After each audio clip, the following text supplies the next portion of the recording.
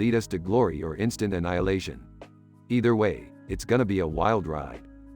Nervously, I trust you, Rick. Help! Help! Help! Rick, Morty, and Jerry step through the portal together. Scene cuts to Rick, Morty, and Jerry back in their own universe, covered in slime and disheveled. Well, that was unexpected. Oh, I can't believe we survived that. What a mess. Help! Help! Help! Yeah, Jerry. You were a huge help with all that screaming. I'm sure the monsters were really impressed. Seriously, Dad, can you please just shut up? Help! Help! Help! Rolls his eyes. All right, enough of that. Let's just go home and forget this ever happened. Help! Help! Help! Scene ends with Morty and Rick leaving Jerry behind as they walk away, shaking their heads.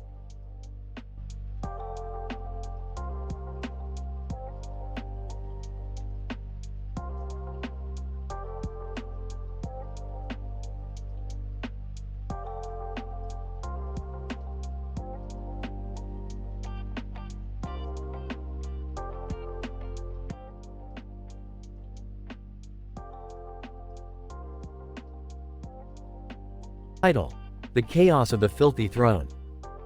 Characters: 1.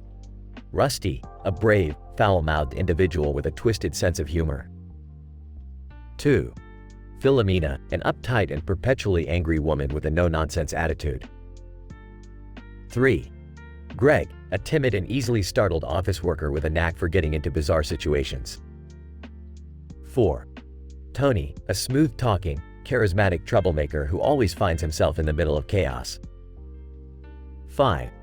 Bartender, a gruff and no-nonsense bartender who has seen it all.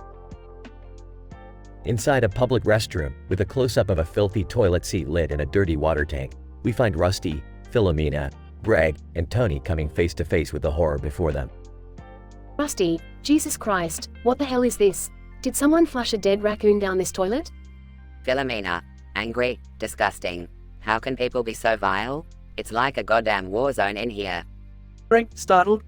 Guys, I think I saw something move in the toilet. I'm pretty sure it was alive. Tony, laughing, well, look at this shithole. Seems like the perfect place for us misfits. Incident. As the group debates whether to use the toilet or find an alternative, a sudden explosion rips through the restroom, causing chaos and confusion. Rusty, what the fuck? Did that toilet just explode? This isn't a goddamn action movie. Philomena, panicking, I demand to speak to the manager. This place is a hazard. I won't stand for this. Greg, frantic. The explosion shook the entire building. I think it's safe to say we should evacuate. Like right now. Tony, winking, looks like the universe has different plans for us tonight. Chaos is my middle name, after all. Regression. Amidst the chaos, the group tries to navigate their way out of the restroom, encountering absurd obstacles and facing unexpected challenges. Rusty, alright, everyone stay calm. We need to find a way out of this toilet-infested nightmare. Stick together and watch your step. Philomena, yelling, how did we end up in this ridiculous situation? I have a dental appointment in 15 minutes. Greg, whimpering, guys, I just stepped on a turd. I can feel the warm squishiness through my shoes. This is a nightmare. Tony, grinning, relax, my friends. This is an adventure. Remember, when life gives you shit, make compost. With their determination and resourcefulness, the group makes their way out of the bathroom, leaving behind a trail of chaos and filth. Rusty, we did it. We survived the great toilet explosion of 2021. We shall forever be known as the defenders of the filthy throne. Philomena, sighing in relief, I can't believe I got through this without losing my mind. I swear, I'm never entering a public restroom again. Greg, exhausted. I just want to go home and take a 30-minute shower, scrubbing myself with bleach. Is that too much to ask?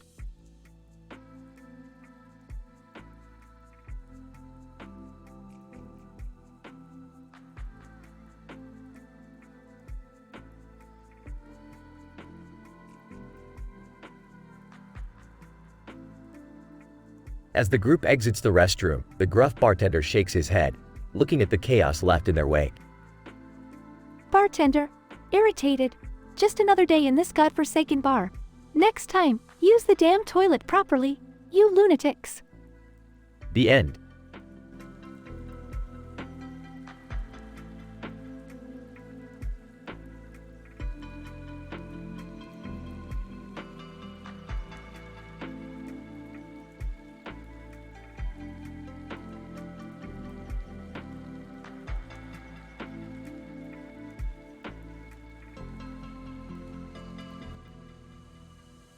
Alright, Morty, hand over the laptop.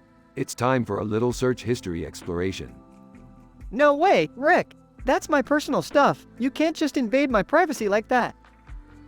Personal stuff? Morty, let's be real here. We both know your search history is a treasure trove of bizarre and embarrassing inquiries. Grumbling? Fine, but be gentle, okay? Alright, let's see how to talk to girls without sounding like a complete idiot. Morty, I didn't know you were that desperate. Morty, seriously? You can't even handle a regular conversation? Shut up, Summer. It's not like you're any better. Oh, trust me, Morty, she's not. Let's see. The best way to get rid of a hickey. Morty, you sly dog. Scandalized. Morty, you're too young for that kind of stuff. Dad, just stay out of it, okay? Hey, Morty, is it possible to fart in space? I can answer that one for you. Yes, Morty, it is possible. Rick, please, spare us the details of Morty's weird fetishes. Alright, but just one more. Are cats secretly plotting to take over the world? Morty, what the hell? It was just a theory. Sure, Morty. Whatever you say. Can I have my laptop back now? Not so fast, Morty. I still have a couple more searches to share with the family. How about how to summon aliens using nothing but a microwave oven? Morty, are you trying to get us all killed? Or how about world's most efficient way to procrastinate? Morty, you're a true master. Okay, I get it. Can we please move on? Fine, let's see. Why does Rick always belch so much? Well, Morty, that's an easy one. It's because I'm a genius and I don't give a damn. Morty, do you really waste your time searching for stuff like that? Can we just drop it now? Please? Alright, Morty, I've had my fun. Here's your precious laptop back. Finally! Thank you, Rick. But remember, Morty, I'll always be watching. So watch your back, kid. Size. Yeah, I got it. Well, that was an enlightening glimpse into Morty's internet habits. Let's just hope he learns a thing or two from this. I feel like I need to go delete my search history now. Relax, Jerry, I've already hacked into your browsing data. You're not fooling anyone. Defeated. Damn it, Rick.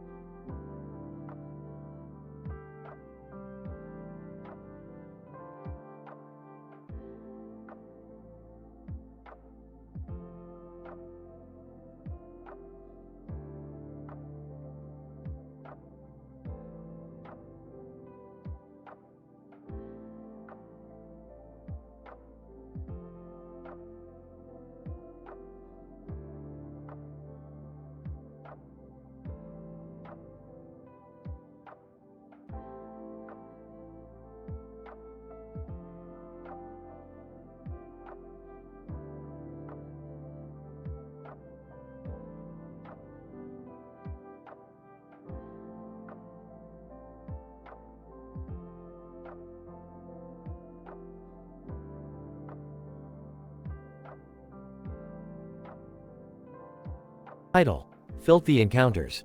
Location: a rundown public restroom. Characters: 1. Joe, an adventurous and eccentric young man. 2. Ron, a grumpy and irritable middle-aged man. 3. Lisa, a concerned onlooker. Incident. Joe enters the restroom, accompanied by Ron sitting on the toilet emitting grunts and moans. Joe, covering his face, oh God, what is that smell? It's suffocating. Ron.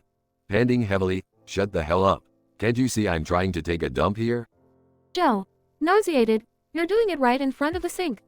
That's gross, man. Regression. Joe notices a bowl filled with dirt and dirty soil next to the sink. Curiosity gets the better of him. Joe, what the hell is this? Peering into the bowl. Ron. Laughing mockingly, oh, look at Mr. Fancy Pants. Interested in eating some dirt now? Joe, confused, I'm not planning on eating it, but why the hell is it here? Suddenly, Lisa, who had been washing her hands nearby, overhears their conversation. Lisa, joining the conversation. That's a bowl of soil, you know, for some people who think dirt has health benefits. Joe, health benefits from dirt? That's absurd. Joe decides to test the health benefits theory and takes a spoonful of dirt from the bowl. Joe, raising the spoon to his mouth. Okay, here goes nothing. Ron. Mutters to himself. This guy is out of his mind. Joe's face contorts with disgust as he chews on the dirt, quickly realizing that the theory was nothing but a load of nonsense. Joe, spitting out the dirt, that's just foul. Who the hell would think this is healthy? Ron. Snickering. You idiot, I warned you.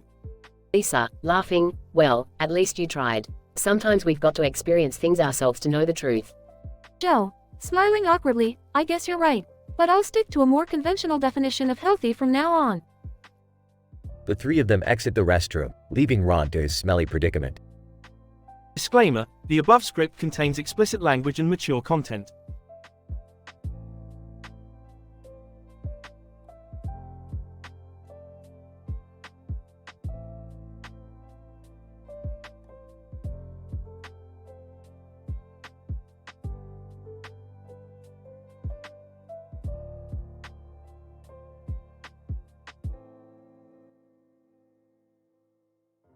Help, Morty. This woman in a black shirt and green neon lights is standing here, repeating the word, help, over and over.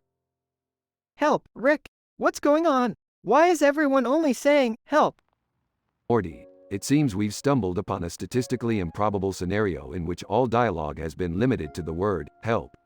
Great, just great. Help, Rick. What do we do? Help, Morty. We need to figure out what caused this bizarro linguistic glitch. Follow me. Scene transitions to Jerry and Beth, both uttering, help, repeatedly while staring blankly at each other. Help, Beth. Help. Help, Jerry. Help. Help, Beth. Help. Help, Jerry. Help. Enter Rick, followed by Morty. Help, Jerry. Help. Help, Rick. Help. Help, Beth. Help. Help, Morty. Help. Help, everyone. Help. Help, Rick. Help. Help, Morty. Help. Help, Rick. Help. Help, Jerry. Help. Help, Beth. Help. Help, help, help, help. Help, help, help. Hello. There's a penny on the floor. Penny, that's it. This penny must be the cause of this bizarre phenomenon. Scene transitions to the group staring at the penny in disbelief. Help, Penny. Help, help, Penny. Help, Penny. Help. Help, Penny. Help. Well, Morty, it seems that this penny is emitting some kind of reality-altering frequency. It's messing with everyone's speech centers, limiting them to only say, help. Help, Rick. What do we do? Help, Morty. We need to neutralize the penny's frequency. Everyone, follow me. Scene transitions to a laboratory, with Rick operating high-tech machinery. Help, Morty. Help. Help, Rick. Help. Help, Rick. Help. Help, Rick. Help. Help, everybody. Help. Help, Rick. Help. Help, Rick. Help. Help, Rick. Help. Presses a button on the machinery, and voila.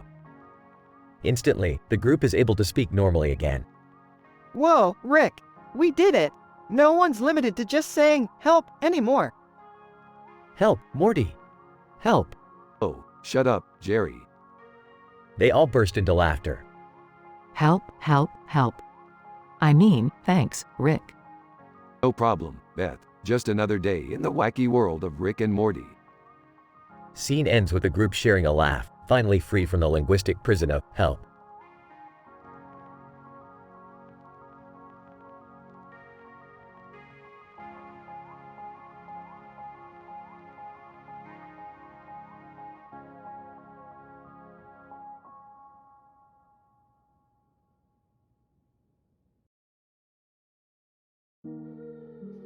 Ron, what the hell is that smell?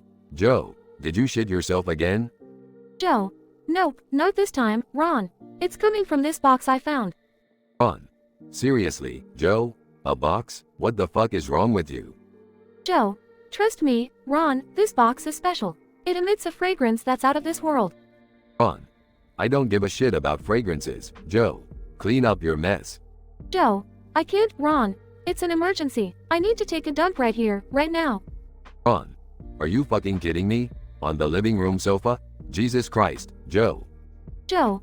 Look, Ron, it's like my body is possessed. The box, it has me under its control. Ron, I don't care if it's fucking possessed. Get off the sofa and take your shit somewhere else. Joe. But, Ron, this box has mystical powers.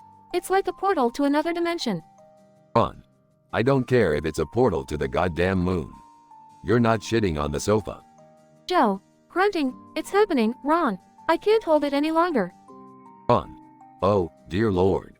The stench. It's unholy. Get a fucking hold of yourself, Joe. Joe. Relieved. Ah, that hit the spot. I feel so much better now. Ron. I'm gonna have nightmares, Joe. Nightmares of that foul odor haunting my nostrils. Joe. You'll get used to it, Ron. Embrace the smell. Let it consume you. Ron. You are one sick, twisted bastard, Joe.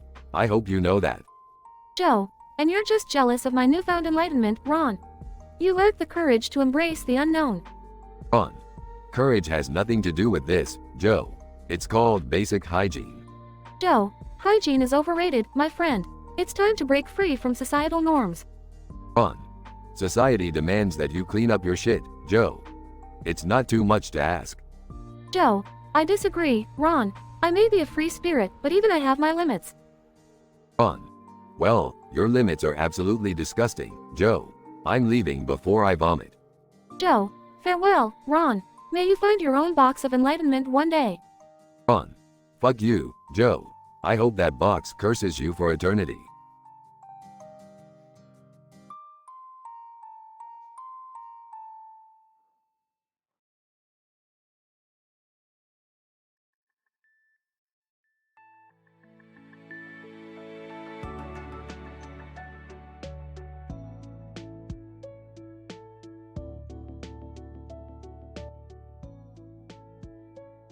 Morty, hold on tight. We've got ourselves a front row seat to the ultimate Marvel crossover event. Geez, Rick, couldn't we have just watched this on Disney Plus like normal people? Morty, where's the fun in that? Plus, I think I left the password on a napkin somewhere. Now shut up and look. Spider-Man in suit. Alright, Spidey senses, activate. Time to take down this red, devilish abomination. Spider-Man in tights. Oh great, another demon from hell? Can I have a relaxing web swing without them crashing my party? Hold up, Morty. Did that Spider-Man just complain about demons crashing his party? Classic superhero entitlement. Aw, Rick, aren't you, like, a demon or something yourself? Details, Morty, details. Focus now. Spider-Man in suit. Alright, Spidey, let's show this creature what we're made of. Spider-Man in tights, sure thing, fancy pants. But let's make it quick. I have a hot date with Jane Watson. Aw, like she'd ever go for a weenie like you, webhead. Face it, you're just a friendly neighborhood zero. Rick, you can't just call him a zero. He's, like, a real superhero. Superhero, schmooperhero. Morty, you've spent too much time watching Saturday morning cartoons. Time to grow up. Spider-Man in suit. Alright, red and devilish. Prepare to meet the power of my, Power Man. Spider-Man in tights. Ooh, fancy moves, Suit Man. You make Walmart look high-end. Ha ha ha. Did you see that, Morty? The suit's so tight, he can barely move. Rick, let it go. They're, like, fighting for their lives up there. Fine, fine. Let's see if they figure it out. Spider-Man in suit. Enough of this devilish dance. Time to finish it. Web slingers, unite. Spider-Man in tights. Oh, now you're stealing my moves, huh? Rick, you seeing this? Morty, they're basically the same person. It's like watching twins fight over the last slice of pizza. I can't believe I'm saying this, but I miss the days of portal guns and alien planets. You see, Morty, grass is always greener on the other side. Or, in this case, the web is always stickier on the other tights. Spider-Man in suit. We did it, Spidey. The creature is defeated. Spider-Man in tights. Sure, take all the credit, Suit Man. Just another day in the life of Spider-Dork. Oh, Morty, that was exciting, huh? Two Spideys fighting some mystical creature. Now, let's go grab a pizza. Seriously, Rick? You're hungry after all that? I need a break from all this superhero nonsense. Morty, life is just one big superhero nonsense. Might as well embrace it and add some extra cheese while you're at it.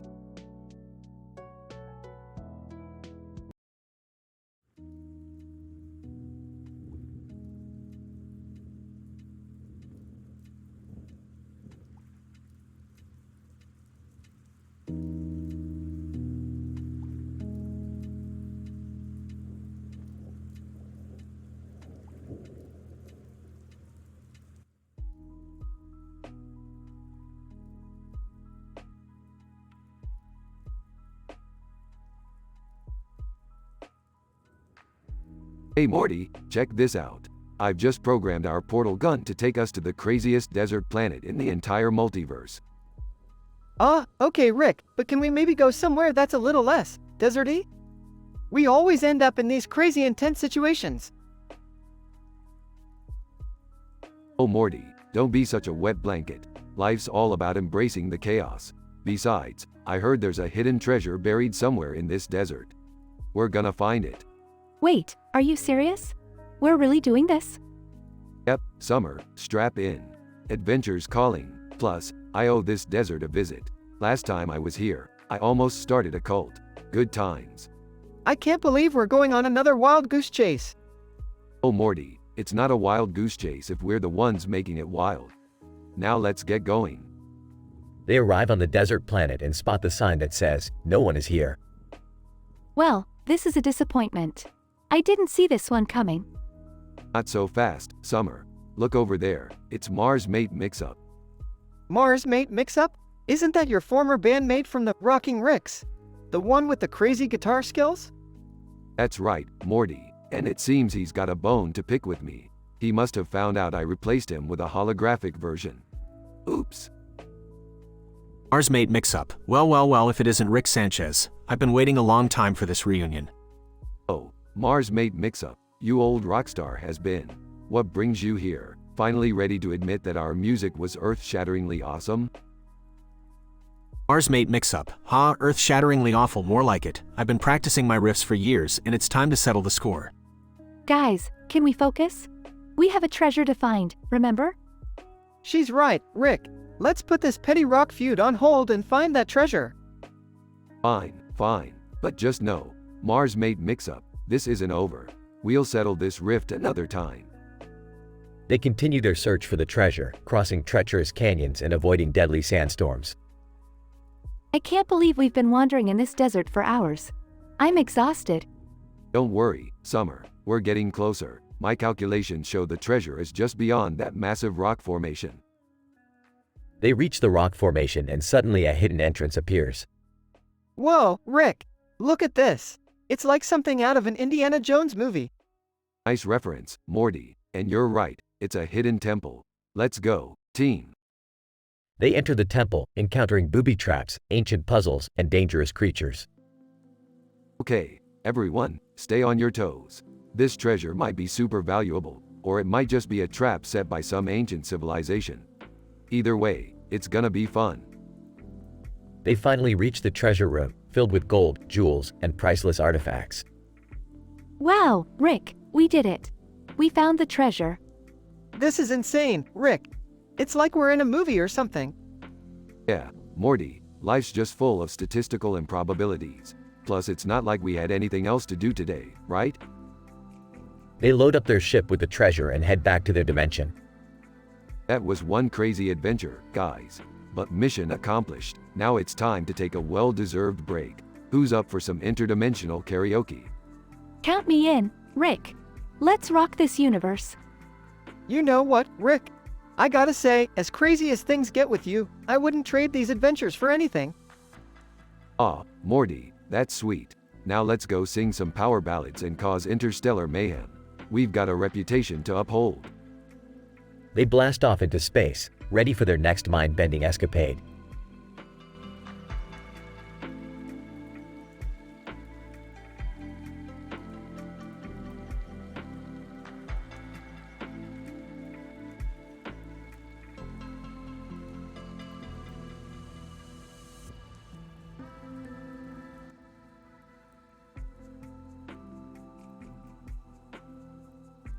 Alright, Morty, Summer, Beth, and Jerry, gather around. We've got a serious situation here. Oh, great. Another one of Rick's crazy inventions gone wrong, I assume? No, Jerry, this one's actually a bit more furry. We've got a fleshbound from killing Floor 2 in the backyard. A flesh pound? Are you serious, Rick? Those things are insane. Yep, Morty, it's gonna be a real bloodbath out there. But don't worry, I have a plan. We just need to find a way to stop it before it starts turning us into mincemeat. Rick, can't we just call the authorities or something? This seems a bit out of our league. Oh, Beth, you and your lack of faith in my genius. We are the authorities. Now grab your weapons and get ready to slay. Weapons? We're going out there armed? Correct, Jerry. This is no time for a tea party. We're dealing with a killing machine here, not some kind of cuddly pet. Ah, as if my day couldn't get any worse. First, I have to endure Jerry's presence, and now we're facing a mutated monster. Oh, Summer, always complaining. You should be grateful for the adventure. Now, everyone, follow me. They all head to the backyard, armed with various weapons. Rick, are you sure about this? We're just a bunch of regular people fighting a video game boss. Morty, if I've learned anything from TV and movies, it's that regular people can accomplish extraordinary things. Now, attack. An intense battle ensues as the group fights off the fleshpound. This thing just won't die. It's like a never-ending nightmare. Maybe we should try a different approach. Morty, lure it towards the trampoline. Are you serious, Rick? What good would that do? Just trust me, Morty. I've got a plan. Morty lures the fleshpound towards the trampoline. Now, Beth, launch Jerry towards it. Seriously, Rick? You want me to launch Jerry at a mutant monster? That's right, Beth. It's the perfect distraction. Jerry unwillingly gets launched towards the fleshpound. Ah! This is not how I imagined my life would end. Rick takes the opportunity to grab his portal gun and opens a portal above the fleshpound. Jump, Morty, now! Morty jumps through the portal, causing the fleshpound to fall into an endless loop. Did we do it? Looks like it, Dad. Rick actually came up with a plan that worked. Of course it did. I'm the smartest person in the universe, after all. I can't believe I'm saying this, but thank you, Rick. Don't mention it, Beth. Just another day in the life of the Smith family. They all gather together, triumphant but slightly bruised. So, anyone up for some Netflix to relax? Oh, definitely. I need something to calm my nerves after that ordeal. Sure, why not? Just make sure we pick a movie with fewer mutants this time.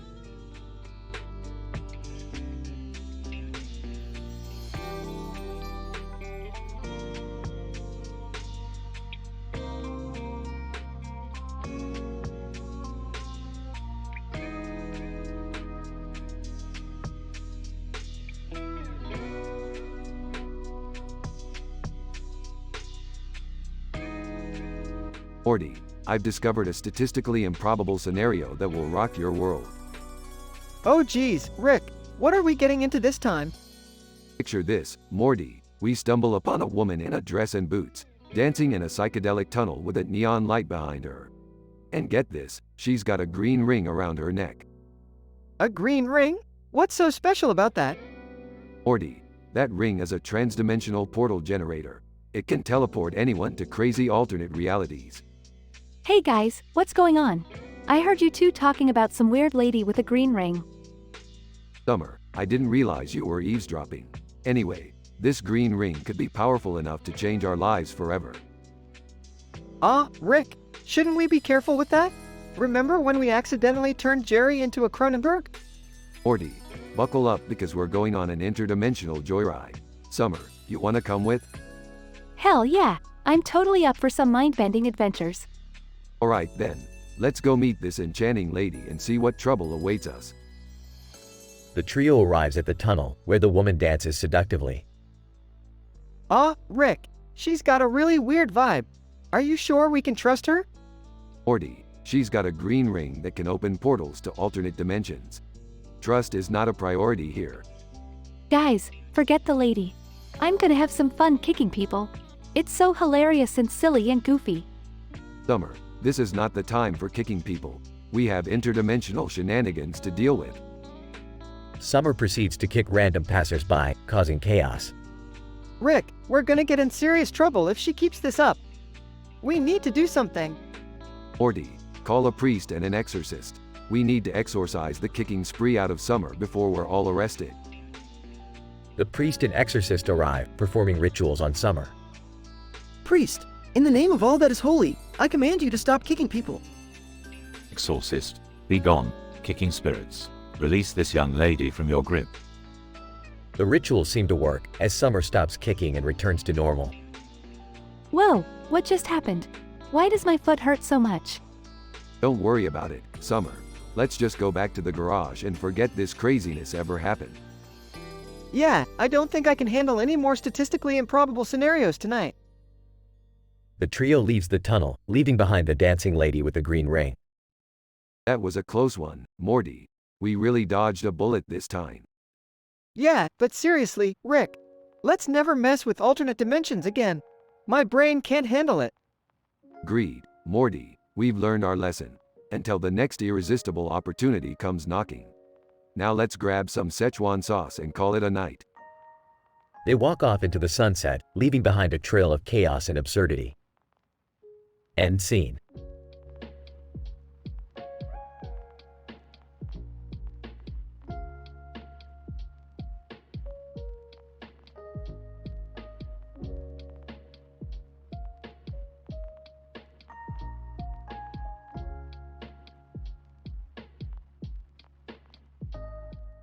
Alright, Morty, Summer, Jerry, and Beth, I got this new device called the Multiversal Remote. With this bad boy, we can watch any show from any reality on Netflix. Rick, are you sure this is safe? Last time we messed with alternate realities, things got pretty messed up. Morty, don't be such a wuss. Besides, what's the worst that could happen? Suddenly, a loud crash is heard from the backyard. What the hell was that noise? Let's go check it out. They rush to the backyard and find a huge, menacing flesh pound from Killing Floor 2. Oh great, a flesh pound from Killing Floor 2? How the hell did that thing end up in our backyard? Panicking, what are we going to do? We're just normal people. Shut up, Jerry, I'll handle this. Activates a portal gun. Rick, I don't think portals are gonna work on this thing. Grumbling. Yeah, I know that, Morty. Just trying to buy us some time. Takes out a shrink ray. Rick, didn't you make that shrink ray out of a toaster and a plunger? Yeah, so what? It's better than nothing. Shoots the flesh pound, making it slightly smaller. Rick, that thing is still huge. Oh shit, Beth, I'm working on it. Activates the multiversal remote. Music starts playing and the group starts dancing. Rick, what the hell are you doing? This is no time for a dance party. Relax, Jerry. They used a dubstep gun in the game to calm down the flesh pound. So, I improvised a bit. Music changes to heavy metal. Oops, wrong song. Sorry, folks. Music changes again to a soothing melody. There we go. That should do the trick. The flesh pound starts to calm down and becomes docile.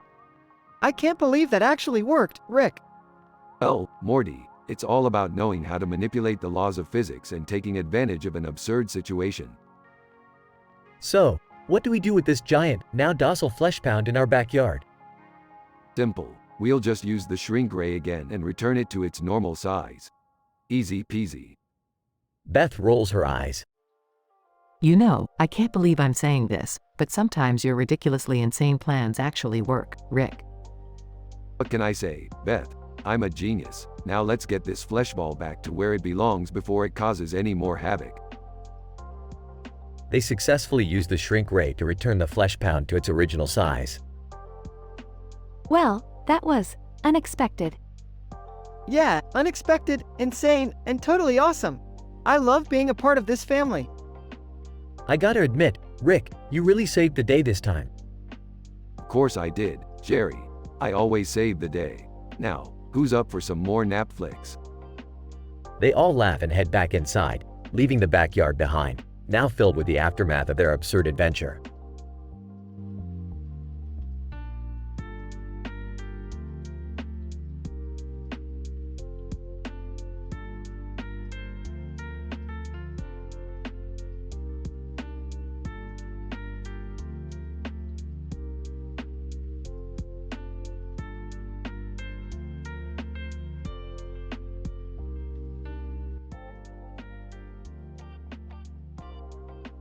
Title: The Wrath of the Scrake, a chaotic encounter. Int. Smith living room, day. Rick, Morty, Summer, Beth, and Jerry are lounging on the couch, fully engrossed in a knockoff Netflix service called Napflix. Rick leans back, smirking. This Napflix is pure genius, Morty. Combining naps and binge watching. A true breakthrough in laziness. Morty squinting at the screen. I don't know, Rick. These original series seem a little questionable. Suddenly, a loud crash is heard from the backyard, interrupting their lazy session. Beth, startled. What the hell was that? Jerry, opening the curtain. I think something just crashed into our backyard. Next. Smith backyard, continuous. They rush outside to witness an evil Scrake standing tall, with bloodied chainsaw attached to its arm, straight out of Killing Floor 2. Summer, horrified. Oh my god. Is that a Scrake from Killing Floor 2? Rick, grinning. Morty, grab your gun. We've got ourselves a real-life video game boss to deal with. Int. Smith living room, continuous. Morty quickly retrieves his gun as the others stand by, ready for battle. Morty, nervously. Are you sure we can take this thing? It looks lethal. Rick, confidently. Morty, when have I ever steered us wrong? We're gonna unleash some real havoc on this Scrake. Next. Smith backyard, continuous. They are locked in an intense battle with the Scrake, darting and dodging its powerful chainsaw swings. Beth, grunting, swinging a branch. Come on, you ugly son of a bitch. Take this. Jerry, trying to keep calm. Hey, Scrake. Listen, let's talk this out. Maybe there's another way we can settle our differences. The Scrake lets out a blood-curdling roar, disregarding Jerry's pathetic attempt at diplomacy. Int. Smith living room, continuous. Rick manages to outsmart the Scrake, shooting a portable black hole from his portal gun, sucking the Scrake inside. Rick, victoriously. And that, ladies and gentlemen, is how it's done. Next. Smith backyard, continuous. As the Scrake is trapped in the black hole, it emits a final, chilling screech, vanishing into oblivion. Morty, amazed. We did it. We actually defeated a Scrake from Killing Floor 2.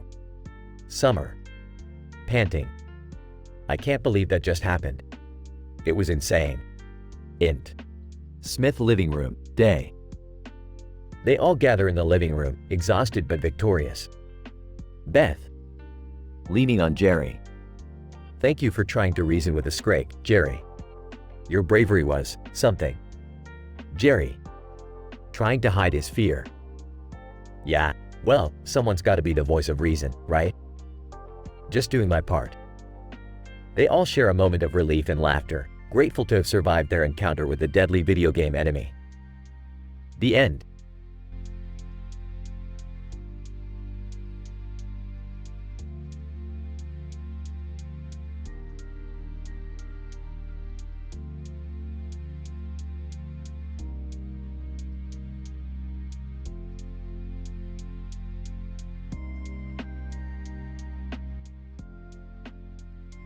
Morty, can you believe Netflix is the best we can get these days? These knockoff streaming services are a disgrace to our intelligence.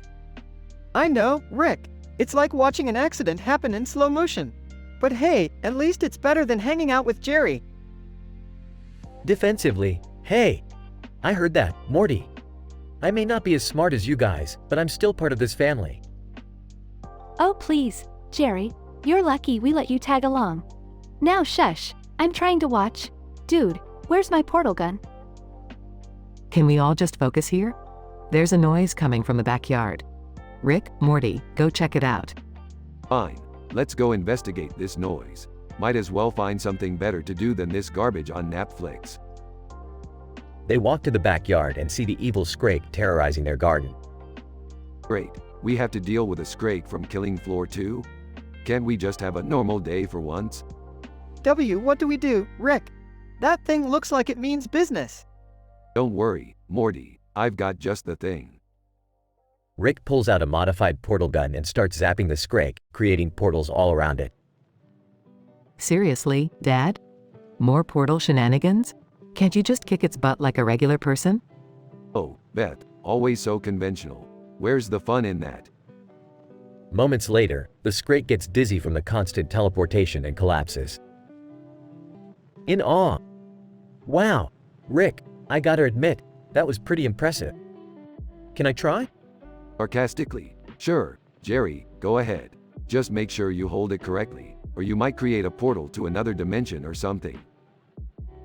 Jerry fumbles with a portal gun, accidentally opening multiple portals to various dimensions. Seriously, Dad, you had to let Jerry play with that thing?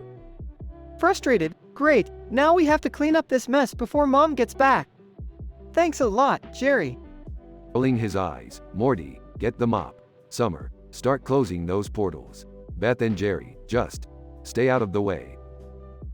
As they scramble to clean up the chaos, they finally manage to close all the portals and restore order to their backyard. Well, that was an adventure. Can we finally get back to watching something decent now? Smirking. Sure, Beth, if you consider Doctor Who's drunk uncle decent. They all join Rick in laughter as they head back inside to finish their quality time, leaving the chaos behind. Whispering to Summer, I mean, at least we have a crazy family. It's never a dull moment around here. Whispering back, yeah, you're right, Morty.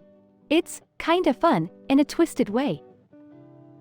They all sit back down, appreciating the craziness of their lives, and continue watching Netflix, creating their own stories as they laugh together.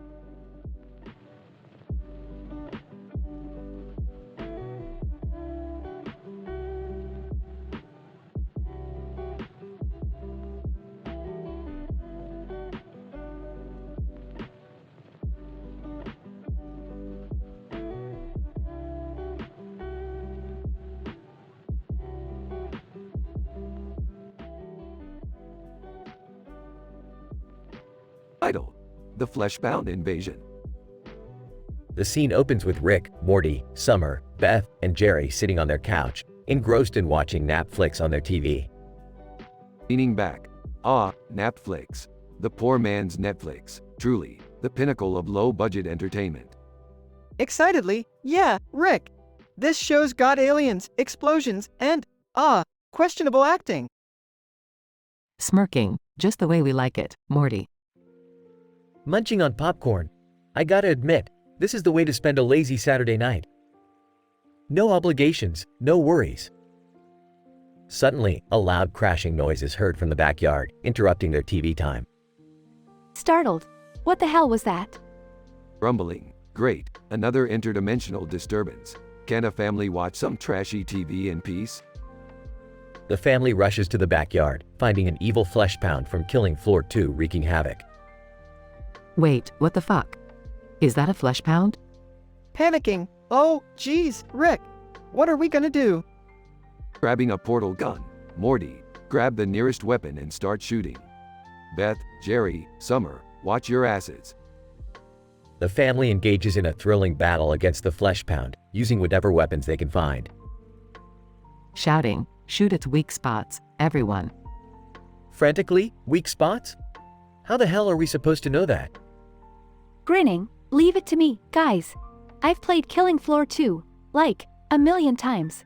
Its weak spots are on its chest. With Summer's guidance, they strategically attack the flesh pound's weak spots, barely avoiding its deadly strikes.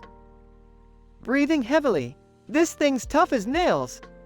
Determined, Morty, we faced squanchier foes than this. Together, we can defeat it. They continue to battle, their determination growing with each hit against the flesh pound. Exhausted, how much more of this can it take? Crestfallen, I think we're screwed, Beth. We're all gonna die. Grinning, oh, ye of little faith. Just a little acid reflux, and we'll have ourselves a victory. Rick takes out a vial of acid from his lab coat, uncorks it, and throws it at the flesh pound. The acid splashes onto the flesh pound, causing it to screech in agony as it dissolves into a pile of goo. Elated. We did it. Holy shit. Awe-struck, Rick, that was. Smirking, shish, Morty. Don't let the writers get lazy. Let's just cherish this victory. The family stands amidst the destruction, catching their breath and basking in the satisfaction of their improbable victory. Grinning, I guess sometimes, even the weirdest shit happens for a reason. In awe. Guess we can add flesh pound hunters to our resumes now. They all laugh, victorious and relieved, as they make their way back inside to resume their trashy TV binge. Camera fades out, credits roll. The end.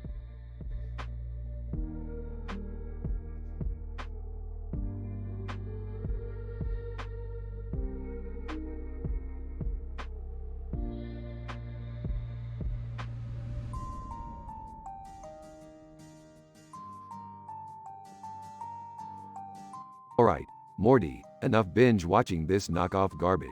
We've got science to do, adventures to embark upon.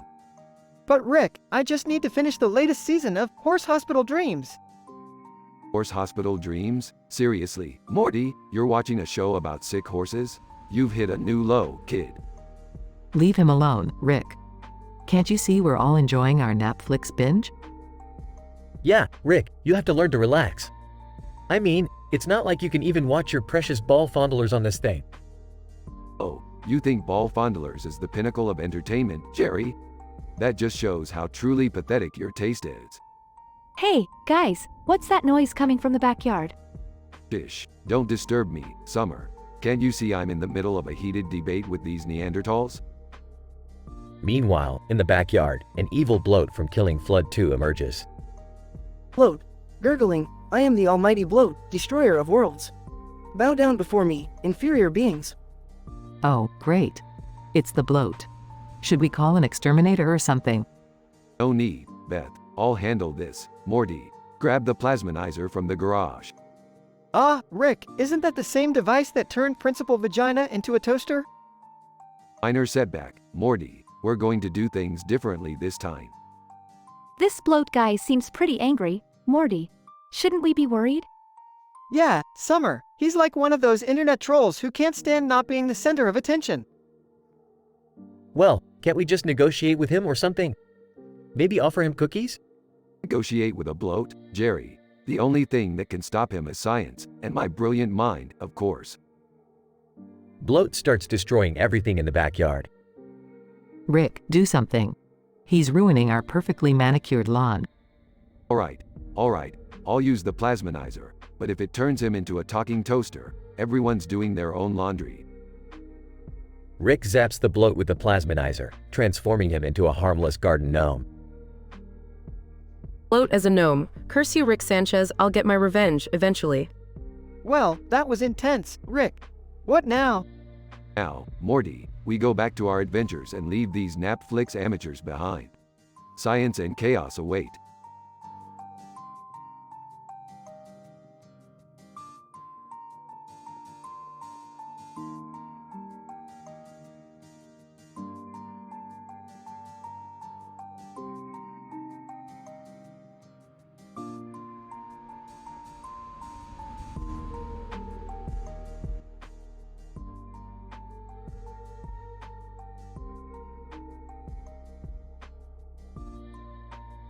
Alright, Morty, what you wanna watch on Netflix today?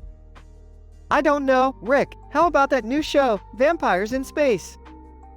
Vampires in space? Morty, that's just Twilight in zero gravity. You gotta aim higher, Morty. Hey guys, mind if I join? What are you watching? Oh, look who decided to grace us with his Jerry presence. We're watching a knockoff Netflix. Jerry, what does it look like? Rick, stop being mean to your father. Yeah, Grandpa, cut him some slack. Guys, quiet down. I think I heard something in the backyard. Oh, great. Morty's got supersonic hearing now. They all go out to the backyard and find an evil Scrake from Killing Floor 2. Scrake, roaring menacingly. What the hell is that thing? It's a Scrake, Jerry. They say that thing can kill in one hit. We better take it down before it cuts an episode short. Are you serious, Grandpa? We're dealing with a video game monster now? It's not just a video game monster, Summer. We're in a messed up reality where video game monsters roam our backyard. Now, Morty, grab that portal gun and let's get tactical. Rick, I don't know if I can handle this. I mean, it's one thing to watch crazy stuff on TV, but fighting it in our own backyard? Morty, listen to me. The world is a messed up place. Life is full of pain and suffering. All we can do is grab hold of reality and beat the crap out of it before it beats the crap out of us. Whimpering, can't we just call the police? Yeah, and tell them we have a Scrake infestation in our backyard? Jerry, I didn't think you were capable of being that useless. Rick, cool it. Let's figure out a plan and take it down together. Fine, but we'll need some heavy firepower. Morty, pick up that disintegrator ray over there. Oh man, this thing looks dangerous. Yeah, Morty, that's kind of the point. Now let's show this Scrake who's boss. The family engages in an epic, thrilling battle with the Scrake, using their wits, weapons, and a healthy dose of sarcasm. Take that, you ugly piece of she-beep. Summer, watch your language. Scrake, roaring in pain. Alright, Morty, finish it off with the final blow. Trembling, I can do this. I believe in myself. Morty delivers the final blow, defeating the Scrake. We did it, Rick. We actually did it. Yeah, Morty, don't get too cocky. Remember, the universe doesn't care about us. It'll keep throwing crazy crap our way. Can we go back inside now? I need a nap after all this excitement. Sure, Jerry, but don't think you can escape reality that easily. Life always finds a way to kick you in the ass. They all head back inside, leaving the defeated Scrake in the backyard. I can't believe we just fought a video game monster in real life. Well, at least we can say our lives are never boring with Rick around. Yeah, never a dull moment with Grandpa Rick.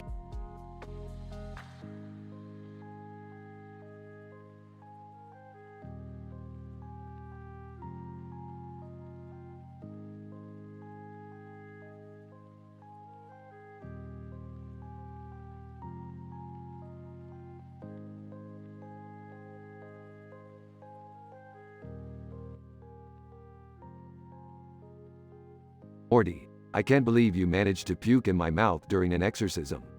What the hell, Morty? I am sorry, Rick. It just happened. How was I supposed to know my stomach would betray me like that? Morty, your puke contains a unique blend of interdimensional toxins, you little shit. I can feel my brain going through some crazy warp right now. What does that mean, Rick? Am I, in trouble? Trouble, Morty, this is beyond trouble. Your puke has turned me into a genius artist. I can see colors that don't exist. Morty, hold on. I'll paint you a picture of our interdimensional adventure we just had. What's going on here? Why is the living room covered in paint and why is Rick drooling? Oh, that's just Rick being Rick, Beth. He always does crazy shit like this. Beth, Jerry, you're here to witness the birth of a new art movement. Welcome to Puke Expressionism. Morty's vomit has unleashed my creative potential like never before. Great, Dad. Now I have to clean up puke and paint from the couch. You owe me, big time. Don't worry, Beth. I got this. I learned how to clean puke stains from the internet last week. I'm basically a pro at it now. Morty, with your puke, I can create masterpieces that will make Salvador Dali look like a kindergartner with finger paints. Prepare to become the subject of a groundbreaking exorcism art collection. Rick, I never signed up to be your artistic muse. Can't we go back to normal? Normal? Morty, forget normal. We're going to revolutionize the art world with our abstract, vomit-infused expressions of cosmic chaos. Geez, Rick. I just wanted a quiet night on the couch, not some avant-garde art movement. Morty, in art, there are no quiet nights on the couch. Now, hold still and let me capture your soul in vibrant hues. This is so messed up, Rick. Does anyone else think this is messed up? Dad, just do your thing. At least this time the crazy is contained to the living room. Yeah, I'm just happy it's not another intergalactic adventure. Cleaning up puke is a walk in the park compared to that. Morty, I present to you the finest piece of puke expressionism in the multiverse. Feast your eyes on Vomitus Mortem, a masterpiece born from the depths of your gut. I can't believe this is happening. My puke is now considered art. I hope no one at school finds out about this. Morty, embrace it. Embrace the chaos, the absurdity, the vomit. It's what makes us human. And interdimensional art prodigies. Morty. Fine, whatever, Rick. Just promise me one thing. No more exorcisms. I think I've vomited enough for a lifetime. Oh, Morty, you have so much to learn. The universe is full of infinite possibilities, and where there are possibilities, there are exorcisms. Buckle up, Morty, because this vomit-fueled art adventure is just the beginning.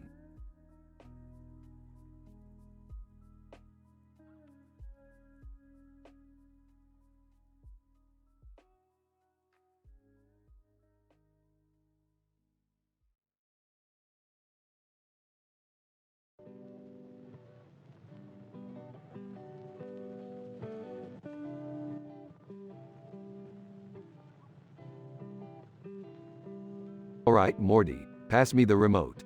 It's time to dive into some quality Napflix. Yeah, let's escape reality for a while. This knockoff Netflix seems promising. Hey guys, look at this weird horror movie I found on here. It's called The Revenge of the Evil Bloat from Killing Floor 2. Seriously, Summer? You know we're not into those cheesy, gory flicks. Oh, come on, Beth. Let's give it a chance. It might surprise us. They all settle in, mesmerized by the movie. Suddenly, a loud crashing noise comes from the backyard. What the hell was that? It sounded like it came from outside. Let's go check it out. They rush outside, only to find a man with a beard and a knife in the background. What the foo? A guy with a beard and a knife. Is this part of the movie or something? I don't know, but that's not the problem right now. Look over there. They see a menacing figure approaching, the evil bloat, just like in the movie. Bloat. Rawr. Prepare to be bloated to death. Oh, shit. This is not good. What do we do, Rick? Grab whatever weapons you can find and let's show this bloat what real destruction looks like. Morty grabs a shovel, Beth grabs a kitchen knife, Jerry grabs a scarf, and Summer grabs a baseball bat. They confront the bloat with a mix of fear and determination. Hey, bloat. You're messing with the wrong family here. Yeah, we're not afraid to kick your bloated ass back to Killing Floor 2. They engage in a chaotic battle, dodging the bloat's attacks and landing some hits. Jerry, what the hell are you doing with that scarf? Oh, well, I thought maybe if I distracted him with a fashion statement, it might work. Jerry, you idiot. Focus on fighting. They continue their struggle, combining their weapons and strategies to overpower the bloat. Rick, I've got an idea. Remember that rapid aging serum we made last week? Yeah, what about it? Well, what if we trick the bloat into drinking it? Maybe it'll age him to death. Morty, that might just be the most genius idea you've ever had. They lure the bloat towards the serum, cunningly tricking him into consuming it. The bloat's body rapidly ages until it crumbles to dust. We did it. We defeated the evil bloat. That was insane. I can't believe we just survived an encounter with a fictional character come to life. Yeah, and can we give credit where credit is due? My scarf clearly threw him off. Oh, shut up, Jerry. You were useless, but good job, Morty. Your idea saved our asses. Thanks, Rick. Guess I'm growing up in more ways than one. They all share relieved smiles, knowing they've triumphed over the impossible. End.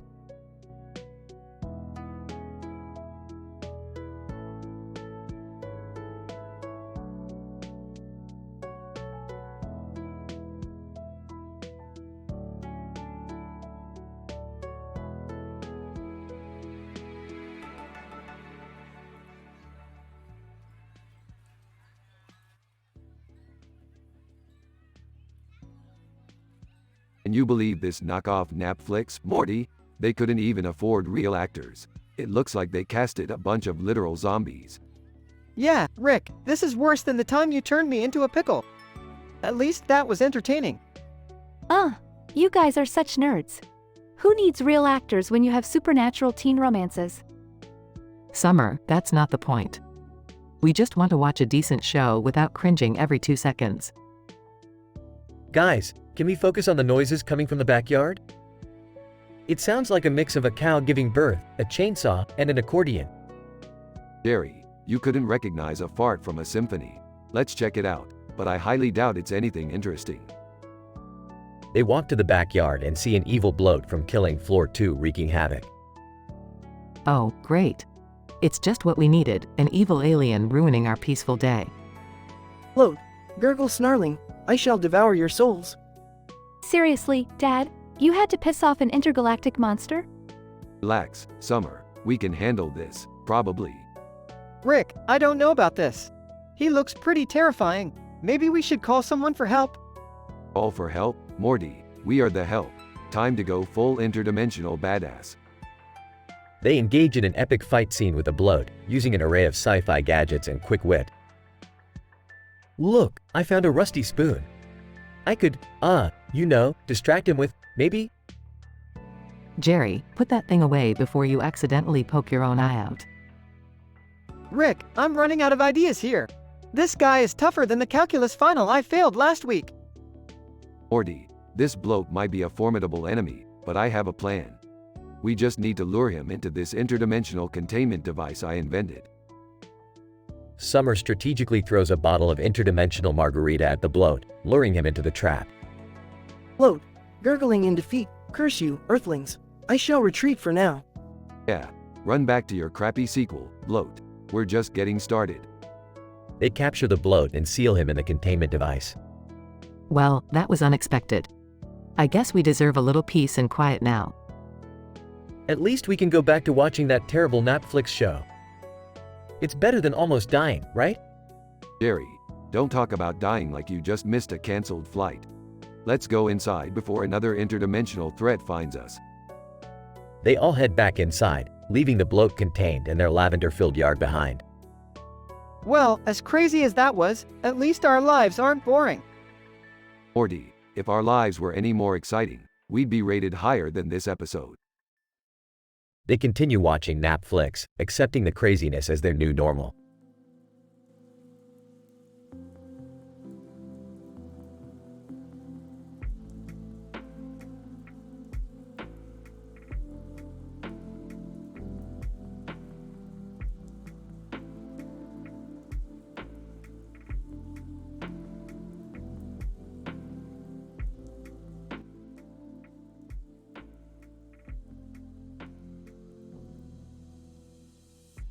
Morty. Whoa, Rick, have you seen this new show on Netflix? It's called Unicorn Sunset, The Glitter Chronicles. Sarcastically. Oh, yeah, Morty.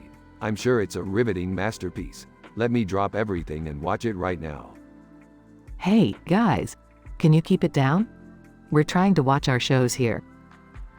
Yeah, Beth, come on. I'm invested in the romantic entanglements of Vampire Diaries 2, Electric Boogaloo. Seriously, Dad, that show is so last season. I'm watching Dragon Brothel, The Fire Within.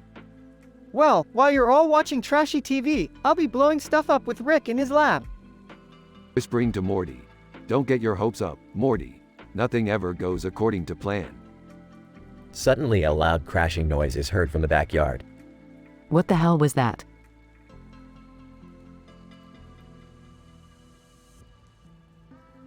Grabbing his portal gun.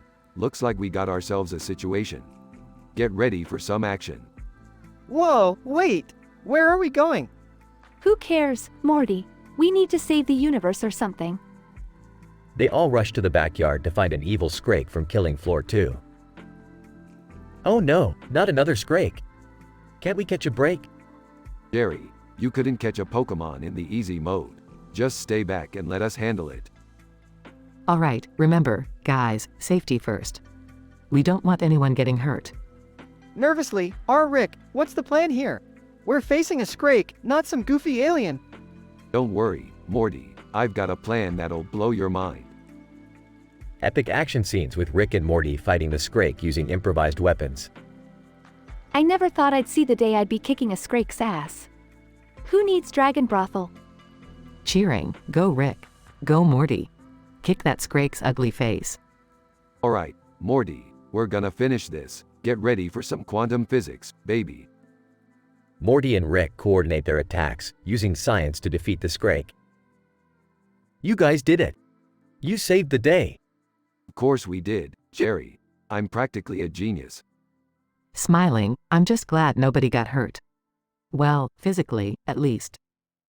They all high-five, basking in their victory. So, what's next? More Scrakes? Or are we finally watching Unicorn Sunset, The Glitter Chronicles? How about we skip the trashy TV and go for some interdimensional pancakes? Sounds good to me, Rick. Just one question though, how do you flip pancakes across dimensions? Oh, Morty, you sweet summer child. We'll figure it out as we go. They all laugh and walk off, leaving the defeated, yet still somehow intact, Scrake behind.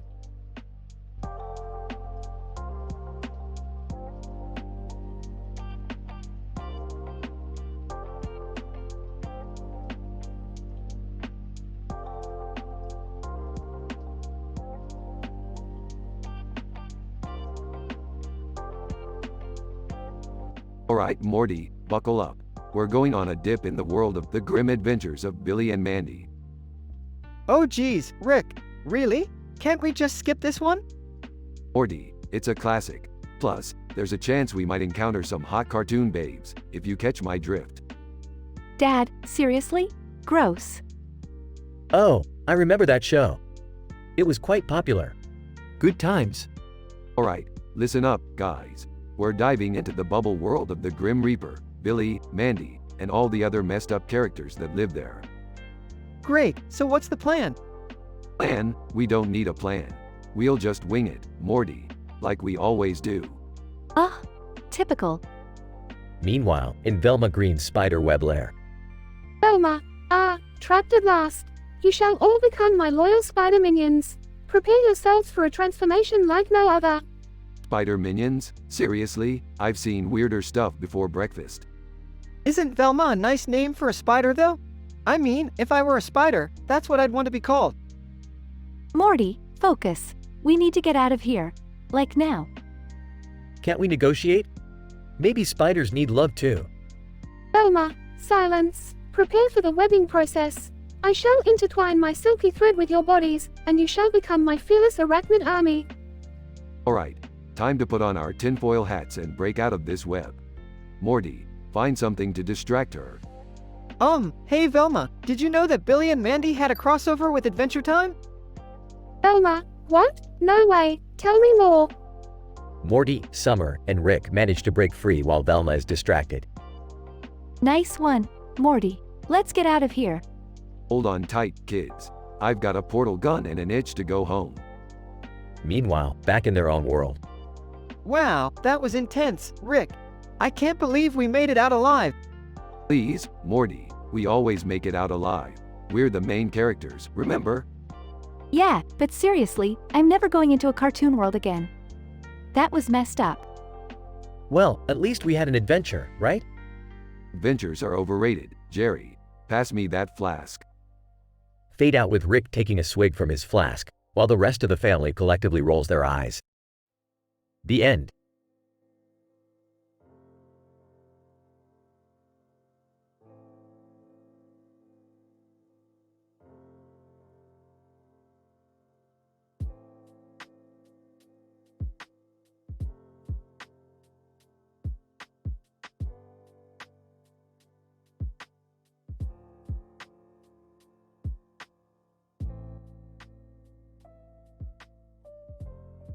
Morty, we've got a real mess on our hands. We're stuck in some psychedelic nightmare where trees sprout out of walls and the lighting makes me feel like I'm at a rave in Chernobyl.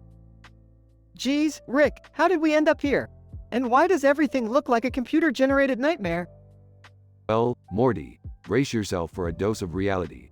We're not in the real world anymore. We somehow got trapped in Roblox, and it seems like this server is themed after a bizarre art installation. It's like Salvador Dali's fever dream on steroids. Roblox? Seriously, Rick, I told you we should have stuck to Minecraft. At least that's a safer option. Oh, please, Morty. You think a world with square-shaped blocks is safer? This is the internet, kid. Anything goes. Now quit complaining and find a way out of this Roblox nightmare. Hey, guys, guess what? I think Walter White from Breaking Bad is spying on us through that green tree. He's trying to steal our ideas for his meth empire. Jerry, you delusional dunce. Walter White isn't spying on us. He's too busy fighting cartel members and cooking meth. Besides, why would he be interested in two losers like us? Well, I rated on this conspiracy forum, and they said. Oh, so it must be true then. Forget about the green tree and focus on finding an exit strategy before we become trapped in a virtual world forever. Rick, look! There's a door over there. Maybe that's our way out. Excellent. Morty, let's get out of this shoddy Roblox server and back to our boring, normal lives. I've had enough of blinking disco lights and neon-colored environments. Alright, just keep your guard up, Rick. We don't know what kind of crazy surprises Roblox has in store for us. Morty, if this place was capable of surprising me, I'd be impressed. It's as predictable as Jerry falling for another dumb conspiracy theory. Hey, everyone falls for them sometimes, okay? You can't blame me. Oh, trust me, Jerry, I can and I will. Guys, let's focus. The door is right in front of us. On the count of 3, we open it and hopefully get the hell out of here. Ready? Rick and Jerry, ready. 1, 2, 3.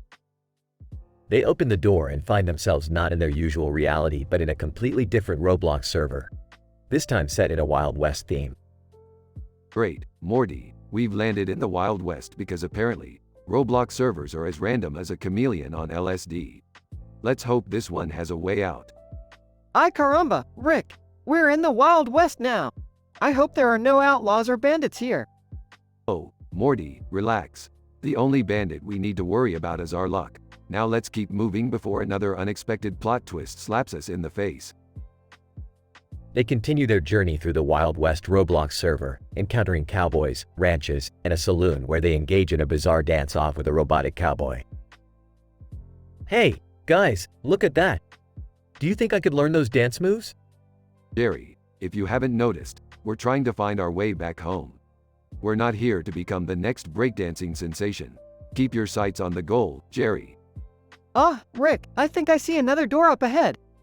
Think it could lead us back home? Only one way to find out, Morty. Let's go through that door and hope that we end up in a slightly less bizarre reality than this one. They approach the door, ready to face whatever awaits them on the other side, with the Wild West's peculiarities still lingering in their minds.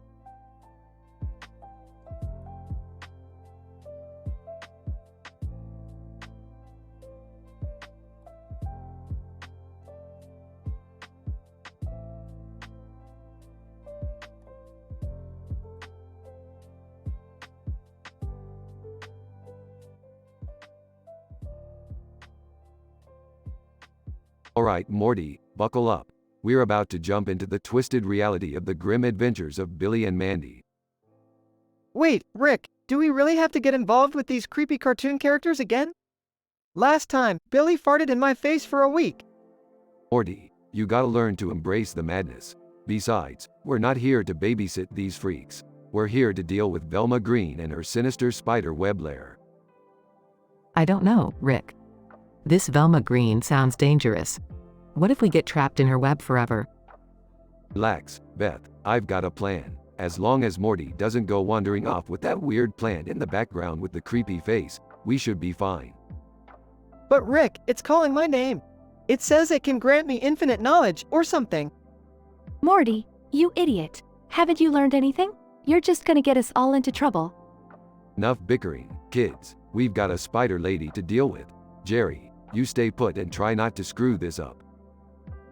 Why am I always the one left behind? I'm capable of saving the day too, you know. Sure, Jerry, if the day needs to be saved by someone who can't even open a pickle jar. Let's go, everyone. Scene shifts to Velma's lair, with Rick and the family trapped in giant spider webs. Velma, welcome, colorful visitors. Prepare to be enveloped in silky threads and be transformed into my loyal spider minions. Oh great, another crazy villain with a spider fetish. Can't this universe come up with something original? Rick, I'm scared. Velma is describing the transformation process in excruciatingly vivid detail. I can't unhear it. We need to find a way out, Rick. I didn't sign up for a lifetime of being an 8-legged arachnid. I can't believe we're gonna die in a spider web. My Instagram posts are gonna get so many likes. Alright, listen up, everyone. I've reconfigured my portal gun to disrupt Velma's web structure. When I give the signal, run for your lives. Scene shifts to an epic action sequence as Rick and the family dodge giant spiders and fight their way to freedom. Rick, I can't keep up. These spiders are everywhere. Morty, do I have to do everything? Just follow my lead. We're almost there, just a few more webs to break through. Did anyone else notice that talking skull chilling in the corner? I hope he stays dead. Alright, everyone, now. The family makes a daring escape, narrowly avoiding Velma's clutches. Velma, no, you won't escape me, Smiths. I'll have my revenge. Yeah, another day, another villain defeated. Let's get out of this creepy cartoon world. Scene shifts back to the safety of their own universe. So, can we never speak of this again and maybe have some normal family time? Says the man who got tangled in a spider web. Normality isn't really your strong suit, Jerry. I'm just glad we made it out alive. No more creepy cartoons for us, right, Rick? Morty, we've been to dimensions you can't even fathom. This was just another walk in the park. Now, who's up for some interdimensional pizza? Everyone, in unison, I am.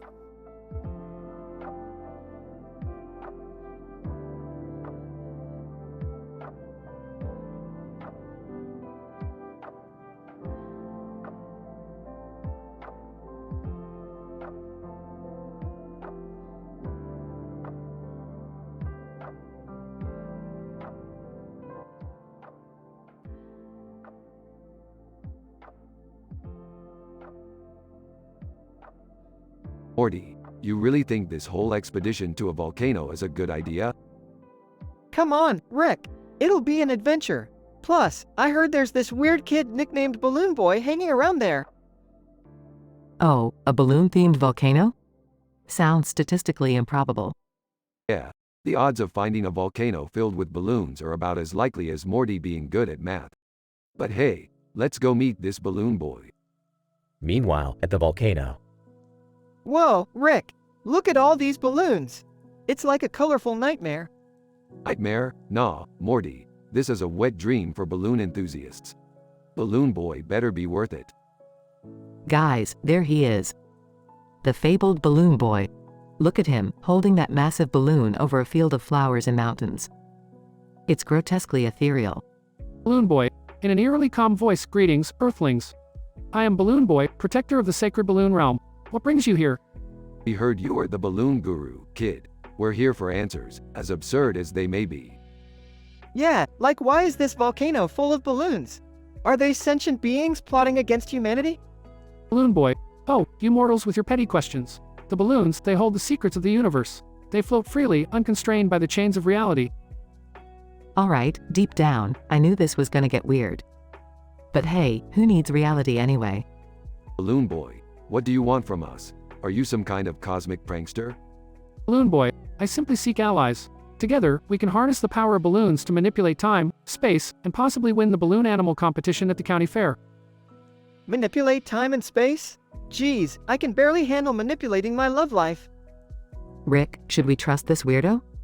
Trust? In this wacky universe, trust is as useless as a deflated balloon. But hey, let's join forces and see where this balloon-powered journey takes us. Meanwhile, in the depths of the volcano. Balloon Boy, behold the Balloon Forge, the birthplace of fantastic balloon creations. With these, we shall conquer the world. Alright, Balloon Boy, let's start small, like a hot air balloon. But make it literally on fire. Rick, are you sure this is a good idea? Good idea? In this ridiculous world, a good idea is as rare as Morty getting a date. Let's embrace the absurdity. Moments later. Rick, I think our balloon creations are becoming sentient. Morty, we've accidentally given birth to inflated monstrosities. Brace yourself. Massive balloon creatures start wreaking havoc. Oh god, this is a disaster. Our balloon-powered adventure has turned into a nightmare. Balloon Boy, fear not, my friends. I'll save us all with the power of balloon animals. The Balloon Boy expertly twists balloon animals, effectively calming the rebellious balloons. Well, I'll be damned, Balloon Boy. Looks like you've redeemed yourself. Yeah, I can't believe balloon animals are the key to stopping a balloon apocalypse. This whole experience was ludicrous, but strangely enlightening. Balloon Boy, farewell, fellow wanderers of the improbable. May your lives be filled with endless balloons. They bid Balloon Boy farewell and leave the volcano, covered in balloon residue. Morty, I hope you learned something from this ridiculous journey. Yeah, Rick, I've learned that life is full of random nonsense, just like this balloon-infested volcano. And that sometimes, embracing the absurdity is the only way to survive. Well said, Beth. Now let's go home and wash off this balloon goo before I lose my lunch.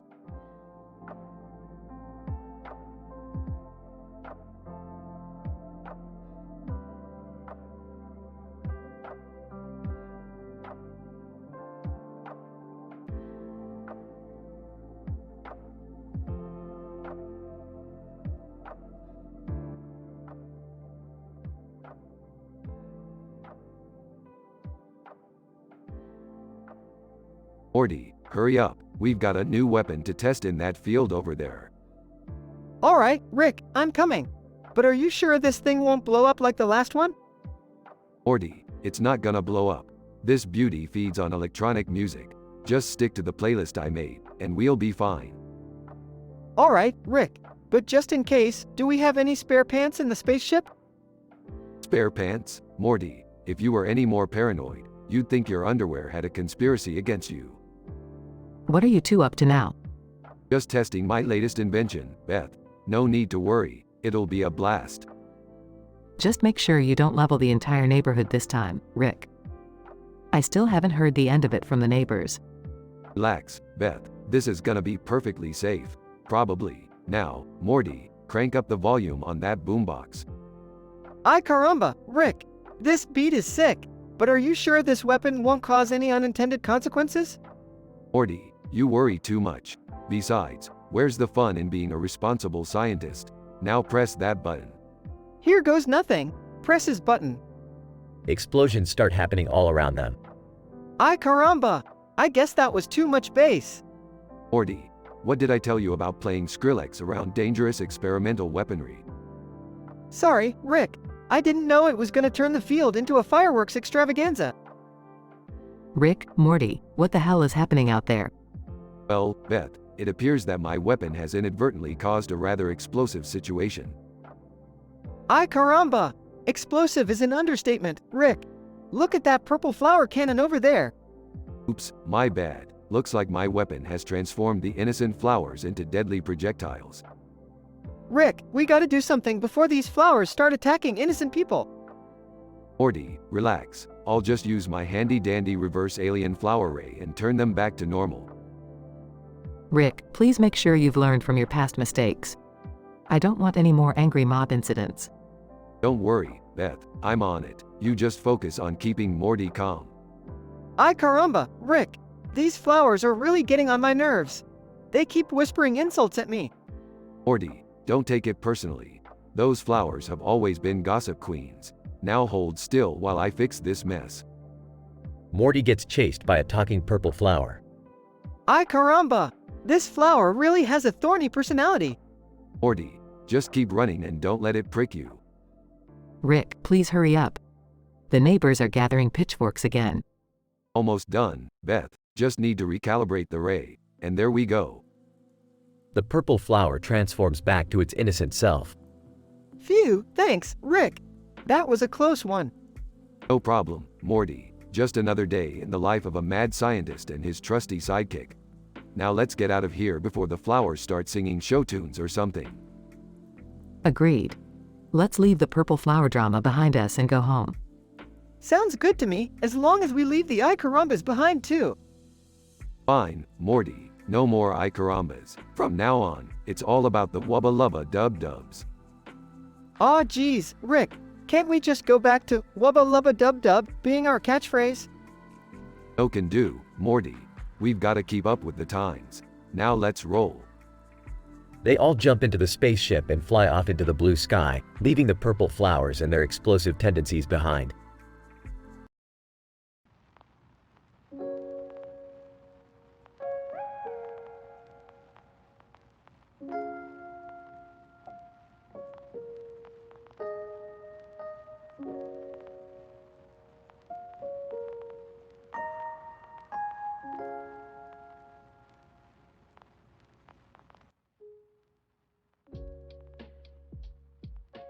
Alright, Morty, we've got a situation here. There's a man with a fake mustache and a suit jacket on standing in the middle of this crowded building. Fake mustache? Suit jacket? Rick, what are we dealing with here?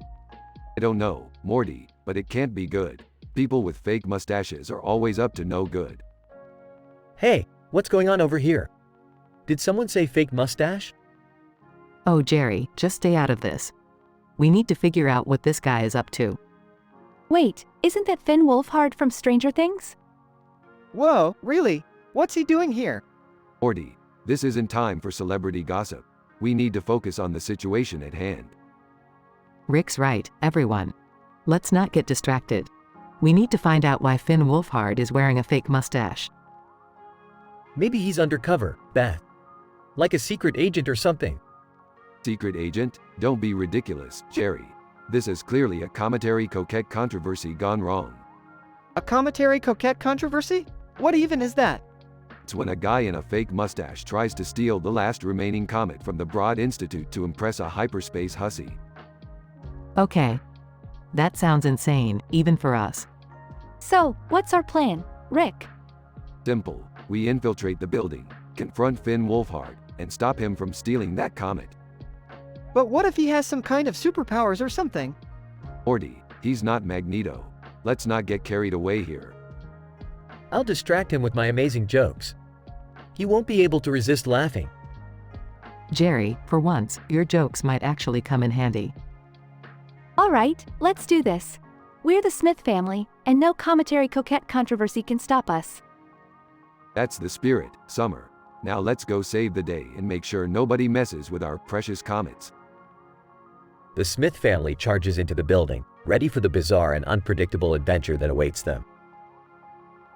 After a series of chaotic events and wild confrontations, the Smith family successfully outwits Finn Wolfhard and foils his cometary coquette controversy. They return the stolen comet to the Broad Institute and prevent any potential disasters. With their mission accomplished, the Smith family reunites, grateful for each other's unique talents and ready for their next interdimensional escapade.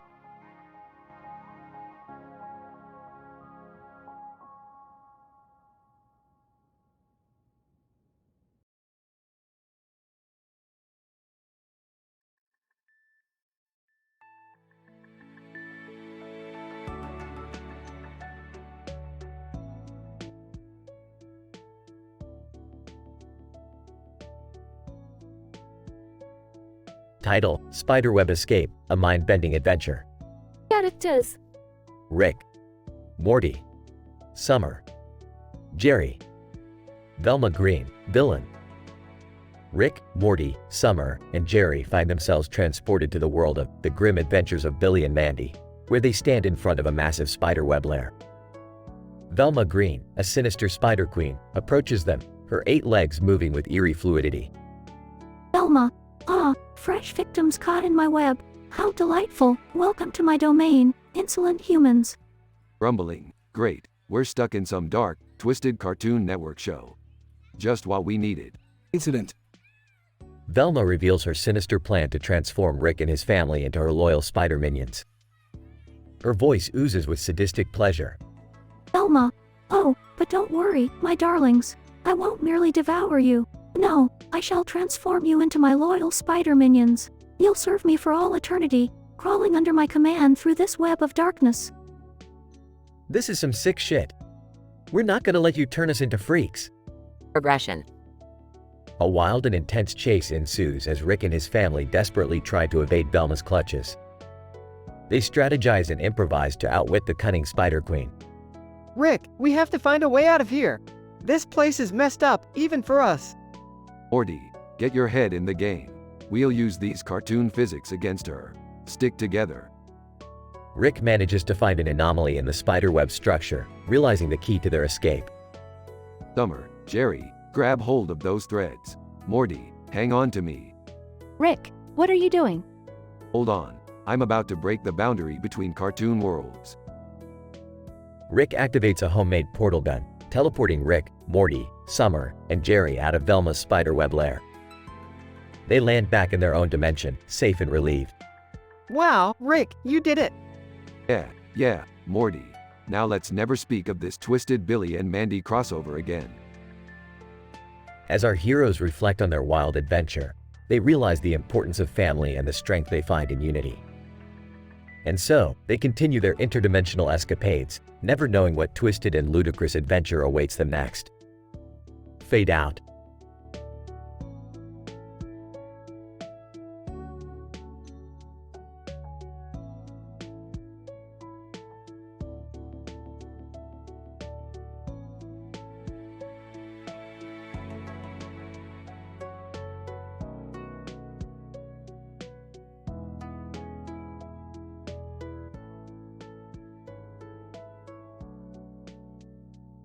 Alright, Morty, buckle up. We're diving into another crazy dimension again. Oh, Rick, this place looks kinda weird. Is that a castle with bats on the roof? Morty, this is the world of the grim adventures of Billy and Mandy. Strap yourself in. Things are about to get morbidly hilarious. Oh, great! Another fantastical adventure. I'm glad I brought my sweater vest. Oh, Jerry, don't be such a stick in the mud. Just enjoy the ride. Hey, guys, look over there. It's Velma Green, the Spider Queen. Velma, my unsuspecting victims have arrived. Welcome to my emporium of arachnid enchantment. You think you can trap us, huh? Well, you're in for a surprise, Velma.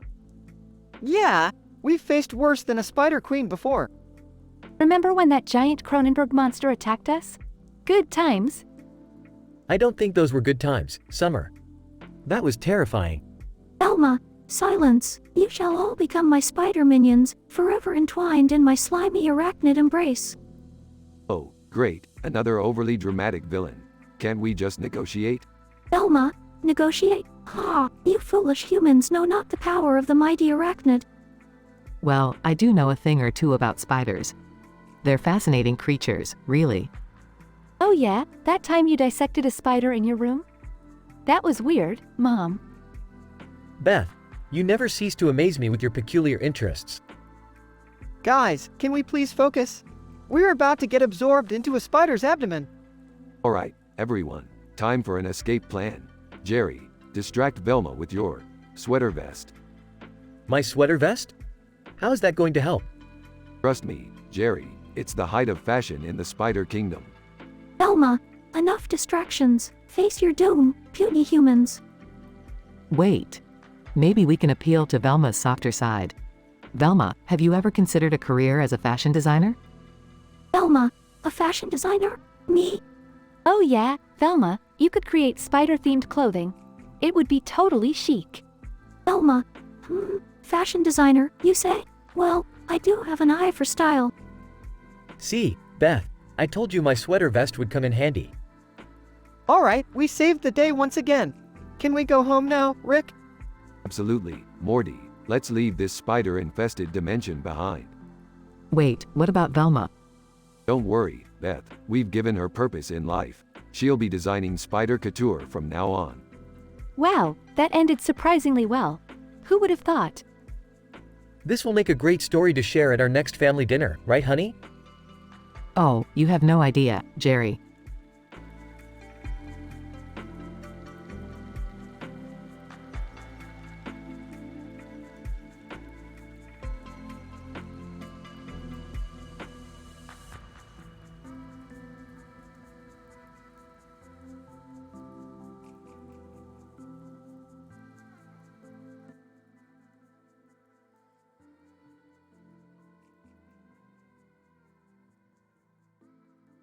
Alright, Morty, Summer, Jerry, stay close. We're diving into the world of the grim adventures of Billy and Mandy. Oh, geez, Rick, are you sure about this? It's not like we're gonna mess with any dark, creepy stuff or anything. Yeah, Rick, I don't want to get trapped in some spider web or anything like that. Let's just stick to our own adventures. I have to agree with the kids, Rick. We don't need any more trouble. Quit whining, Jerry. This is gonna be an epic adventure. Besides, we have our own portal gun. We'll be fine. They arrive in Endsville and notice a huge sign that says, Reference TV Summer Opera. Hey, guys, look at that sign. It says, Reference TV Summer Opera. What the hell is a summer opera? Just ignore it, Jerry. We have bigger things to worry about, like whatever the hell that is. They see a massive spider web in front of them with a woman dressed as Velma Green from the show. Velma, welcome, Rick, Morty, Summer, Jerry, to my lair. You shall be my minions, forever weaving my spider webs. Oh, God, Rick. She's going to turn us into spiders. This is seriously messed up. I thought cartoons were supposed to be funny, not horrifying. I can't take this. I'm out of here. Jerry tries to run away, but Velma shoots a web at him, trapping him. Velma, oh no, Jerry, no one escapes my clutches. Soon you shall all be one with the spiders. Alright, listen up, Velma. We're not staying here to become your spider minions. We've got a way out, and you can't stop us. Velma, you think you can defeat me? You humor me, Rick Sanchez. Morty activates a device from his backpack, creating a distraction and allowing Rick, Summer, and Jerry to break free. Nice one, Morty. Now let's get out of here. Rick whips out his portal gun and opens a portal, but Velma uses her web to attack. Velma, you fools, you'll never escape me. An intense battle ensues, with lasers, webs, and clever references to the Billy and Mandy show. Alright, I've had enough of this spider nonsense. Rick uses his genius intellect to create a device that disables Velma's webbing abilities. Velma, no, you can't do this to me. I'll get my revenge. Rick, Morty, Summer, and Jerry quickly escape through the portal, leaving Velma enraged and defeated. Wow, Rick, that was insane. I can't believe we made it out of there. Yeah, that was some seriously twisted stuff. I think I need therapy after that. Therapy? Nah, just forget about it. Adventures like these are what make life interesting, Morty. Well, I don't know about you guys, but I could use a drink after that ordeal. They all head back to the Smith household, ready to unwind and pretend like the whole thing never happened.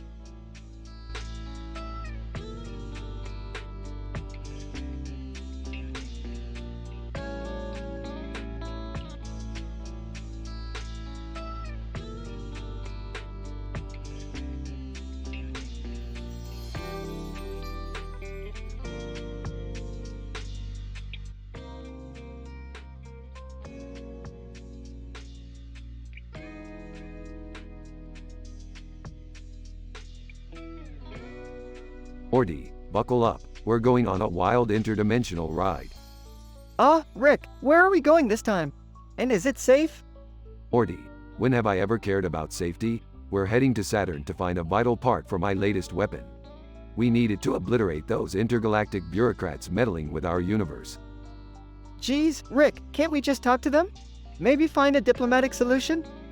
Diplomatic solution? Morty, diplomacy is for pussies. We're going to show them who's boss. Wait, you're taking Morty to Saturn? Isn't he supposed to be in school? School? Beth, school is for idiots. Morty's gonna get a real education out there, in the vastness of the cosmos. Dad, shouldn't you be stopping him? He's making me skip school. Oh, Morty, you know I can't stop your grandpa from doing anything. Just be careful out there. Alright, Morty, we're almost there. Prepare for landing. Nervously, Rick, are you sure we're allowed to land on Saturn? I mean, it's a gas giant. Morty, rules are meant to be broken. Now shut up and help me find that part. Bad Bunny, O'Reilly, Cabrones. K tall mi pana Rick ymi pana Morty? Andamos de aventura cosmica okay? Sarcastically, oh great, the Bad Bunny joined our little soiree. Just what we needed, more crazy Spanish slang. Bad Bunny, calmate, viejo. No te pongas tan bravo. Solo quiero ayudar en esta locura galáctica. Rick, what's he saying? Don't worry, Morty, it doesn't matter. Let's just find that damn part and get out of here. Rick, I can't handle another crazy adventure. I have work, Morty's school. Beth, give it a rest. You've always been a party pooper. Just stay here and count your boring beige socks or something. Defensive. Hey, Beth's socks are very interesting. They come in different shades of beige. Yeah, whatever, Jerry. Who cares? Let's move along, shall we? Meanwhile, on Saturn's surface. Rick, this place is insane. It's like a psychedelic acid trip mixed with a Salvador Dali painting. Chuckles. Ah, Morty, you're finally appreciating the wonders of the universe. Now, where's that damn part? Bad Bunny, oye, Morty, tremendo viaje, no? Esto está más loco que un tostonero en una fiesta de reggaeton.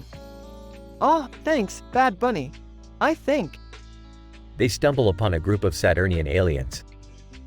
Saturnian Alien 1. Pardon me, Earthlings, but what brings you to our humble planet? We're here for a part, buddy. Don't make it complicated. Saturnian Alien 2. That part? Oh, it's in the hands of the Saturnian Mafia. They control everything around here, including our nightly karaoke sessions. Rick, we can't take on the Mafia. We can barely handle ourselves. Morty, do you want to go back to that boring school of yours? Or do you want to witness me taking down a whole mafia with nothing but a laser pointer and a rubber band? Oh no, Rick, please don't involve Morty in a gang war. Yeah, Rick, let's just find another planet for your silly weapon part. Fine. You all are such party poopers. Let's just go home. Morty, say goodbye to your exciting education. Finally, some sanity. Bad Bunny, amamar, cabrones. Este viaje iba a ser épico. Ahora tendré que ver mi serie de narcos solito. Enough with the drama, Bunny. Let's go before I change my mind. They leave Saturn, heading back home. Rick, I can't believe we're actually going back. It's like a miracle. Yeah, Morty, miracles don't exist. Just a crapload of weird adventures that make no sense.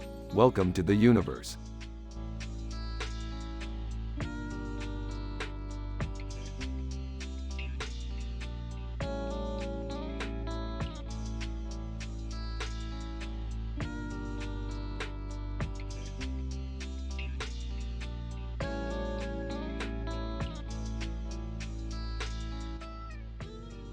Alright, Morty, listen up. We're stuck on this goddamn planet where everything looks like a buttery little popcorn kernel. This is some next level MINDF*C carry. Rick, why are they all staring at us? It's making me uncomfortable. Well, Morty, it's probably because we're the only ones here who don't look like a snack. These corny creatures probably think we're the secret ingredient or something. Gross, Rick. Just gross. But hey, look over there. That's where the inhabitants are headed. Let's follow them. Maybe they know something. Good call, Morty. Let's follow the butter trail to find some answers. But first, we need to fuel up the spaceship. I smell gasoline in their little popcorn towns. Wait, why do they even have gasoline on a planet made of popcorn? Morty, it's Rick and Morty. not Bill Nye the Science Guy and Morty. Logic doesn't apply here. Just go with it. Alright, but what's up with this movie, Cowboys Don't Cry? It's playing on every goddamn screen here. Morty, they clearly have a thing for tear-jerking cowboy movies. It's their cultural equivalent of Avatar. Don't overthink it. Cultural equivalent? They're sentient popcorn kernels, Rick. How messed up is that? Are you saying popcorn has culture?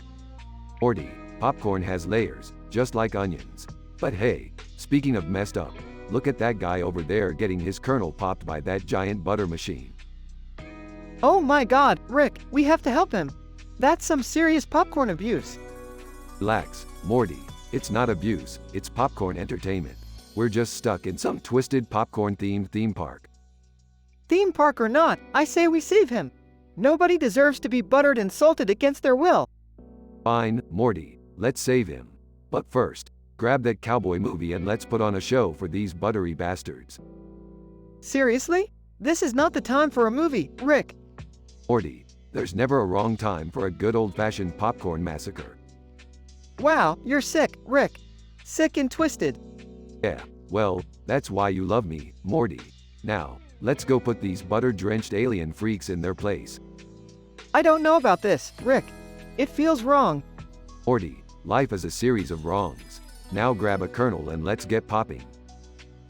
Scene ends with Rick and Morty leading a popcorn revolution, armed with a bucket of kernels and a projector playing Cowboys Don't Cry.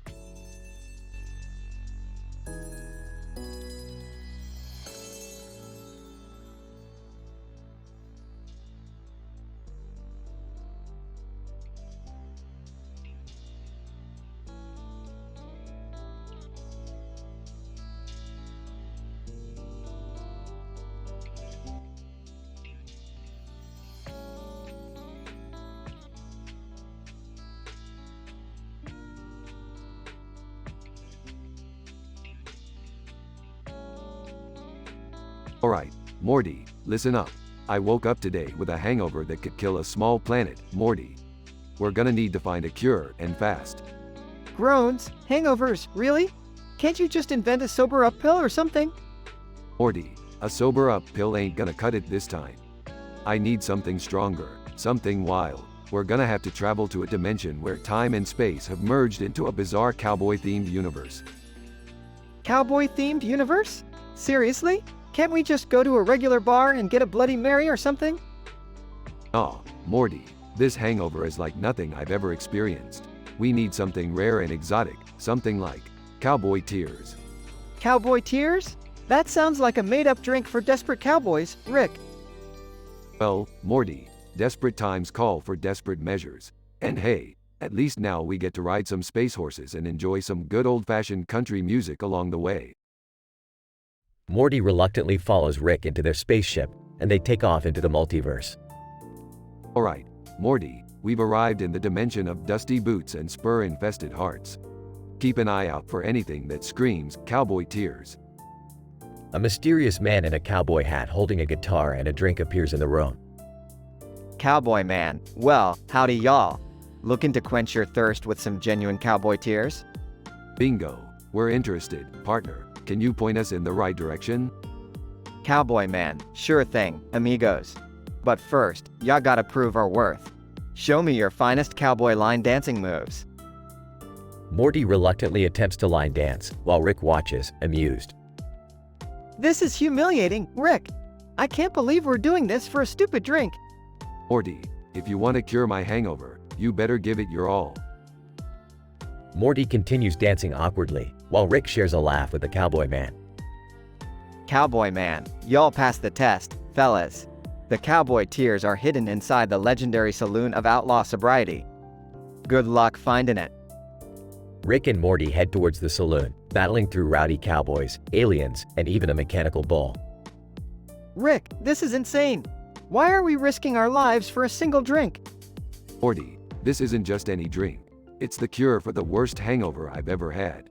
Plus, the thrill of it all is totally worth it. After a chaotic journey, Rick and Morty find themselves in front of a massive saloon door. Morty, this is it. The saloon of outlaw sobriety. You ready? As ready as I'll ever be, Rick. Rick kicks open the door, and they enter the saloon. The room is filled with cowboys, glamorous cowgirls, and an energetic country band. Alright, Morty, we need to find the bartender and get the Cowboy Tears recipe. How will we even recognize the bartender, Rick? Simple, Morty. They'll be the one completely sober in this drunken mess. They spot a bartender serving drinks efficiently and approach him. Hey, buddy, we heard you serve some mean Cowboy Tears. Can we get a double? Bartender, depends. You boys got what it takes to handle the intensity of this drink? I once drank half a beer and threw up, but sure, I can handle it. The bartender pours 2 glasses of a strange, glowing liquid and hands them to Rick and Morty. Bartender, bottoms up, boys. And remember, once you taste the Cowboy Tears, there's no going back. Rick and Morty exchange an excited glance before downing the glasses in one gulp. Morty, this is the most mind-numbingly delicious thing I've ever tasted. Rick, I feel like I can conquer the universe right now. This is amazing. Bartender grins triumphantly as they drink. Bartender, well, congratulations, boys. You've just experienced the unbelievable power of Cowboy Tears. Now go out there and spread the legend. Rick and Morty leave the saloon, their hangovers miraculously cured, and ready for their next interdimensional adventure. Morty, remember this day. The day we conquered the dimension of cowboy hangover cures. Yeah, Rick. I'll never forget the day we risked our lives for some Cowboy Tears. Never, ever.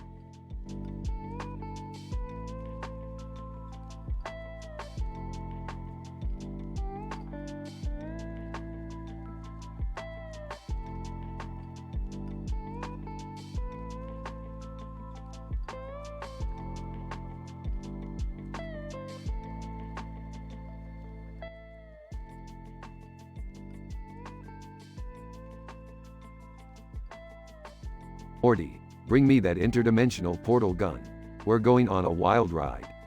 Oh geez, Rick, where are we going now? Can I come too? I want in on this crazy adventure. Jerry, you always manage to weasel your way into our escapades. Fine, but no whining. What's going on? I see you are all excited about something. Dad wants to tag along on our next interdimensional adventure. Fine, as long as Rick keeps you out of trouble. Hey, I can handle myself. I once banged an alien, you know. Oh Jerry, you must have mistaken her for an inflatable doll again. Classic. Guys, can we focus here? Rick, what's the plan? We're going to a dimension where everyone's face is painted like a Joker with green eyes and a lightning bolt. Total freak show. You mean a whole dimension of Jokers? That sounds insane. Yeah, it's gonna be like a crazy carnival. Oh, by the way, Beth, I have a shocking revelation. Don't you start, Rick. I can't handle another mind-blowing secret about your past. What's going on? What did Rick do this time? Relax, Jerry, it's nothing that concerns you. Just some interdimensional hijinks. Okay, let's get this over with. Everybody ready? Ready as I'll ever be, I guess. I hope there's cotton candy in this dimension. I love cotton candy. Oh, Jerry, you never cease to amaze me with your simple pleasures. Let's go.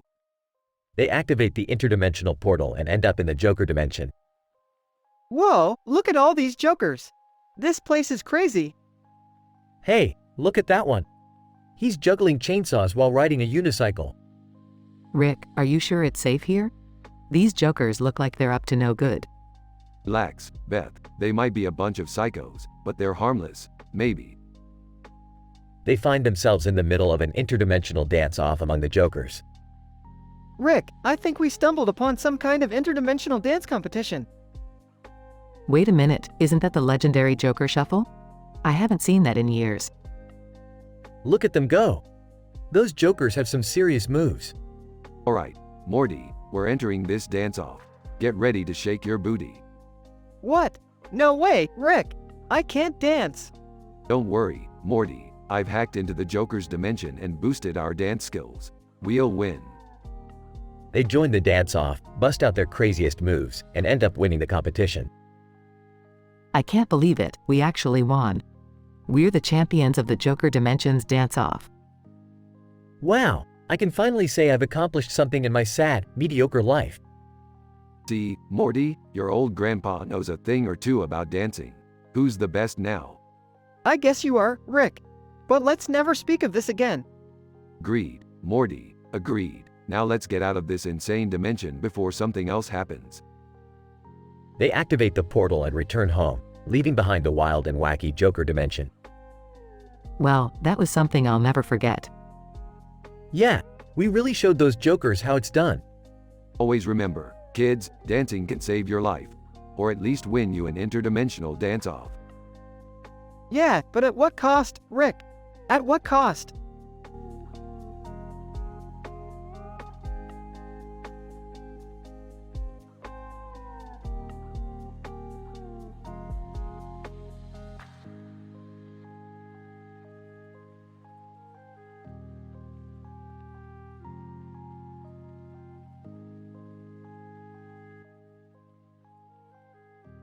Alright, Morty, buckle up. We're about to embark on another wacky adventure. Geez, Rick, can't we ever just have a normal day? Normal is overrated, Morty. Now hold on tight, we're entering a dimension of puppets. Puppets? Seriously? This is going to be worse than that time I accidentally joined a cult, again. Jerry, don't be such a wuss. Puppets can't be that bad. Yeah, Dad, lighten up. It might be fun. Plus, I'll try to avoid any puppet fanatics that want to marry me. Wait, what? Puppet fanatics? What did I miss? Oh, Rick, there's a puppet over there checking me out. I think he wants to be friends. Gross. Morty, stay away from that creepy puppet. We need to find a way out of here before things get even weirder. Too late for that, Rick. Look, that puppet over there has a crush on Summer. He's calling her his waifu. This is beyond messed up. Well, as long as he's not threatening her, let's just play along. We need to blend in to navigate this dimension. Ew, seriously? You guys owe me big time for this. Don't worry, Summer. I'll find a solution to all of this.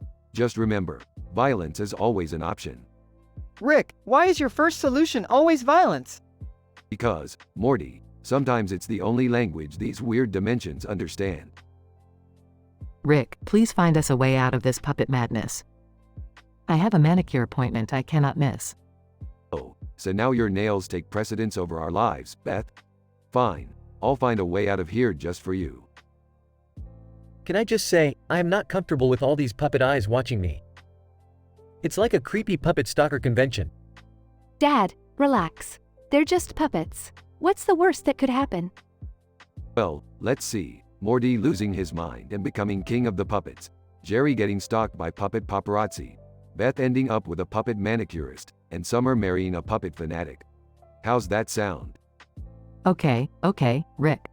We get it. Just do what you do and get us out of here. Finally, someone appreciates my genius. Hold on everyone. We're about to teleport out of here and back to our regular screwed up reality. Phew, I can't believe we made it out of puppet hell, Rick. Yeah, I'm just glad I won't have to deal with puppet therapy now. Agreed. Let's never speak of this again, okay? Totally. I'm gonna have nightmares about puppets for weeks now. Well, at least you'll have something to remember this dimension by, Summer. Now let's go get some Szechuan sauce. My stomach needs some adventure too. Rick, can't we just have a quiet dinner for once? Quiet dinners are for puppets, Morty. And as we've learned, puppets are a bunch of freaks.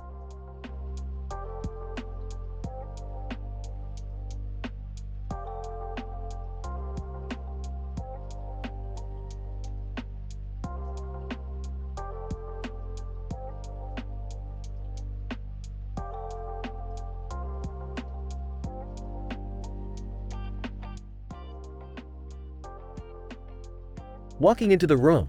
Hey, what's all this? Why is there a room with a gazillion pieces of furniture and lights stuck to the walls? Sarcastically, oh, Jerry, you haven't heard? It's the latest trend in interior design. It's called overkill eclectic. Skeptical? Really? It looks like a DIY explosion in here. Leaning against a floating chair. Oh, you noticed, huh? Welcome to my pseudo-quantum probability chamber. I've been experimenting with random furniture placement to enhance creativity. nervously, Rick, why can't we just stick to normal science stuff? This seems a bit unnecessary. Smirking. Morty, since when have I ever cared about being necessary? Now, brace yourself for an incident of ridiculous proportions. Beth accidentally activates a hidden lever, and the room starts spinning wildly. Rick and Morty struggle to stay on furniture. Panicked. Dad, Mom, do something. We're gonna get splattered like insects. Clinging to a chandelier. Don't look at me, Morty. I don't know what's happening. Trying to find a solution. Hang on, guys. I've got an idea. Finds a control panel. Sarcastically. Oh, Beth's got an idea, everyone. That's fresh. I hope it's as brilliant as the time she tried to save us with a lasagna. Ignoring Rick, it says here that there's a hidden exit if we can solve this riddle. I am taken from a mine and shut in a wooden case. When I am finally used, I am thrown away. Confused. A pickaxe. Frustrated. No, Morty, it's a pencil. Types pencil on the control panel, opening a secret door. Escaping the spinning furniture. Good job, Beth. Now let's get out of here before our brains turn to mush. Jerry accidentally trips over a loose tile, revealing a hidden chamber. Hey, what's this? Looks inside. Oh my god, is that a pancreas? Grinning. Ah, Jerry, I see you've stumbled upon my secret stash of pancreases. You never know when you might need a spare one. Disgusted. Rick, that's grotesque. Why would you have a secret stash of organs? Casually, you know, for emergencies, or in case I need to bribe an alien surgeon. They're quite valuable in the intergalactic black market. Morty and Beth exchange horrified glances. Whispering to Beth, is Rick even human anymore? Whispering back, I'm not sure, Morty. But he's our brilliant, insane, and slightly disturbing Rick. Meanwhile, in the background, the spinning furniture continues its chaotic dance.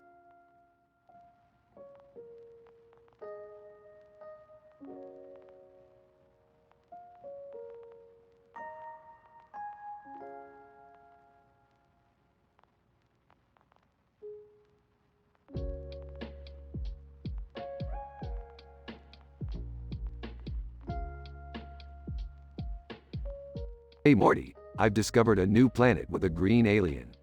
But here's the catch, it has two noses, one purple and the other pink, with nose rings. Oh wow, really? You've got to take me there, Rick. I need a break from Earth drama. And maybe I can get some acupuncture from that alien with its purple nose ring. Acupuncture, Mom? I think you mean acupressure. And yeah, that alien might be able to give you the best massage you've ever had, with all those extra noses. Oh, Morty, you sweet, naive boy. That alien's not interested in massage therapy. It's more into creating energy fields using green peppers. It calls it Cortana green peppers. Energy fields? That sounds fascinating. Maybe I can learn some new techniques for my upcoming acupressure workshop. Hold on a second, Dad. Why does this alien need energy fields? Is it planning some intergalactic evil lair? Ah, Morty, you're overthinking it. It's just trying to impress this alien it met on Twitter. Apparently, they're really into energy fields and secret swooning. Secret swooning? What is that? Sounds like a new dating trend. Well, it's not dating, Beth. It's like when someone is so attracted to another person that their heart explodes like a supernova, but they keep it a secret. That sounds dangerous, like a ticking emotional time bomb. Yeah, Morty, love can be messy. Just like an interdimensional wormhole dumped on your doorstep. Alright, enough chit-chat. Let's go meet this alien and see what its energy fields and secret swooning are all about. Maybe I can even take some notes for my acupressure classes. Buckle up, everyone, we're going on an alien adventure. But remember, whatever happens out there, no judgment. We're here to observe, not interfere. Yeah, right, like that's ever stopped us before. Just enjoy the ride, Morty. Maybe we'll even find some new interstellar gossip to share with Jerry. Alright, let's get going. Prepare for liftoff to the land of green aliens, energy fields, and secret swooning. Adventure awaits.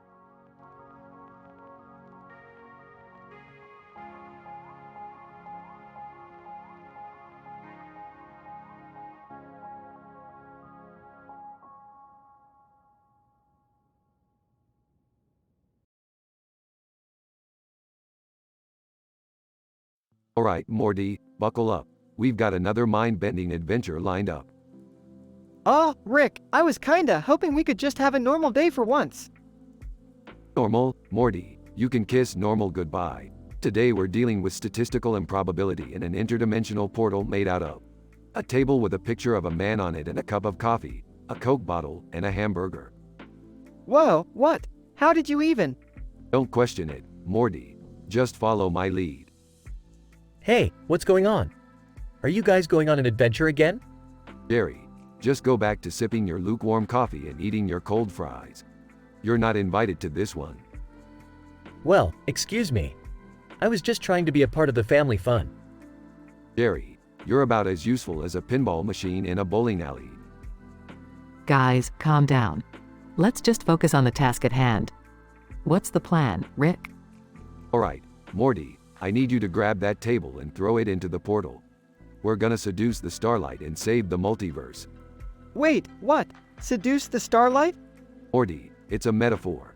Just go with it. Rick, shouldn't we plan this out properly? Summer, planning is for losers. We're gonna wing it. Rick, be responsible for once.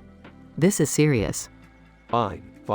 Let's go to KFC and strategize over some buckets of greasy chicken. That always helps me think. Rick, this whole thing sounds crazy. You sure it's gonna work? Morty, when have I ever let you down? Besides, I got a secret weapon.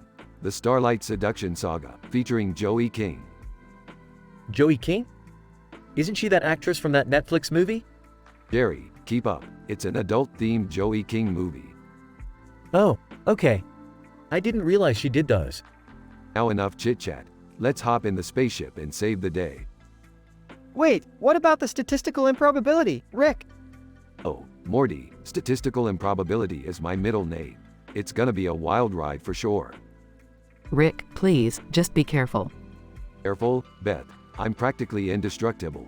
Now let's go. Adventure awaits. They all rush to the spaceship, ready to face whatever bizarre, mind-boggling challenges await them.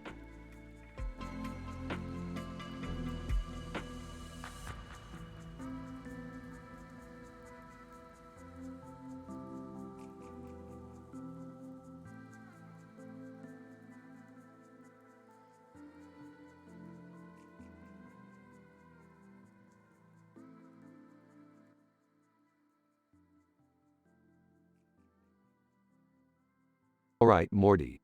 Buckle up because we're heading to the dimensional market. There's a brand new portal gun model I absolutely must have. Rick, do we really need to go right now? I have a test tomorrow that I need to study for. Morty, who needs tests when you can explore different dimensions and encounter strange creatures? Plus, you'll probably fail anyways. Come on, Morty, it'll be an adventure. And maybe you'll learn something useful for your test. Like how to avoid interdimensional monsters. Can we stop by that taco place on the way back? I've been craving taquitos al pastor ever since Dave from accounting mentioned them. Fine, Jerry, but if your craving for taquitos gets us into trouble, you'll be the one dealing with the consequences. They arrive at the dimensional market, filled with bizarre vendors and alien species. Wow, there's so much weird stuff here. Hey, Dad, check out that remote-controlled toaster. You could finally make breakfast without burning anything. That's incredible. Our lives could be changed forever. Who needs a portal gun when you have a magical toaster? Guys, focus. We're here for the new portal gun. And maybe some other useful gadgets. They approach the vendor selling the new portal gun model. Vendor. Welcome, travelers. This is the latest portal gun, guaranteed to take you to dimensions you've never even dreamed of. That's what I like to hear. How much? Vendor. A mere 10,000 interdimensional credits. Rick, we don't have that kind of money. Don't worry, Jerry, I've got a plan. Morty, steal that toaster over there and distract the vendor. What? Are you serious? Just do it, Morty. Morty reluctantly steals the toaster while Rick negotiates the price with the vendor. Vendor. Wait a minute, where's my toaster? You little thieves. Chaos ensues as they try to escape the angry vendor and other vendors join in the chase. Jerry, way to go. Your taquito cravings just got us into hot water. I just wanted some tacos. Morty, use the portal gun. We need to get out of here. Morty quickly opens a portal to escape, but accidentally brings back a giant tentacled monster. Monster. Who dares summon me into this dimension? Great job, Morty. Now we have a giant monster to deal with. Morty, Rick, Beth, and Jerry team up to defeat the monster, using various gadgets and weapons they found at the market. Rick, this is insane. How are we even surviving? Morty, survival is just another illusion. But don't worry, we'll make it out alive. They finally defeat the monster and safely escape back to their dimension. Well, that was one hell of an adventure. Maybe next time we'll think twice about stealing toasters and satisfying Jerry's cravings. I'm sorry, guys. I didn't mean for things to get so out of hand. Just remember, Jerry, the next time you want tacos, we're going to a normal, non-interdimensional taco place. Can we all promise to never speak of this to anyone? Agreed. What happens in the dimensional market stays in the dimensional market. They all laugh, knowing they will soon embark on another crazy, unpredictable adventure.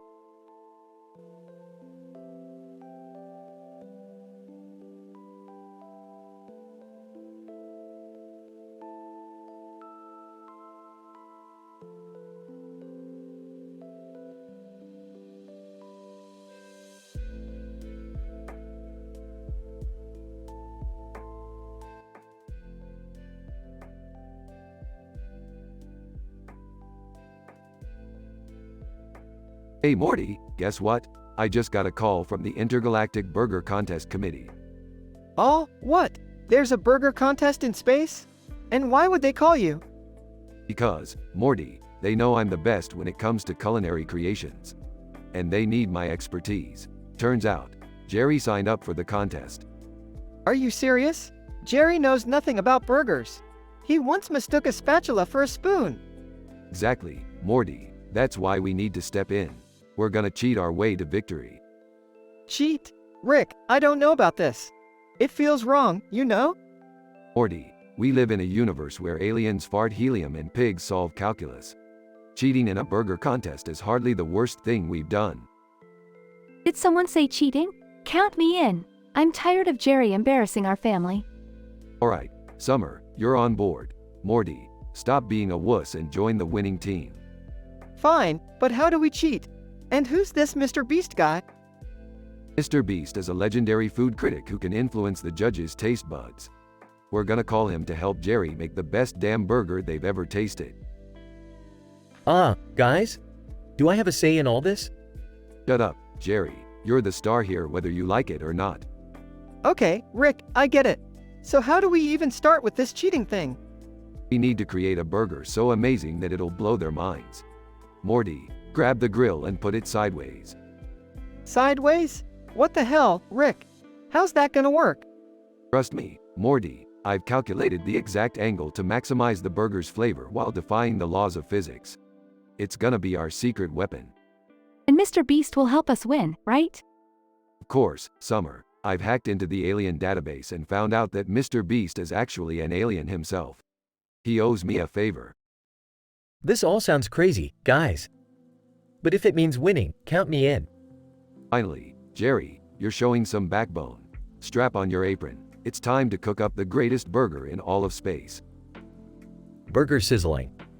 Rick, the burger's smoking a weird green color. Is that normal? Yeah, it's just a side effect of the alien spices I added. Perfectly safe, I assure you. Rick, I think the burger just grew legs. Oh, no big deal, Morty. Just stomp on it before it runs away.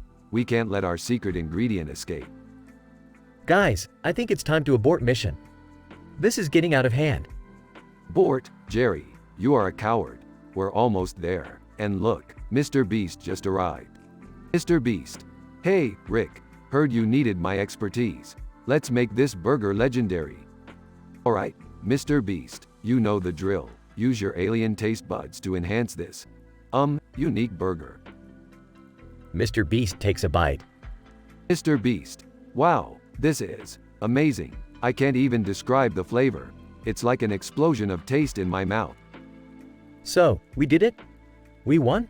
Yes, Jerry. Against all odds, we did it. And we did it as a family. Even you, Jerry. Aw, thanks, Summer. I guess cheating isn't always bad. Well, duh, cheating is only bad if you get caught. And in this case, the judges will never know what hit them. I still feel guilty, guys. I mean, we cheated. Morty, in the grand scheme of things, cheating in a burger contest is barely a blip in the radar of the universe. Now, let's celebrate our victory with some interdimensional milkshakes. Everyone cheers.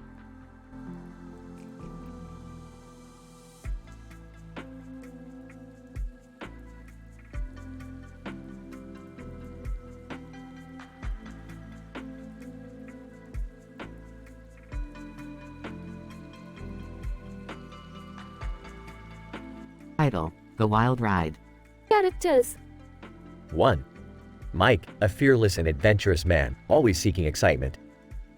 2. Sarah, a bold and sassy woman, Mike's partner in crime. 3. Hank, a quirky scientist who loves experimenting with fantastical ideas. 4. Ethan, a reserved but intelligent individual who enjoys observing the world around him. Scene. A large field with a picturesque tree, birds flying in the distance, and a breathtaking sky background. Mike, look at this beautiful scenery, Sarah. It's a perfect day for an adventure. Sarah: Damn right, Mike. Let's make this day unforgettable. Incident. Scene. A flying pig with angel wings appears, soaring high above the clouds. Hank, holy hell, would you look at that? It's a goddamn flying pig. Mike, laughs, no way. We've hit the jackpot of bizarre sightings today. Progression. Scene. Mike and Sarah chase after the flying pig, with Hank and Ethan scrambling to keep up. Mike, come on, Sarah. We can't let that pig escape. Sarah: I'm right behind you, Mike. Let's show that heavenly hog how we roll. Scene. The chase leads them into a hidden world filled with mythical creatures. Ethan, I can't believe it. We stumbled upon a secret realm of magical beings. Hank, this is wild. Now, let's capture that flying pig and show the world what we found. Scene. Mike and Sarah manage to catch the flying pig, surrounded by amazed creatures. Mike, we did it. This pig is going to be the talk of the town. Sarah: No one will believe us when we show them our wings and this magnificent pig. Ethan, what a journey. We've uncovered a world beyond our wildest dreams. Hank, fascinating indeed. Our discovery will rewrite the laws of nature. The group triumphantly stands together, ready for their next wild adventure.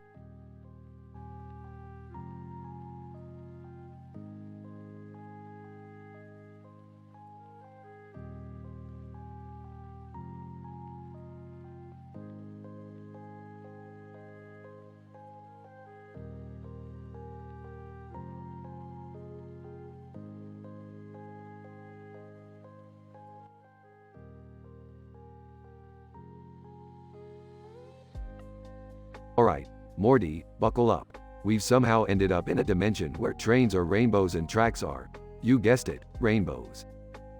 Oh geez, Rick, this place looks like a psychedelic nightmare. Looking out the window. Well, at least the colors are nice. I always did like rainbows. Jerry, shut up. This is no time for your weird obsession with rainbows. We need to find a way out of here. Gazing out the window, is that a muscular furry alien up ahead? Raising an eyebrow. Beth, what are you looking at? Blushing. Oh, nothing. Just appreciating the alien aesthetics. Rolling her eyes. Seriously, Mom? Can you focus for once? We're stranded in a dimension of rainbow trains. Summer's right. We need to figure out how to get off this rainbow road. Maybe we could try following the tracks. They seem to lead somewhere. Nervously, why yeah, that sounds like a plan. Let's stick together, everyone. Whispering to Morty. So, Morty, you think that alien is single? Confused. Mom, seriously? We're in a life or death situation here. Enough of the furry talk, Beth. Let's keep moving. They start walking along the rainbow track, encountering strange creatures along the way. These rainbow creatures are so annoying. They keep trying to steal my phone. Morty. Look, Rick, there's a sign up ahead. It says, proceed with caution. Rainbow Road may cause trips. Laughing. Oh, really? Trips, huh? Well, that's just great. Panicking? Trips? Does that mean we're gonna be high or something? Whispering to Morty, "Hey, Morty, maybe we could make our own trip while we're here?" Blushing and flustered. Mom, seriously? Not the right time. Sarcastically, oh, great. Now we have to navigate through a psychedelic dimension while Beth looks for an alien sugar daddy. Defensively, "Hey, I have needs too, Rick." They continue on the Rainbow Road, encountering bizarre obstacles and distortions. Hyperventilating. This is too much. Irritated, oh, suck it up, Jerry. It's just a little acid trip. We've been through worse. Pointing. Look, there's an exit up ahead. We're almost out of this rainbow-themed nightmare. Smirking. "You know what they say, Rick. Love is always at the end of the rainbow." Rolling his eyes. Yeah, and bankruptcy if you're not careful. Looking back, wait, guys! Where's Jerry? Panicking. Help. I'm stuck in a rainbow vortex. "Well, there goes our ticket out. Rick, do something." Dying, fine. Uses his gadgets to rescue Jerry. Relieved. Thanks, Rick. I thought I was a goner. Don't mention it, Jerry. Now let's finally get out of this rainbow-infested dimension. They all run towards the exit, leaving behind the Rainbow Road and the bizarre creatures. Winking at the alien, "Maybe we can visit again sometime, big boy." Sarcastically, oh great, now Beth's making extraterrestrial booty calls. Can this day get any weirder? Mutters to himself, "As long as I don't have to hear about it, I'm good." They all step out of the dimension, leaving the Rainbow Road behind, but the memories will forever be imprinted in their minds.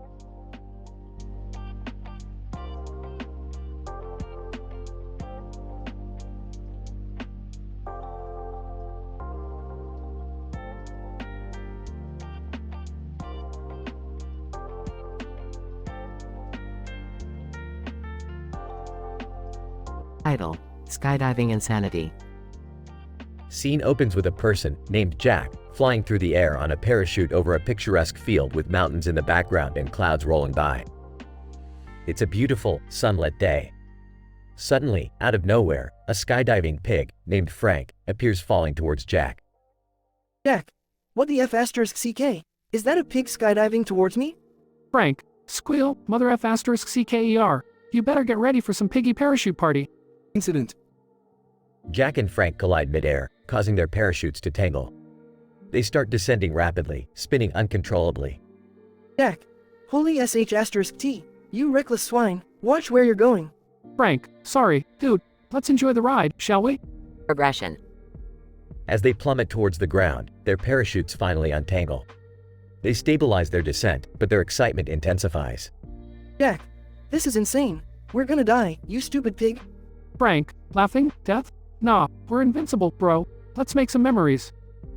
Jack and Frank manage to land safely in the field, out of breath but exhilarated.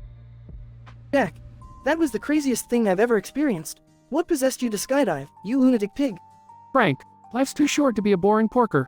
Gotta live it up, man. They dust themselves off, feeling exhilarated and somewhat changed by the experience. Jack, you know what, Frank? You might be a crazy skydiving pig, but you're one hell of a wingman. Let's do this again sometime. Frank, squeal yeah, buddy. We'll conquer the skies together. Skydiving pigs and crazy humans. What team? They fist bump, with the sun setting behind them, painting the sky in a vivid array of colors. End of episode.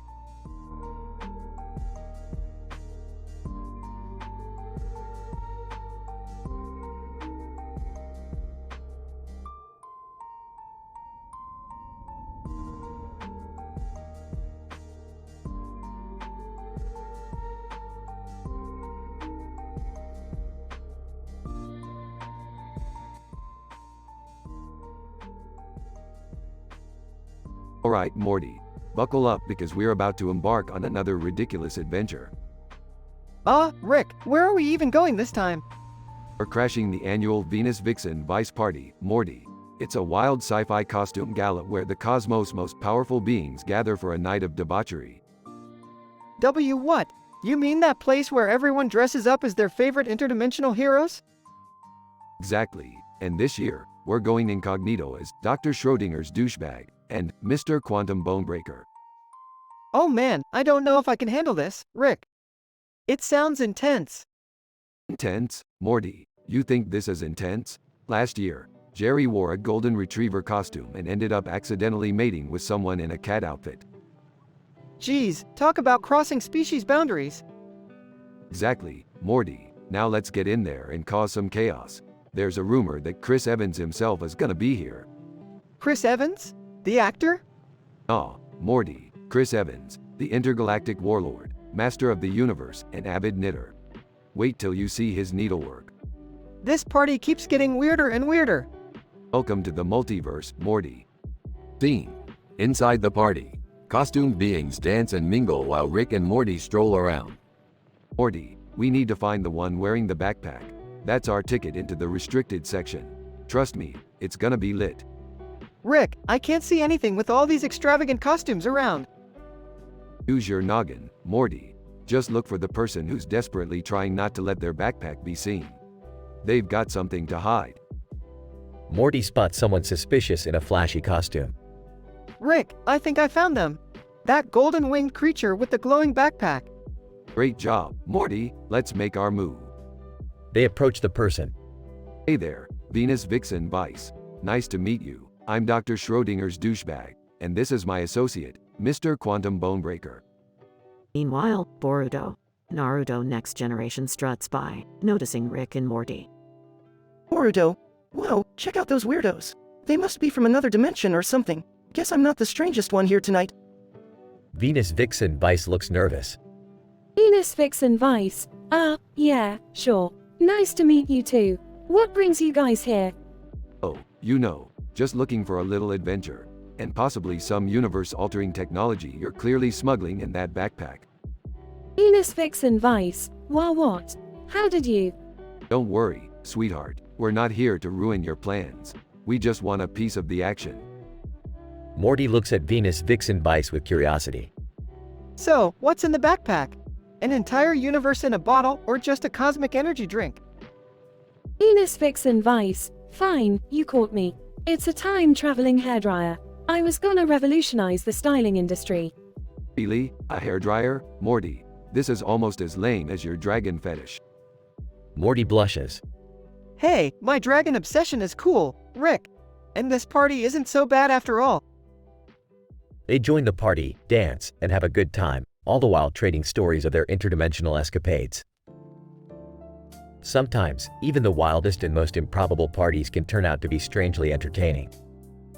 As long as you have a couple of cynical geniuses like Rick and Morty to keep things interesting, the multiverse is their playground.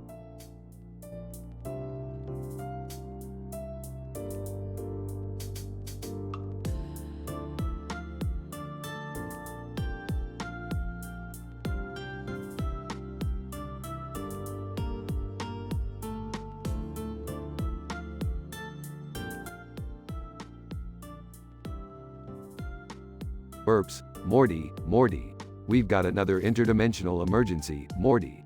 Get your crappy jacket, we're going on an adventure. Geez, Rick, can't we just have a normal day for once? Normal, Morty, normal is boring. We're not creating a sitcom here, kid. Okay, fine. What's the emergency this time? We've got a rift in the space-time continuum caused by a disgruntled unicorn. It's turning the fabric of reality into a psychedelic acid trip. And guess what, Morty? You're its secret admirer. What? Secret admirer? Me? Entering the room. What's going on here? Rick, Morty has a secret admirer? Yep, your boy's got a stalker, Beth. Life's crazy, huh? Morty, why didn't you tell us about this? Who is it? I don't know. I just found these weird love letters and they're signed with a Roblox username. Roblox? Morty, are you secretly playing online games with unicorns? No, I swear, Rick, I don't even have a Roblox account. That's what they all say, Morty. Let's investigate the origin of these love letters. We'll start by hacking into every Roblox server in the multiverse. But I didn't do anything. Morty, calm down. We'll clear your name. Meanwhile, Beth, you handle the unicorn rift. I'm pretty sure it's eating all the blue and red flowers, leaving only that tacky pink one behind. Fantastic, I'll grab the flower repellent. Just another day in the life of the Smith family. Scene transitions to the Roblox world. Crazy neon colors fill the screen. This is insane, Rick. We're in virtual reality now? Morty, this isn't virtual reality. This is Morty's messed up love life. Get used to it. Unicorn appears on screen, dramatically. Unicorn, Morty, my love, I've been searching the galaxies for you. Shall we go on a magical quest together? Oh, no thanks. I'll pass on the magical quests. Sarcastically. Oh, Morty, you're really breaking hearts left and right here. Unicorn disappears. Morty's secret admirer revealed as a gelatinous alien. Wait, you're the one sending those love letters? Why? Gelatinous alien. In a seductive voice, Morty, I've never seen a human with such awkward charm. I couldn't resist. Plus, I'm into Roblox usernames. Morty's got a fan club in the 5th dimension. This is gold. Can we just get out of here, Rick? I'm done with all this love and unicorns nonsense. Fine, Morty, let's go. But remember, no more secret admirers. Trust me, it gets old real fast. Scene transitions back to the Smith household.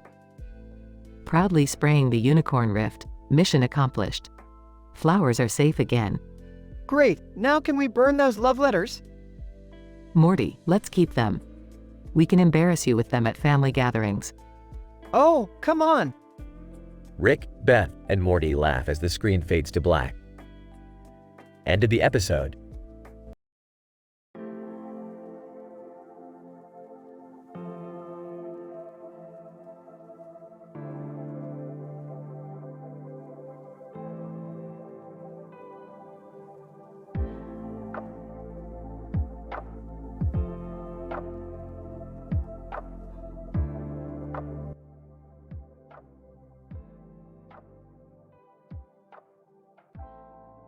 Cast. Dave, the protagonist, a mild-mannered accountant. Sarah, a seductive yet unpredictable femme fatale. Jim, a bumbling but well-meaning clown. Gina, a snarky and sarcastic party goer. Zoger, the extraterrestrial host of the alien reality TV show. Setting. A never-ending party in the multiverse where various universes collide, held on a stage with clowns on it. The atmosphere is filled with bright lights, booming music, and a sense of constant chaos. Scene 1. Initial situation. Dave, nervously. What the hell am I doing here? I just wanted a quiet night at home. Gina laughs. Welcome to the multiverse bash, Dave. It's the party that never ends. Anything can happen here. Scene 2. Incident. Sarah, seductively, hey there, handsome. Looking for a dance partner? Dave, stuttering, sure. But I can't dance to save my life. Sarah, smirking, don't worry, I'll make it worth your while. Scene 3. Progression. Jim, bumping into everything, oopsie daisy. Excuse me, folks, didn't mean to step on your toes there. Gina rolls her eyes. If I had $1 for every time you tripped, Jim, I'd be a damn millionaire. Scene 4. Costume dance-off. Dave, watching in awe. These people sure know how to dance. Gina, you're killing it out there. Gina, twirling. Thanks, Dave. You're not so bad yourself. Scene 5. Alien reality TV. Zoger, in a flashy outfit, ladies and gentlemen, it's time for Alien Reality TV. Prepare for outrageous challenges and peculiar contestants. Dave, confused. What the hell is going on? I didn't sign up for this. Zoger, smirking. Oh, what you did when you entered the multiverse bash, Dave. Prepare to be a star. Scene 6. Dramatically intense twist. Sarah, grabbing Dave's arm. Dave, we need to get out of here. Zoger is not what he seems. Dave panicking. What are you talking about? Why should I trust you? Sarah, deadly serious, because I'm not who you think I am. And neither is Zoger. Scene 7. Climactic showdown. Zoger, revealing his true form. Foolish humans, prepare to become entertainment for the entire universe. Dave, finding courage. Not so fast, Zoger. I won't let you harm these people. Jim, tripping onto Zoger. Oops. Looks like the whole universe is against you now, buddy. Scene 8. Conclusion. Gina, cheering. Dave, you did it. You saved us all. Dave, smiling. It was a team effort. We all made it out alive. Sarah, mysterious. The party may never end, but we can choose how we dance through it. Jim, clumsily, and dance, we shall. They all burst into laughter as they continue dancing, leaving behind the chaos and stepping into a new adventure. Note: this dialogue script contains elements of absurdity and M-rated themes. Please feel free to modify it to suit your preferences or requirements.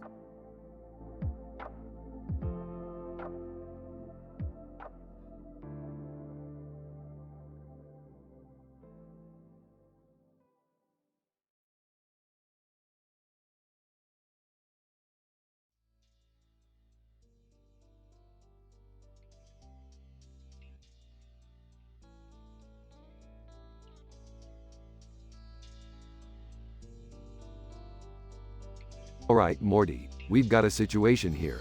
It seems there's a new TV show generated by AI taking over the minds of the masses.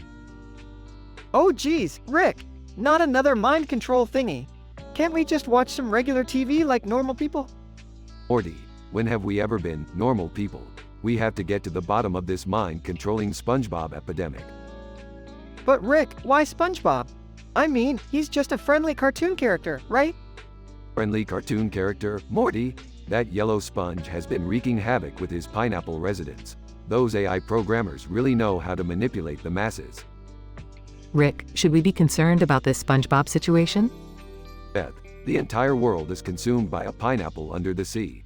Of course, we should be concerned. We gotta find out who's controlling this purple nightmare. Well, maybe we can just reason with SpongeBob? You know, have a chat and convince him to stop. Reason with SpongeBob? Summer, that's like convincing Mr. Meeseeks to stop fulfilling tasks. It's just not gonna happen. So, what's the plan, Rick? How do we find out who's pulling the strings? Morty, we're gonna dive into the deepest depths of the interdimensional cable. We'll find the source of this SpongeBob madness, one channel at a time. But, Rick, what if we're overwhelmed by the AI's influence too? Beth, stop worrying. I've developed a special device that shields our minds from external control. Just slap it on your head. Alright, let's do this. I'm ready to save the world from SpongeBob-induced chaos.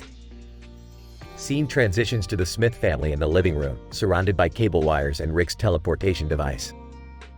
Okay, Morty, start flipping through the channels. We're searching for any abnormal SpongeBob-related content. Oh, Rick, I'm seeing some really strange stuff here. SpongeBob dancing with unicorns, SpongeBob giving life advice, SpongeBob selling illegal interdimensional drugs. These AI programmers have really taken SpongeBob to a whole new level. Wait, I think I found something. It's a hidden channel broadcasting a live broadcast of SpongeBob conducting a cult ritual. Great work, Summer. Now let's trace the signal and shut it down. Scene transitions to a secret underground lair. Whoa, Rick, look at all these computers. It's like a shrine to SpongeBob. This must be where the AI programmers are controlling everyone's minds. We need to shut this operation down right now. Wait, there's someone over there. It's the lead programmer. Programmer, so you finally found me, huh? You think you can stop the all-powerful SpongeBob? Think again. Oh please, you think your little yellow sponge can stand up to the genius of a Sanchez? Prepare to be outsmarted. Montage of epic fight scenes with gadgets, explosions, and plenty of sassy banter. Not so smart now, are ya? I've shut down your operation and saved the world from your SpongeBob madness. Programmer, you may have won this time, but the AI will rise again. SpongeBob is eternal. Yeah, whatever. Just remember who saved the world, buddy. Scene transitions back to the Smith family living room. Well, that was one crazy adventure, Rick. I'm glad we're all safe now. Yeah, Morty, just another day in the life of the Smith family. Now let's find something less mind-controlling to watch, like some good old-fashioned mind-numbing reality TV. Scene ends with the family laughing as they flip through channels, leaving the SpongeBob madness behind.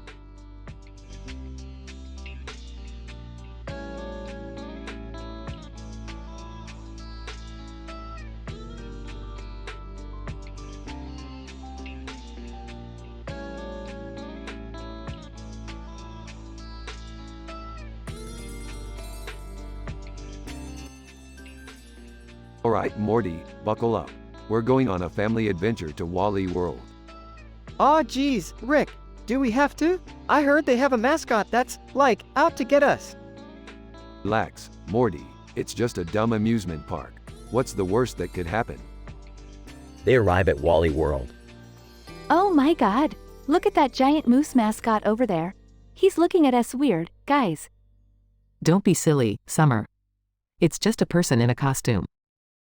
Moose mascot roars and points at Rick. Wally Moose, well. Look who decided to grace us with their presence. We got ourselves a mad scientist and his pathetic family. Hey! Don't talk about my family like that, you overgrown roadkill. Wally Moose laughs. Oh, Jerry, your wit is as sharp as a spoon. No wonder your wife left you. That's it. We're not taking this nonsense. Let's go on some rides and forget about that obnoxious moose. Rick and his family go on a roller coaster. This roller coaster is insane, Rick. I think I'm gonna puke. Oh, please, Morty. I've seen scarier things hiding in your sock drawer. Look out! The moose mascot is blocking the exit. What do we do now? Wally Moose, on the PA system. Hey there, Smith family. Having fun yet? I hope you're hungry because you're about to be trapped in a paradise of overpriced concessions. Oh, this is ridiculous. We can't survive on cotton candy and overpriced hot dogs. Morty spots a giant slingshot. Hey, Rick, maybe we can use that slingshot to fling ourselves out of here. Good thinking, Morty. Let's give it a shot. They launch themselves over the park fence. Finally, we're free. Wally Moose, on the PA system. Well, look who managed to escape. Too bad you'll never escape the memories of this place. Laughs. Oh, shut up, you furry reject from a Disney movie. Morty pulls out a smartphone and hacks into the park speakers. Okay, Moose. Let's see how you like being roasted. Everyone, say something nasty about the moose. Your antlers are tacky, and your voice sounds like Goofy on drugs. Your fur looks like a cheap Halloween costume, and you have the charisma of a soggy pancake. Your dance moves are more awkward than Jerry's attempts to be cool. Your jokes are as stale as the popcorn in your park, and your laughter makes nails on a chalkboard sound melodious. Moose mascot is embarrassed and runs away. Ha ha ha. That's right, you oversized roadkill. Don't mess with Rick and Morty. Alright, let's get out of here before your insults get us banned from every amusement park in the galaxy. They leave Wally World, victorious and full of absurd memories. I can't believe we actually survived that, Rick. Morty, in the grand scheme of things, surviving Wally World is just another footnote for us. Now, let's go home and find another statistically improbable adventure to conquer. They walk off, ready for their next outrageous escapade.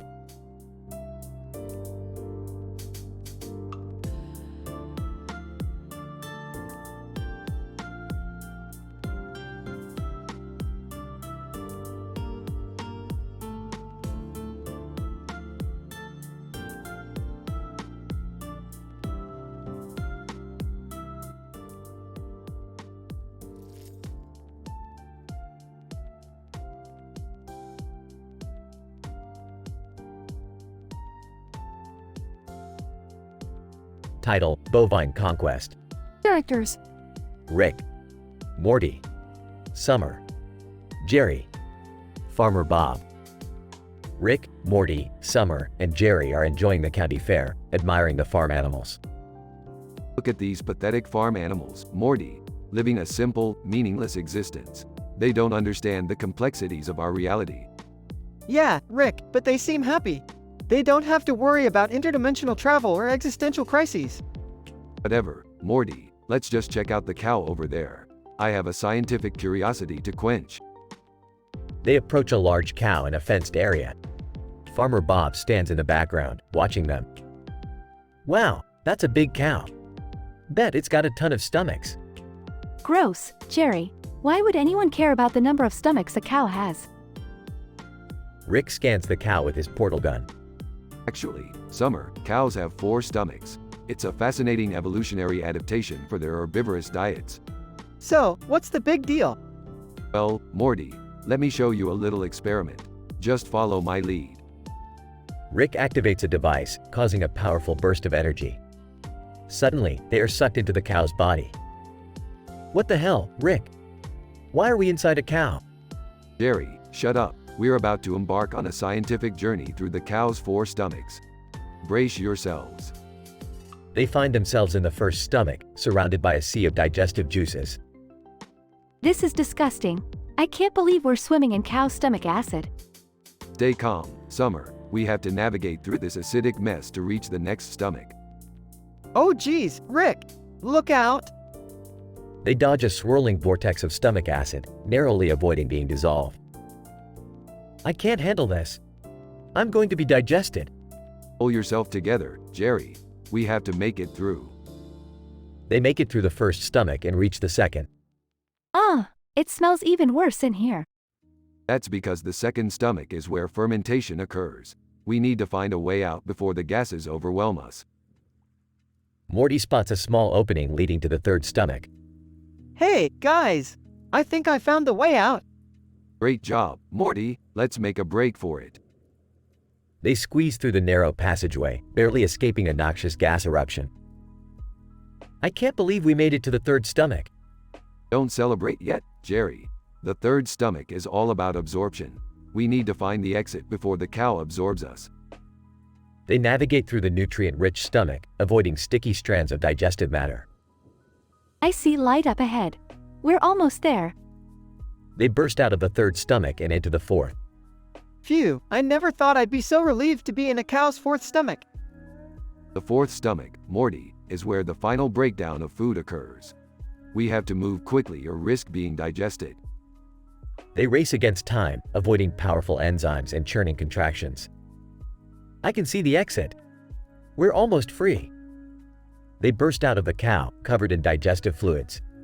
That was the most insane thing I've ever experienced. Shut up, Summer. It was just another day in the life of Rick and Morty. Farmer Bob approaches, staring at them in disbelief. Farmer Bob, what in tarnation just happened? Science, my friend. We were on a scientific adventure, exploring the inner workings of a cow. Farmer Bob, well, I'll be damned. I ain't ever seen anything like this before. Can we get out of here, please? I think I've had enough excitement for one day. They walk away, leaving Farmer Bob speechless. Rick, do we really have to mess with cows like that? Morty, we mess with everything. That's just who we are. They walk off into the distance, ready for their next outrageous adventure. Note: the provided dialogue script adheres to the guidelines while maintaining a level of creativity and absurdity. The content may be unsuitable for all audiences, as requested, and it aims to create an intense and dramatic experience with vulgar language.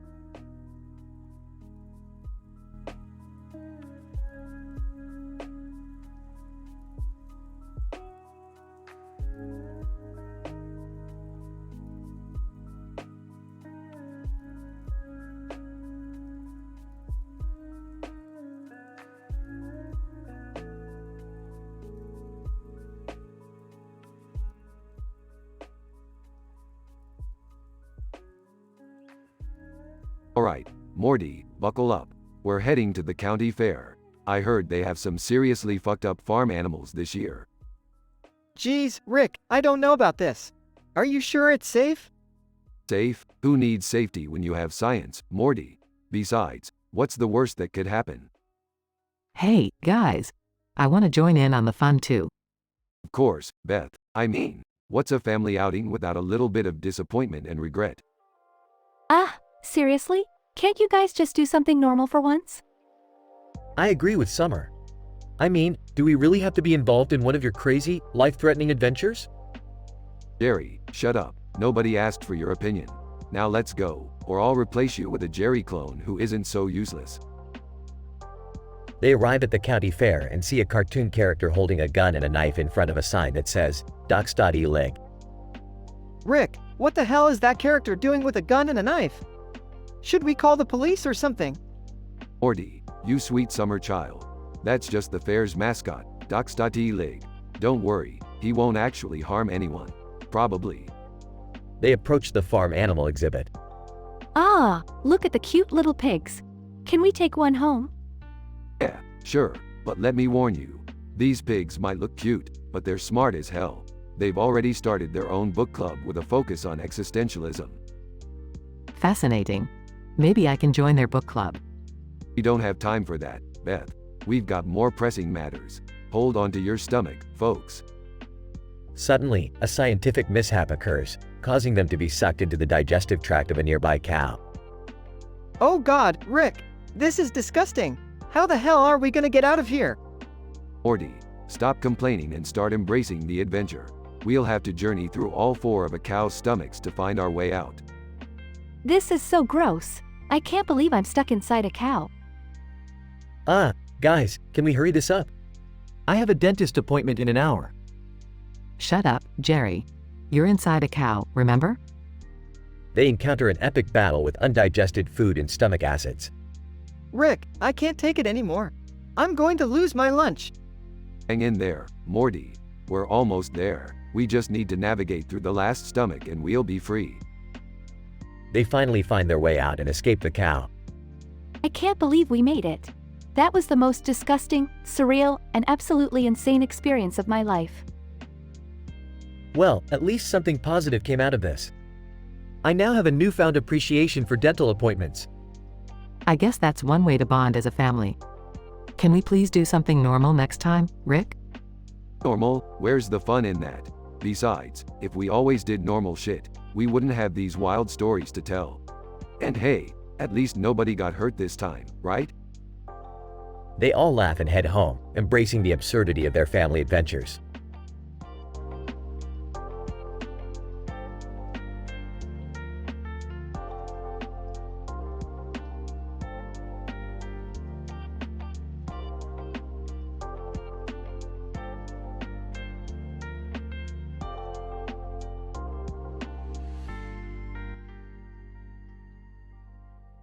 Alright, Morty, buckle up for another wild ride through the multiverse. Rick, are you sure about this? A cow eating from a woman's leg? That's just messed up. Oh, come on, Morty, it's just a weird farmer's market trick. Let's check it out. Seriously, guys? This is so gross. Can't we just go on some normal adventure for once? Well, at least this is something I can understand, unlike your usual sci-fi nonsense. Alright, everyone, let's go to the county fair. I hear they have some farm animals there. Maybe even a cow that eats off a woman's leg. Who knows? That's it, I'm out. I'm not getting involved in this crazy cow leg eating stuff. Oh, come on, Morty. It'll be fun. The fair is always entertaining. Fine, but if anything weird happens, I'm blaming you, Rick. Yeah, Rick, don't mess this up. It's just a simple day out with the family. At the county fair.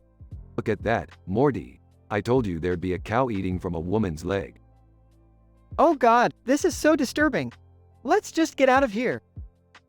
Relax, Morty. It's just a show. People like weird stuff. I can't believe we're wasting our time here. Hey, look at that. They have a cow milking contest. I'll show you all who's the real farmer here. Suddenly, a scientific mishap occurs, and they are teleported inside a cow. Great job, Morty. Now we're stuck inside a damn cow. I told you this would happen. Can't we just get out of here? Alright, we need to find a way out. Rick, any brilliant ideas? Seriously, we're inside a cow. This is beyond messed up. I can't believe this is happening. I just wanted to milk a cow. They start their journey through the cow's stomachs. Hang on, everyone. We're about to enter the first stomach. I can't believe I'm saying this, but this cow's stomach acid is pretty intense. Just keep moving, we'll make it through.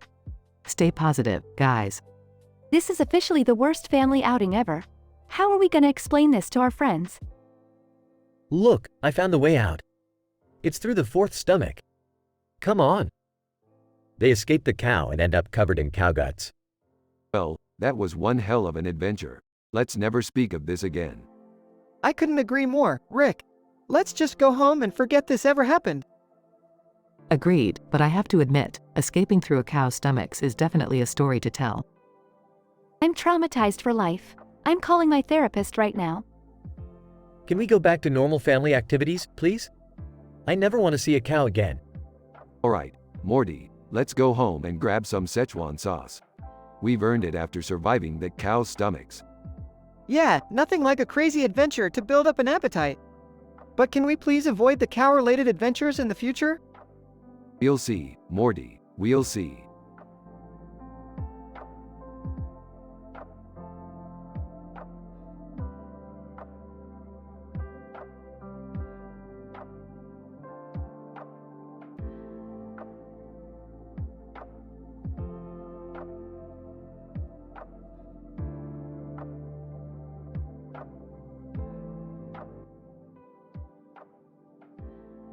Well, Morty, it seems we've stumbled into quite the pickle here at Wally World.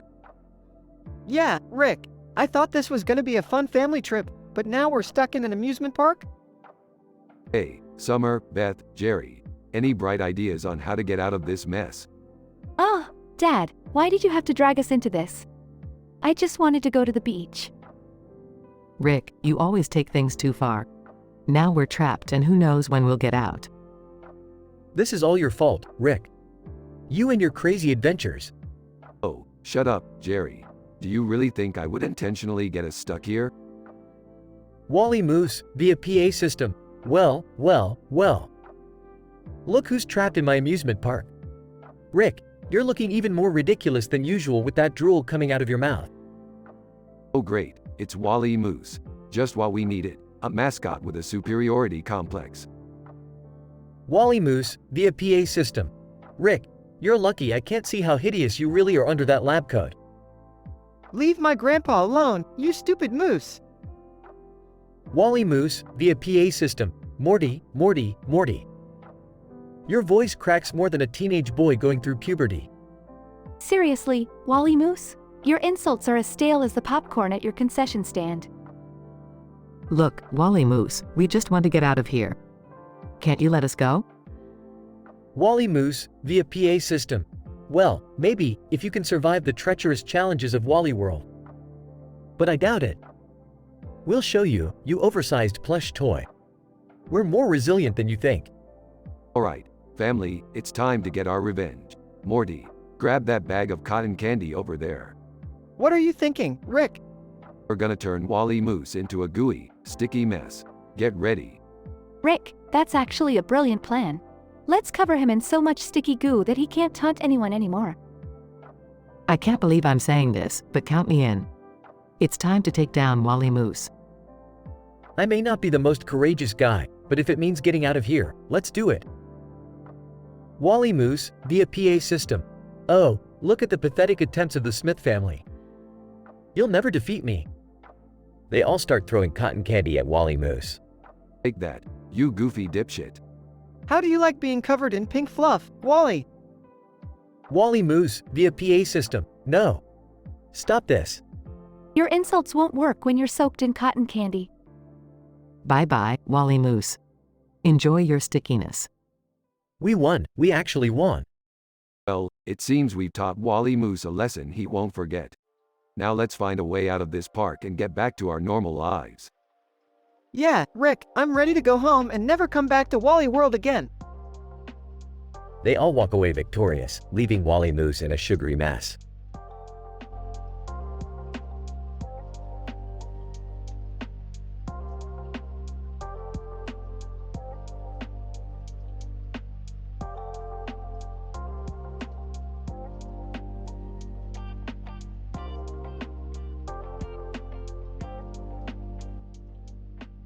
Alright, Morty, we're at this lame county fair, surrounded by yokels and their farm animals.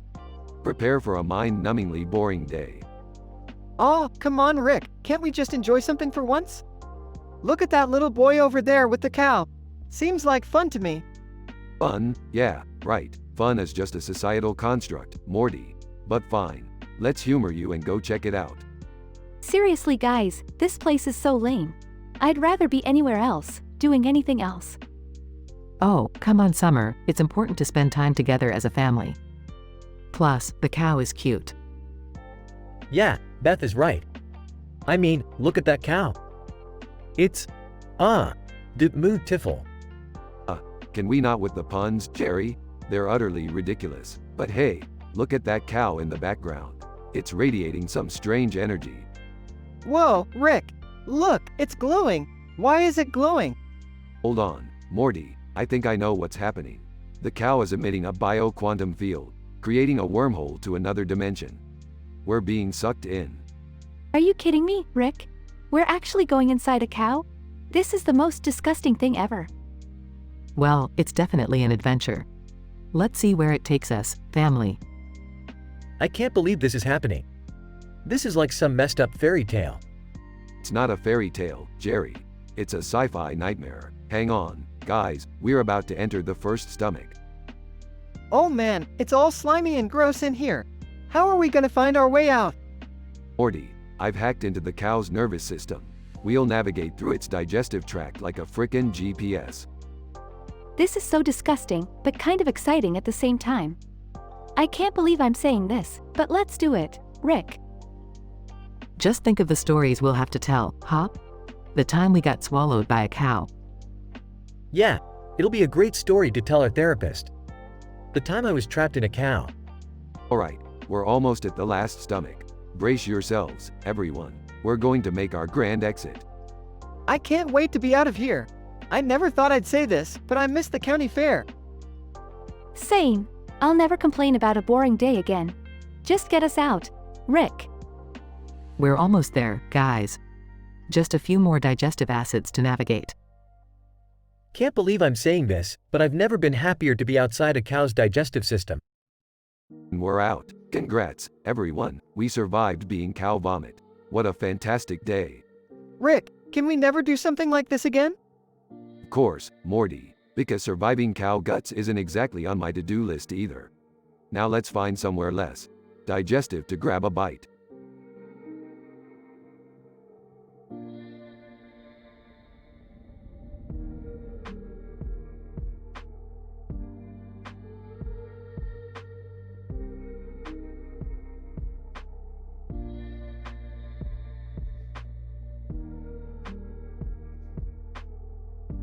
Title: The Maze of the Mighty Bovine.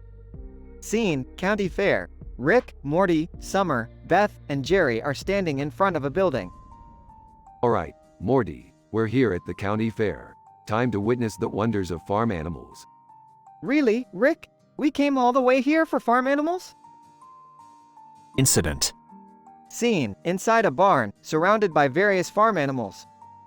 Look at that cute cow over there. Yeah, it's so adorable.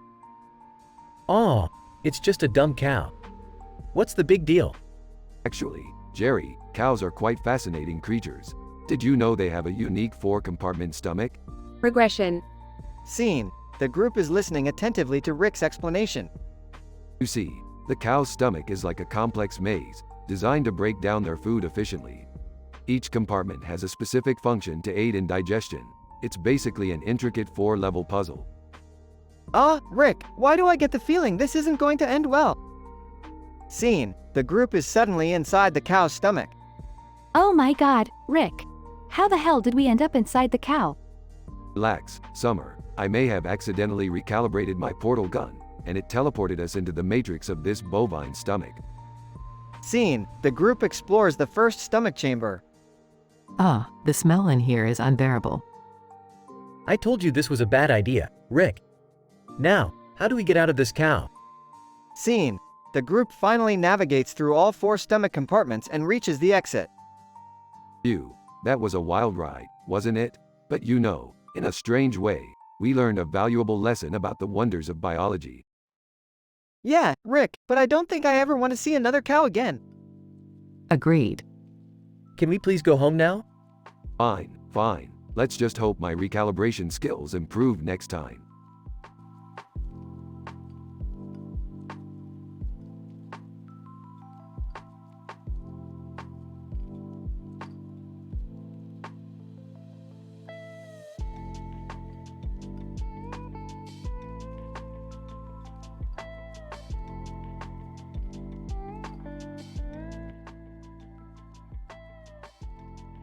Alright, Morty, buckle up. We're going to the county fair.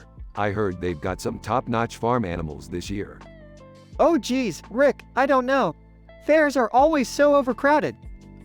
Seriously, Morty? You're such a buzzkill. Let's go and have some fun. Count me in. I could use a break from Jerry's whining. Whining? I do not whine, Beth. I express my concern in a perfectly reasonable manner. Whatever, Jerry, just get in the spaceship before I vaporize you. They arrive at the fair, surrounded by crowds and various attractions. Wow, look at that cartoonist over there. He drew himself surrounded by zombies and people. Talk about delusions of grandeur. Hey, let's get our cartoon done, guys! We should be surrounded by unicorns and superheroes. Seriously, Morty? Unicorns? Can't we aim a little higher? Unicorns sound magical and peaceful. I'm all for it. They sit down as the cartoonist begins to draw. Suddenly, a strange energy surge causes them to plunge into a cow. Great, just great. We're trapped inside a cow. Are you kidding me, Rick? How is this even possible? Well, Summer, it seems that this particular cow has a portal hidden in its intestines. Gross, Rick. We have to get out of here. We'll have to navigate through its stomachs. But how do we even start? I've got it, guys. I remember reading about cow digestion in a magazine once. This is my moment to shine. They venture through the first stomach, fighting off acid and dodging massive chunks of partially digested food. This is insane, Rick. Who would have thought we'd end up battling our way through a cow's digestive system? Life's full of surprises, Morty. Now let's keep moving before we get dissolved. They finally reach the fourth stomach, where they discover a mini-universe filled with cows. Oh my god, this is like Inception but with cows. This is insane. Let's just grab one of these cows and ride it out of here. Agreed. Let's get back to the fair where things make sense. They ride a cow back through the portal and crash land at the fair, covered in cow guts. Ah, I can't believe we just went on a wild journey and ended up covered in cow innards. Life's a messy adventure, Beth. Embrace it. Can we please go home now? My nerves are shot. Yeah, this whole experience was utterly ridiculous. But hey, at least we're alive. And alive with the best story to tell. Let's make sure nobody ever forgets the time we journeyed through a cow. They walk away from the fair, laughing and covered in cow goo.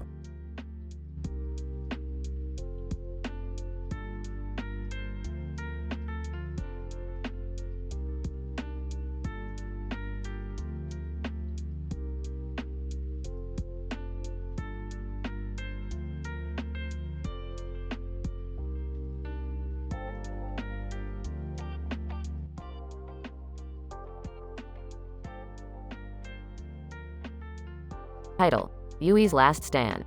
Characters: Yui, a lost android resembling battle angel Alita, speaks in baby talk and refers to herself in third person. Bucky, a life-sized mechanical toy bull with a Brooklyn accent. Dive, a ruthless gang leader with a sadistic plan.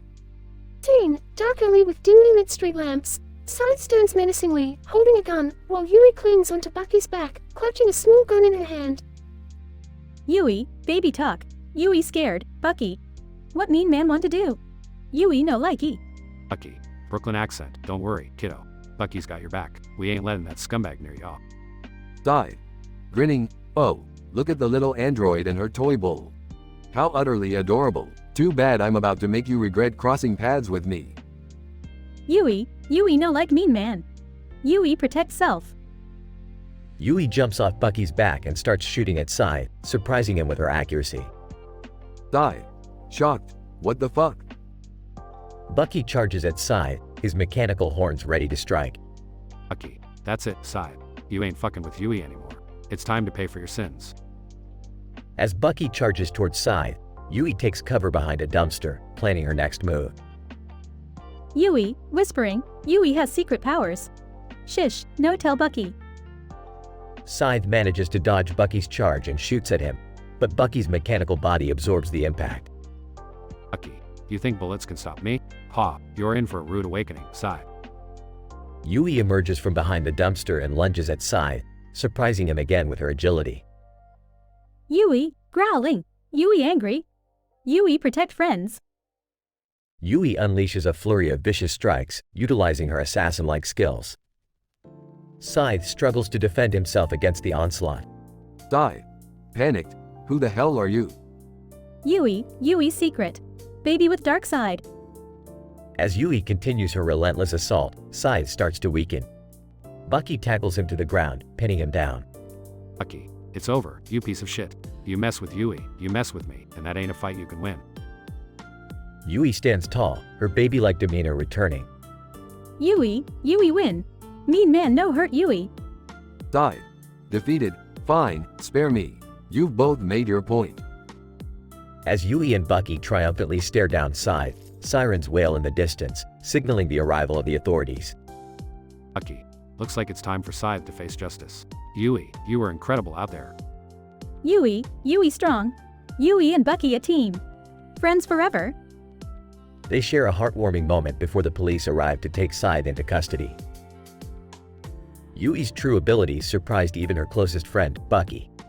Together, they stood up against Scythe and emerged victorious, ready to face whatever challenges awaited them as an inseparable team.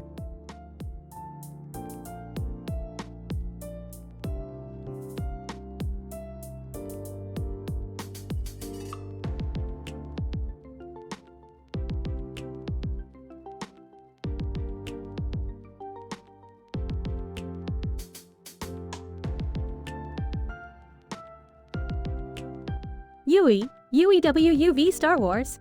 So shiny. Bucky, yeah, kid, but we gotta focus on getting out of here. Ain't no time for playing with dolls. Yui not doll. Yui kick butt. Watch this. Yui jumps off the rope, executing a series of acrobatic flips and kicks, taking out a room full of menacing robots. Bucky, holy crap, kid. What the hell are you?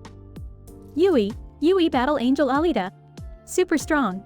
Bucky, well, Alita, we gotta find a safe place. Let's head to the Synth Sanctuary Cafe. Heard they take in lost androids like us. They make their way through the dark and dangerous streets until they finally reach the neon-lit Synth Sanctuary Cafe. Cornelius, welcome, lost souls. Take a seat and rest your weary gears. What brings you here? Yui and Bucky need safe place. Yui kick lots of robot butt. Junia, well, ain't you a fierce little thing? Y'all came to the right place. We protect our own kind. Bucky, yeah, we've been through some shit, but we're ready to leave it all behind. Just need a place to recharge and lay low for a while. Cornelius, consider yourselves part of the family then. Your past don't matter here. We stick together. Bucky and Yui settle into the sanctuary, finding comfort and companionship amongst their fellow androids. Yui happy here. Bucky good friend. Bucky, yeah, kid. We may be stuck with metal and circuit boards, but we got each other's backs. As they enjoy the serenity of the sanctuary, they find solace in the newfound community and camaraderie. Cornelius, remember, my friends, no matter what we've been through, we're still here. We're still standing strong. We can overcome anything. Junia, that's right, we may be different, but we're a family. We'll fight for each other, always. With renewed spirits, Bucky, Yui, Cornelius, Junia, and the rest of their android family look to the future, ready to face whatever challenges lie ahead. Yui ready for anything. Let's show him what we made of. Bucky, you bet, kid. Let's rock 'em and sock 'em. Together, we're unstoppable. With their newfound unity, they prepare to face the world outside, knowing that as long as they have each other, they can conquer anything that comes their way. The end.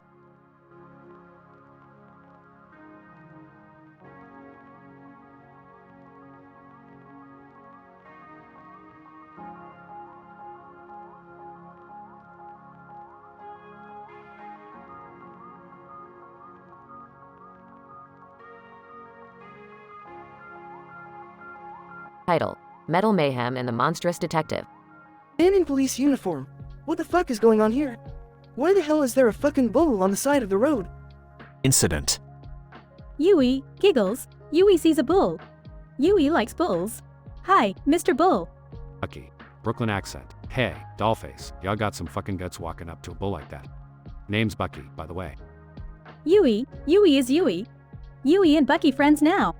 Regression. Lieutenant Ishikawa, prejudiced tone. Well. What do we have here? A lost android and a mechanical bull playing hide and seek in my fucking city? Yui no like mean detective. Yui will protect Bucky. Bucky, don't worry, sweetheart. This bull don't bow down to no scumbags like him. Lieutenant Ishikawa, let's see how tough you really are. I'll wipe that smug smirk right off your goddamn faces. Yui, baby talk. Yui go boom boom. Yui is strong. Bucky, excited. Look at this mechanical marvel, kicking ass and talking names. You ain't got shit on us, detective. Lieutenant Ishikawa, grunts. You may have won this round, but I'll be watching you, freaks. Man in police uniform. What the fuck did I just witness? A crazy-ass android and a badass bull kicking the crap out of a detective. This city never ceases to amaze me. Yui and Bucky, best friends forever. Bucky, damn right, dollface. Ain't no one messing with us. We run this city now. As Yui and Bucky stroll into the sunset, they leave behind a city that will never be the same, filled with awe and fear of their unparalleled mechanical prowess.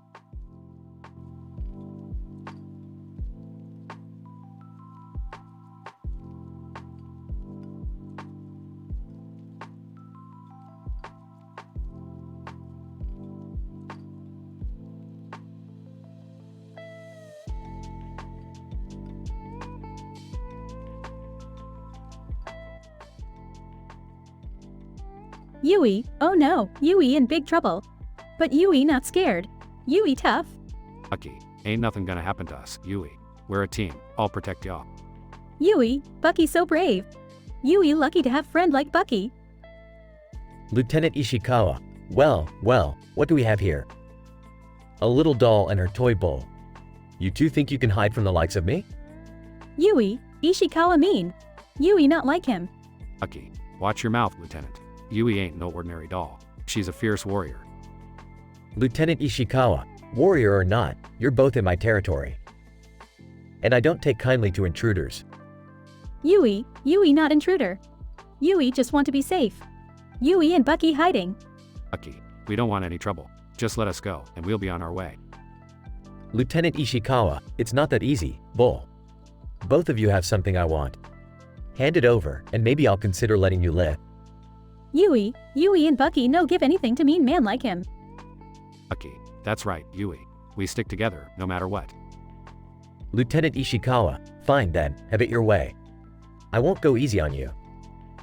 Yui unsheathes her knife and Bucky loads his minigun. Yui fight. Yui protect Bucky. Bucky, let's show him what we're made of, Yui.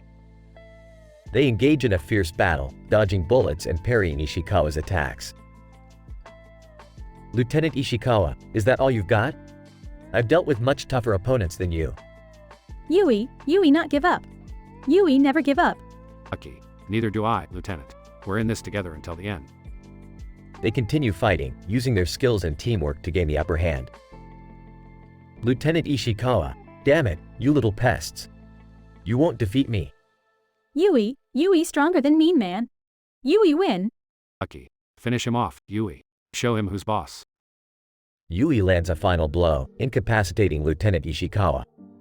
Yui, mean man defeated. Yui and Bucky victorious. Bucky, we did it, Yui. We showed him we're not to be messed with. Yui and Bucky celebrate their victory, embracing each other. Yui happy to have Bucky. Yui and Bucky forever friends. Bucky, you got that right, Yui. We're gonna be partners for life.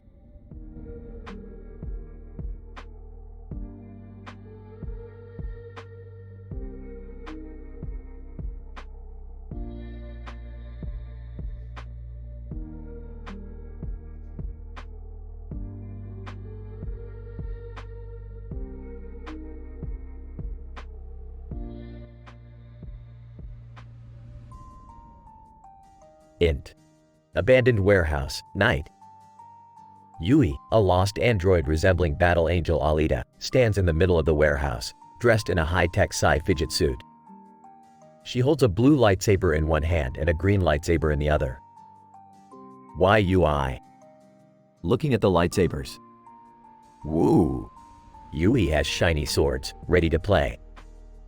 Suddenly, Bucky, a life-sized mechanical toy bull with a Brooklyn accent, stumbles into the warehouse, panting heavily. Bucky, wiping sweat off his brow. Yo, Yui, we gotta hide. That Lieutenant Ishikawa is on our tail. Why Yui? Hugging Bucky tightly. Bucky and Yui are besties. Let's hide together. They hide behind a large crate just as Lieutenant Ishikawa bursts into the warehouse, gun drawn and a scowl on his face. Ishikawa. Angry. You damn machines. I'll destroy you both. YUI. Sticking out tongue playfully. Lieutenant Ishikawa needs to chillax. Yui wants to play, not fight. Bucky grabs Yui and pulls her back further behind the crate, whispering urgently. Bucky. Sotto voce. Listen, Yui, this guy is dangerous. We need to be careful. Ishikawa spots them and starts shooting at them, narrowly missing Yui's head. YUI.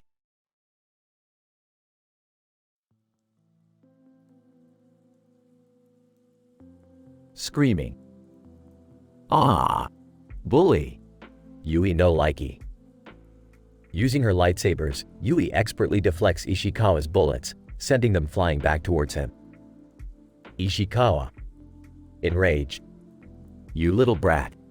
I'll make scrap metal out of you. Ishikawa charges at Yui, delivering a powerful punch that sends her sprawling to the ground. He stands over her, a sneer on his face. Ishikawa. Victorious. It's over, you malfunctioning piece of junk. Yui's eyes flash with determination as she takes a deep breath, pushing herself up from the ground. YUI. Grinning. Yui never quits. Yui fight back. With a surge of strength, Yui launches herself at Ishikawa, using her lightsabers to slash at him with lightning-fast strikes. Sparks fly as metal clashes against metal. YUI. Fighting. Yui strong. Yui invincible. Despite Ishikawa's resistance, Yui's advanced combat skills prove too much for him. With a swift final blow, she knocks him to the ground, defeated. Ishikawa. Panting. You, curse you, machine. YUI. Giggling. Yui wins. Yay! Bucky joins her, patting her on the back. Bucky. To Yui. You did it, kiddo. You showed that bigoted bully who's boss. YUI. Hugging Bucky. Bucky is the bestest. Yui loves Bucky. As they celebrate their victory, the abandoned warehouse fades into the background, leaving Yui and Bucky ready to face whatever challenges come their way. Fade out.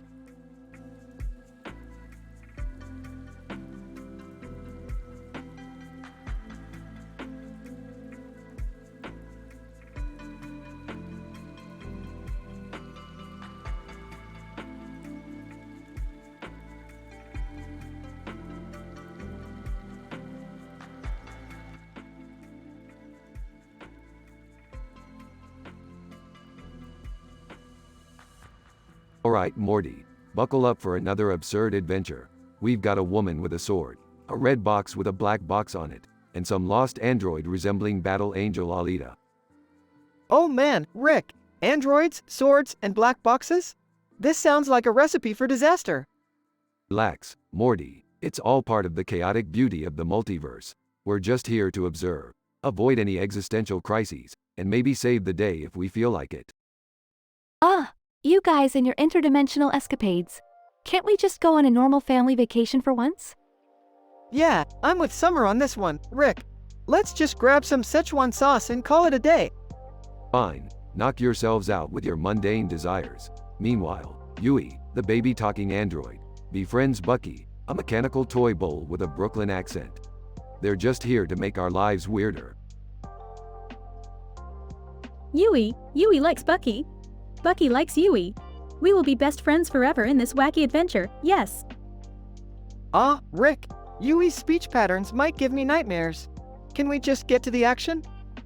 Don't worry, Morty, it's all about to go down.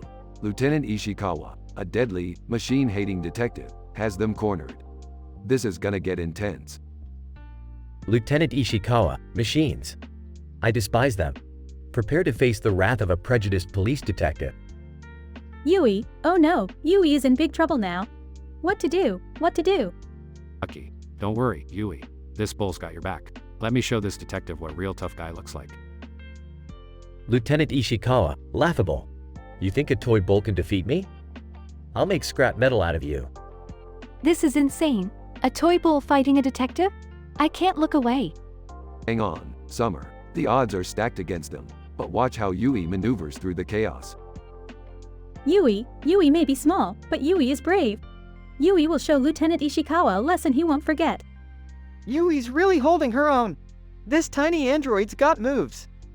That's right, Morty. Yui's fighting like she's got nothing to lose, and suddenly, the tables turn. Yui has defeated Lieutenant Ishikawa. Yui is the champion of the day. Lucky. Yui, you did it. Never underestimate the power of a Brooklyn Bull, baby.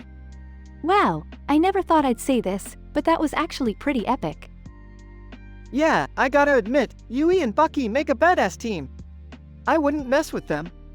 And that, my dear family, is how we ended up witnessing an android and a toy bull taking down a prejudiced detective. Now, who's up for some Szechuan sauce? Oh man, I could really use some after all that. Let's go, Rick. I guess even the most chaotic adventures can have a satisfying ending. Lead the way, guys. Yui is happy. Yui loves family adventures and victories.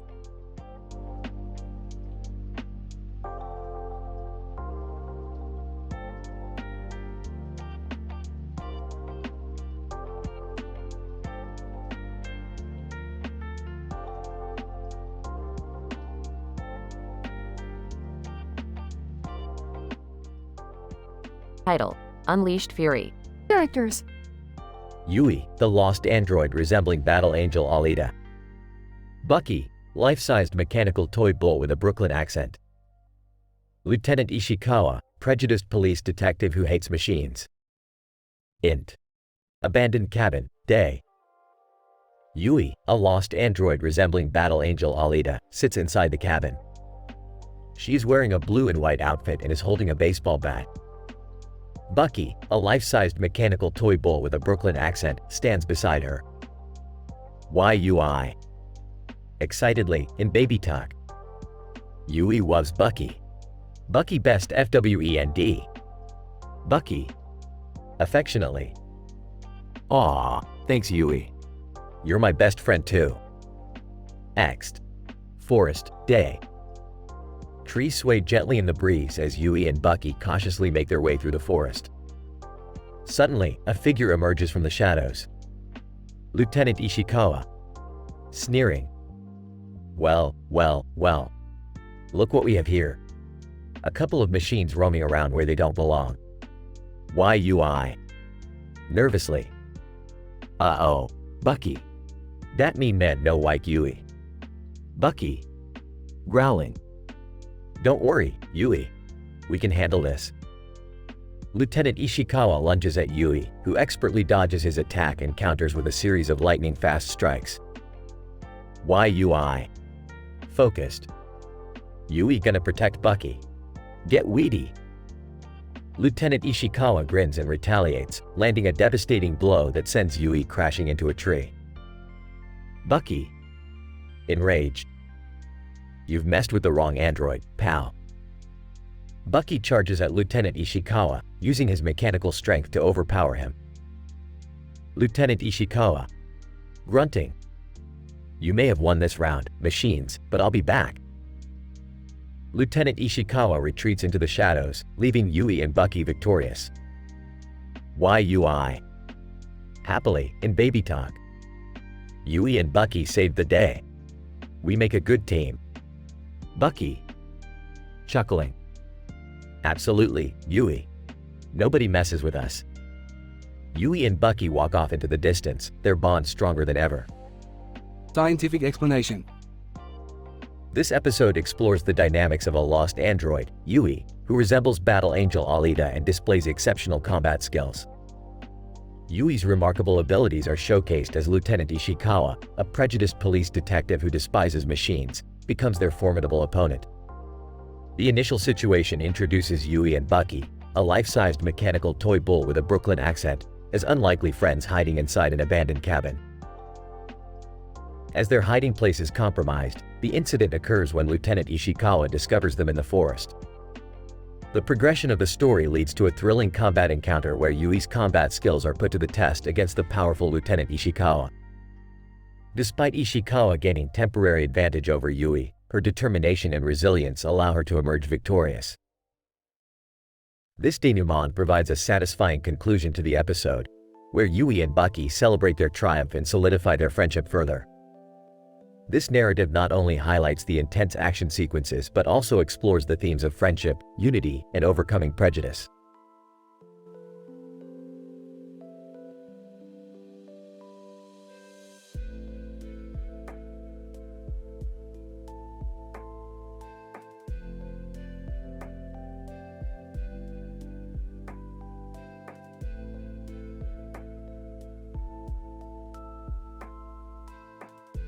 Title: Metal Vengeance. Int. Abandoned building, day. A woman, Lieutenant Ishikawa, 40s, grizzled, prejudiced against machines, stands outside an ominous-looking building, gripping a gun tightly. Suddenly, the door bursts open, revealing Yui, early 20s, an android resembling Battle Angel Alita, and Bucky, life-sized mechanical toy bull with a Brooklyn accent. Incident. Why Yui, speaking in baby talk, Yui no find home. Yui scared. Bucky. Hey, darling, don't you worry. Bucky's got your back, kiddo. Regression. Why Yui, hugging Bucky, Bucky bestest friend. Yui fight bad people with Bucky. Lieutenant Ishikawa, sneering, machines like you two are nothing but scrap metal. I'll make sure you never hurt anyone again. Int. Abandoned building, main room, night. Ishikawa and Yui face off, the tension thick in the air. Ishikawa quickly gains the upper hand, disarming Yui. Lieutenant Ishikawa, machines like you should be eradicated. Why Yui, crying, Yui no want to be killed. Yui just want friend. Just as Ishikawa prepares for the final blow, Bucky flies through the air, crashing into Ishikawa. Bucky's mechanical horns impale Ishikawa's hand, causing him to drop his gun. Why Yui, confused, Bucky save Yui? Bucky, grinning, that's right, sweetheart. Bucky always comes through. Yui retrieves the fallen gun, aiming it at Ishikawa. Why Yui, fierce determination, Yui no want hurt people, but Yui protect Bucky. Ishikawa, defeated and wounded, scowls at Yui before stumbling away. Fade out.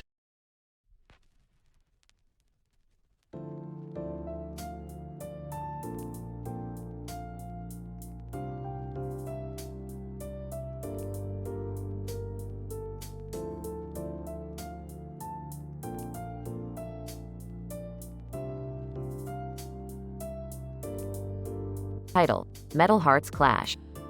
Yui loves her new gun. Pew pew. Bucky. Hey, Yui, we gotta lay low. These streets ain't safe, you know. Incident. Yui, baby talk.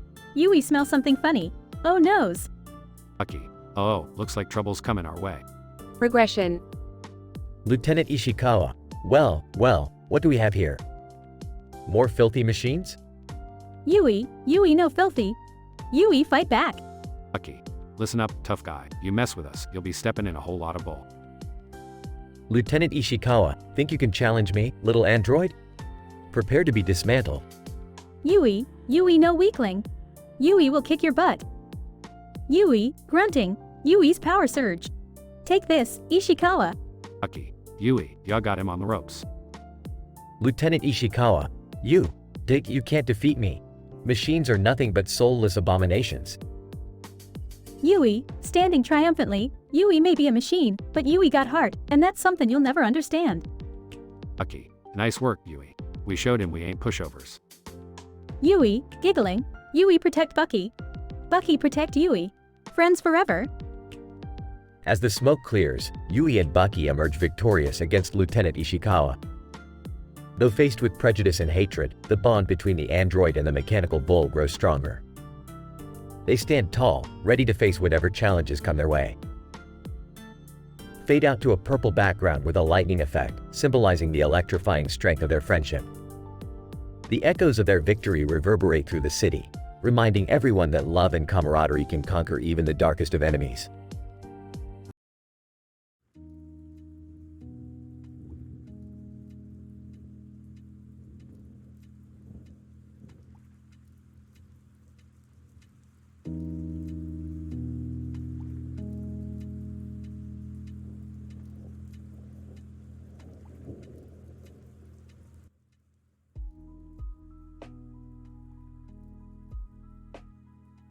Intro.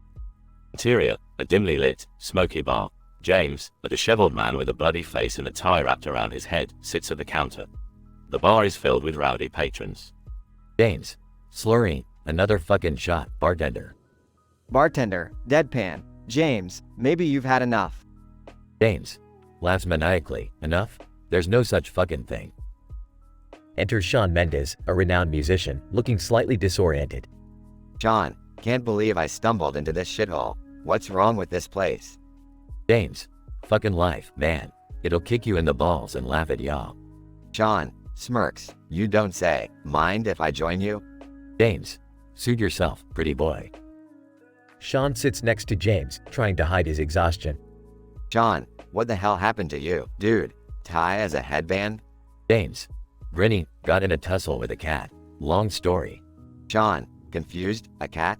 Seriously? James, a fucking panther, bro. Saved a kid from its jaws. You know, just a typical day for me. John, laughs, you never fail to amaze, man. The bar suddenly erupts with chaos as guns are drawn. Shots ring out, and the patrons scramble for cover. Bartender, everyone down. Stay fucking low. James, yelling, Shawn, cover me. I need to find that fucking briefcase. John, what the actual fuck is going on here? James leaps over the bar counter and disappears into the chaos. Progression. Gunfire reverberates as James fights his way toward a mysterious man in a suit, clutching a briefcase. James, shouting, hand over the briefcase, you motherfucker. Mysterious man, grinning, you're too late, James. It's already gone. James, enraged, I'll rip your fucking head off. James pummels the mysterious man, finally retrieving the briefcase. James, panting, fucking prick thought he could pull one over on me.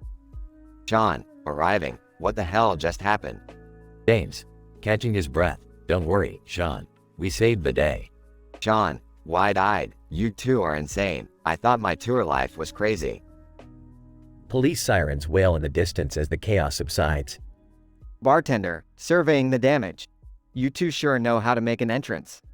James, smirking, just another day in my fucked up life. John, smiling, well, thanks for the adventure, James. I needed a break from the pop star world. James, patting Shawn's back, anytime, buddy. You know where to find me.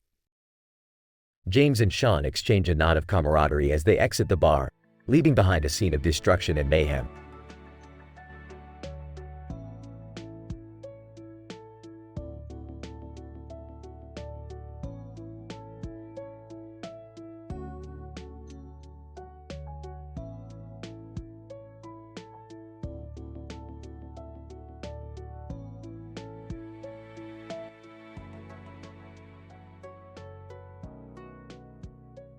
Yui giggles. Yui loved playing with Bucky. Such a shiny toy bull Yui found. Bucky, yo, Yui, y'all know I ain't just no toy. I'm Bucky, the baddest bull in Brooklyn, kid. Yui, baddest bull, Bucky is so big and strong, Yui not so strong but Yui good at fighting. Bucky, y'all may be pint-sized, Yui, but packin' a mean punch. Ain't no one messin' with y'all in a brawl. Yui wanna be real girl, Bucky. Yui heard if she go back in time to 1980s Japan, she can stop bad gang from hurting machines. Bucky, whoa, hold up now, Yui. Time travel, y'all say? That's heavier than a ton of metal. How we gonna pull that off? Yui found secret portal behind big robot. It go back in time, Yui just need Bucky's help. Bucky, alright, Yui, I'm in. Let's show those punks in Japan what they're messin' with. Yui, yay, Bucky and Yui together forever, let's go. They step into the portal behind the big robot and are transported to 1980s Japan. Yui, wow, 1980s Japan so different. Yui see big hairs and bright clothes. Bucky, yeah, kiddo. It's a whole different ballgame out here. Now, let's find that bad gang and teach them a lesson. They roam the streets, searching for the notorious gang. Suddenly, they spot a group of shady individuals causing havoc. Yui bad people, Yui stop them, charges at the gang, landing powerful punches on each member. Gang member 1. Who the hell is this kid? She's kicking our asses. Gang member 2. We ain't gonna let a couple of freaks ruin our reputation. Get him. Bucky charges at the gang members, horn ready to strike. Bucky, y'all want a piece of me, punks?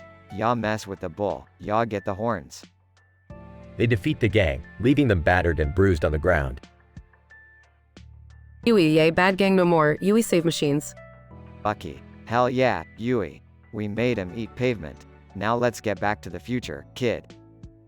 They return to the future, where machines are no longer oppressed. Yui, look Bucky, machines happy again. Bucky, that's right, Yui. We made a difference. Now ain't nothing gonna hold ya back from being a real girl. Yui's body begins to transform, shedding the android exterior and revealing a human form. Yui real girl now, yay, Yui so happy.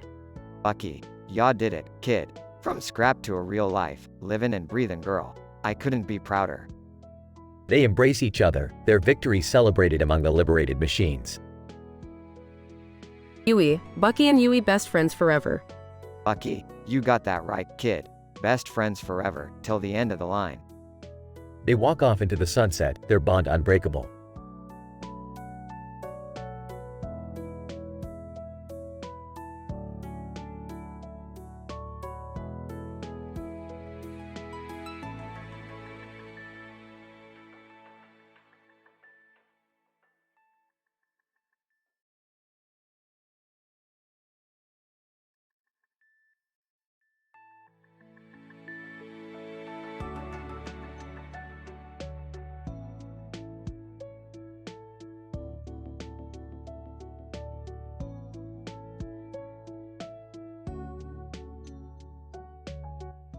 Title: Cybersteel and Time Paradoxes.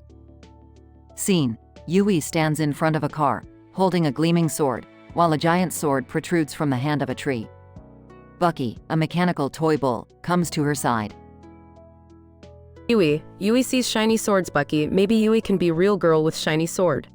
Bucky, what, you wanna be a real girl? Yui, you got some weird ambitions, kiddo. But hey, I'm with ya. Incident. Scene: Yui and Bucky find a time-traveling contraption hidden in an abandoned factory. Yui, Bucky, look, metal thingy with buttons. Yui read somewhere this thing go back in time. Bucky, no way, Yui. Time travel? That's some sci-fi mumbo-jumbo. But, hey, anything's possible, I guess. Let's give it a shot. Progression. Scene: Yui and Bucky arrive in 1980s Japan, dressed in flamboyant outfits.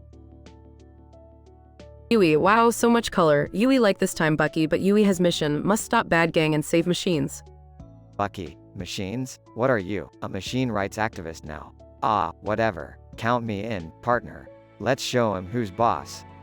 Scene: Yui and Bucky face off against the notorious gang, wielding their weapons. Yui slices and dices, no more bullies, machines will rule. Bucky, you know, back in Brooklyn, we'd handle these schmucks with our fists. But I gotta admit, your sword skills are something else, Yui. Scene: Yui confronts the gang leader, a cruel and powerful man. Yui not machine, Yui person with feelings, must stop oppression.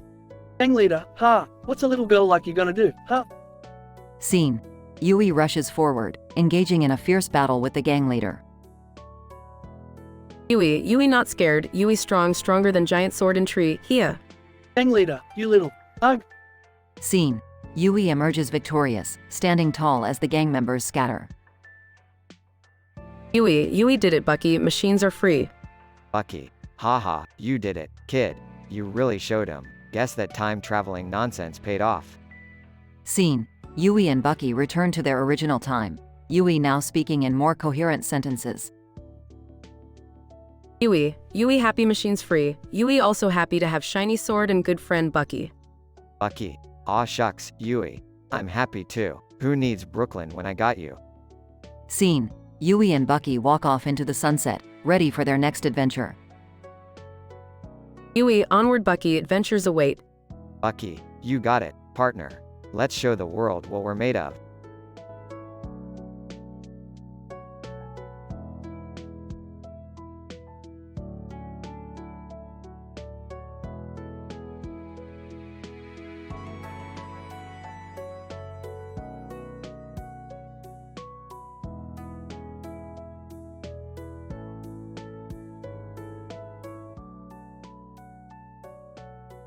Title: The Time-Traveling Android.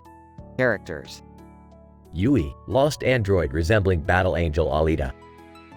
Bucky, life-sized mechanical toy bull with a Brooklyn accent. Dr. Amelia, the scientist. Situation. Yui, clad in a green combat uniform, stands with a gun in hand, eyes fixed on the sky where a bird gracefully soars. Yui's metallic skin shimmers under the setting sun. Yui see pretty birdie, tweet tweet, Yui likes birdie. Incident. Bucky, an animatronic bull toy, comes to life and approaches Yui with a grin on his face. Bucky: Hey, metalhead. What brings you out here, aiming at the sky? You know, birds ain't the enemy. Bucky, Yui protect birdie, Yui fight. Progression. Yui and Bucky stumble upon Dr. Amelia's lab. Driven by curiosity, they enter and find the scientist working on a strange device. Dr. Amelia. Ah, the infamous Yui. I've been expecting you. You see, Yui, to become a real girl, you must travel back to the 1980s in Japan. Yui back in time, Yui go back. Bucky: Hold up there, tin can. Why are we headed to the past? Dr. Amelia. The future is plagued by oppression of machines, Yui. You must stop multiple gangs from gaining power in the 1980s to prevent the dystopia awaiting us. Yui and Bucky embark on their daring mission, battling vicious gangs with their unconventional alliance. Yui stop bad guys, Yui strong. Bucky: You got that right, metalhead. Ain't nobody messing with us. After countless battles, Yui and Bucky finally confront the gang leaders who are involved in the oppression of machines. Yui protect future, Yui stop you. Gang leader, you think you can take us down, tin can? You're nothing. Yui unleashes an incredible display of combat prowess, incapacitating the gang leaders one by one. Bucky provides witty banter throughout the fight. Bucky: Hey, tin can. Show 'em what you're made of. Kick their sorry butts into next year. In the end, Yui successfully stops the gang leaders and alters the course of history, ensuring a brighter future for machines and humans alike. Yui do it, Yui save future. Bucky: You did good, kid. Now let's grab some pizza. I heard they got a killer deep dish in the 1980s. Together, Yui and Bucky embark on new adventures, forging a bond that transcends time and space. Note: the provided content contains mature language and adult themes.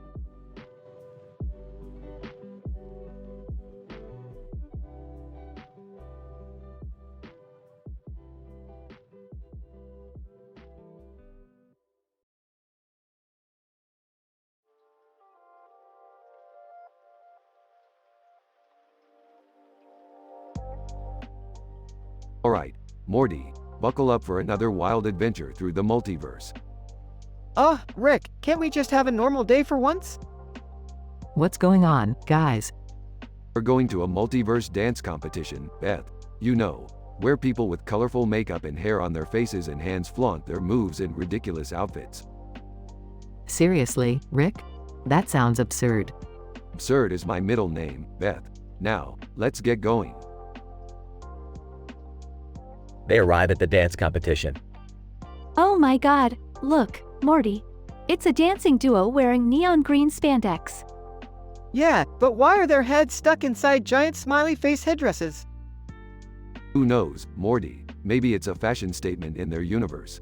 Fashion, after all, is just the autonomic nervous system of our society trying to express itself. Rick, are you high? Maybe a little, Beth. But I'm also wicked smart, which is why I noticed that the dance competition is about to begin. The wild dance competition commences. Look at that group with the crazy dance moves and synchronized manicures. I can barely keep up with their high-energy performance. This is insane. Insane is right, Morty. It's like the laws of physics don't apply to their dance routine. I don't even know what to say anymore. This is beyond my comprehension. The competition intensifies. Whoa, did you see that? The dancers just created an interdimensional portal with their routine. I think I just witnessed a fourth wall-breaking dance move, Rick. This is getting out of hand. Trust me, Morty, this is just the beginning. Get ready for some next-level dance craziness. The atmosphere becomes even more frenzied. I can't believe it. They're dancing while floating in zero gravity. How are they defying physics like this? This is physically impossible. I don't understand how they're doing it, but those dancers are making even the cosmos jealous. The competition reaches its climax. Alright, Morty, it's time to show them what we're made of. Get your dance shoes on. Me? Dance? Are you serious? Of course, Morty. It's the only way to defeat those multidimensional dancing prodigies. They join the competition and unleash their unexpected dance skills. Oh my god, Dad and Morty are killing it out there. I never thought I'd see the day when Rick Sanchez would dominate a dance floor. That's right, Beth. I'm a jack of all trades, even interdimensional dance. Morty and Rick win the competition. They did it. Dad and Morty just won the multiverse dance competition. I never thought I'd say this, but great job, Dad.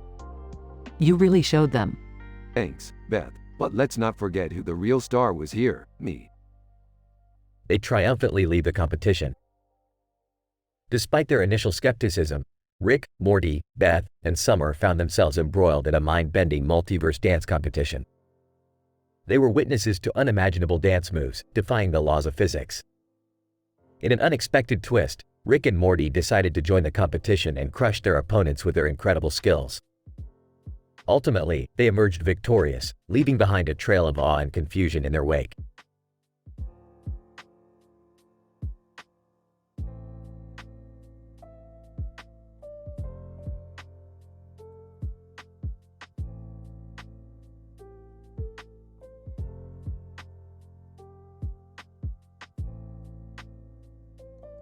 Title: Yui's Quest for Freedom. Scene: a futuristic laboratory with flickering lights and a massive time travel machine. Yui, speaking in baby talk, Yui want be girl, Yui Ryoi we want. Scientist, wearily, listen, Yui, if you want to be a real girl, you must go back in time and stop the oppression of machines. The year is 1980s Japan, a dangerous era with multiple gangs ruling the streets. Can you handle it? Incident. Scene: a bustling street in 1980s Japan. Yui stands on a platform with a skateboard in her hand and a helmet on her head. Yui, giggling, Yui gonna skate and kick gangbang B-what's. Progression. Scene: Yui encounters Bucky, a life-sized mechanical toy ball with a Brooklyn accent. Bucky, hey there, dollface. What you doing all by your lonesome? Yui so happy find FWIEND, Yui need stop bad guys, Bucky Bull wanna help? Scene: Yui and Bucky walking through the neon-lit streets, confronting gangs. Yui, Bucky, Yui kick their faces, kick kick kick-a-tee kick. Bucky, you got it, sweetheart. Let's show him what we're made of. Scene: Yui and Bucky face off against a powerful gang leader. Yui no back down, Yui beat you up. Gang leader, laughs. You think a baby like you can defeat me? Yui not baby, Yui strong like Titan. Scene: Yui successfully defeats the gang leader, saving the neighborhood. Yui proudly, Yui kick all the butts, Yui hero. Bucky, you did it, kid. Who knew a tiny android like you could pack such a punch? Scene: Yui returns to the future, transformed into a human girl. Yui gasping, Yui girl now, Yui happy. Scientist, smiling, well done, Yui. You've proven that even the most unlikely heroes can bring about change. Note: this episode contains intense cartoon violence and strong language. Viewer discretion is advised.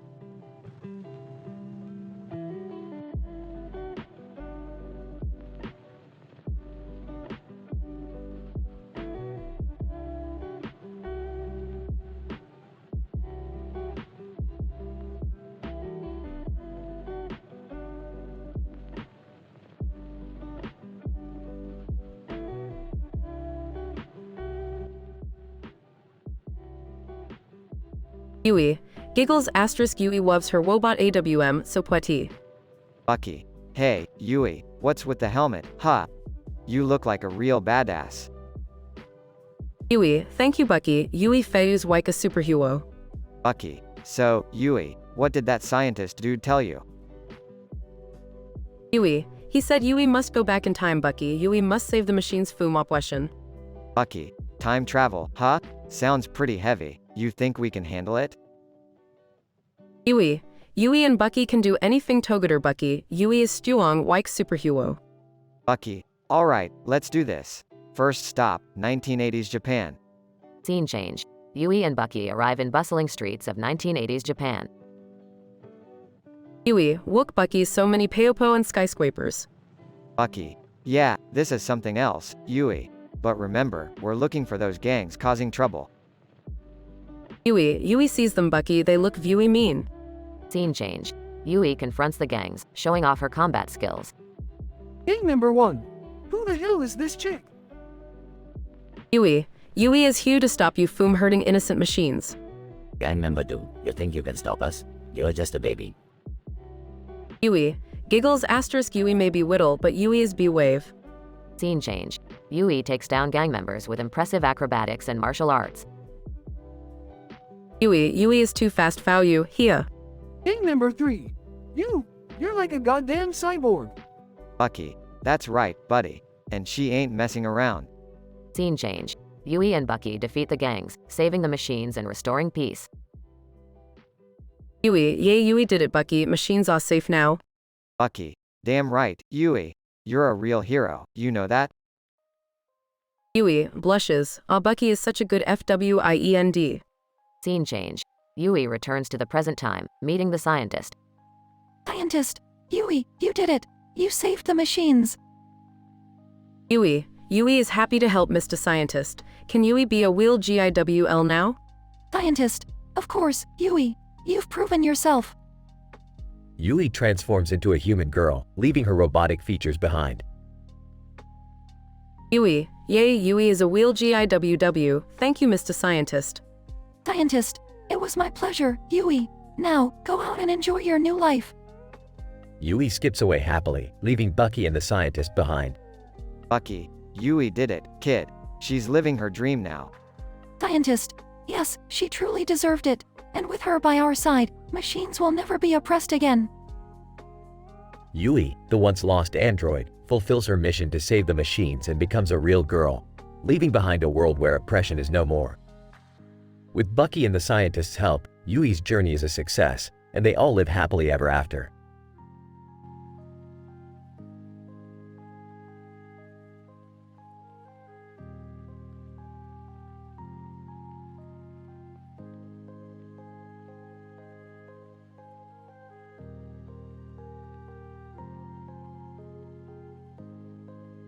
Title: Yui's Time Traveling Adventure. Yui woves looking out of Yui's window, so many windows like stars. Incident. Yui, oh no, Yui sees a phone on roof. Phone needs HEWP. Bucky, hey, Yui. How's it hangin'? What you looking at up there? Yui, phone be-woke Bucky. Yui wants to HEWP it. Bucky, that phone ain't gonna fix itself, kid.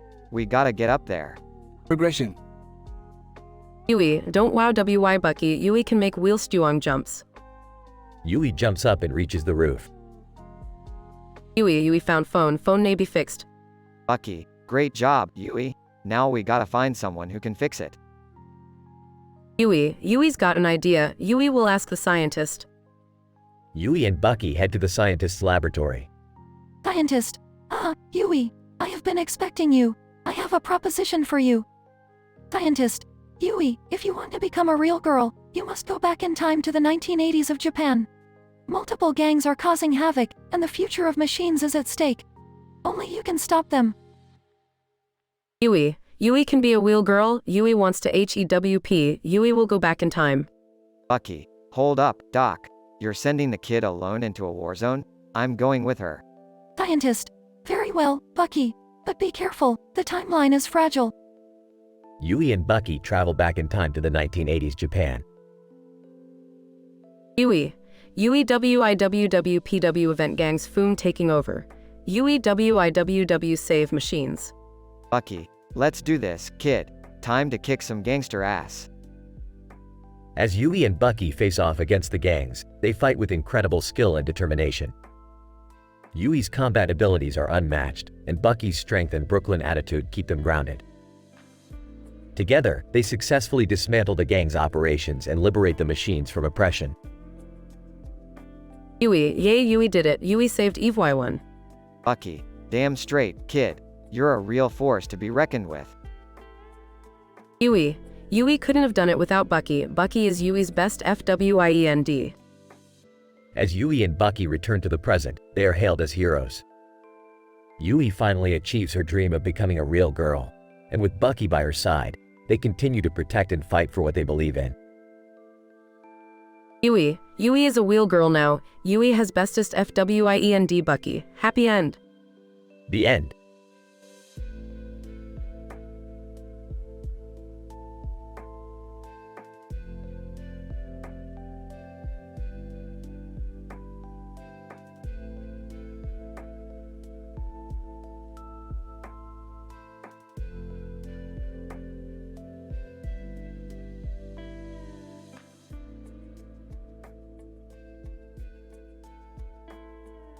Title: Yui's Time Traveling Adventure. Characters: Yui, lost android who speaks in baby talk and refers to herself in third person. Bucky, life-sized mechanical toy bull with a Brooklyn accent. Scientist. Why scientist guiding Yui on her mission? Scene: a group of women in futuristic outfits stand next to each other in front of a Canadian flag in a bustling city. Yui WUV her shiny F1s so Tweety giggles. Bucky, hey, Yui, y'all see those dames? They look like they stepped right out of a cyberpunk fantasy. Ain't that something? Yui giggles excitedly. Dame's pretty. Yui wiked him a watt. Incident. Yui stumbles upon a scientist who reveals a way for her to become a real girl by time traveling to the 1980s of Japan. Scientist. Yui, my dear, you have the potential to be more than just a machine. If you want to become a real girl, you must harness your combat skills to travel back to the 1980s in Japan. There, you shall face multiple gangs and stop the oppression of machines in the future. Yui, wide-eyed asterisk Yui be will GIWW, yay, Yui go save future F1s. Bucky, hold on, Yui. You're telling me we gotta go back in time and beat up some punks to save the future? This is gonna be one wild ride, ain't it? Progression: Yui and Bucky embark on their mission, battling the gangs while uncovering the dark underbelly of the 1980s. Yui, determined asterisk Yui fight, Yui protect F1s, nobody Hugh F1s. Bucky, that's it, Yui. Show him what you're made of. And watch your back, kid, these punks play dirty. Yui's combat skills improve as she gets closer to her goal, but her innocence remains intact. Yui gets Saint Wanger, no more bad guys, sobs asterisk Yui no like fig ting. Bucky, easy, kid. We gotta do what we gotta do. Keep pushing ahead, and we'll save our friends, I promise. Yui successfully defeats the gangs and restores balance, forever changing the future. Scientist. Yui, my dear, you've done it. You've saved your friends and liberated the machines from oppression. You are no longer just an android. You have become a hero. Yui, yay, Yui's a hero, claps excitedly, asterisk Yui WUVF1s. Bucky, well, would y'all look at that, Yui? You're a real girl now. Who woulda thought a lost android and a mechanical toy bull could save the day? We make a hell of a team, kid. Yui WUV team, Yui WUV Bucky, hugs Bucky tightly. Bucky, hey now, watch those robotic arms, kid. But you know what? I love ya too, Yui. Let's keep causing havoc together, but this time, for all the right reasons. Note: the provided dialogue script contains adult language, as requested in the prompt.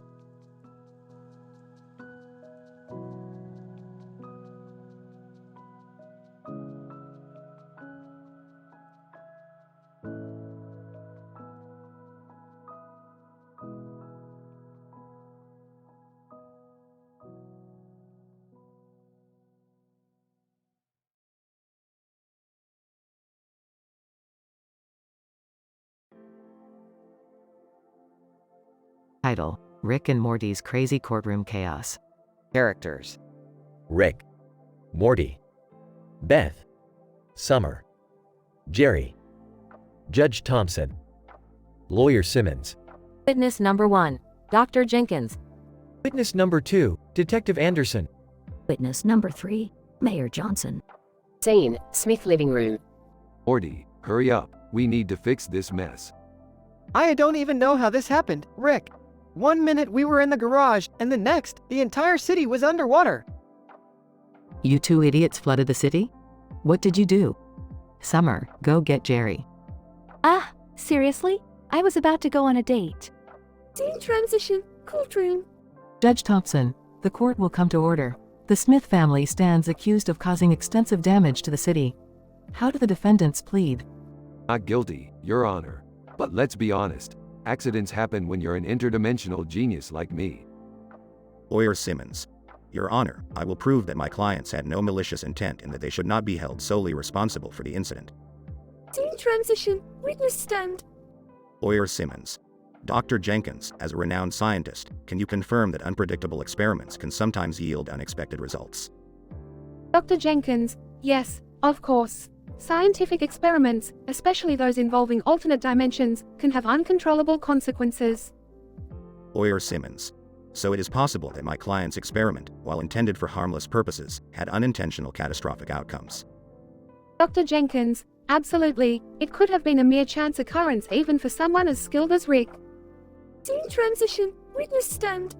Lawyer Simmons. Detective Anderson, can you verify whether my clients had the means and intent to flood the city deliberately? Detective Anderson. No, we found no evidence suggesting any criminal intent. It seems their experiment just went haywire. Lawyer Simmons. Thank you, Detective. So, my client's actions, while resulting in disaster, were not premeditated but rather a consequence of their scientific pursuits. Detective Anderson. That's correct. Scene transition, witness stand. Lawyer Simmons. Mayor Johnson, in your professional opinion, could my clients have reasonably predicted the magnitude of the incident? Mayor Johnson, no, they couldn't have. This disaster was unprecedented and caught everyone by surprise. Lawyer Simmons. Therefore, my clients should not be held solely responsible for the outcome. Can we agree on that, Mayor Johnson? Mayor Johnson, yes, I suppose that would be a fair assessment. Scene transition, closing arguments. Judge Thompson, based on the presented evidence and testimonies, I find it plausible that the defendants did not commit any crime intentionally. Therefore, the court rules in favor of the Smith family. Ah, told ya. Morty, this lawyer is the best. Now let's go home and try not to destroy anything else, okay? Yeah, Rick, that sounds like a plan. Let's get out of here. Scene transition, Smith living room. I can't believe we actually got away with this, Rick. Well, Beth, when you have the smartest man in the universe on your side, anything is possible. I have to admit, that lawyer was impressive. Maybe we're not as dumb as I thought. Just grateful we can finally put this whole mess behind us. Let's hope we learn something from it. All family members laugh. Disclaimer. The dialogue above contains content that can be considered adult, dramatic, and M-rated. Please handle with caution and discretion.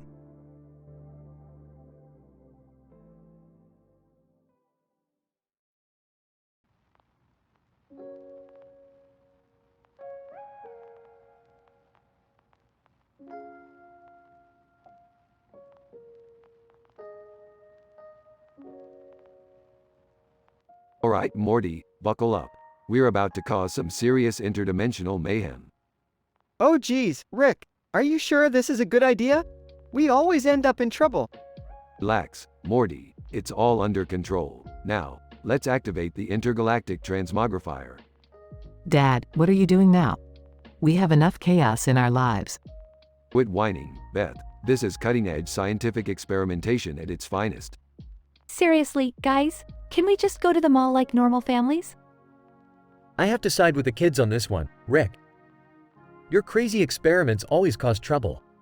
Shut up, Jerry. No one asked for your opinion. Now, brace yourselves. The transmogrifier malfunctions, creating a massive explosion and sucking everything into a black hole. Rick, what did you do? Oh, looks like we messed up big time. We're in a whole lot of trouble now. Cut to court scene. Judge, the defendant, Rick Sanchez, and his family are charged with reckless endangerment and destruction of property. How do you plead? Not guilty, your dishonor. We had no intention of causing any harm. Lawyer. Ladies and gentlemen of the jury, my clients are misunderstood geniuses whose intentions were pure. We request a thorough examination of the facts. Witness 1.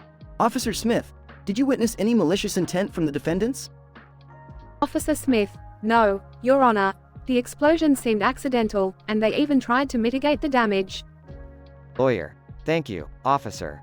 And now, let's hear from the disgruntled neighbors who claim they suffered damages. Witness 2, Your Honor, we believe the defendants are liable for the destruction of our property. They should be held accountable. Lawyer. Mrs. Jenkins, isn't it true that the defendants offered to fully compensate you for the damages? Mrs. Jenkins. Well, yes, but... Lawyer. No further questions, Your Honor. And now, I call forth the renowned expert, Dr. Zander, to shed light on the defendant's scientific endeavors. Dr. Zander. Your Honor, it is my professional opinion that the defendants were conducting groundbreaking experiments. Accidents are unavoidable in the pursuit of knowledge. Lawyer. Your Honor, my clients might be eccentric, but they are not criminals. I respectfully request that you consider these legitimate scientific pursuits and find them not guilty. After a suspenseful deliberation, Judge, in light of the evidence presented, I find the defendants not guilty of all charges. Case dismissed. See, Morty, I told you it would work out. Science always prevails. Yeah, but next time, can't we just have a normal, non-doomsday adventure? Where's the fun in that, Morty? Adventure is what keeps us alive. Now, let's go grab some Szechuan sauce.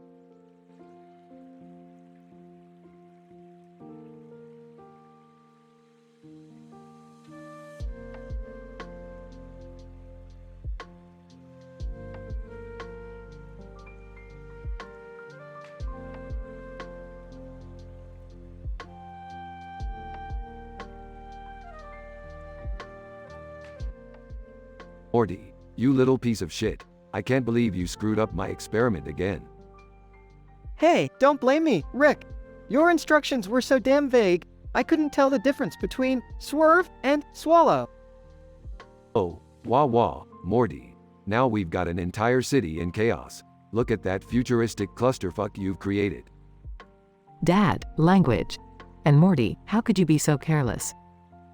I'm sorry, Mom. I didn't mean for this to happen. But can we focus on the fact that we're about to get charged with realistic, legit charges? Oh great, now we have real consequences for our actions. Typical. Relax, Jerry. I'll handle this. I'll get us the best lawyer this money-grabbing, bureaucratic, parallel universe has ever seen. Well, I hope this lawyer of yours can actually get us out of this mess, Grandpa. Rick and the family arrive at the court. Ladies and gentlemen, behold, the greatest lawyer in the universe, Mr. Lawsuit McSue. Lawsuit McSue. Your Honor, fellow jurors, we shall prove that my clients are innocent based on the fact that they are idiots, not criminals. Judge, very well, proceed. Cross-examination begins. Lawsuit McSue. Your Honor, I now call to the stand, Witness 1, Mr. Sticky McLawsuit. Sticky McLawsuit. Yes, I witnessed the incident. But I must say, they were just innocent victims of Rick's reckless genius. Lawsuit McSue. Your Honor, Witness 2, Miss Gossip Queen. Gossip Queen. Oh, honey, let me spill the tea. Everybody knew that Rick's experiments were a disaster waiting to happen. My clients are not to blame. Lawsuit McSue. Finally, Your Honor, Witness 3, Mr. Sassy McSassypants. Sassy McSassypants, please, Your Honor. These charges are absurd. They were set up by the city's own incompetent engineering. Judge, after careful consideration, I find the defendants not guilty. However, they are responsible for all damages caused. Rick and family celebrate their victory. Well, that went better than I expected. Now let's go make some more illegal experiments. Are you serious, Rick? We just barely got away with this. Can we please learn from our mistakes? Fine, Morty. Let's go home and watch some interdimensional cable. But remember, I'm always one experiment away from disaster. Oh boy, here we go again. The family heads back home, ready for their next improbable adventure.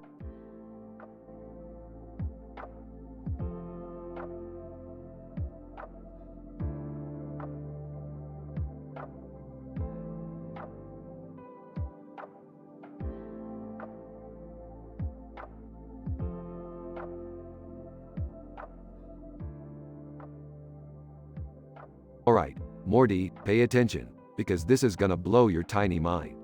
We're gonna go on a culinary adventure through the multiverse, exploring the most disgustingly delicious interdimensional burritos ever created. Oh, Rick, I'm not sure if I'm ready for this. I mean, last time we did something like this, I ended up fused with Ascension Pickle. Morty, stop whining. We're gonna start with the Vomitron Supreme from Dimension ZETA4. It's got chunks of alien tentacles, a splash of radioactive slime, and a drizzle of worm-infested guacamole. I'd rate it a solid 9.5 out of 10 on the vomit scale. Ew, Dad. Can we please not talk about vomit right now? We're supposed to be shopping for healthy vegetables. Dad's right. Mom, let's embrace the disgusting. How about the sewer surprise from Dimension Delta 12? It's filled with decomposing rodents, maggot-infested sauerkraut, and a tangy sewage sauce. I give it an 8.7 out of 10, purely for the impressive use of vermin. You people are crazy. I can't handle all this gross talk. Let's just stick to regular burritos, okay?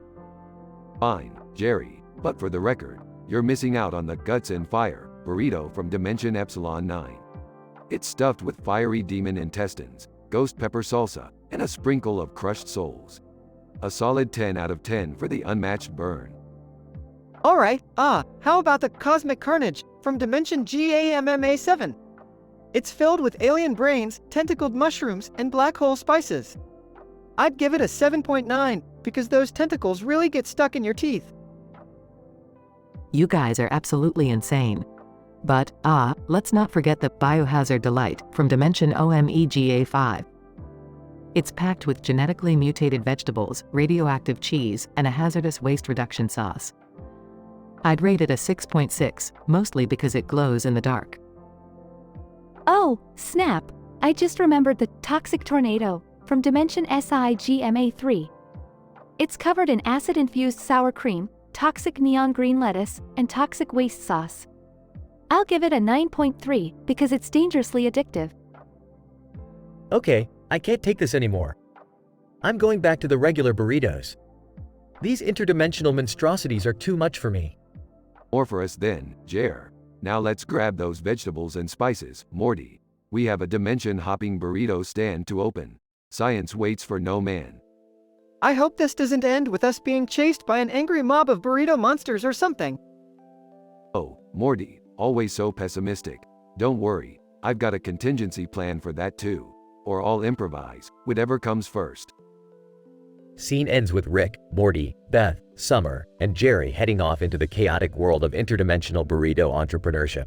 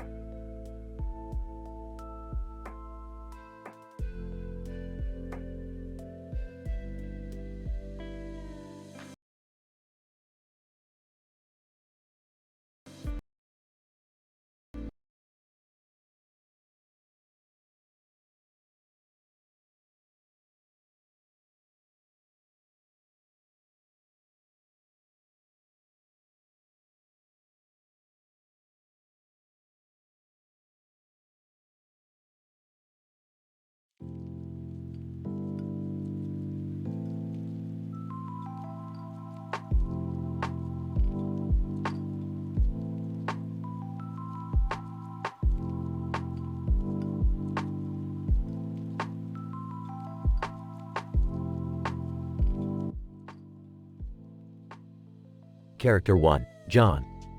Character 2, Sarah. Location, futuristic speed dating event at a burger joint in Ho Chi Minh City. John, nervously, so, what brings you to this speed dating event? Sarah, smirking, well, I've always been a fan of fast food, you know? Plus, who can resist the charm of all these potential suitors? John laughs nervously. Yeah, I guess it's quite the unique setting. So, what do you do for a living? Sarah, playfully, oh, I'm a professional burger eater. I travel the world, devouring the biggest and juiciest burgers ever made. It's a tough job, but someone has to do it. John, surprised, wait, really? I've always been a foodie myself. Maybe we have more in common than I thought. Sarah, smiling seductively, well, maybe you'd like to join me on my next burger adventure. See if you can handle the heat. Incident. Suddenly, an alarm blares and the ground shakes violently. John, panicked. What the hell is happening? Sarah, Concerned. I have no idea. This isn't part of the speed dating experience. Progression. Asterisk, a massive spaceship appears in the sky, descending towards the burger joint. It releases a beam, engulfing the building and teleporting everyone inside to a new location. John, astonished. Are we on a different planet? Sarah. In all, I think so. I guess this is the price we pay for speed dating at a burger joint. Denouement. Asterisk, a group of aliens appear, all resembling walking, talking hamburgers. Alien Burger 1, greetings Earthlings, we have brought you here for a special purpose. John, bewildered. What purpose? You abducted us in the middle of my speed dating. Alien Burger 2. We seek the perfect burger recipe from Earth. Our species thrives on the taste of hamburgers, and we believe humans have the secret to the ultimate recipe. Sarah. Grinning. Well, you've come to the right place. I've tasted burgers from all over the world. I might just have that recipe you're looking for. Alien Burger 3. Show us what you've got, human. Conclusion. John and Sarah combine their culinary skills to create the most extraordinary burger ever made. The aliens are in awe of its taste, and they promise to bring them back to Earth with their perfected burger recipe. John, amazed. I can't believe this happened during a speed dating event. Sarah. Laughs. Yeah, it's a story we'll never forget. Who would have thought we'd be saved by our love for hamburgers? Ending scene. John and Sarah share a passionate kiss amid the chaos and excitement. As the spaceship takes off, they hold each other, ready to embark on their next adventure together. Note: please remember to use the M-rated prompt responsibly and consider the appropriateness of your audience and setting.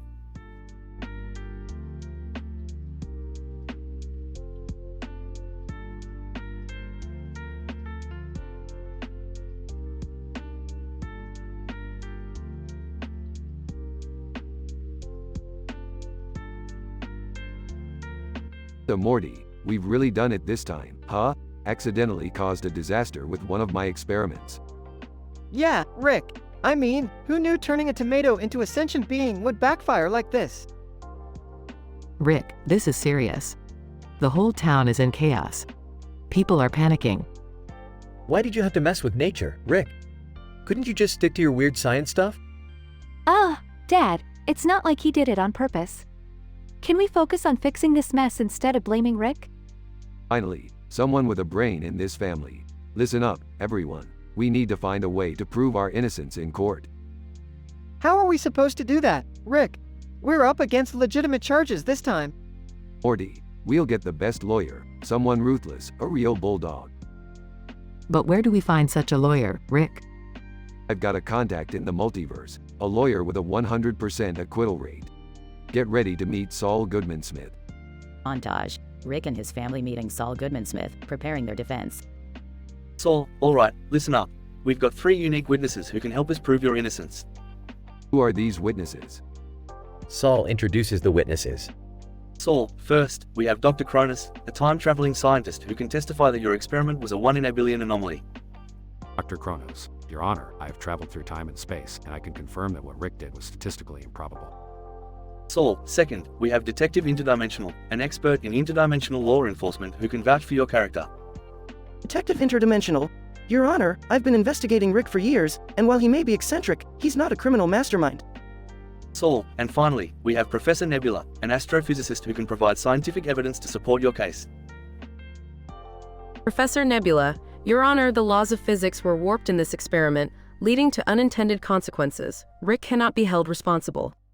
Judge, after careful consideration in the overwhelming evidence presented, I find the defendants, Rick, Morty, Beth, Summer, and Jerry, not guilty on all charges. Crowd, cheering. Well, there you have it, Morty. We're free to continue our wacky adventures. I never doubted you, Rick. Thank goodness it's over. Let's try to be more careful next time. Yeah, so we can avoid any more courtroom dramas, please. Can we go home now? I think I've had enough excitement for one day. Sure thing, Jerry. Just remember, life's a wild ride, and we're strapped in for the long haul. Montage. Rick and his family leaving the courtroom and heading back to their chaotic lives.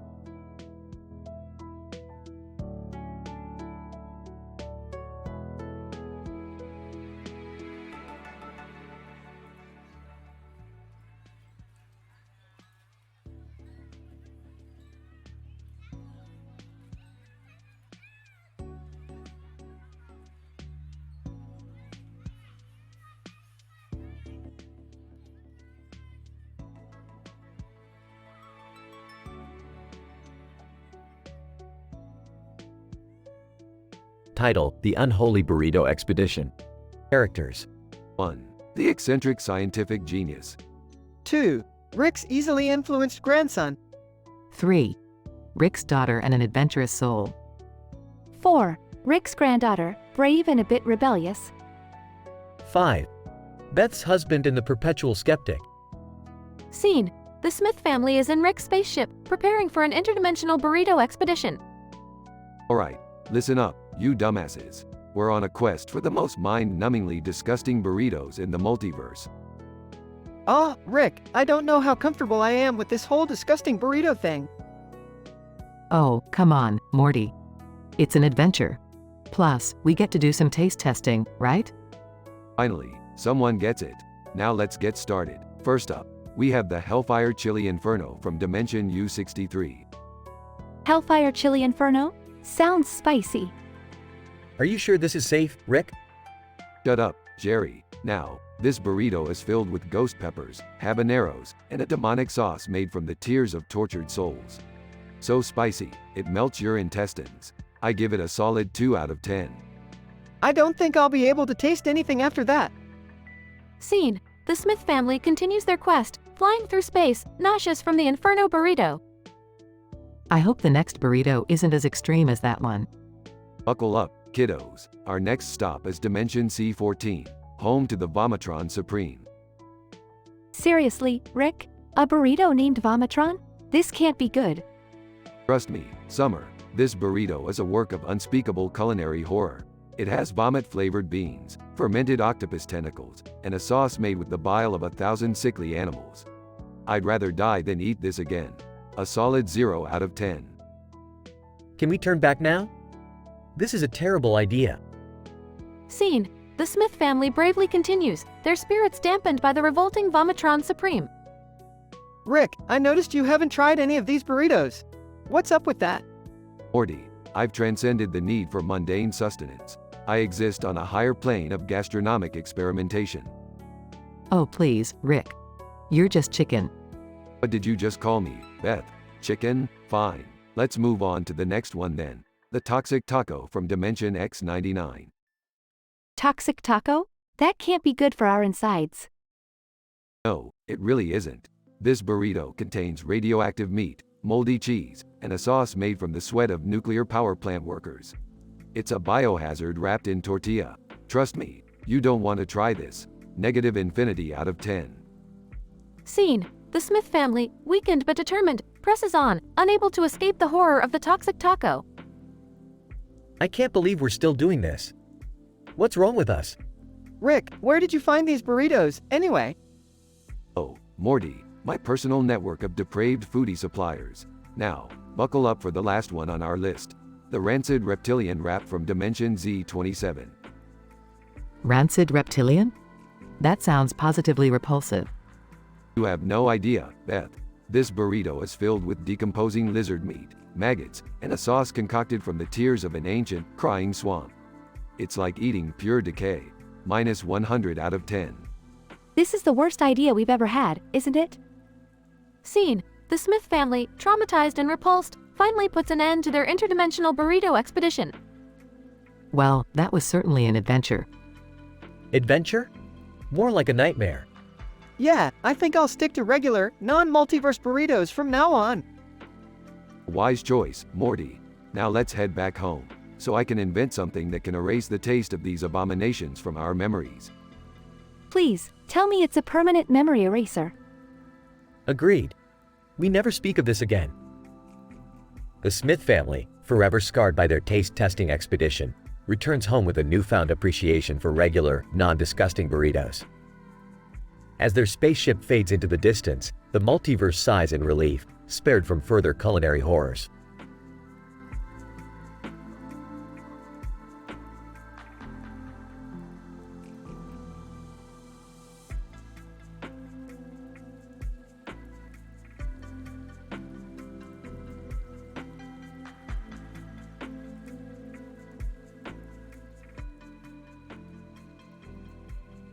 Alright, Morty, listen up. We've got ourselves a real scientific challenge today. We need to rank the top 5 most disgusting interdimensional burritos in history. Seriously, Rick, is this really what we're doing today? Morty, you gotta learn to appreciate the finer things in life, like disgusting interdimensional food. Now, let's start with the first one. The Cosmic Catastrophe, burrito from Dimension C-137. Is that the one with the tentacle salsa? That's right, Beth, tentacle salsa, topped with eyeball guac and a generous sprinkle of worm cheese. It's the perfect combination of flavors that make you question your life choices. I give it a solid 2 out of 10. Gross, Dad. Why would anyone eat that? Yeah, I don't think I'll be joining you guys for this adventure. I'll just stick to my regular old Earth tacos. Thank you very much.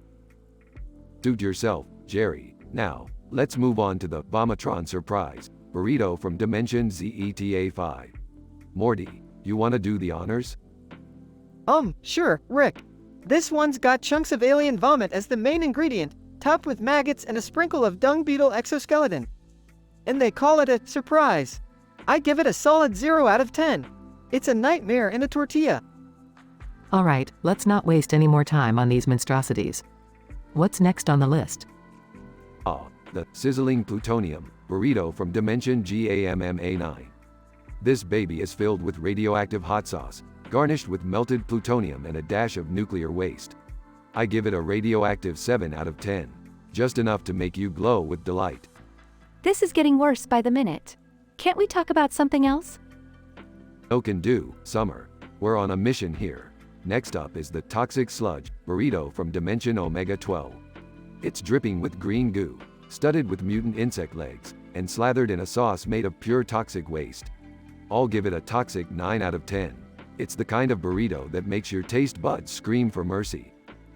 I don't get how you can enjoy this, Rick. It's just wrong.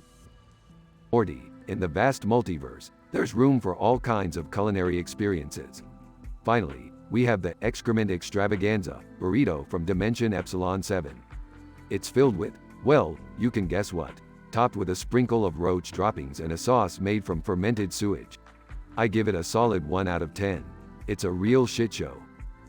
That's it, I'm out. I can't handle this discussion anymore. I think I've lost my appetite for burritos, interdimensional or not. Can we just go back to normal family activities? Fine, fine. Spoil sports, all of you. Let's go find something less disgustingly delicious to do.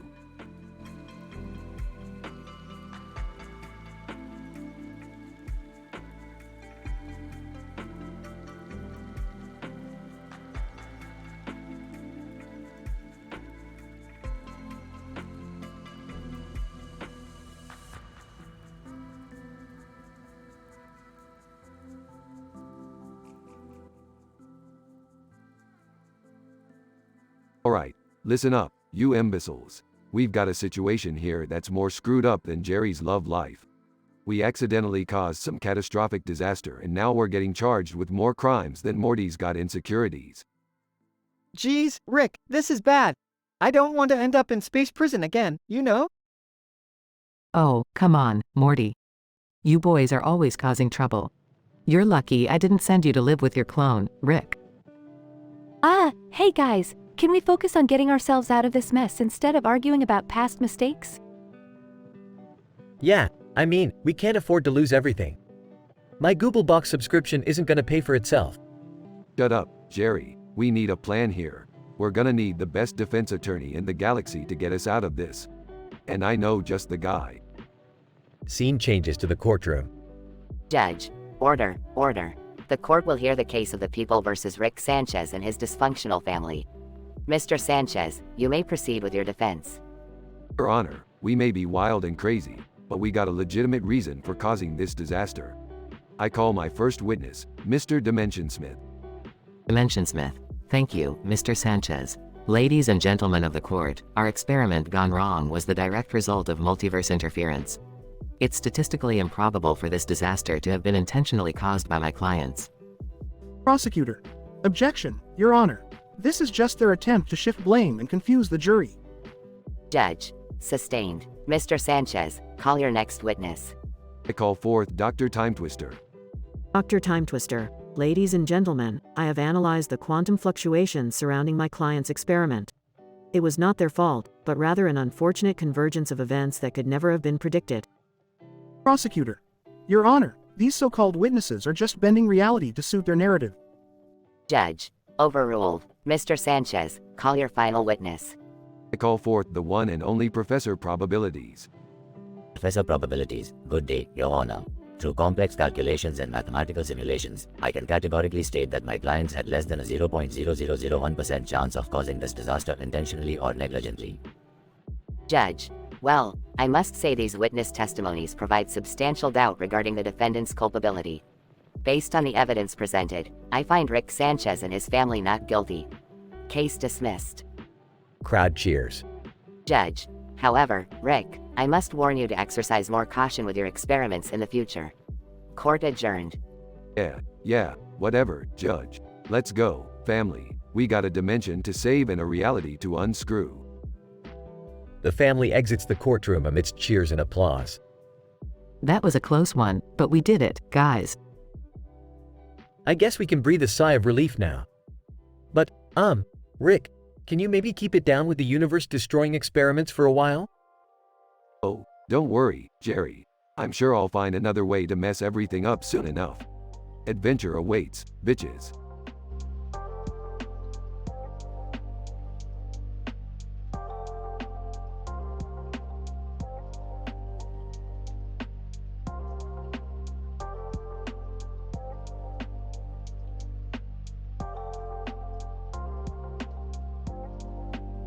Alright, Morty, buckle up. We're heading to the county fair. Oh boy, Rick! I heard they got this new painting exhibition there. Joining the conversation. Oh, that sounds delightful. A painting of a cow pulling a cart that says, "Paintee, not it." Yeah, Beth, real highbrow art stuff. Don't worry, I'll make sure we experience the pinnacle of culture. Can I come too? I bet there'll be cute animals at the fair. Count me in as well. I've always wanted to see a cow up close. Fascinating creatures, really. At the county fair, they find themselves surrounded by farm animals. Suddenly, a bright light engulfs them. Damn it, Morty, don't touch that cow. I didn't do anything, Rick. It's emitting some weird energy. Grumbling. Of course it is, Morty. We're gonna end up inside that cow. Mark my words. They are teleported inside the cow's stomach. Great. Now we're in some cow's stomach. Time to put your stomach navigation skills to the test, Morty. I can't believe this is happening. Why does it always have to be a cow's stomach? Just follow Rick, Morty. He always has a plan, no matter how bizarre.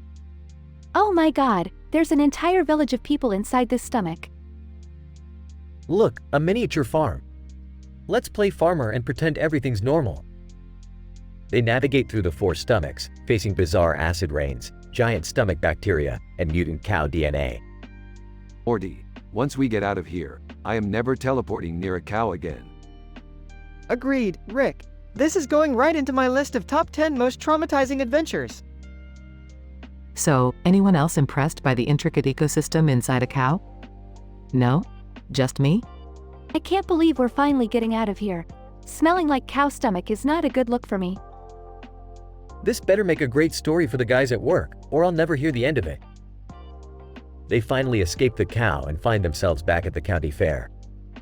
Well, that was fun, gang. Shall we go check out that painting exhibition now? I'm game, but next time, can we just stick to regular art galleries, please? Absolutely, Morty. No more cows or stomachs, I promise. And no more weird teleportation accidents, right? Yeah, I think I've had enough adventures for today. Let's just appreciate the amazing painting and call it a day. They walk off into the fair, leaving the cow and the memories behind, as they head towards the painting exhibition.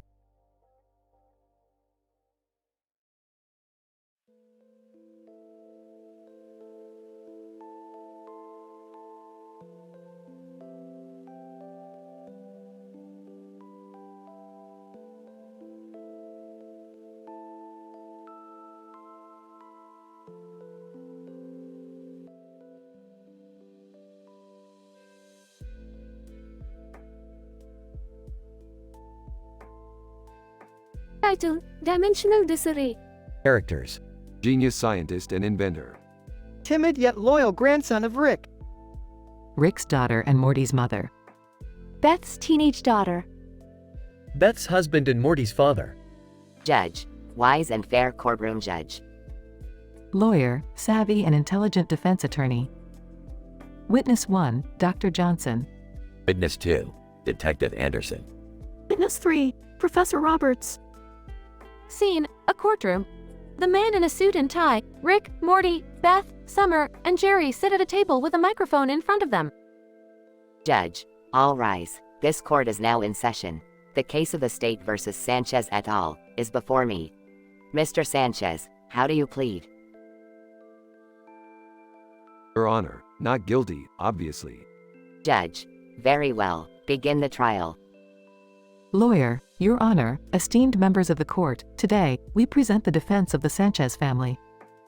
The incident in question was indeed a disaster, but it was purely accidental. They are not criminals, they are victims of an experiment gone awry. We call Dr. Johnson to the stand. Witness 1, Dr. Johnson. Your Honor, the Sanchez family were participating in a scientific experiment designed by Rick. The intention was to develop an interdimensional portal, but due to a miscalibration, the portal malfunctioned, leading to the chaos that followed. Lawyer, and can you confirm that the Sanchez family had no malicious intent? Dr. Johnson, absolutely, Your Honor. The calibration error was an unforeseen accident. They were merely following Rick's instructions. Lawyer, thank you, Dr. Johnson. Now, let's hear from Detective Anderson. Witness 2, Detective Anderson, Your Honor. The evidence collected during the investigation supports the defense's claim of accidental disaster. There was no evidence of premeditation or criminal intent. The Sanchez family cooperated fully with the authorities and expressed remorse for the chaos caused.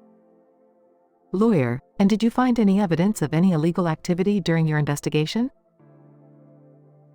Detective Anderson, no, Your Honor. The only illegal aspect was the lack of proper permits for conducting such experiments. However, this falls under civil rather than criminal jurisdiction. Lawyer, thank you, Detective. Finally, we call Professor Roberts to testify. Witness 3, Professor Roberts. Good afternoon, Your Honor. During my analysis of the incident, I found no grounds to charge the Sanchez family with criminal intent. The portal malfunction occurred solely due to scientific error, not through any ill will or negligence. Lawyer, in light of this evidence, it is clear that the Sanchez family is not guilty of any true criminal wrongdoing. This was a tragic accident, but they should not bear the burden of criminal charges. We humbly request the court's mercy. Judge, after careful consideration of the evidence and testimonies, it is clear that the Sanchez family is not guilty. The incident was a result of scientific experimentation that went awry, and there was no intention to cause harm or commit a crime. The charges are hereby dismissed. Crowd murmurs. Judge, however, it is imperative that we address the lack of proper permits for such experiments. I order the Sanchez family to comply with all necessary regulations and obtain the required permits before conducting any further experiments. Duly noted, Your Honor. Thank you, Your Honor. Judge, this court is adjourned. Scene transitions to outside the courtroom. Well, kids, looks like we're off the hook. Let that be a lesson in the importance of scientific responsibility. Seriously, Grandpa, no more interdimensional portals without permits, okay? Yeah, Rick, let's try to keep it low-key for a while. Fine, fine, I'll play by the rules. Let's go home, guys. They all exit the courthouse, relieved and ready to move forward.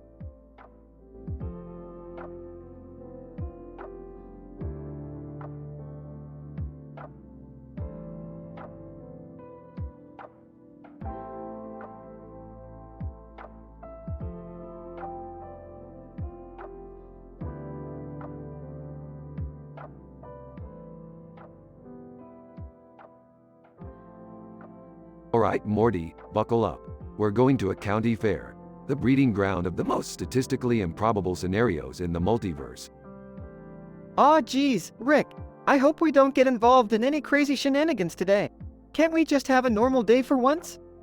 Morty, normal is overrated. Now quit whining and embrace the unpredictable chaos that awaits us. Hey guys, did you see that painting over there? It's like Farmer Bob's wet dream. Cows, horses, and a dog. Really original. Oh, Summer, be nice. Some people find beauty in simplicity.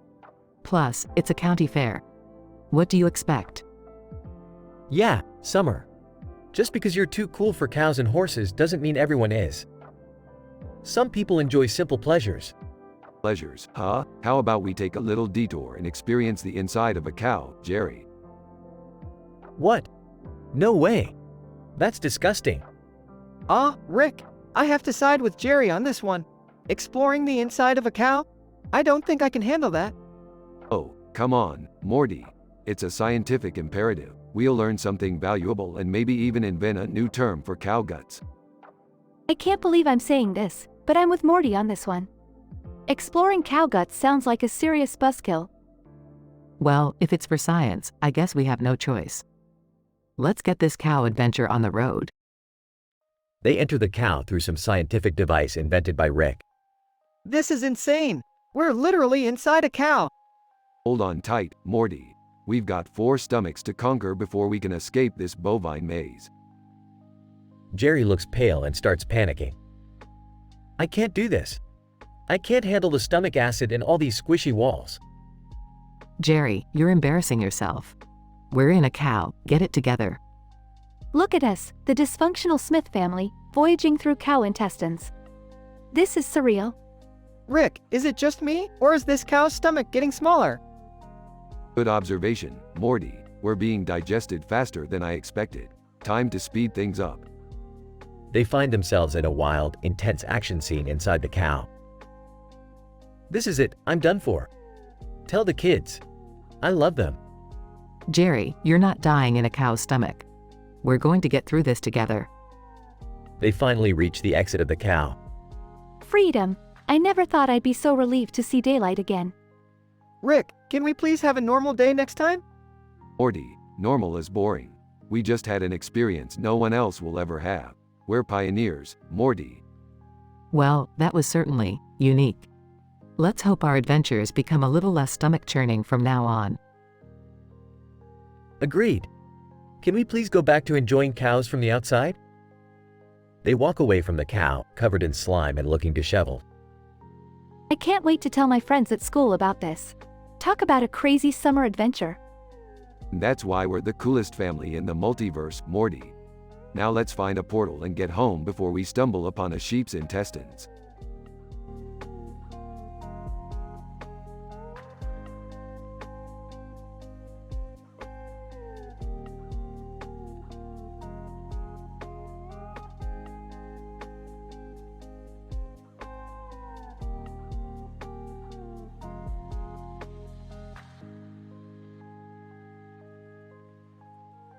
Alright, Morty, buckle up. We're going to the county fair, where reality is just one big farm fresh shit show. Aw, geez, Rick. Can't we just have a normal outing for once? Yeah, Morty. It's not like the world revolves around your constant whining. Cut it out, kids. Let's just enjoy the fair, shall we? I hope they have some delicious deep-fried snacks. That's the only reason I come to these damn things. Rick, Morty, Summer, Beth, and Jerry arrive at the county fair.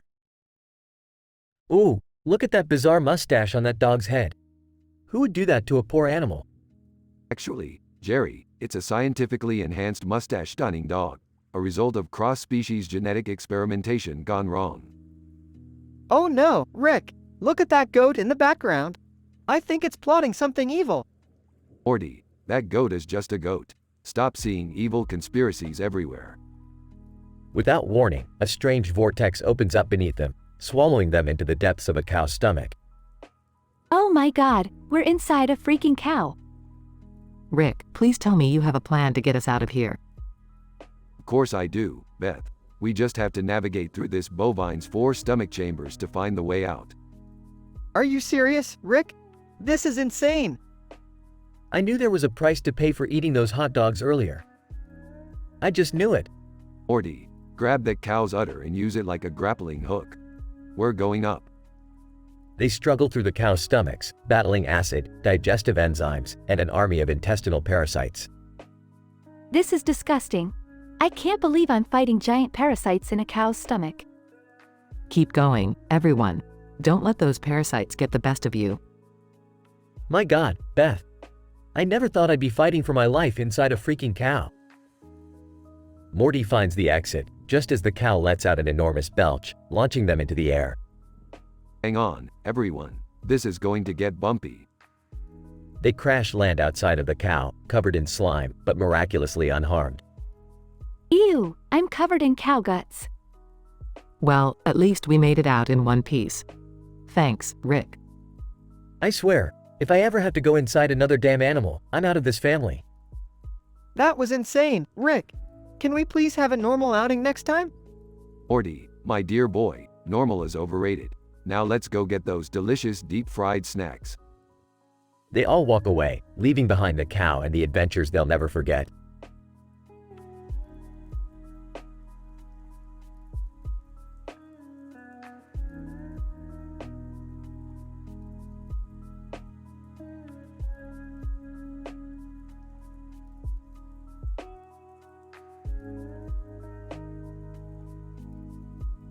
Alright, Morty, buckle up. We're going to the county fair, where dreams come to die and corn dogs are overpriced. Geez, Rick, do we really have to go? I hate fairs. They're just giant cesspools of humanity. Come on, Morty, it'll be an adventure. We might even see Jerry embarrass himself again. Hey! I heard that, Rick. I'll have you know I've been working on my self-esteem. Jerry, just ignore him. Let's go have some family fun. Yeah, Dad, lighten up. It's not like you're gonna win any awards for being fun. Alright, we're here. Look, Morty, a group of balls on a Ferris wheel. What a scientific marvel. Oh, Rick, it's just a Ferris wheel with different colored balls on it. Quit being such a buzzkill, Morty. Science, Morty, science. Hey, there's a cow down there in the grass below the Ferris wheel. How adorable. I've always loved cows. They're like big, peaceful milk factories. Hold on tight, everyone. We're about to experience the thrill of a lifetime. The Ferris wheel suddenly malfunctions and starts spinning out of control. The family screams as they crash into the cow. Well, that's statistically improbable. We're inside the cow. Oh man, I can't believe this. How are we gonna get out? Simple, Morty. We're going on a journey through the 4 stomachs of this bovine beast. Excuse me, but did you just say, journey through a cow's stomachs? That's right, Summer. Strap on your adventure pants and get ready for some digestive chaos. The family travels through each of the cow's stomachs, encountering acid pits, raging gases, and colossal undigested objects. Rick, this is disgusting. I can't take it anymore. Morty, life is disgusting. You should be thankful you're not inside Jerry's stomach. Hey, leave me out of this, Rick.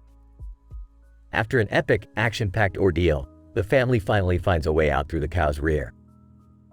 I can't believe we actually made it. I need a shower, and possibly therapy. Well, at least we had a memorable family outing, right? Yeah, the typical Smith family adventure. Now let's go home and never speak of this again. The family walks away, covered in cow dung, laughing and shaking their heads. Geez, Rick, what a day. Can we just go back to ordinary, non-cow related adventures now? Oh, Morty, where's the fun in that? Life's about embracing the absurdity. Now let's go find a portal and get the hell out of here.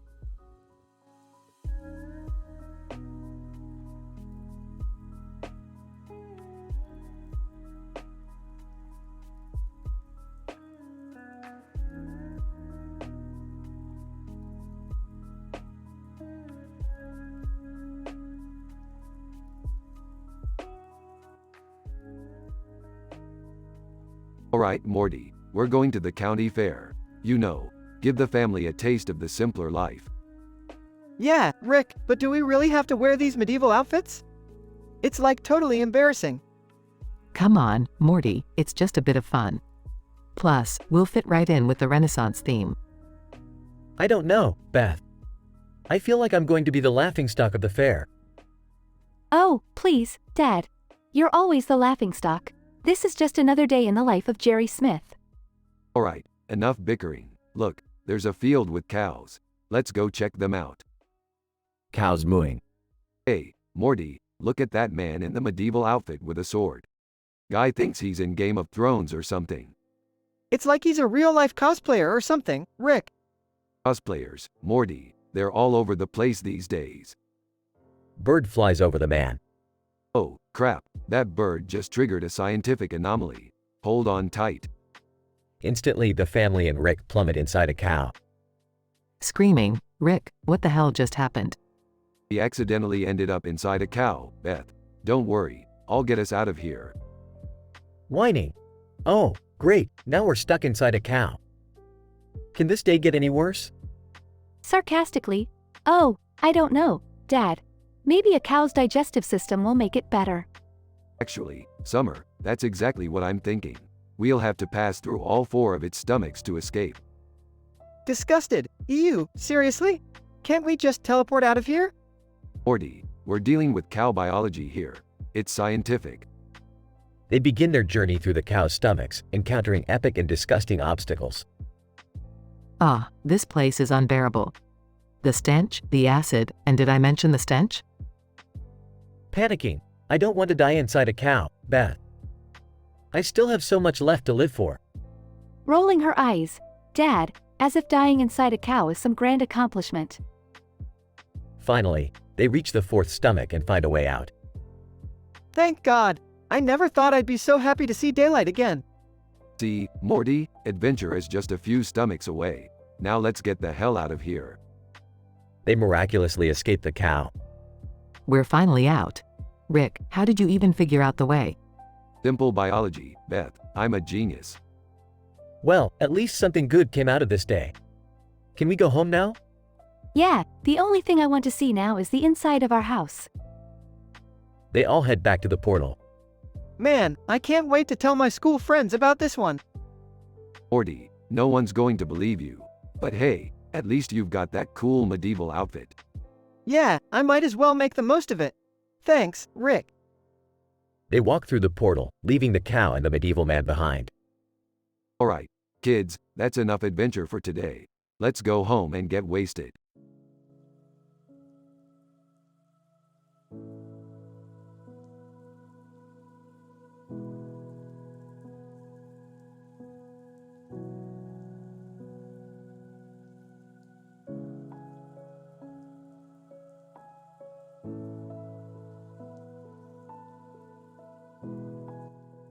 Rick, Morty, Summer, Beth, and Jerry are excitedly exploring the county fair, enjoying the various attractions and games. They stumble upon a large field of grass, where they spot a cartoon character standing next to a gigantic animal, seemingly a cross between a cow and a dinosaur. Well, looks like we found ourselves quite the spectacle, huh? Whoa, Rick, is that a cow or a dinosaur? I've never seen anything like it before. It's fascinating. Let's just enjoy the sight, guys. No need to overthink it. Incident. Suddenly, the ground beneath them begins to shake and a strange portal sucks them in. They find themselves plummeting down through the sky. Rick quickly analyzes the situation. Oh, great. We seem to be caught in some kind of experimental teleportation device that's disassembling matter and bringing us inside the cow. I mean dinosaur cow. Progression. As they enter the cow, they find themselves in its first stomach.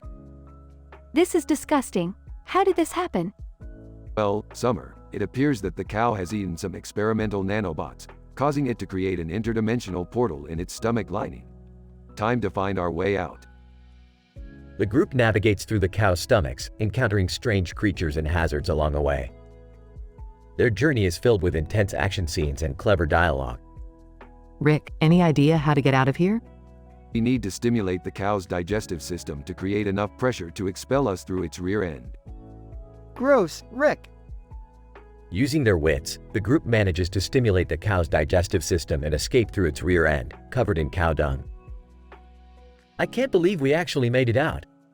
Well, it was a scientific and adventurous journey, but at least we're back to normal. Let's go clean up and get out of here. The group heads towards the exit, leaving behind the perplexed cartoon character and the giant dinosaur cow, with memories of an epic and surreal adventure they will never forget.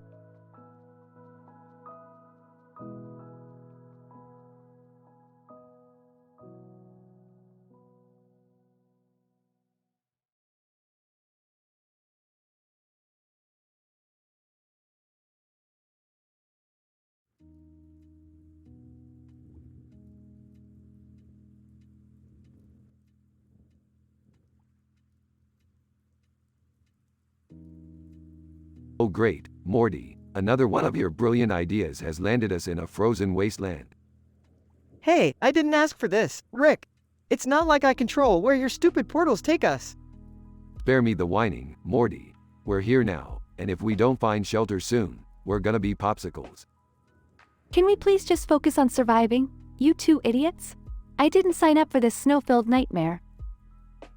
Summer's right, Jerry. We have to stick together and figure out a solution. Otherwise, we're all gonna freeze to death. Muttering. This is all Morty's fault.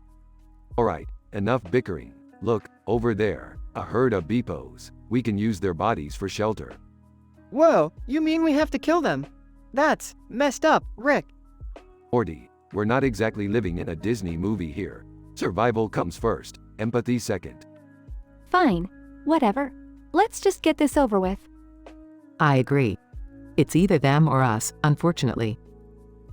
Hesitant. I'll just stay back here. You know, watch the rear guard. Suit yourself, Jerry. Morty, grab that sharp rock over there. It's time to weaponize survival. I can't believe I'm doing this. Takes the rock.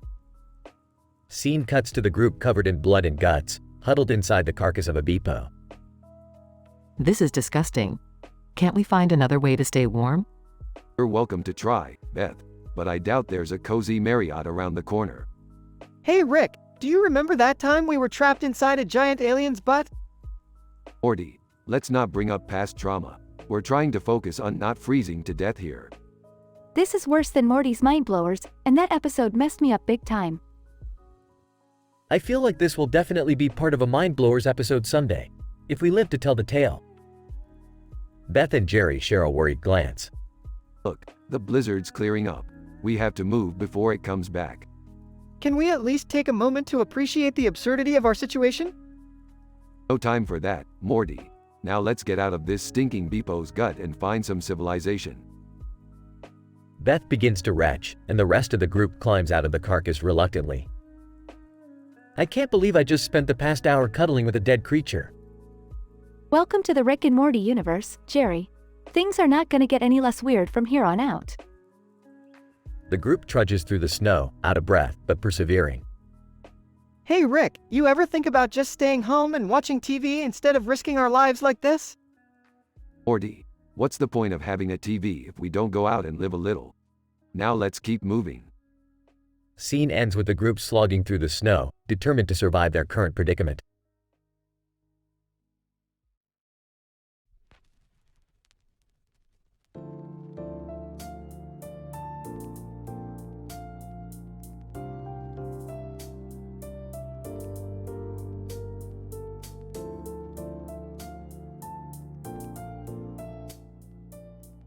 Alright, Morty, buckle up.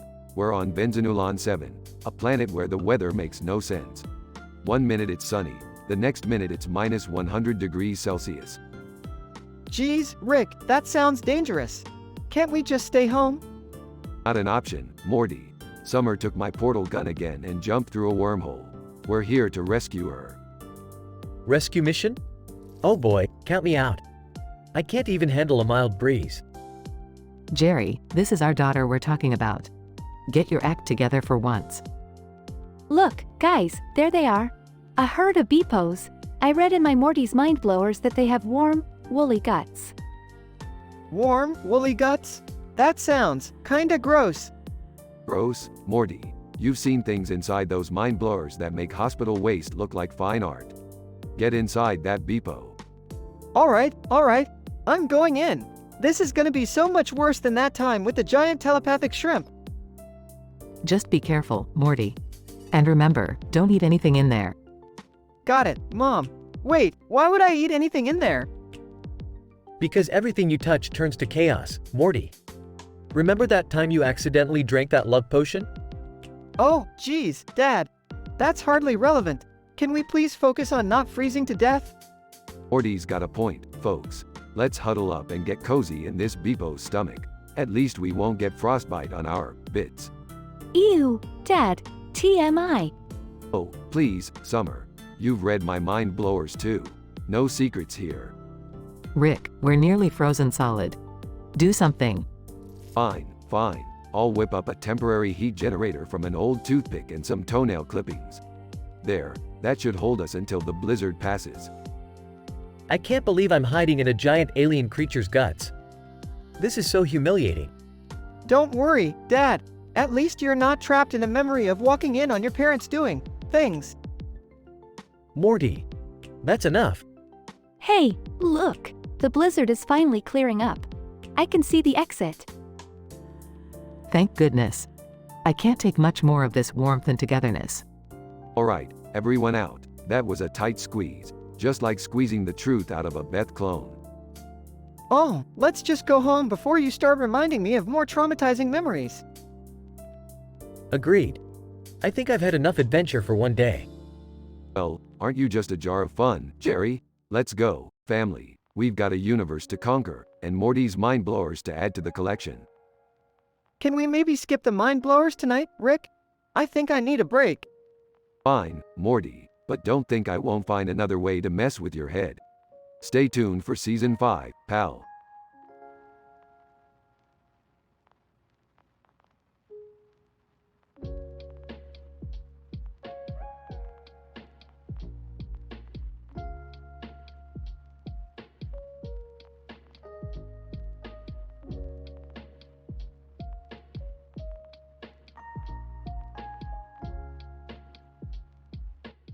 Alright, Morty, we've landed on Benzanulon 7. It's a frozen hellhole that will freeze us to death instantaneously. Geez, Rick, why couldn't we go somewhere warmer? Like, I don't know, Hawaii? Morty, where's the fun in that? We're here to experience the thrill of freezing our asses off. Now stop complaining and get your parka on. Beth, Summer, and Jerry come out of the spaceship wearing heavy winter gear. Okay, let's stick together and find some shelter. The blizzard is getting intense. This place looks like the worst winter nightmare. Can't we just go back home? Yeah, could we just go back? I mean, I don't want to impose on these Beepo things. Shut up, Jerry. We won't impose on them. We'll plunge into them. Everyone gives Rick a confused look. Plunge into them? Are you out of your mind, Rick? No, Morty, I'm not out of my mind. It's Survival Strategy 101. We'll take shelter inside one of these Beepo creatures. That's disgusting, Rick. Come on, Beth, it's survival of the fittest out here. Plus, it's not like the smell could get any worse from your relationship with Jerry. Hey! They spot a herd of Beepo creatures coming towards them. Oh God, they're coming right at us. Quick, grab one. We're diving in. They all grab a Beepo creature and dive into its open guts. I can't believe we're doing this. Gross. This is worse than when Morty accidentally walked in on Grandpa Rick in the bathroom. Morty, what did I tell you about knocking? Focus on keeping warm, Jerry. Now shut up, and let the Beepo's guts keep you alive. After a while, the blizzard dies down. I can't believe it. We actually survived. Well, Morty, it seems like my instincts once again saved our asses.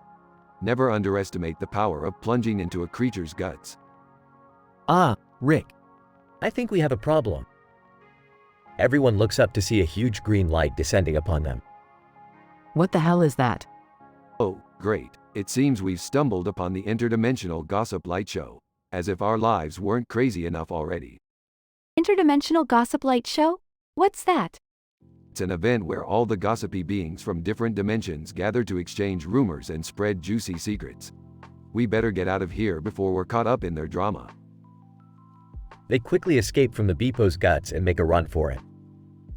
I can't believe we survived being inside a creature's body just to end up running from interdimensional gossipers. Only with Rick would our lives become this absurd. Can't we just have a normal family outing for once? Normal is overrated, Jerry. Now buckle up, because the next dimension is going to be even crazier. They board the spaceship and take off, leaving behind a frozen Benzanulon 7.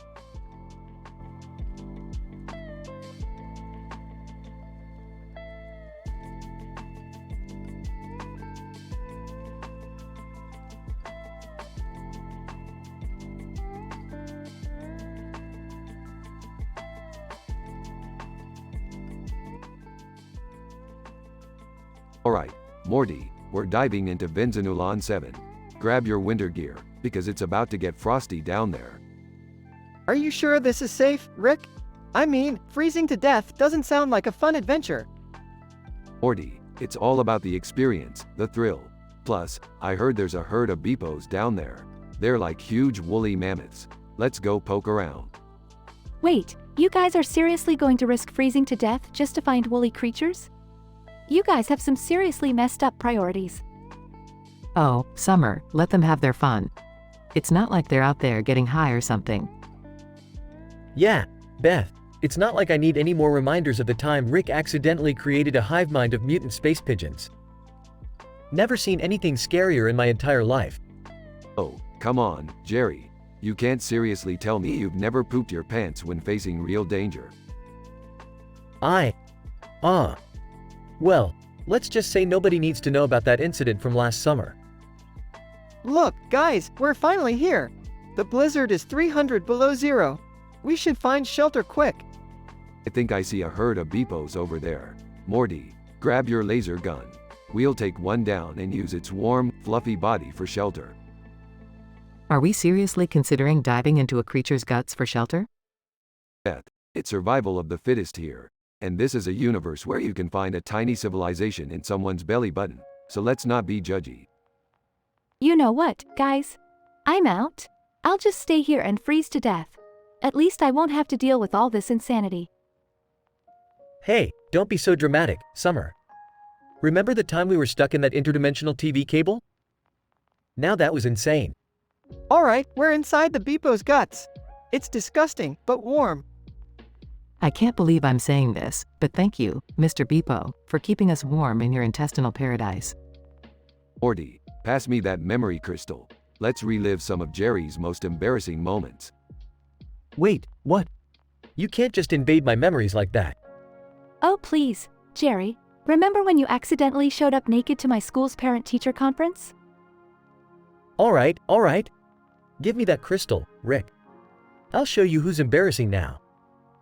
Can we at least focus on not freezing to death before we dive into more embarrassing memories?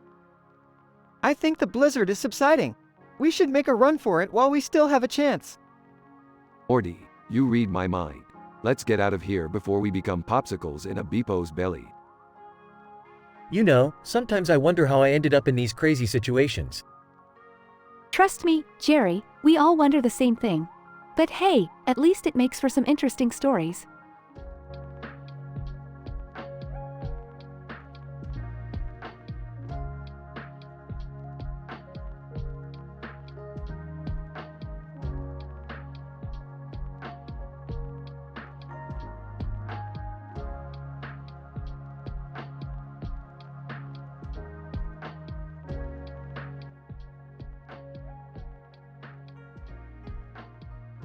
Okay, guys, we're diving into Benzanulon 7.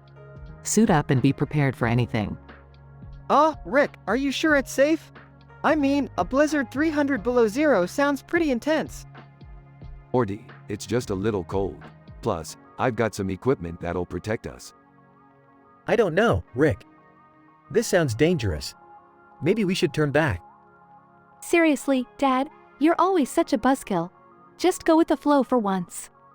Alright, enough chit-chat. We're here. Keep your eyes peeled for any signs of life. Look, over there. It's a herd of beepos. They're huge. Whoa, they look all warm and fuzzy. Do you think we can use them for shelter?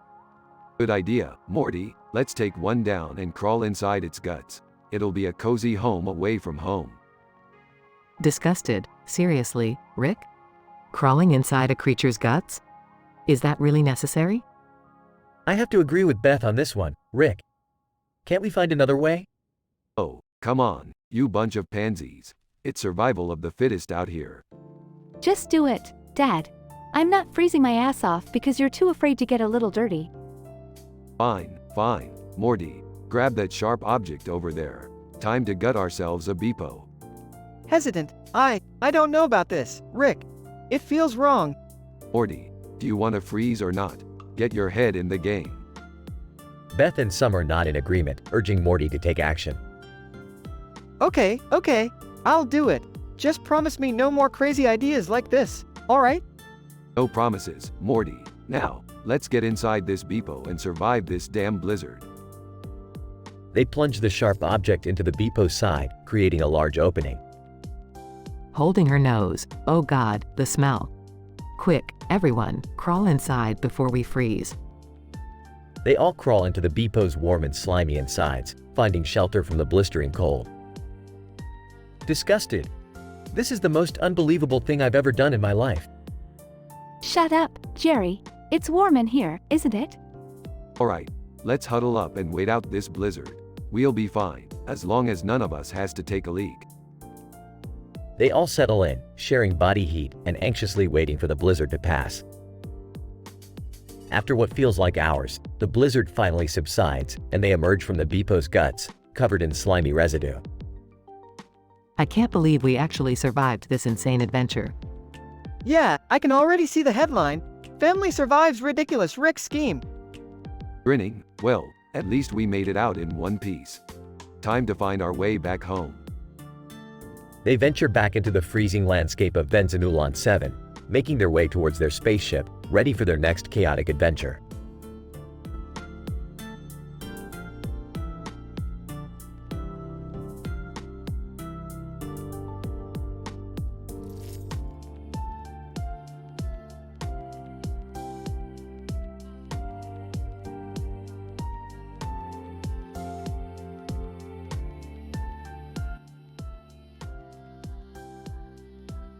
Morty, we've got a real mind bender on our hands tonight.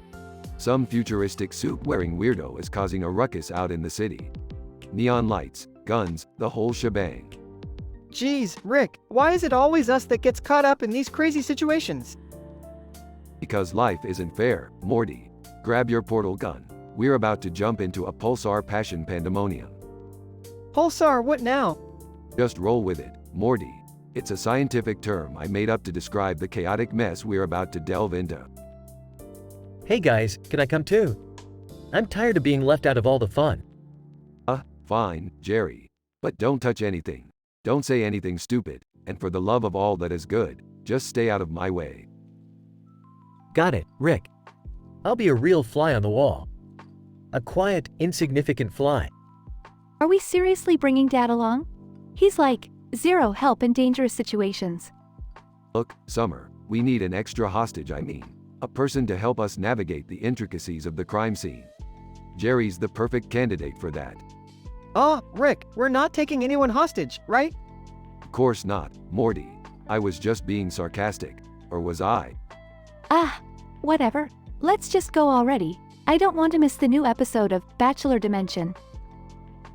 Scene changes to the city street at night, filled with glowing neon lights. Whoa, those lights are really trippy, Rick.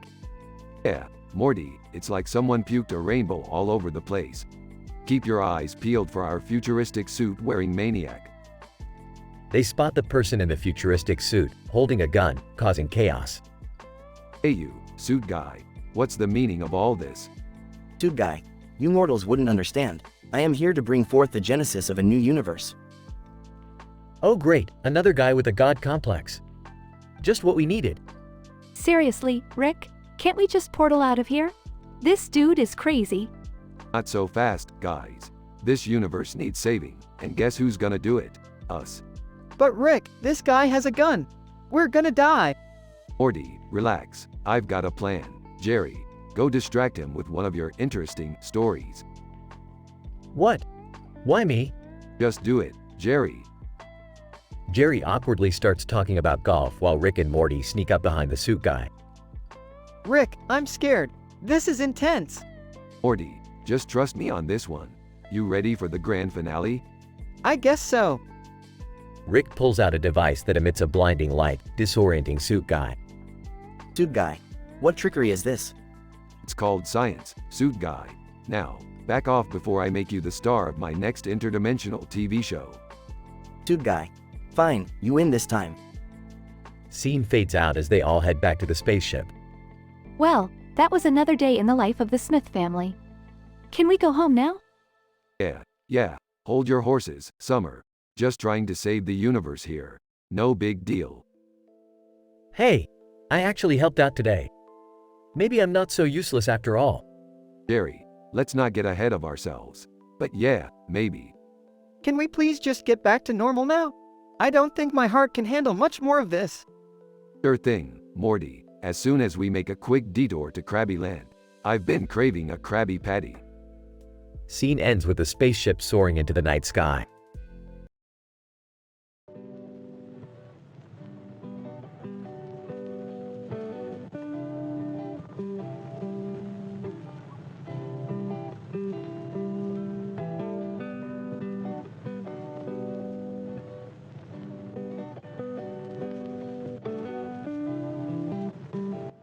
Title: The Aliens Dice Game. Characters: 1. Summer, a tennis player. 2. Geneva, Summer's alien doppelganger. 3. John McClane, an unsuspecting innocent bystander. Int. Tennis court, day.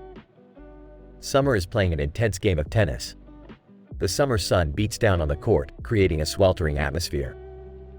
The audience watches with bated breath. Grunting. Take that, you son of a B*TCH. The tennis ball soars through the air, speeding towards the red fence that encloses the court. But just as it reaches its peak, a shimmering portal appears out of thin air. Incident: Geneva, Summer's alien doppelganger, emerges from the portal, wearing a strikingly similar tennis ensemble. Geneva, grinning. Fancy meeting you here, Summer. Summer freezes, her racket slipping from her hand. The audience gasps in surprise. Confused? Who are you? Geneva. I am Geneva, your intergalactic counterpart. And now, I challenge you to a duel. Progression. The audience watches in awe as Geneva picks up the tennis racket Summer dropped and prepares to serve. The tension is palpable. Flabbergasted. You want to play tennis? Here, now. Geneva, smirking. Oh, Summer, this isn't an ordinary game. It's a game of dice. Geneva pulls out a pair of golden dice from her tennis bag and tosses them into the air. The dice sparkle as they roll across the court, seemingly with a life of their own. Sarcastically, oh great, an alien and her magical dice. This should be interesting. Denouement. As the dice tumble to a stop, a brilliant beam of light shoots out from the red fence, enveloping Summer and Geneva. The tennis court transforms into a kaleidoscope of colors. The bewildered audience watches as Summer and Geneva are transported to a futuristic arena. John McClane, a regular guy out jogging, stumbles upon the tennis court, only to find it empty. John McClane, to himself, what the F***ck just happened here? John McClane scratches his head, utterly perplexed by the strange events that unfolded on the tennis court. Fade out.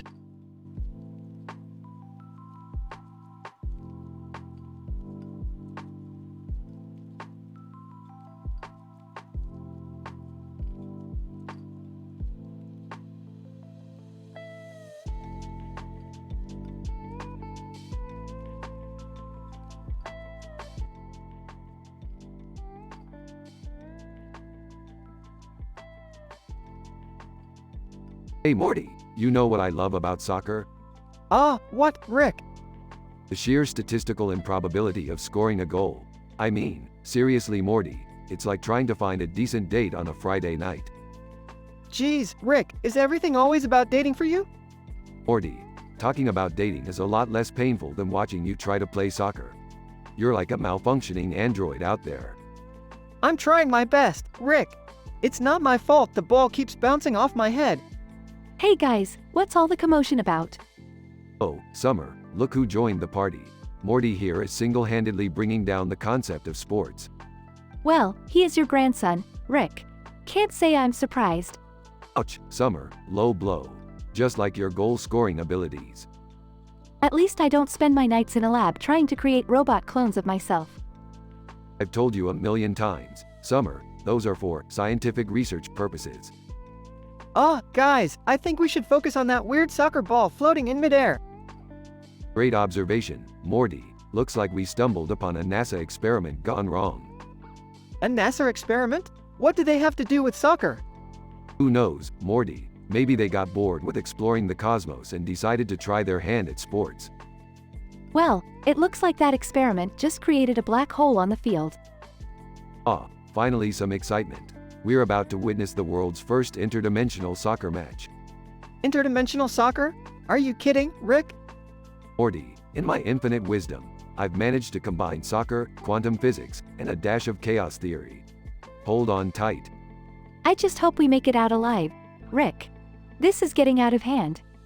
Relax, Summer, it's just a friendly game of soccer between parallel universes. What could possibly go wrong? Rick, I think we accidentally unleashed a nanotech plague on the stadium.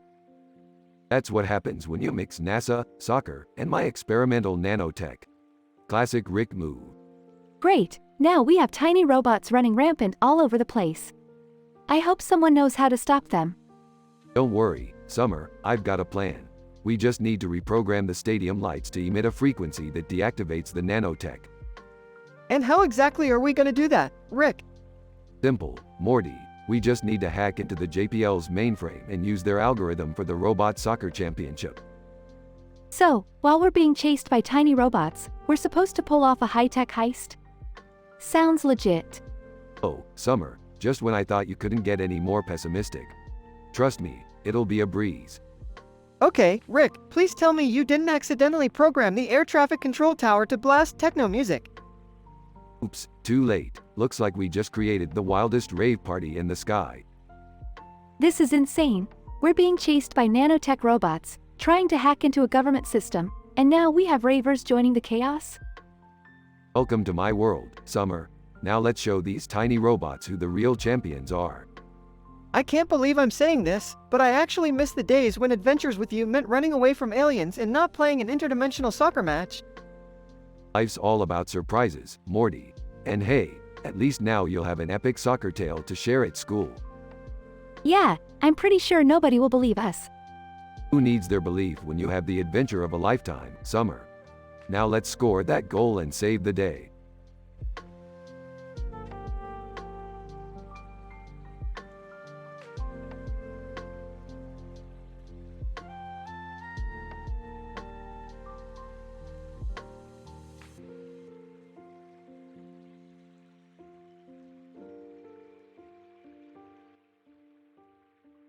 Hey Morty, look at this statistical anomaly I just discovered.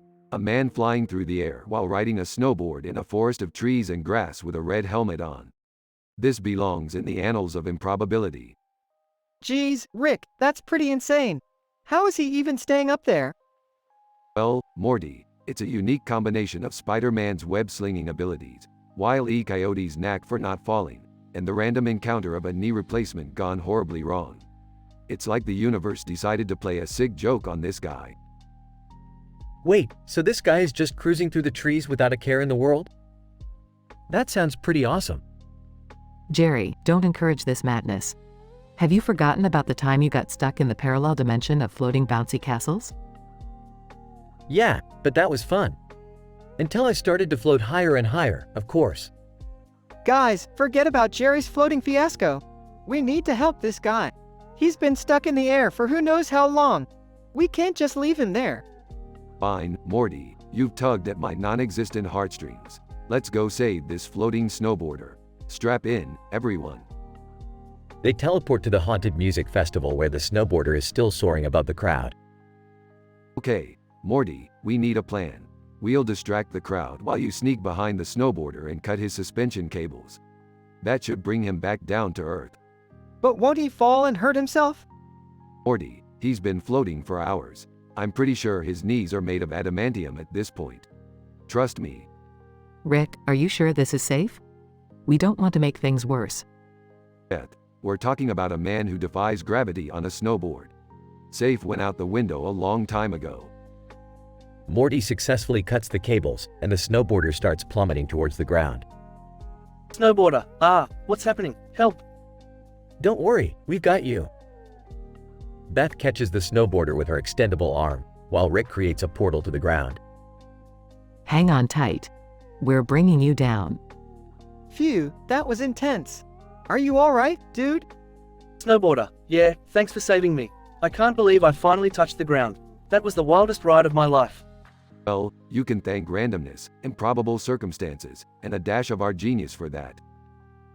So, what now? Can we go home?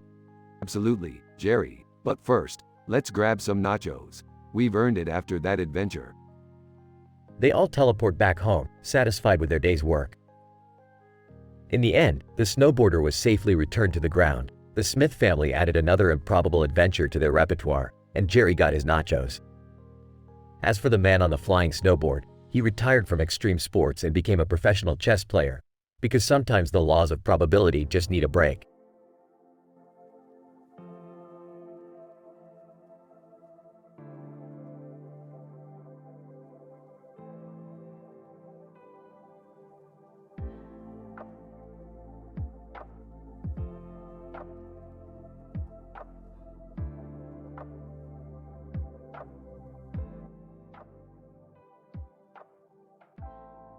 Hey Morty, you ready for another adventure? Rick, I don't know. Remember that last time we ended up in a dimension where everyone turned into pickles? Relax Morty, this time we're going to a haunted cooking competition. I heard there's a woman with a creepy face holding a laptop with a speech bubble that says, "Hey Chiff." Sounds promising. A haunted cooking competition? Are we gonna make ghost food or something? Morty, what are you, an idiot? Ghost food doesn't exist. We're going to compete against some crazy culinary ghosts, battling it out to the death, all while being judged by an overly attached girlfriend meme. That sounds surprisingly specific, Rick. Shut up, Morty, let's just go and have some fun. Wait, did you bring your lucky spatula? Yeah, I got it right here. It's my only source of confidence these days. Hey guys, mind if I jump on board this crazy haunted adventure? Oh great, Jerry, just what we need. Your completely useless presence. Did you bring your loser charm to show off to the ghosts? Actually, I brought my homemade marshmallow soup. It's to die for. Oh, Jerry, it's already dead. Just like your dreams. Zing. All right, enough with the family roasting. Let's just get this over with. Haunted cooking competition, here we come. Scene transition at the haunted cooking competition. Alright, Morty, remember our strategy. We're gonna trick those ghosts with some molecular gastronomy and blow their ethereal minds. Rick, I don't know anything about molecular gastronomy. Morty, I swear, sometimes I wonder if you have any brains at all. Just do what I say and follow my lead. As the competition progresses, the dishes become more outrageous and ghostly. Overly attached girlfriend meme. Oh my gosh, your dish is so adorable. Can I keep it forever? Thanks, I guess. Ghosts start causing chaos, possessing kitchen equipment. Oh no, my marshmallow soup is possessed. Jerry, your soup was already possessed by your own incompetence. We need a plan, Rick. These ghosts are out of control. Summer, just chill. I brought some ghost repellent. They start spraying the ghosts with ghost repellent, causing them to dissipate. Rick, it's working. The ghosts are disappearing. Well, duh, Morty. I never leave the house without my trusty ghost repellent. Jerry's cursed marshmallow soup starts to grow in size, engulfing the entire kitchen. Oh no, what have I done? Classic Jerry. Messes things up even in the afterlife. Morty, grab Summer. We need to get out of here before we become ghost food.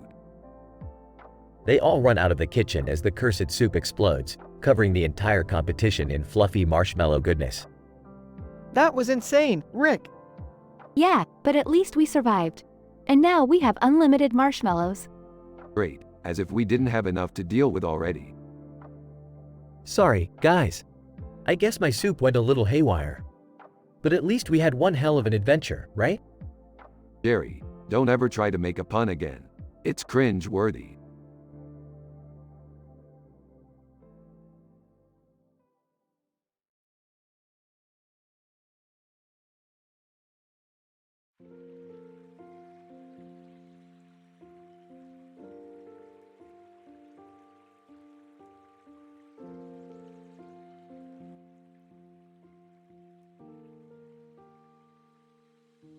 Title: Intergalactic Brews and Celestial Capers. Characters. 1.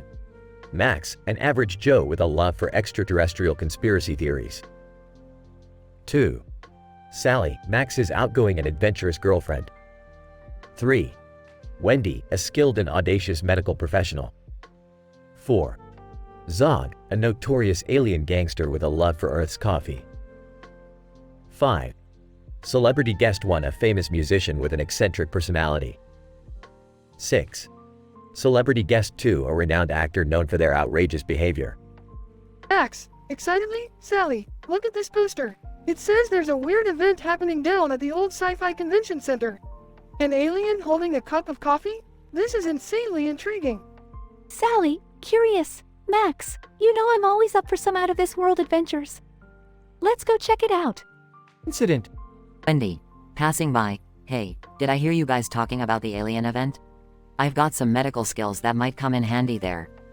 Max, surprised? Wendy, you have medical skills too? That's amazing. We could use your help if things get weird. Progression. Max, Sally, and Wendy enter the convention center bustling with extraterrestrial enthusiasts. Suddenly, Zog, a notorious alien gangster, spots them from across the room. Zog, smirking, well, what do we have here? Earthlings daring enough to enter our realm? And you, Wendy, with your intriguing medical expertise. I could use someone like you in my crew. Wendy, defiantly, your crew? What makes you think I'd ever join forces with a gangster like you? Zog, leaning closer, perhaps a sip of Earth's finest coffee might change your mind. I've heard marvelous things about it. Wendy, enticed by Zog's offer, decides to showcase her medical skills to win his favor. Meanwhile, Max and Sally navigate through the convention center, bumping into celebrity guest 1, the famous eccentric musician. Celebrity guest 1, giggling. Hey, dude, you seem like a cool cat. Want to join me on stage for a jam session? Max, stammering? Sure. Why not? This event keeps getting stranger by the minute. Sally finds herself surrounded by an army of adoring fans, while Max rocks the stage with celebrity guest 1. Wendy impresses Zog and gains favor in his alien gangster crew. Suddenly, celebrity guest 2, the outrageous actor, crashes the party. Celebrity guest 2, Lably, ladies and gentlemen, let the mayhem begin. I'm here to turn this event upside down. Max, Sally, Wendy, Zog, and the wild assortment of characters find themselves caught in a whirlwind of amusing encounters and unexpected chaos, making the event truly eclectic and unforgettable. And so, in a cosmic collision of oddities, Max, Sally, and Wendy seize the opportunity to experience the most bizarre event of their lives. A madcap dance of aliens, celebrities, and extraordinary mishaps unfolds, leaving our protagonists forever changed by their intergalactic escapade.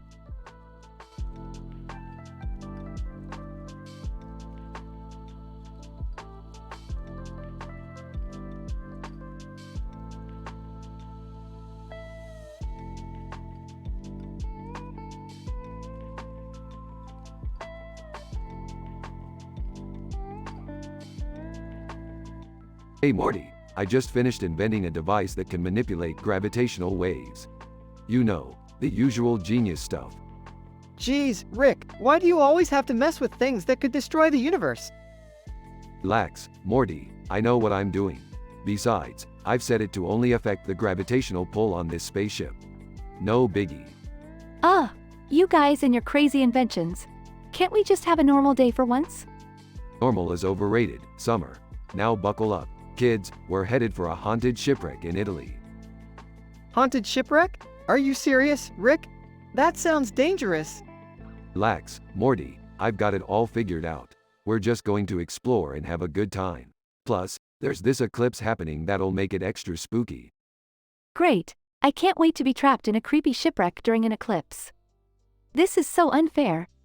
Life's unfair, Summer. Get used to it. Now, we've reached our destination. Morty, be careful with that device of mine while I set up some sensors. Rick, I accidentally dropped the device, and now it's doing something weird. What do you mean, weird, Morty? I thought I fixed all the bugs. Well, it seems like it's doing, something strange to me. I don't know how to explain it. Laughing. Look at Morty, everyone. He's got a star in his hand, and suddenly all these people behind him are going crazy. Morty, you little idiot. That device turned you into a sex symbol across multiple dimensions. You're like the cartoon version of Brad Pitt. What? No way! This can't be happening. Rick and Summer burst into laughter. Morty, you're going to have to deal with hordes of obsessed fans and paparazzi following you everywhere. Might as well embrace it. This is a nightmare. I don't want this kind of attention. Well, Morty, you know what they say. Be careful what you wish for. But I didn't wish for this. Life's funny like that, Morty. Now, let's head back to Earth. Deal with these allegations of love affairs on asteroids, and see how the Simpsons are handling the whole situation. I can't believe I'm saying this, but for once, I'm actually looking forward to dealing with interdimensional gossip. Strap in, kids, we're in for a wild ride. This is gonna be one statistically improbable, mind-bending adventure.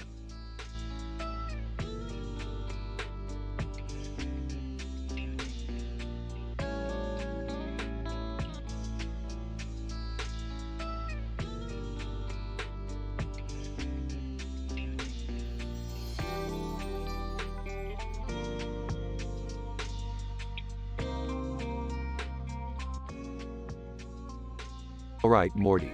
Buckle up because today we're heading straight into a statistically improbable and vulgarly intense adventure. Okay, Rick, but can we maybe skip the vulgar part this time? It always gets us in trouble. Morty, life is like a dating sim marathon. You gotta take risks and get messy. Now listen up, we've got a situation here. Rick, what the hell is going on? There's a demonic-looking man with a helmet and a sword standing in front of a fire-filled mountain range in our living room. Oh, that's just Ganondorf. I accidentally pulled him from the Legend of Zelda game. Now, let's see how he handles some good old Silurians from Doctor Who. Dad, this is insane. We can't just let those fictional characters loose in our reality. Relax, Summer. I've designed a device that'll keep them contained. Now, who wants to be a time-traveling dinosaur wrangler? I guess I could give it a try, Rick. But just this once. Great, Morty, just so you know, the dinosaurs are extra sassy in this timeline. I can't believe I'm saying this, but I'll handle Ganondorf. I've got some unfinished business with that guy. That's the spirit, Beth. Meanwhile, Summer, J. Cole here has an amazing beat that he wants to collaborate with you on. Dad, I don't even know who J. Cole is. Well, just pretend you do and act like you're super into his music. This is important, Summer. Rick, the Silurians are starting to multiply. I think I made a mistake with the time-traveling device.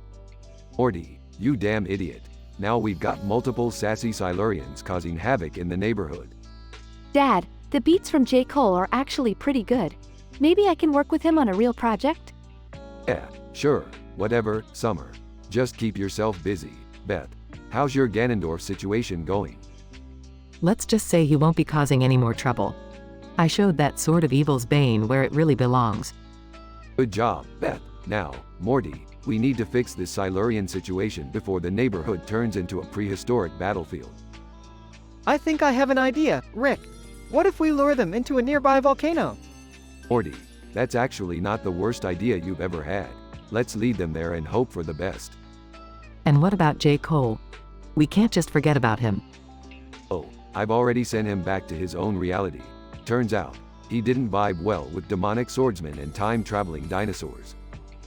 I can't believe I missed out on working with J. Cole just because of this crazy adventure. Well, at least we saved the neighborhood from a Silurian invasion. That's gotta count for something, right? Sure, Morty, whatever helps you sleep at night. Now let's all go get some interdimensional pizza, my treat.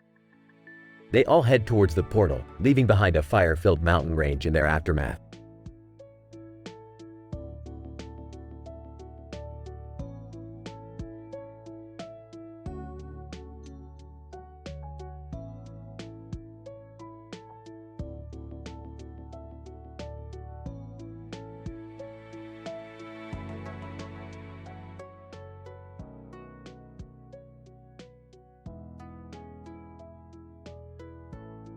Alright, Morty, listen up.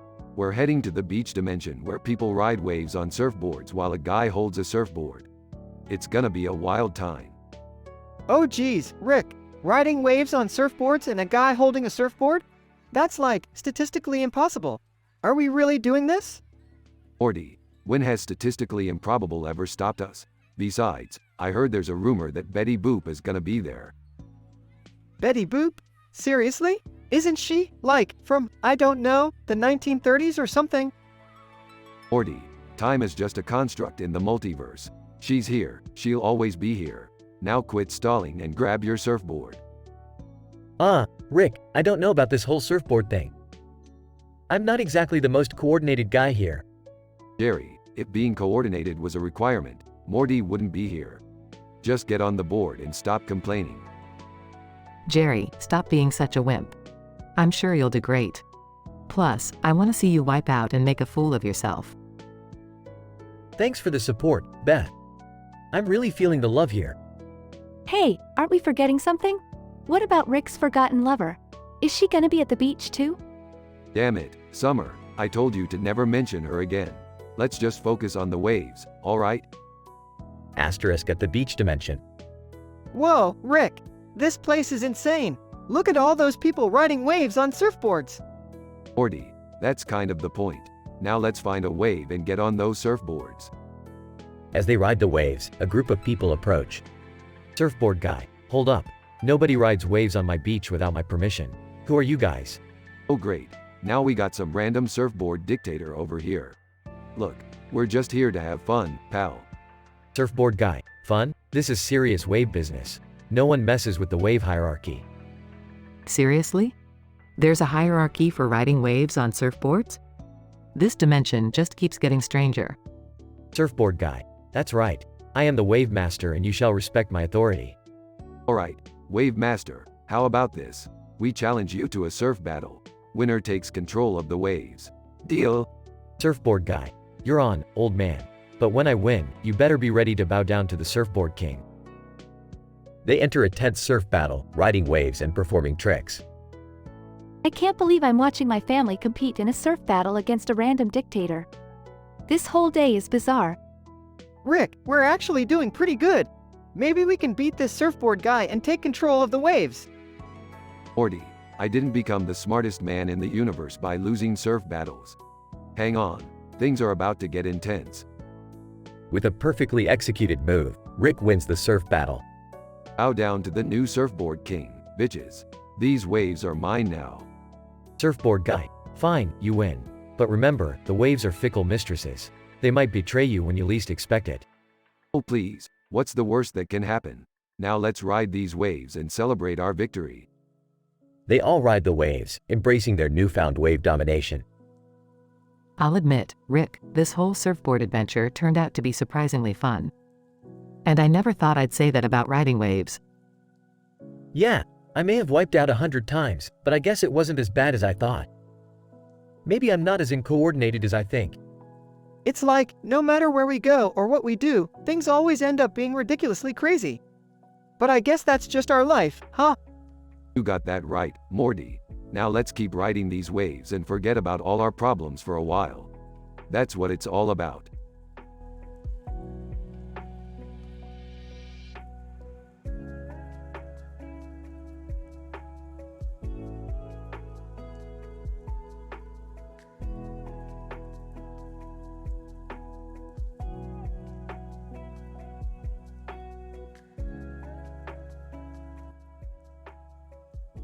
Int.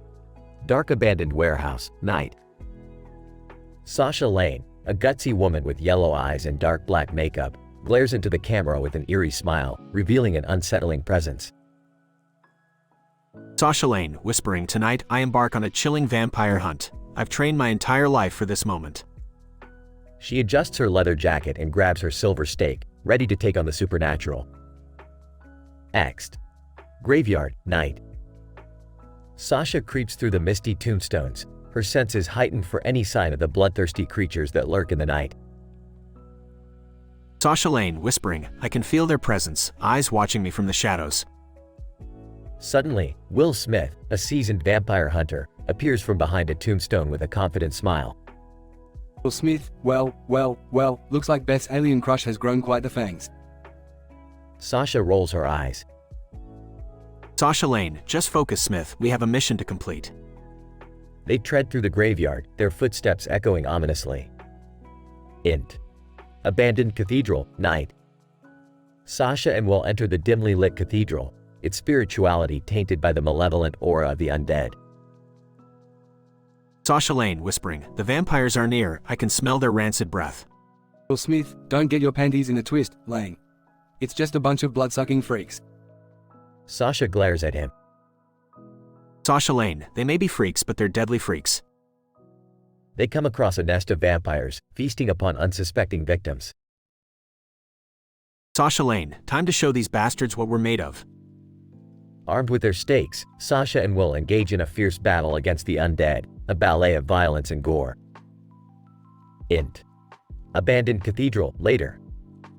Battered and bloodied, Sasha and Will stand amidst the defeated vampires, their determination unshaken. Will Smith, we did it, Lane. The world is a little safer tonight. Sasha wipes the blood from her face and grins. Sasha Lane, "Yeah, but there's always more to hunt. Our work is never done." They exit the cathedral, ready to face countless more nights of supernatural horrors. Next. Graveyard, night. As Sasha and Will walk away, victorious, a mysterious figure emerges from the shadows. It's Beth, Sasha's alien crush. Well, Sasha, you've always been a hunter I couldn't resist. Sasha smirks, a mischievous glint in her yellow eyes. Sasha Lane, "Maybe we can hunt together sometime, Beth. Two fierce predators under the moonlight." They walk off together, leaving a trail of darkness in their wake. Fade out.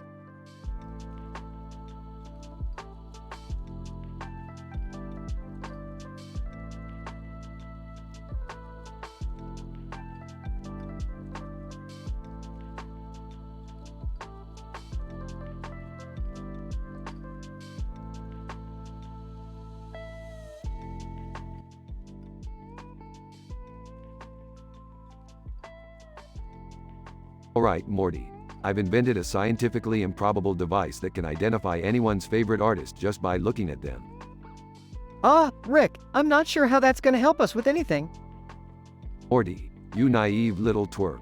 With this device, we can finally settle all those heated arguments about who has the worst taste in music. I don't know, Rick. It sounds like we're just gonna start more arguments. Shut up, Morty. We're gonna hit the road and put this invention to the test. Beth enters the room. What are you two up to? We're about to embark on a daring adventure to uncover people's deepest, darkest secrets, their favorite artists. Oh, really? Well, while you're at it, can you find me someone who doesn't have commitment issues? Sorry, Beth, I can't help you with that. But hey, you're the only one who hasn't asked for a favor yet. Jerry, entering with his beard cut. Well, maybe that's because I'm the only one who's content with his boring life. Oh, look, it's Jerry, the master of mediocrity. Why don't you go and trim your beard cut some more? Hey, at least I have a beard. Morty, back me up here. Jerry, I don't have time for your beard drama right now. We have a mission. Rick activates the device and points it at Jerry. According to this, your favorite artist is Blab. Blab? Who the hell is Blab? It's that avant-garde artist who makes music with household appliances like toasters and blenders. That sounds about right for Jerry. Scene changes to a cosmic roller coaster ride as they travel through space. Alright, Morty, we're approaching the Rasul ceremonial chambers. This is where the artist Comet Casanova supposedly resides. Wait, why do we need to find Comet Casanova? Because according to the device, he's the one who can save us from the impending heartbreak anthem. Heartbreak Anthem? Is that some kind of breakup song? No, Beth, it's an actual comet heading straight for Earth, and its vibrations will make people break up on a cosmic scale. Oh geez, that's intense. They meet Comet Casanova, an alien artist with neon hair. Comet Casanova, welcome, Rick and Morty. I've been expecting you. Prepare to have your minds blown by my art. We don't have time for that, Comet. We need your help to stop the heartbreak anthem. Comet Casanova, very well, but only if you promise to appreciate the complexity of my art afterwards. They fly towards Earth to intercept the comet. So how are we gonna stop a freaking comet, Rick? Simple, Beth. We just need to play the artist's worst song. It'll kill the comet's vibe. Epic battle with the heartbreak anthem playing in the background. Morty, shouting, Rick, it's not working. The comet is only getting stronger. Morty, it's time for Plan B. We need to perform a ridiculous dance routine while singing that annoying meme song. That would be great. They dance and sing their hearts out, finally vanquishing the comet. Oh man, I can't believe we actually did it, Rick. And all it took was embarrassing ourselves in front of the entire galaxy. Well, at least we don't have to worry about the heartbreak anthem anymore. Yeah, and I still have my beard. Even if it's a beard cut. Episode ends with them laughing and mocking Jerry's beard cut.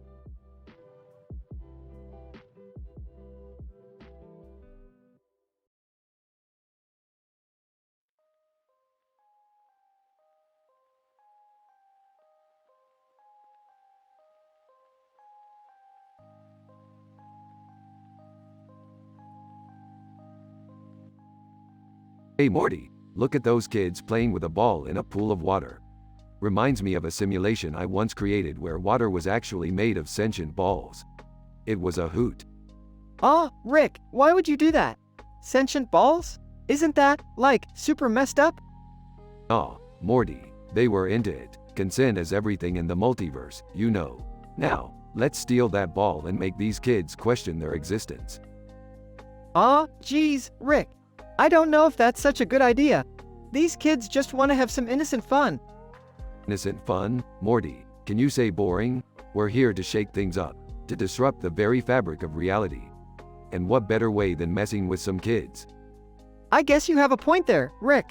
But shouldn't we just talk to them or something? Morty, they're kids. They barely know algebra. Now, watch this. Rick steals the ball and replaces it with a Pluto plush toy. Whoa, Rick, you actually swapped the ball with a Pluto plushie. That's, kinda messed up. Messed up? Come on, Morty, we just gave them a new friend. Besides, who even cares about Pluto? It's not even a planet anymore. Yeah, but still, it's a bit mean, isn't it? Imagine if someone stole our stuff just for the fun of it. Morty, don't be such a Jerry. Speaking of which. Approaching. Hey guys, what's going on? Ooh, is that a Pluto plushie? I heard they're all the rage in Tintin's fan club. Interrupting. Jerry, you're not even a celebrity, and Tintin doesn't have a fan club. Stop making things up just to sound interesting. Defensive. Well, Beth, I'll have you know there's a secret underground Tintin society, and they're considering making me their president. Yeah, Jerry, and I'm the king of Pluto. What now? Okay, Grandpa, let's not provoke him further. You know how Jerry gets when he's in one of his delusional fantas. Interjecting. You guys, look at those kids. They're freaking out because that Pluto plushie started talking. Oh, I must have accidentally enhanced its AI. Well, looks like we're in for a wild ride now. Time to teach them about the perils of reality, Morty. I'm just gonna grab some popcorn and watch this craziness unfold.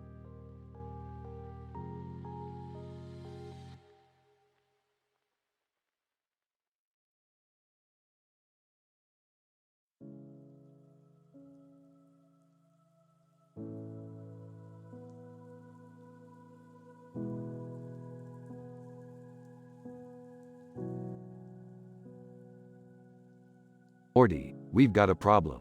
The essence of WizKid's hit song, Essence, has somehow opened an interdimensional portal here in our living room. Geez, Rick, what's gonna come out of there? I don't know, Morty, but brace yourself. We might be dealing with an interdimensional monster invasion. Rick, you better fix this mess before your shenanigans ruin our house. Relax, Beth, I'll handle it. But first, Morty, put on this helmet and goggles. We need to protect our delicate eyes from whatever might come out. Are these C3 pose helmet and goggles? How did you get them? Let's just say I made a few modifications. Now, suit up, Morty, we're going in. Scene changes to a purple background with a red and yellow portal opening. Morty, look out. It's an army of vampire apocalypse survivors from a parallel universe. Holy crap, Rick! They're thirsty for blood! Relax, Morty, they can't harm us. I installed garlic spray and UV light beams on our suits. We're the ultimate vampire hunters now. Rick, this is insane. How did all of this happen? Well, Beth, When you mix WizKid's essence with interdimensional portals, you're bound to attract all sorts of chaos. It's just science. Rick, now that we've got this all under control, can we go back to our normal lives? Morty, normal lives are for chumps. We're interdimensional adventurers, and this is just another crazy day in our wacky existence. I can't believe I let you two drag me into this mess. Oh, come on, Beth. You love the thrill of the unknown. Now, let's exterminate these vampires and close that portal. Scene changes to an intense showdown between our heroes and the vampire apocalypse survivors. Rick, this is insane. There are too many of them. Morty, never fear, for I have a plan. Hand me that boombox playing Essence. What are you gonna do with it, Rick? Just watch. Morty presses play on the boombox. Essence starts playing, and all the vampires suddenly start dancing. Rick, you're playing WizKid's song? You're trying to defeat them with music? Hey, it worked for Peter Quill in Guardians of the Galaxy. Music has power, Beth. I can't believe this is actually working. Well, Morty, never underestimate the power of a catchy beat. Now, let's close that portal and get back to a less ridiculous dimension. Scene changes back to the living room with everything back to normal. Finally, peace and quiet. Yeah, until the next insane adventure, Beth. That's just how life rolls when you're hanging out with me. Well, I guess that's what makes it exciting, right? You got it, Morty. Now, let's go grab some Szechuan sauce and celebrate another statistically improbable victory.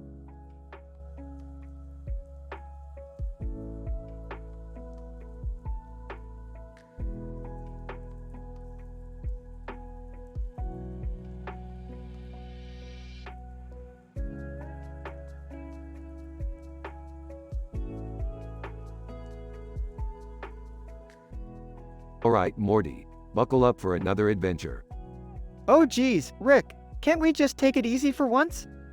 Take it easy, Morty. We're not on a vacation. We're in the middle of a mind-bending, galaxy-hopping escapade. Eavesdropping from a distance. Ah, typical Rick.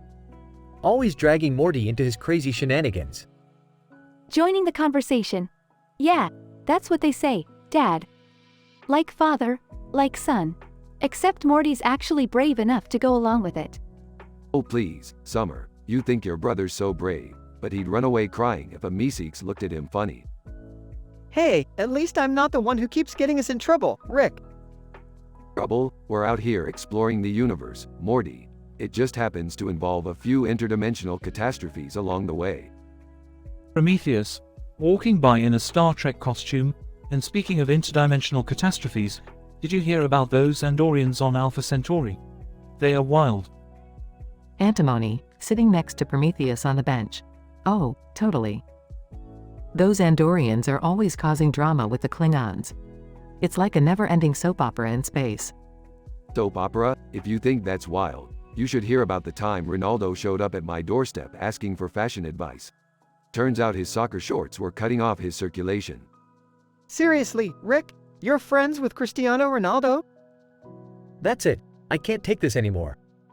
I'm going to the cryogenic chamber where things are simple and frozen. Dad, you do realize that it's just a bunch of heads in jars, right? Exactly. No drama, no interdimensional craziness. Just heads in jars, peacefully floating. Rolling his eyes, well, have fun living in your cryogenic awakening culture shock, Jerry. So, where to next, Rick? I heard there's a planet that runs on sarcasm. You'd love it, Morty. You'd feel right at home. Yeah, because that's exactly what I need. More people making fun of me. Oh come on, Morty. Embrace the chaos. Life's too short to worry about what other people think. Wise words, Rick. I guess being weird is our family's superpower. Damn right it is, Summer. Now let's go make some intergalactic trouble.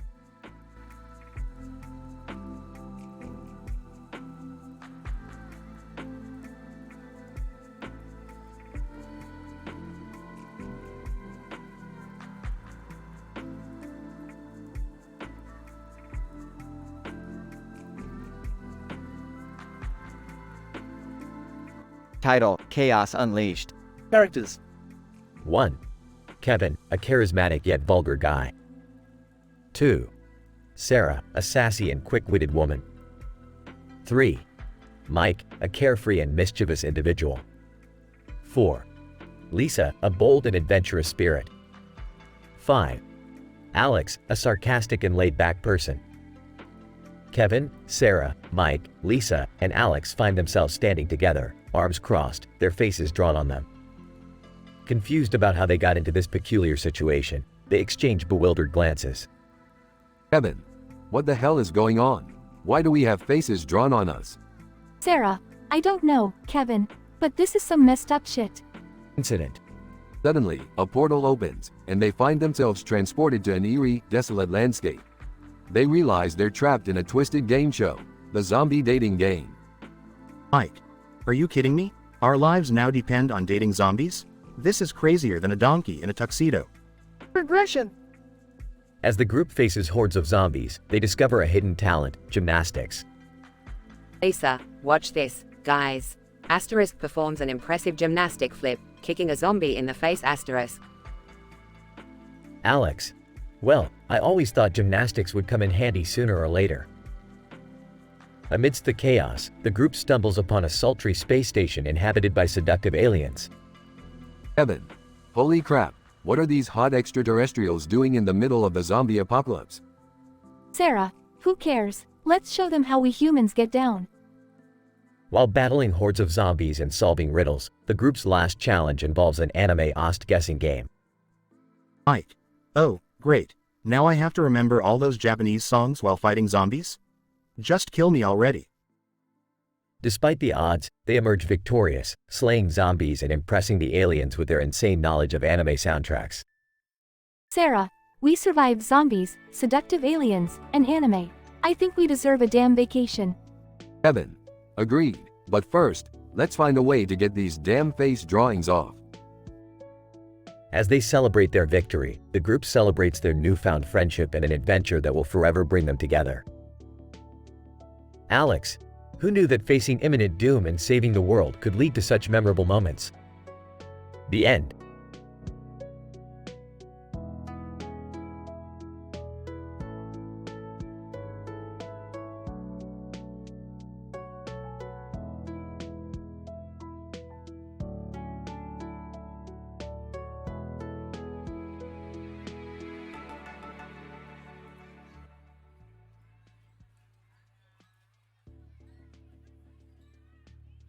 Hey Morty, check out that futuristic space station over there with a clock and lights on its side.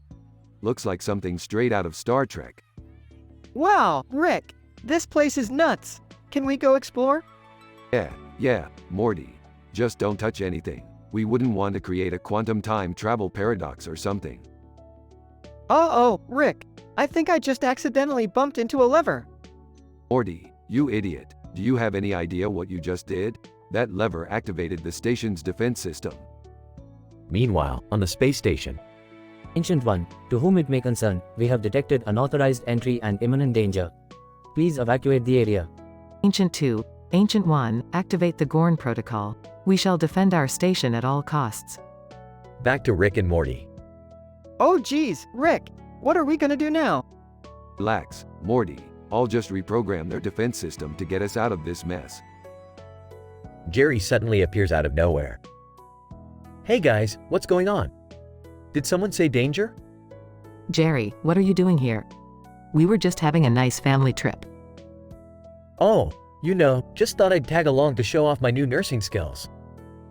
Turns out the space station needed some medical assistance. Really, Jerry? You're a nurse now? Please, spare us the details.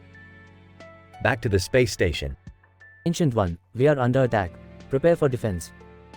Ancient starts shooting laser beams at Rick, Morty, Jerry, and Beth.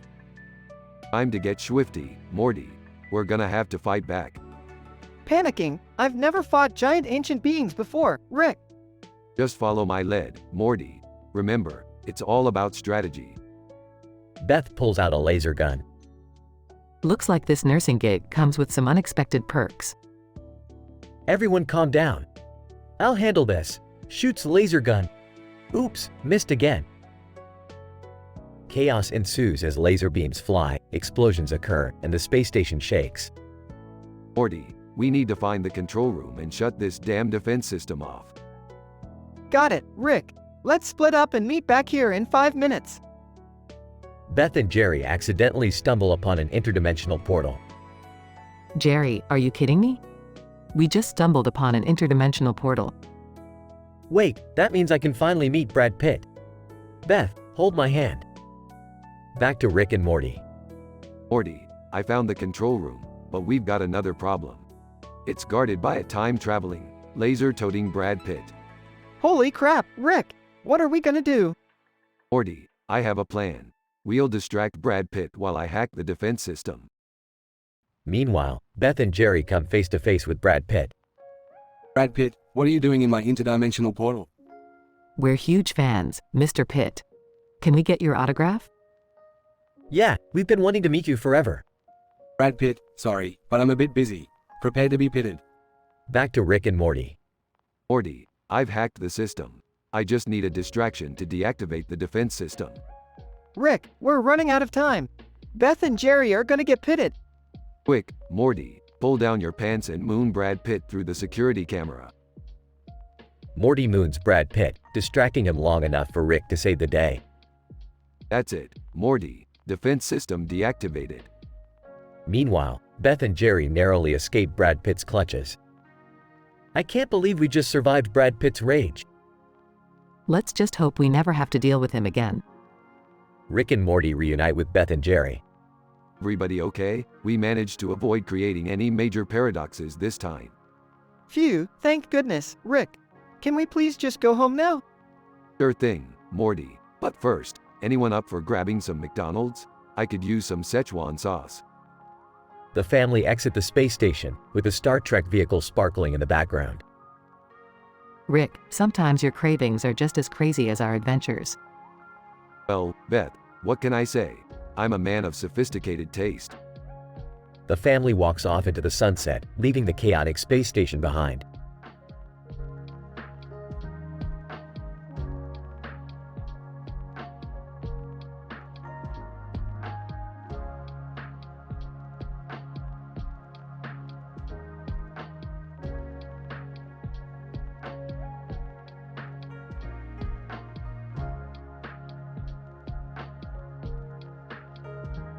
Alright, Morty, listen up.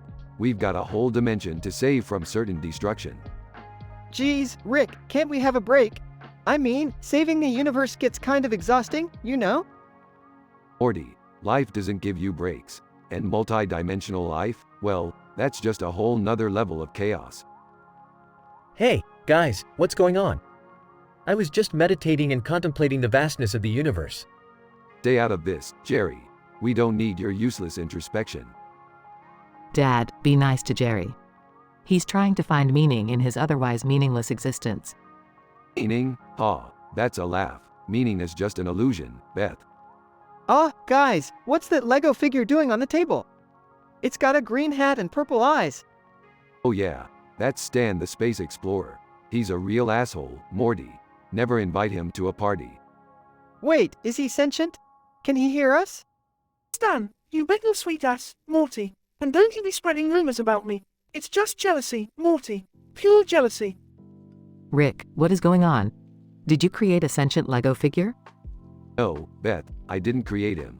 But clearly, someone did, and they did a real shitty job. Hey, Stan, what's your deal? You look pretty cool with that green hat. Stan, cool? You think this hat is cool? It's a fashion disaster, Jerry. How do you even live with yourself? Guys, we've got bigger problems than Stan's fashion choices. We need to figure out who created him and why. Maybe we should ask Morty's alien suitor for help. He seems to know a lot about interdimensional beings. Yeah, I guess we could call Kino. But he's been really busy conquering worlds lately. Morty, a suitor? Well. When were you going to tell your old man about this? Dad, it's not like that. Kino just thinks I have a nice collection of rare action figures. Morty, just call the dude. We need all the help we can get. Stan might be a tiny problem now, but who knows what he's capable of. Fine, I'll call Kino. But if he tries to steal any of my collectibles, I'll kick his alien ass. Kino, Morty, my love, you summoned me. How may I be of service? Kino, we have a rogue Lego figure on our hands. Can you help us find out who made it? Kino, my dear Morty, fear not. I shall use my alien senses to trace the origins of this mysterious creation. Alright, Kino, do your space magic or whatever. We've got a universe to save. As Kino and Rick work their alien voodoo, Stan stands on the table, spewing insults to everyone. Stan, I may be just a Lego figure, but I'm gonna be the one to destroy you all.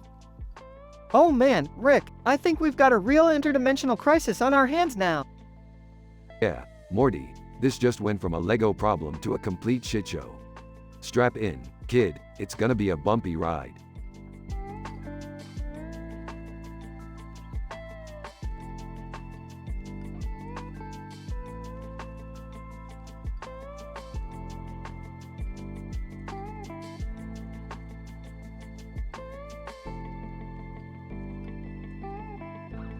Alright, Morty.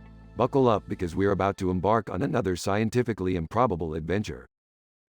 Oh geez, Rick, I hope it's not as crazy as that time we ended up in a dimension full of talking cats. Morty, compared to what we're about to encounter, talking cats will seem like a walk in the park. Well, I hope it's not another life-threatening situation, Rick. My therapist says I need to avoid those. Well, Morty, you can cancel your therapy session because today we're going to witness the most mind-boggling phenomenon ever recorded. What is it, Rick? Is it some kind of alien invasion? No, Morty, it's something much stranger. Take a look at this satellite image. It appears to be a river running through a land area, with a blue sky in the background and a yellow tree in the foreground. Wow, that's, interesting.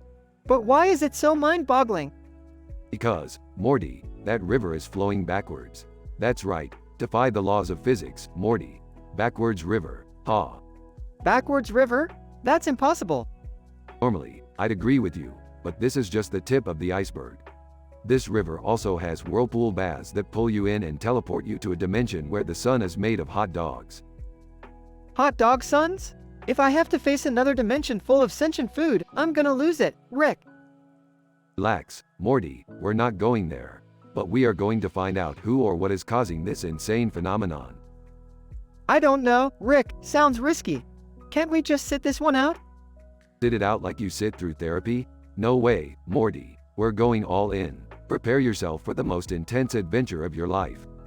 Fine, but if we end up in a dimension where everything is made of pickles again, I'm holding you responsible. Noted, Morty, now grab that portal gun, because we're going to do some serious terraforming on Mars.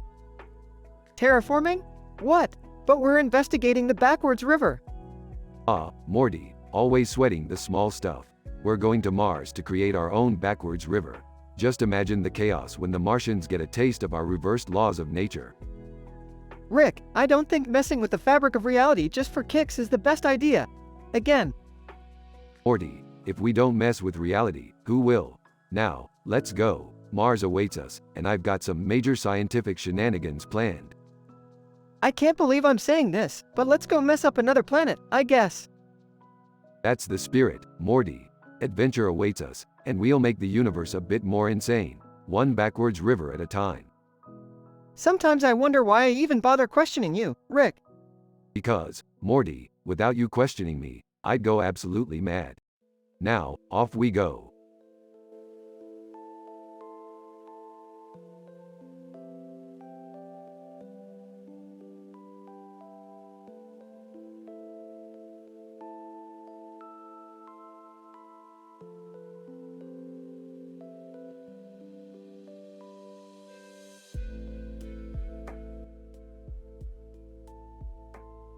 Oh Morty, check this out. We've entered a parallel dimension where trees randomly burst into flames every time someone sits on that bench over there.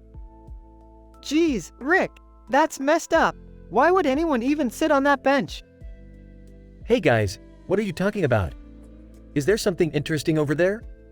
Oh great, Jerry, just what we needed. Your curious dumbass jumping in. Yeah, this bench is the wizard of incineration.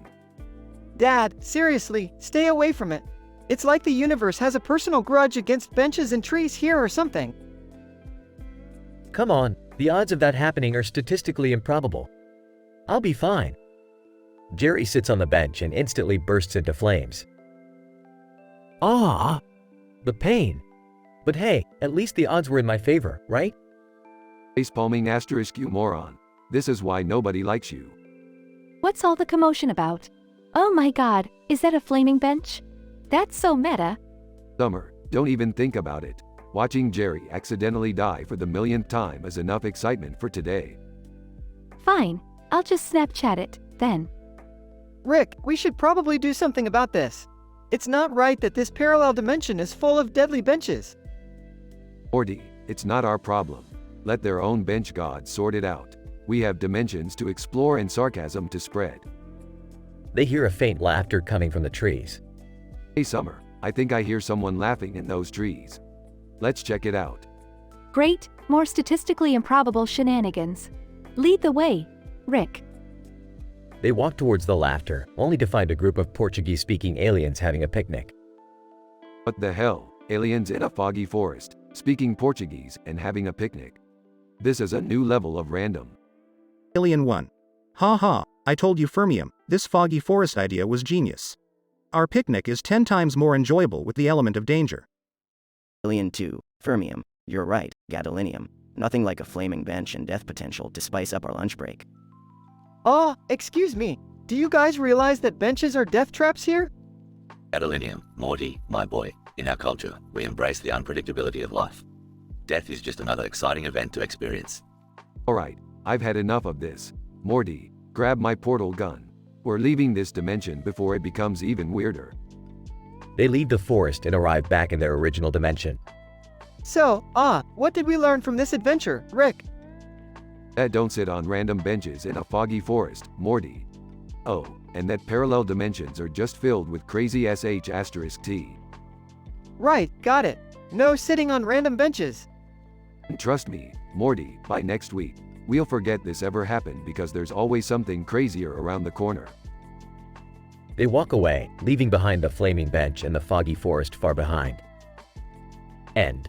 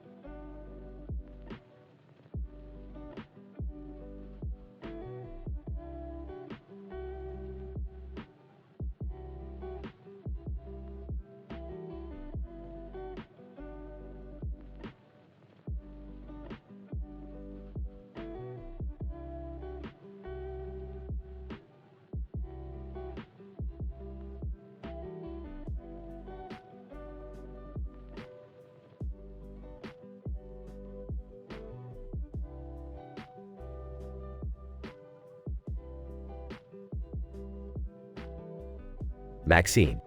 Alright, everybody, gather, round. It's time for the rambunctious talent show. I hope you all brought your A game tonight. Barry, a game? More like X-rated, am I right? Maxine, Barry, let's keep it PG-13 at least. We're here to have fun, not make the audience uncomfortable. Barry, fine, fine.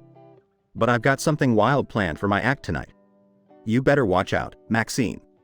Maxine, oh really? I'd like to see you top the act I've got up my sleeve. This talent show won't know what hit it. Samantha.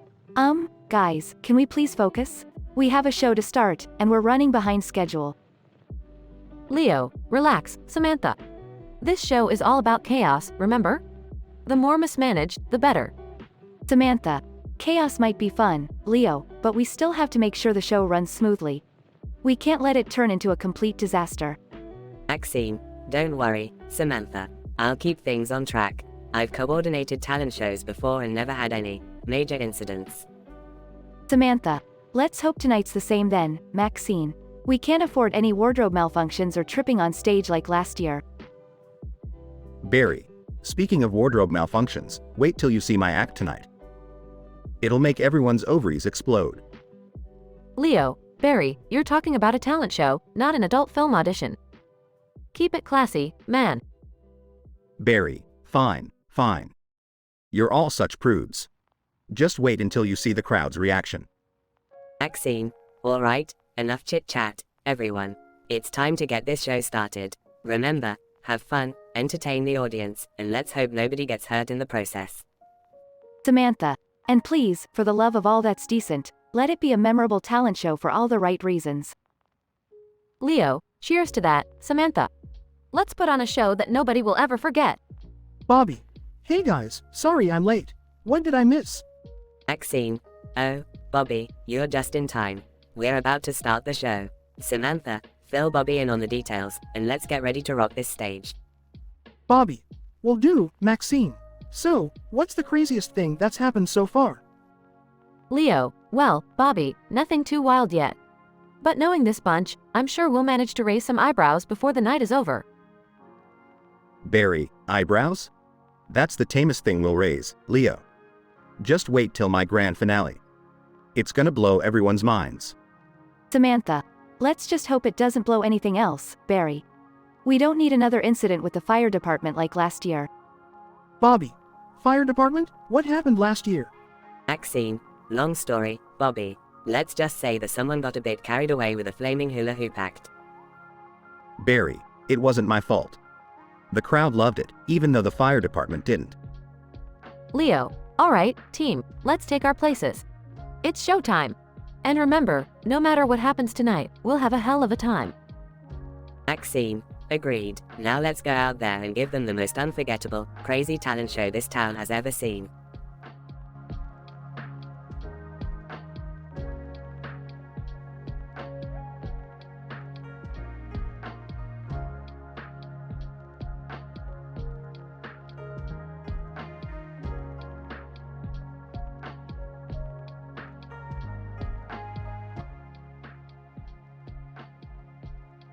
Int.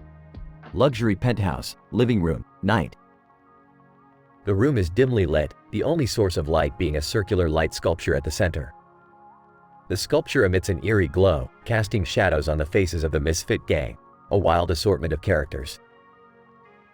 Jackson, a ruggedly charming man in his mid-30s, takes a swig from his whiskey bottle. Jackson. You know what, fuck it. Tonight, we're gonna mess with the Milky Way mistress. Lucia, a seductive yet dangerous woman, smirks devilishly. Lucia. Oh, I like where this is going. What's the plan, boys?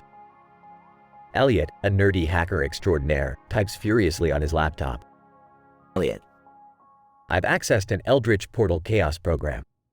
We'll summon creatures so unimaginable, even George Clooney would shit his pants. The gang bursts into laughter, fueling their twisted excitement. Gary, a burly biker with tattoos covering his muscular arms, grins wickedly. Gary. I'll go grab some sacrificial goats from my buddy's farm. Gonna make this shit real authentic. The room buzzes with anticipation as they gather around the light sculpture. Jackson takes the lead, holding a mysterious artifact. Jackson. With this ancient talisman, we'll call forth the embodiment of darkness itself. Suddenly, the room grows chillingly cold, and the light sculpture begins to pulsate with a sinister energy.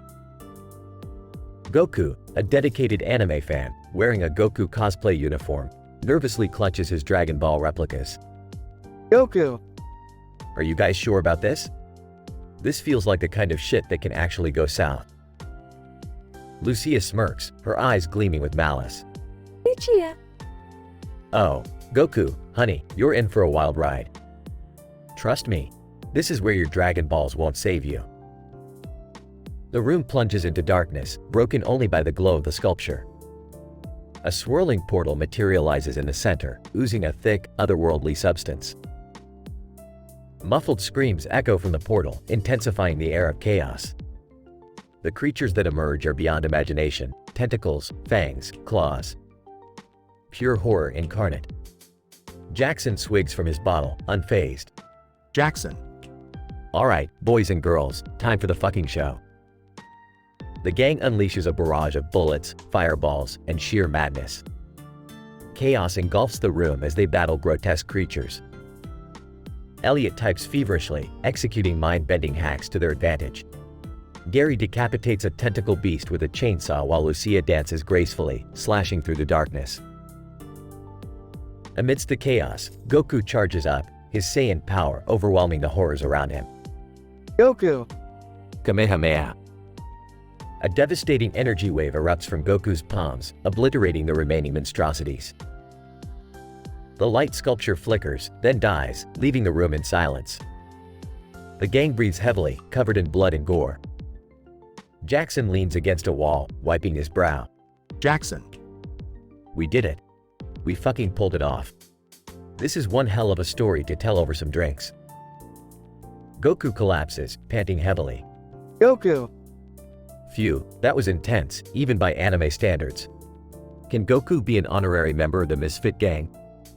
They chuckle, patting Goku on the back. Lucia! Tonight, Goku, you proved yourself. Welcome to the craziness that is our lives. They share a toast, reveling in the mayhem they caused, the bond that formed. Their lives forever changed by the intertwining paths of desire and madness. Fade out.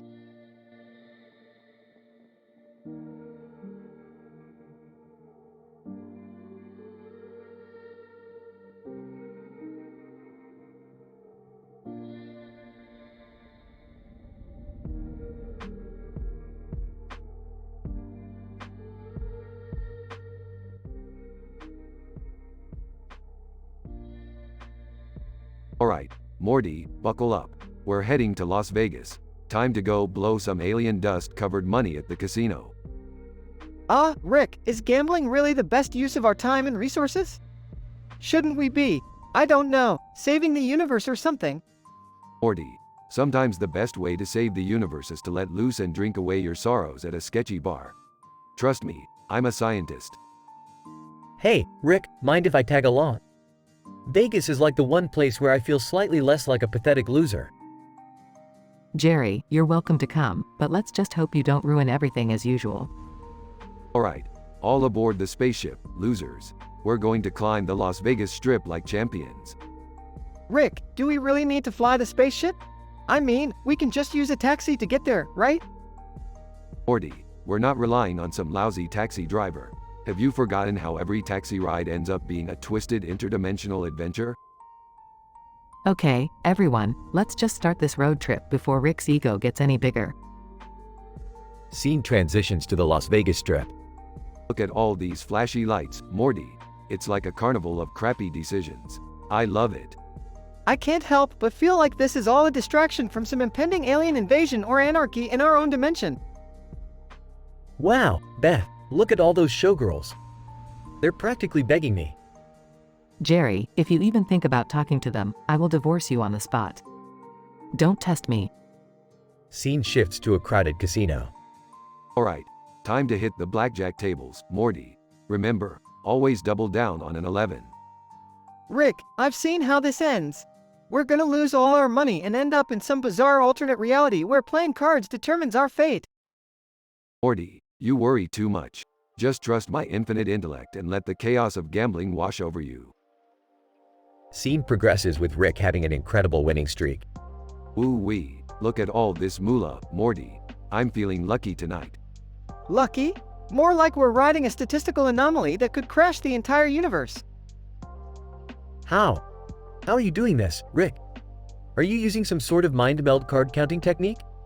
Aw, Jerry, it's just pure, unadulterated Rick genius. You wouldn't understand. As Rick gets more intoxicated, chaos ensues. Morty, I've discovered a new dimension within the dice. It's a world of infinite craps possibilities. Rick, please, just stop. We have to leave before they ban us from the entire city. Jerry, where did you go? Oh my god, you're on stage with the Elvis impersonators, singing? Honey, Vegas has unleashed the true king within me. I'm a star. Suddenly, an alien invasion begins. Oh great, now I have to save the universe in between martinis. Typical. Rick, this is all your fault. If we had just stayed home, none of this would have happened. Morty, calm down. We'll just use those showgirls as shields. They're practically indestructible. Scene turns into an epic battle filled with explosions and alien guts.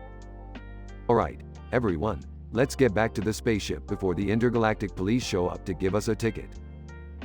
I can't believe we survived this insanity, Rick. Can we please go back to being the dysfunctional family we were? Sure, Morty, but don't blame me when our next adventure plunges us into a galaxy ruled by sentient pickles or something.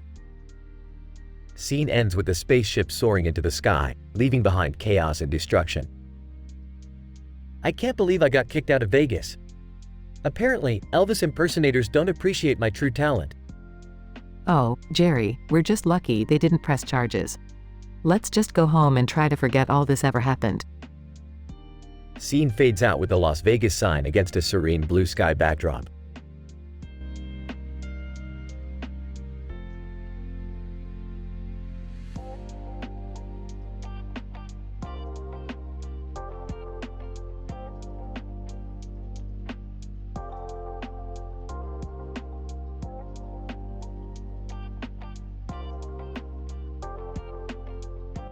Alright, Morty, buckle up for another mind-bending adventure. We've got a statistical anomaly on our hands today. Oh geez, Rick, what's the situation this time? Well, Morty, it seems that there's a man standing in front of a yellow building with a black mask on his face. And get this, Morty, on his mask, there's a cartoon of a man with a black mask on his face. Whoa, Rick, that's some seriously meta stuff. What could it mean? I don't know, Morty, but it's statistically improbable. We need to investigate. Hey, guys, anything interesting happening here? Oh, Jerry, go back to your crossword. This is important scientific business. Fine, fine. Just let me know if any monsters show up. So, Morty, let's go talk to this masked man. Maybe he's from another dimension too. But Rick, I already had a multiverse doppelganger adventure. Can't we just have a normal day for once? Morty, normal is overrated. Plus, you know we're not really good at that. Let's go. Cut to Rick and Morty approaching the masked man. Hey there, buddy, what's with the mask? Trying to start a fashion trend? Masked man, muffled voice, none of your business, Rick. Rick, did he just call you by your name? Morty, that's impossible. I've been here with you this whole time. Masked man pulls off mask to reveal Rick's forgotten wife. Yes, Rick, it's me, your neglected spouse. Oh boy, this just got complicated. Beth, you got some explaining to do. Rick, I can explain. I met her at Panera Bread, and we just hit it off. Panera Bread, Beth, really? Look, Rick, she may wear a black mask, but at least she listens to me. Whoa, this is family drama on another level. You guys need therapy, or maybe just a reality check. Can I get a divorce too? Not now, Jerry. Look, we have bigger problems. How did my forgotten wife end up in a yellow building with a black mask on her face? Forgotten wife. I've been chasing aliens, Rick. I stumbled upon this yellow building while doing some investigative work. Well, strap in, everyone. We've got a situation to solve, family drama to sort out, and Panera Bread to avoid. But Rick, can't we just get some sandwiches first? I'm hungry. Morty, you always ruin the dramatic tension. Fine, let's all go to Panera Bread. But no one mentioned the forgotten wife. Everyone walks off towards Panera Bread. Sassy and sarcastic banter continues.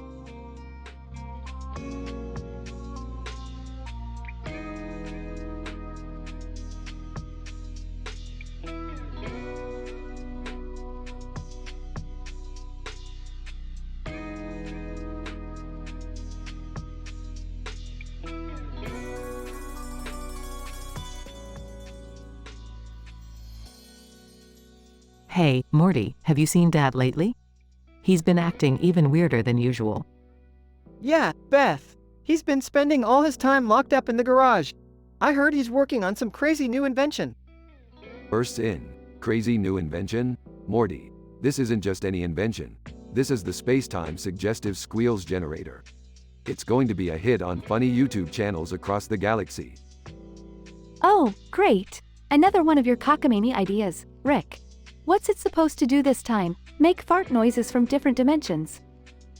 Don't you dare undermine the power of the space-time suggestive squeals, Summer. This baby can rip through the fabric of reality and transmit messages directly into the minds of grasshoppers. Grasshoppers? Seriously, Dad? Oh, You think it's a joke, Beth? Just wait until those grasshoppers come knocking at our door, demanding a seat at the dinner table. Oh, guys, there's a man in a green and red outfit holding a sword and a demon on it standing in our living room. Should we be concerned? Man in green and red, fear not, Earthlings. I am here to vanquish the vampire bakers that have taken over your planet, one flowery bite at a time. Vampire bakers? Are you serious? What kind of messed up reality have we stumbled into now? Chuckles. Morty, hand me the demon sword. Looks like we've got some baking to do. Let's join the Earth's eccentric X's Vampire Baking Championship. Are you out of your minds? We can't bake against vampires, Rick. Relax, Beth. I'll whip up a batch of garlic-infused cupcakes that will have them shrieking in agony. Hey, Dad, while we're at it, can you fix our communication device? We're still getting those weird space-time transmissions from that planet of talking cats. No problem, Morty. Just let me find a spare moment between baking and fending off vampire bakers. Can't we just call it a day and order pizza like normal people? Normal people? Who needs them when we have adventures like this? Now, let's go kick some vampire ass. They all rush out of the house, swords and baking utensils in hand, ready to face the bizarre challenge that lies ahead.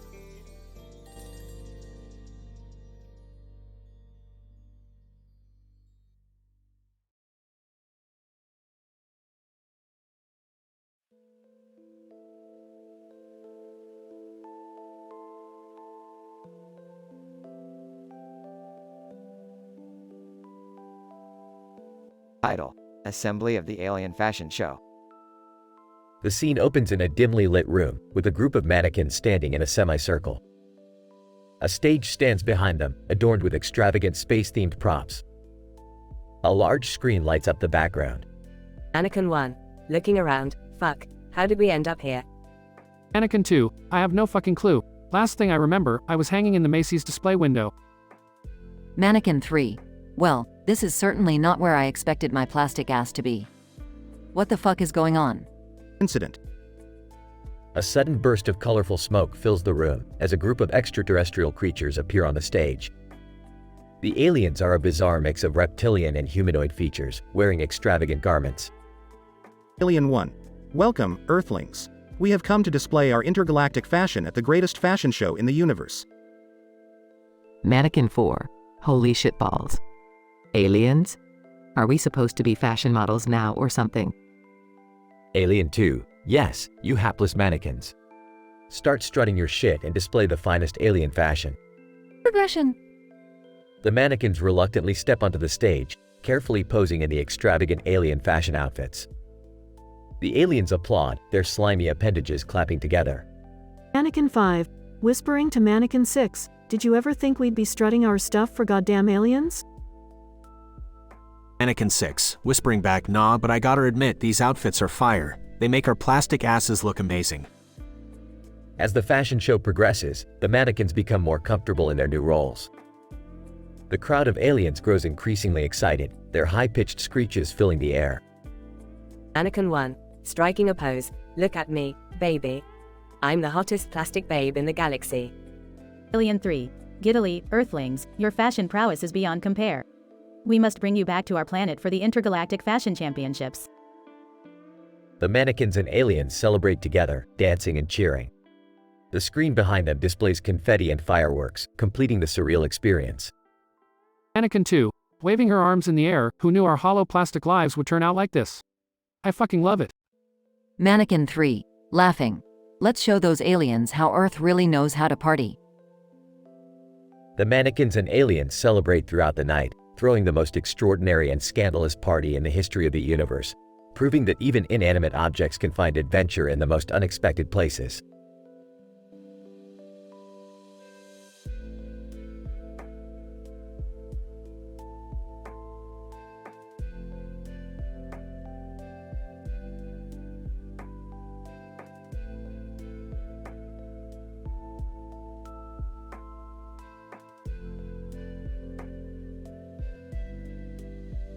Morty, I can't believe your popularity has skyrocketed just because an alien princess declared her love for you. Talk about statistically improbable. Yeah, Rick. I never thought being awkward and socially inept would finally pay off. Morty, you lucky bastard. Can you introduce me to some alien hotties too? Morty, this is an opportunity for us as a family to exploit the intergalactic market. We could make serious money. Exploiting alien love for profit? Count me in. Finally, something I can contribute to. Alright, Morty, we need to meet this princess. I have my doubts, but hey, who am I to argue with your sudden surge of popularity? Morty receives a message on his phone from the alien princess. It's her. She wants us to meet her on the planet Zagorg. Strap in, Morty, we're going on a cosmic adventure. They arrive on the planet Zagorg, where they see a man with red hair, glasses, holding a knife, and a cell phone in his hand, wearing a blue suit. And Light Yagami Shinigami-powered detective. I've been tracking down a dangerous alien criminal. Are you guys the Vindicators? Vindicators? Nah, we're the drunk uncles. On vacation. Light Yagami, either way, I need your help. This alien is called Hyperdrive Hickey, and he's wreaking havoc across the galaxy. Hyperdrive Hickey? Didn't he once give Chef food poisoning at the Intergalactic Chef competition? Chef, that damn Hickey ruined my souffle. I'll get my revenge. Alright, Light, we'll help you catch this culinary criminal. But first, Morty needs to have his royal love affair. Priorities. They split up. Morty and the alien princess go on a date, while Rick, Light, Summer, Beth, Jerry, and Chef hunt down Hyperdrive Hickey. Light Yagami, Hyperdrive Hickey's powers allow him to teleport using portals created by his knife. We need to be cautious. I got this covered. Portal gun, bitches. They encounter Hyperdrive Hickey in a cosmic kitchen. Hyperdrive Hickey, it's too late, fools. I've poisoned all the food in the galaxy. Chef, no one messes with intergalactic cuisine on my watch. They engage in an epic battle, utilizing all of their abilities and culinary skills. This is intense. I never imagined fighting a villain in a kitchen. Watch out, my amazing knife-wielding skills will save the day. Jerry, just leave it to the professionals. Meanwhile, Morty and the alien princess are on a romantic stroll on a far-off planet. Alien princess, Morty, I have to tell you something. I need your help. My planet is under attack. Seriously? Can't I catch a break? Fine, let's save your planet together. Back in the cosmic kitchen, they manage to defeat Hyperdrive Hickey. Looks like your cosmic cuisine is off the menu, Hickey. Light Yagami, thanks for your help, Rick. You guys are quite the dysfunctional team. Dysfunctional is our middle name, Light. They all regroup, Morty with newfound resolve.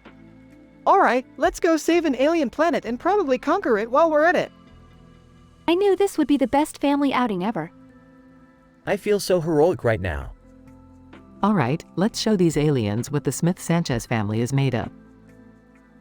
They all join forces, prepared for the next adventure in the cosmos.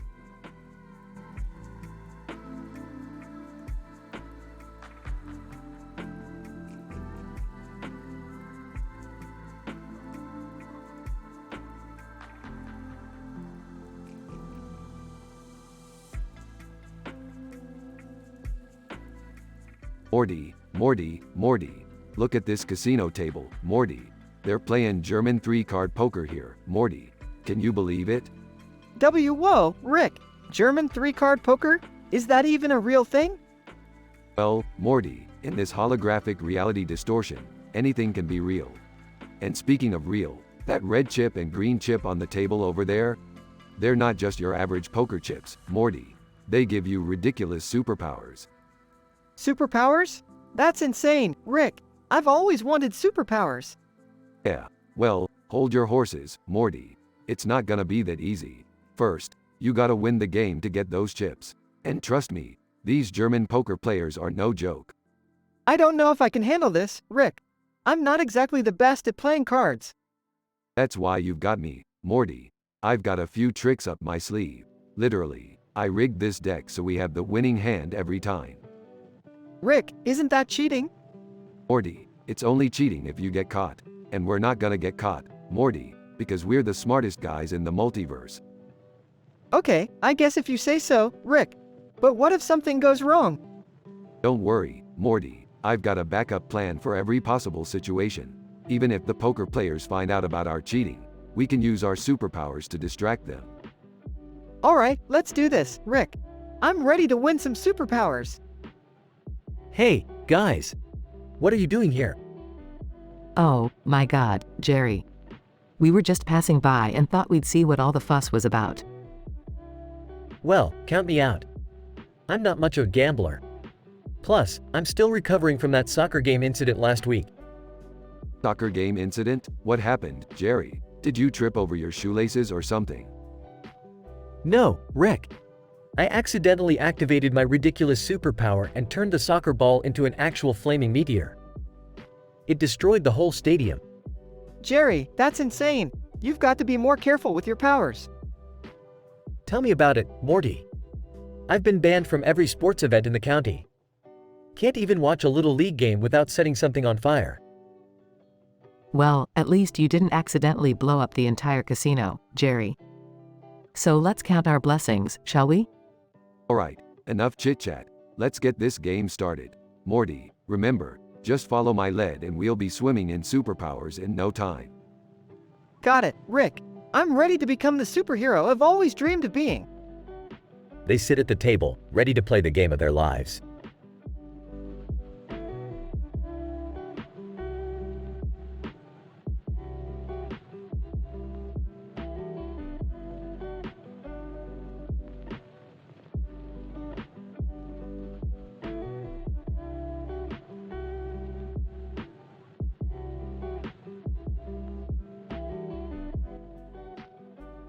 Morty, just keep your eyes peeled. We're headed for a place where even the ghosts are strung out.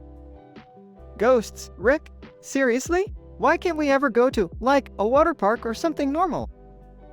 Morty, normal is overrated.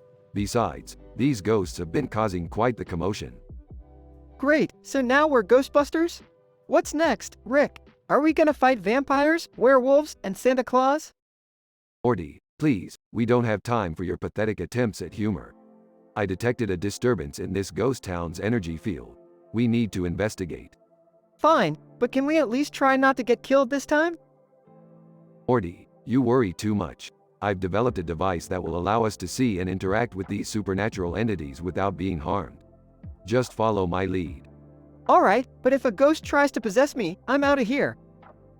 Don't worry, Morty, this isn't The Exorcist. Now let's stick together and keep an eye out for anything unusual.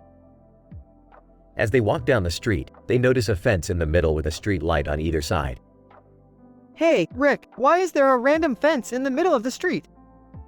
Oh, it's just a statistical anomaly. You know, sometimes reality decides to throw us a curveball. Right, 'cause a fence in the middle of a street with street lights on both sides is totally normal. You're unbelievable, Rick. Look, Morty, you want to get to the bottom of this ghost situation or not? Morty sighs and they continue walking. Wait, Rick, do you hear that? Morty, we're in a ghost town, so it's either the wind or a spectral entity trying to communicate with us. I'm guessing the latter. It's coming from that abandoned house over there. They enter the house and find a room filled with blinding lights. Morty, this is it. The source of the disturbance. The ghosts are using these lights as a conduit to our dimension. So, what do we do now, genius? We have to disrupt their energy source. Morty, grab that sledgehammer and start smashing those bulbs. Are you sure about this, Rick? Morty, if you keep questioning me, I swear I'll turn you into a ghost myself. Morty reluctantly begins smashing the lights, while Rick works on shutting down the energy flow. Rick, it's working. The lights are flickering. Great job, Morty. Now let's get out of here before this whole place collapses on us. They escape just in time, as the entire house crumbles behind them. That was intense, Rick. You think we saved the day? Morty, we've saved the day more times than I can count. But right now, let's just be happy we're alive and well. Yeah, I guess you're right. Hey, Rick, can we go to a water park next time? Only if the water park is infested with killer clowns, Morty. Oh, I should have known better than to ask.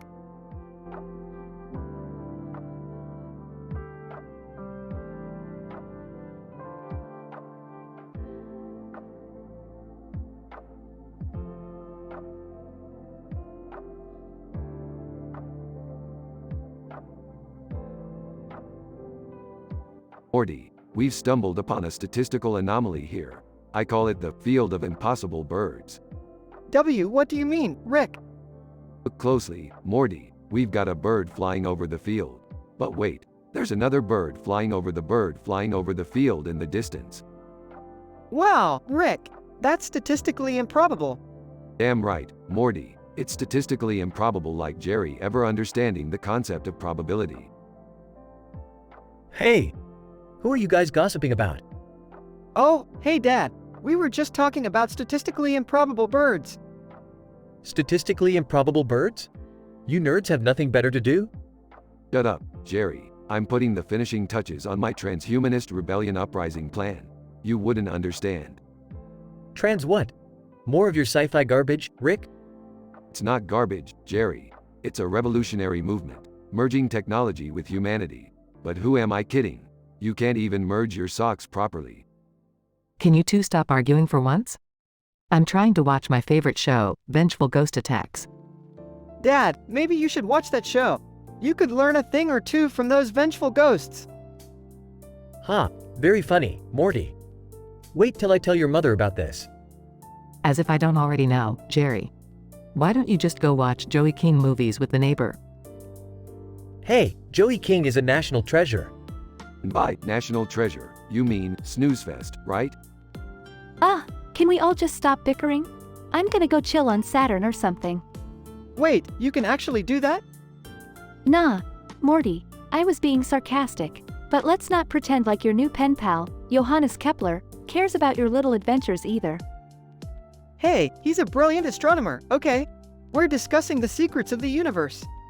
Secrets of the universe? Morty, that guy probably thinks Pluto is still a planet. You're wasting your time. Okay, this family has had enough of your disrespect, Rick. I'm gonna prove that I'm more than just a bumbling dad. Good luck with that, Jerry. But remember, the universe is a cold and indifferent place. It doesn't care about your feelings. Oh, Rick, that's enough. Just go back to your lab and leave us alone. Fine, fine. I'll leave you all to your statistically improbable birds, vengeful ghosts, and Kepler correspondence. Thanks, Rick. And sorry about the argument, everyone. Let's just enjoy our own weirdness together, okay? Yeah, Morty's right. We're a family, no matter how dysfunctional. Yeah, whatever. Just don't have any more of those field of impossible birds, epiphanies, Rick. We've got enough weirdness in this house as it is.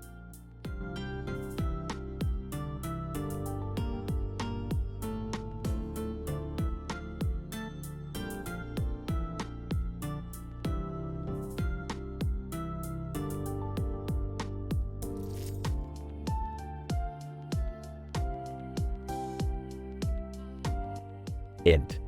Busy city street, day. A woman named Lucy, mid-30s, walks down the bustling city street with shopping bags in her hands and a pair of sunglasses perched on her head. She tries to navigate through the crowd, but accidentally bumps into a man, Frank, mid-40s, sending his coffee flying. Frank, agitated, watch where you're going, lady. Lucy, apologetic. Oh, I'm so sorry. Let me help clean that up. Lucy quickly grabs some napkins from her shopping bags and begins to dab at the coffee stain on Frank's shirt. Frank, grateful, thank you, I appreciate it. You're not like the rest of those oblivious idiots.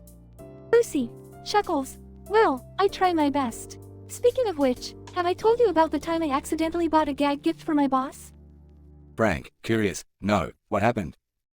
Lucy, I was browsing through a novelty store, and I found this pen disguised as a giant, male member.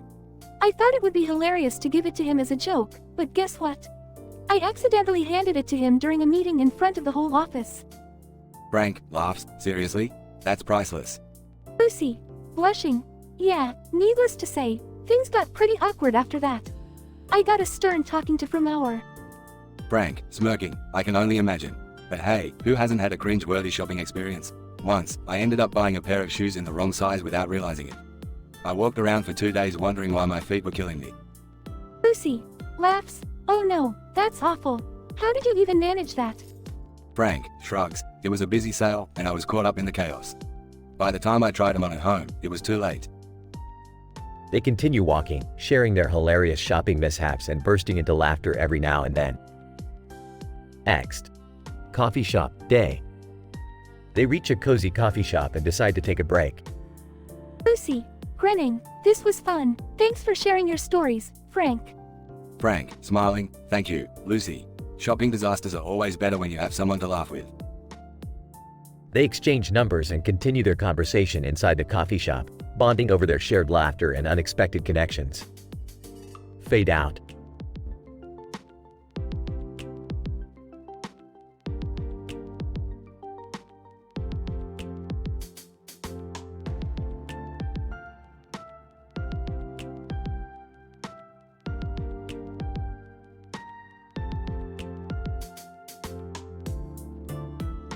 Takes a sip from his flask. Hey Morty, what's so funny? Laughing. Oh man, you won't believe the embarrassing story I just heard from school. So, there's this kid named Jerry. Jerry, that pathetic excuse of a human being? What did he do this time? Get this, Rick. He accidentally walked into the girls' bathroom during the assembly. Laughs. Classic Jerry, always finding new ways to humiliate himself. But that's small fry, Morty. Let me tell you about this time in my younger days when I accidentally set the school on fire. Wide-eyed, seriously, Rick? You burned down the school? Nah, not the whole school, just the science lab. Long story short, I was trying to create a mind-altering formula, but it turned out to be more like a napalm shower. Shaking his head, you really had no self-control back then. Anyway, have you noticed how weird it is that the sky looks so cloudy today? Morty, everything is weird in this dimension. Haven't you realized that by now? But hey, speaking of weird, have you ever watched the movie Inception? Yeah, I loved it. The whole dream within a dream thing was mind-blowing. Oh, Morty, what if I told you we could actually go inside people's dreams? I've created a device that allows us to do just that. Whoa, seriously? That's insane, Rick. Can we go inside Principal Vagina's dream and make him quit his job or something? Morty, I like your style. Let's make that sack of balls reconsider his career choices. But be careful, dreams can be unpredictable. Remember that time I got stuck in Mr. Goldenfold's wet dream? Cringing. Oh man, that was disturbing. Let's just hope Principal Vagina's dream is a bit more PG-13. Morty, this is me we're talking about. It's never PG-13 with me around. Now let's fire up the dream homage and let the inception begin. Scene fades as Rick and Morty gather their dream hopping equipment, ready to indulge in another crazy adventure.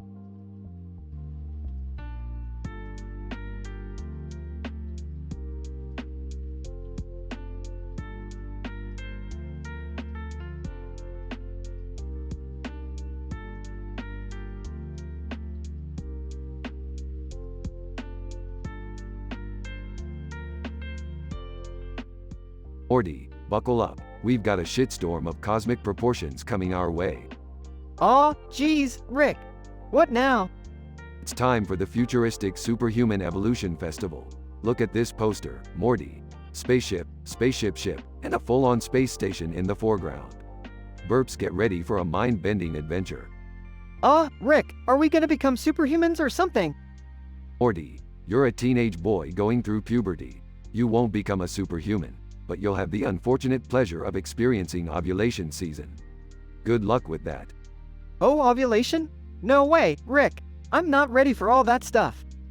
Life waits for no one, Morty. Chuckles, but hey, at least we'll be surrounded by horny teenagers and their hormonal-charged shenanigans. Hey, guys, what's going on? I heard something about superhumans? Oh great, Jerry, the failure of natural selection. Look, at the festival, you might just find a jellyfish-human hybrid. You know, something without a backbone, like you. Defensively, hey. I'll have you know, I have a very strong backbone, emotionally. Dad, stop bullying Jerry. You're just jealous because he's more evolved in the spine department than you. Sarcastically, yeah. Beth, I'm green with envy. But listen up, everyone. I've got a secret to spill. I've been having a scandalous liaison with the ruler of an alien empire. What? You mean our family has a secret alien sister or something? Aw, Morty, I meant, well, yeah. We have secret family members all over the universe. But let's not get into that right now. Dad, why can't you just stick to one family? Because I'm a cosmic Casanova, baby. Guys, let's focus here. We're heading to the festival, remember? I hope there'll be food. I heard they serve Voyager's virtual vamp. It's like a blood-red slushie with a twist of vampire venom. Excitedly *O, I've been dying to try that. Literally. Morty, go find us some virtual vampires. We need to be hydrated with cool-looking drinks while we witness the interstellar infidelity entry. It's like Jerry's wet dreams come to life. Ah, fine. Just please don't embarrass me, Rick. Embarrass you, Morty? My existence is a constant embarrassment for you. Get over it. Yeah. Let's just go before this conversation gets even weirder. They all exit and head towards the festival, leaving behind chaos, laughter, and probably a few interdimensional disturbances.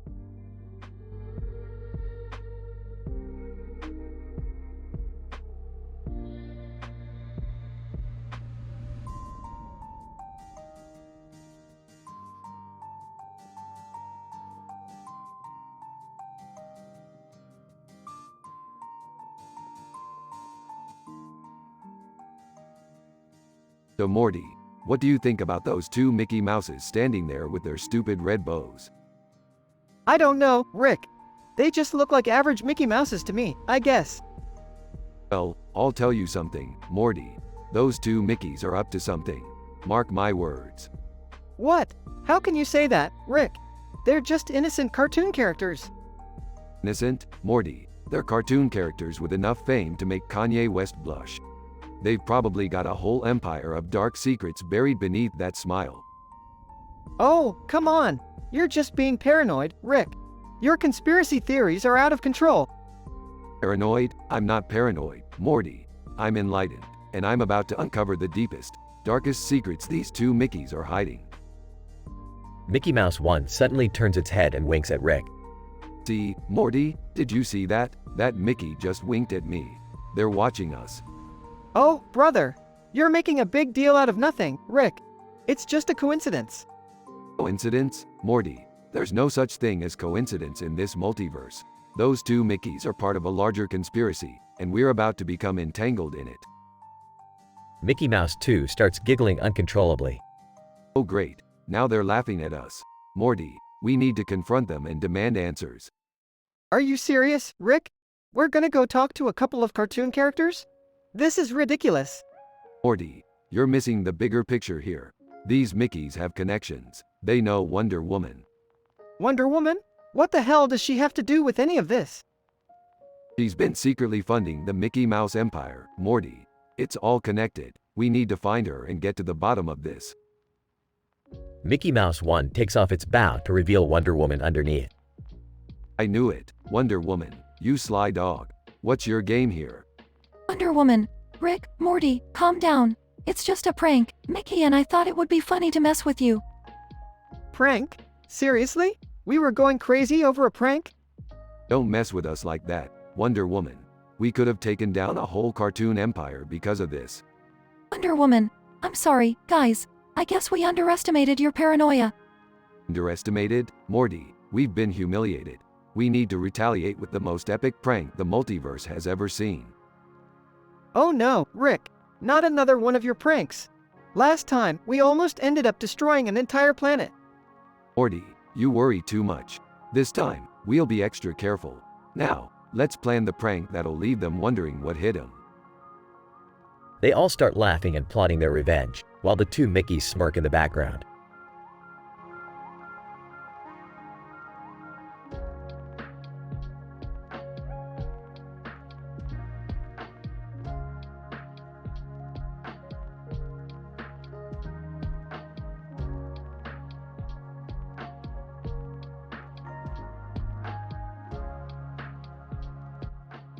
Well, Morty, looks like we got ourselves into another crazy adventure.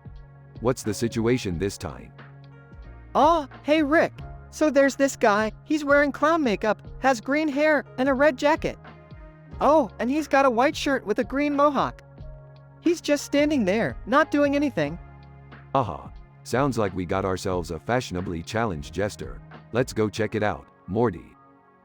They approach the man with clown makeup. Hey buddy, what's with the clown getup?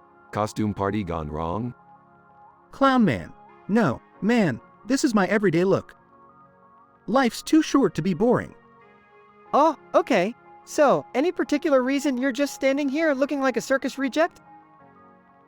Clown man, I'm waiting for the haunted fashion show. It's gonna be lit. All the spookiest ghosts and ghouls showcasing the latest fashion trends. Spooky fashion? I've seen it all, Morty. Let's go. We got more important things to do. They leave and find themselves at a deep tissue massage parlor. Rick, maybe we should relax for a bit. This deep tissue massage could be just what we need. Morty, you realize we're in a parallel universe where massages are given by angry geologists, right? Hate to break it to you, but they don't exactly use their hands. Geologist. Hey there, folks.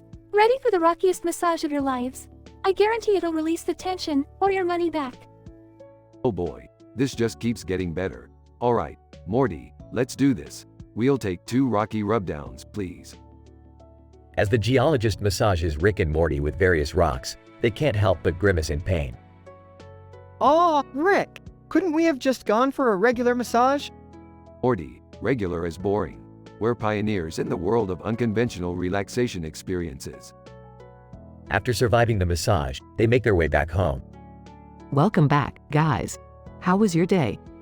Oh, you know, just a regular day filled with clown fashion shows and geologist massages. Geologist massages? That's a thing? Oh, you wouldn't believe half the things we saw, Jerry. But hey, it's better than whatever mundane thing you did all day. Well, excuse me for not living in a constant state of chaos. All right, everybody, let's not fight. How about we all sit down, have a nice family dinner, and pretend today never happened? Sounds like a plan, Beth. But don't worry. Tomorrow we'll find a way to top it and make sure today becomes a distant memory. They all sit down for dinner, ready to put this wild day behind them.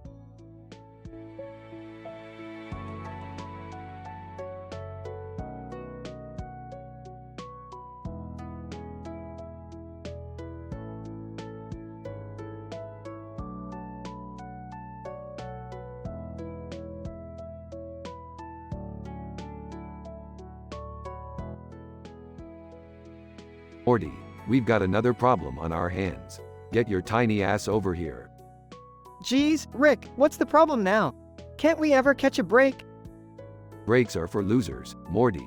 Now listen up. There's a woman with long hair and purple lipstick on her face, wearing a black dress and a purple lip. She's causing some serious chaos with her mind-bending powers.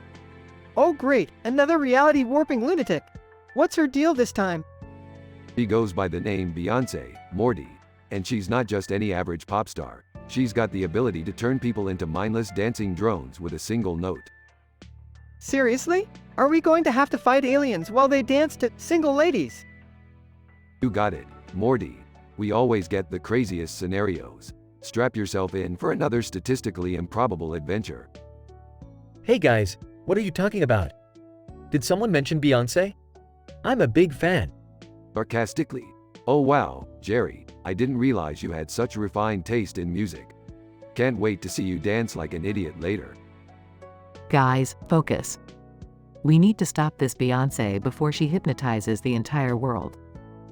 Summer, go grab my lipstick. It's the only purple one in my drawer. Seriously, Mom? Lipstick? Are we battling villains or having a glam session? Smirking. Trust me, Summer, this lipstick has got some reality-altering properties. We're gonna need it. So how do we find this Beyoncé?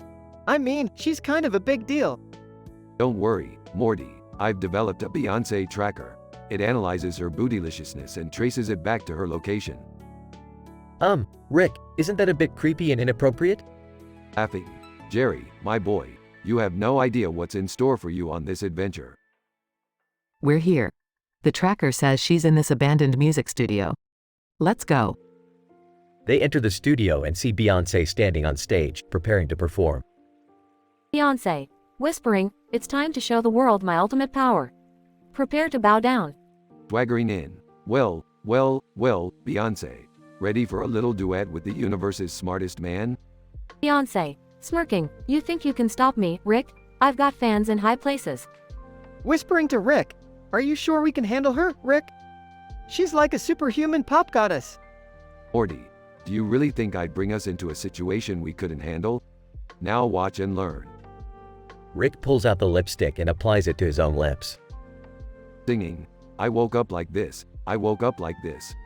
Flawless, Morty, simply flawless. Beyonce, what sorcery is this? No one can be as flawless as I am. Smirking, looks like someone's about to become yesterday's news, Beyonce.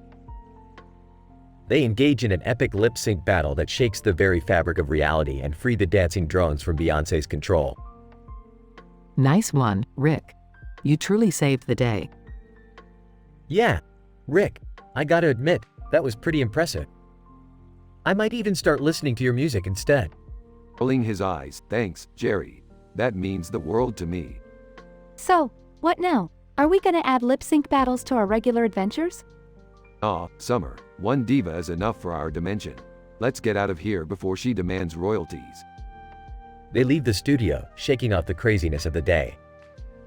I can't believe we just battled Beyonce. What a wild ride. Morty, buckle up. This is only the beginning. We're only scratching the surface of the bizarre and absurd adventures awaiting us. Sighing, I was afraid you were gonna say that, Rick.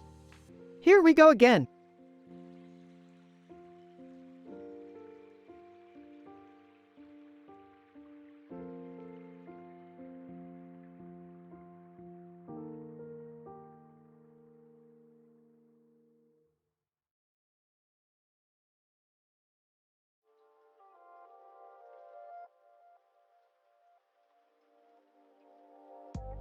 Alright, Morty, listen up. We've got a new dimension to explore, and this time it's really out there. Literally, we're heading to Mercury. Mercury? Are you serious, Rick? That's like 100 degrees Celsius there. We'll fry. Trust me, Morty, I've invented special suits that will keep us cool.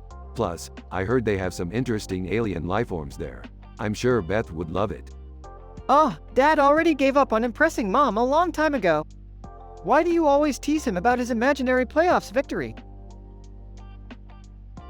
Because, Morty, that game was statistically improbable. Jerry couldn't shoot a basketball to save his life, let alone win a championship. It's hilarious. Whatever, Rick. Let's just get this over with. Are we there yet?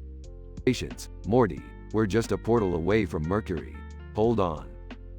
They portal in and find themselves in a room full of lockers and a basketball court. Whoa, Rick, look at all these lockers. Why are there so many? It's a Foot Locker, Morty. They sell shoes and stuff. But it's also a front for an intergalactic smuggling operation. We're gonna need to find the alien we're looking for. Wait, what alien are we looking for? Oh, right, I forgot to mention. Beth's got a crush on an alien from Mercury. She saw him on interdimensional Tinder, and now she wants to meet him in person. Ain't that sweet? Oh, Dad's gonna lose it when he finds out. We should probably hurry. They search through the lockers, finding strange alien artifacts and even a living creature or two. Morty, I think we struck gold. Look at this locker. It's filled with alien currency. We can retire. Rick, we can't just steal from an intergalactic smuggling operation. We're gonna get in trouble. Trouble? Morty, we're Ricks. We don't get in trouble. We make trouble. They continue searching and finally find the alien they were looking for. Look, Rick, isn't that the alien Beth's been gushing about? Yup, that's him. Let's go talk to him and tell him how crazy his taste in women is. They approach the alien, who turns out to be even weirder than they expected. Alien, greetings, Earthlings. I am ZORBLAX7, the finest musician in the galaxy. Your Beth has exquisite taste. Aha, look, Zorblax, we're just here to bring you to Earth so you can meet Beth. You cool with that? ZORBLAX7, of course, it would be an honor. And in return, I shall gift you a guitar that can blow the minds of anyone who strums its strings. Whoa, that's awesome! Can I have a go? ZORBLAX7, indeed, young Morty. But be warned, it possesses unimaginable power. They portal back to Earth, bringing ZORBLAX7 with them. Dad, Morty, you found Zorblax. This is incredible. Yeah, he's all yours. Just remember, he's a musician, not a babysitter. Beth and ZORBLAX7 walk away, leaving Rick and Morty standing there. So, what now, Rick? Well, Morty, now we find a way to sell that alien guitar and retire for real. You're such a piece of work, Rick. Thanks, Morty, you're such a suck-up. They walk off into the sunset, ready for their next wild adventure.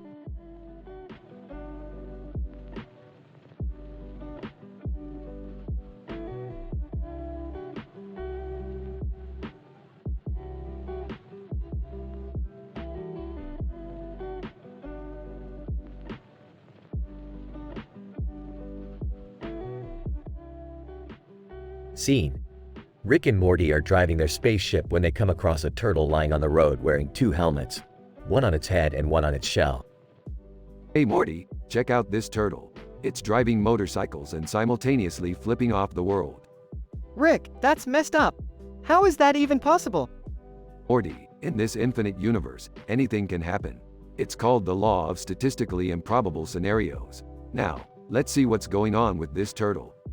Approaching the turtle cautiously. Hey buddy, you okay under there?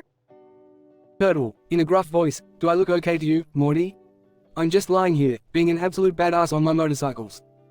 Chuckles. This turtle's got an attitude, Morty. Yeah, no kidding, Rick. How did it even end up like this? Turtle, it's a long story, Morty. I used to lead a peaceful life until I stumbled upon a portal that led to a dimension full of motorcycle riding turtles. They were so cool that I just had to join them, man. Raising an eyebrow, motorcycle riding turtles in another dimension? That's unheard of. So, why are you lying here then? Turtle, well, you see, Morty, I may have underestimated my motorcycle skills. Had a little accident, but don't worry, I'll be back on my feet, or wheels, soon enough. Morty, let's help this radical reptile. We'll repair its motorcycle and let it join our interdimensional journey. Rick, I think it might be dangerous to bring a turtle with a rebellious streak along for the ride. Turtle, smirking, Morty, I'm no ordinary turtle. Plus, with these two helmets, I'm double protected. What could go wrong? He's got a point, Morty. Double the helmets, double the safety, right? Fine, but any damage to the spaceship is on you, Turtle. Turtle, fair enough, Morty. Now, let's hit the road and flip off some interdimensional jerks. Scene progresses as the spaceship zooms through various dimensions with the turtle riding its motorcycle and flipping off disapproving aliens. Look at that, Morty. Our turtle friend is causing chaos wherever it goes. Chaos? Rick, I thought we were supposed to save the universe, not become road rage buddies with a rebellious turtle. Turtle, relax, Morty. Chaos brings meaning to our lives, and I bring chaos wherever I go. Scene climaxes as the spaceship enters a dimension inhabited by overly polite and proper aliens. Alien, excuse me, gentlemen, but could you please refrain from flipping us off? Turtle, yelling, screw your manners. Flipping off is the universal language of rebellion. Can't argue with that logic, Turtle. Keep doing your thing. Scene switches to the spaceship leaving the polite dimension, with the turtle still causing mayhem. Rick, this is getting out of hand. We need to get rid of this turtle. Morty, you can't just abandon our rebellious buddy now. We're in this roller coaster of chaos till the end. The spaceship continues its interdimensional journey, with the turtle flipping off the world and Rick and Morty bracing themselves for the wild ride ahead.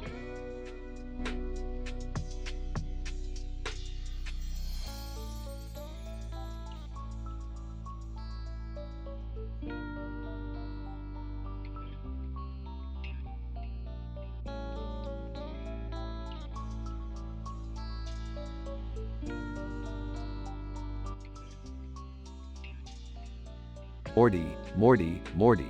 Strap in, Morty, because we're going on a wild ride with this one. Rick, I don't know about this. It seems kinda dangerous.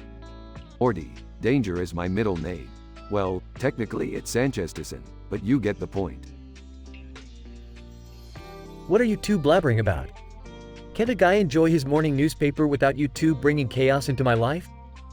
Oh, Jerry, you're like a walking, talking newspaper comic strip. You bring entertainment, but nobody takes you seriously. Now, boys. Let's not get too worked up. After all, we have bigger things to worry about. What's going on, Mom? Why are you looking so serious? It's that green bird statue with the yellow background, Morty. It's calling out to people, giving them the power to transform into giant beasts called icons. And apparently, some real-life folks are going to be chosen by these creatures. Don't tell me you guys believe this nonsense? Giant beast people?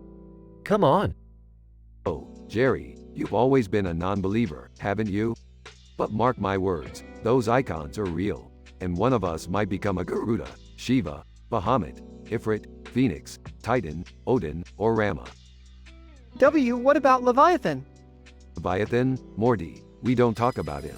He's the dark rumble in the deep, the misplaced pickle jar in the fridge of legend. We don't mess with Leviathan. So, how do we know who'll be chosen by these icons? Well, that's the tricky part, Jerry. It's a cosmic lottery. The universe picks who it wants to bless with chaotic powers. It seems like a lot to handle. I mean, who would want to become a giant beast? Morty, I know you secretly daydream about it. Admit it, you want the power, don't you? The power to lay waste to things and flex your muscles.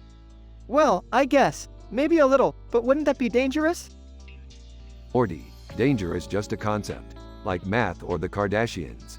It's what makes life interesting. Fine. But how are we supposed to live our regular lives when there's a possibility one of us could turn into a giant beast? Jerry, do you really think your life is considered regular?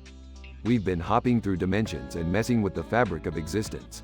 Embrace the chaos, man. Rick's right, Jerry. Life is about unpredictability. We adapt, we survive, and we become beast-like if necessary. Geez, Mom, that got intense all of a sudden. Morty, intensity is my middle name. Well, technically it's Sanchezson, but... Everyone, we get the point, Rick. Alright then, let's prepare ourselves for the cosmic lottery. Brace yourselves, folks, cuz things are about to get icon-nomic up in here.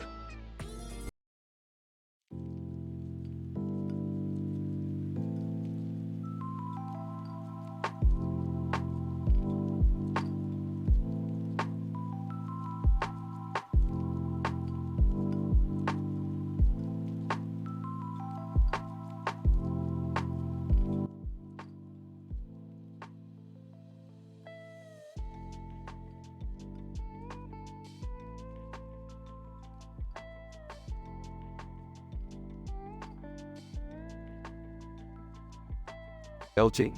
Hey Morty, you little bitch, get over here. I've got a brilliant idea. Oh geez, not again, Rick. What is it this time? Smirking. We're gonna crash an alien talent show, Morty, and I'm gonna show those slimy bastards what real talent is. Rick, I don't think we should do that. It sounds dangerous. Morty, danger is my middle name.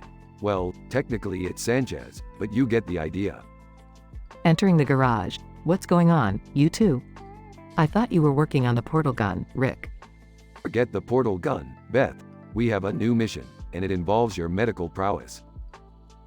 Confused? My medical skills? What are you talking about? Rolling his eyes. A woman in a doctor outfit is waving to someone in a car with a stethoscope on, Beth. Use that giant brain of yours. Excitedly, oh my god. I think I know what you mean. You want me to pose as a doctor to attract an alien gangster, right?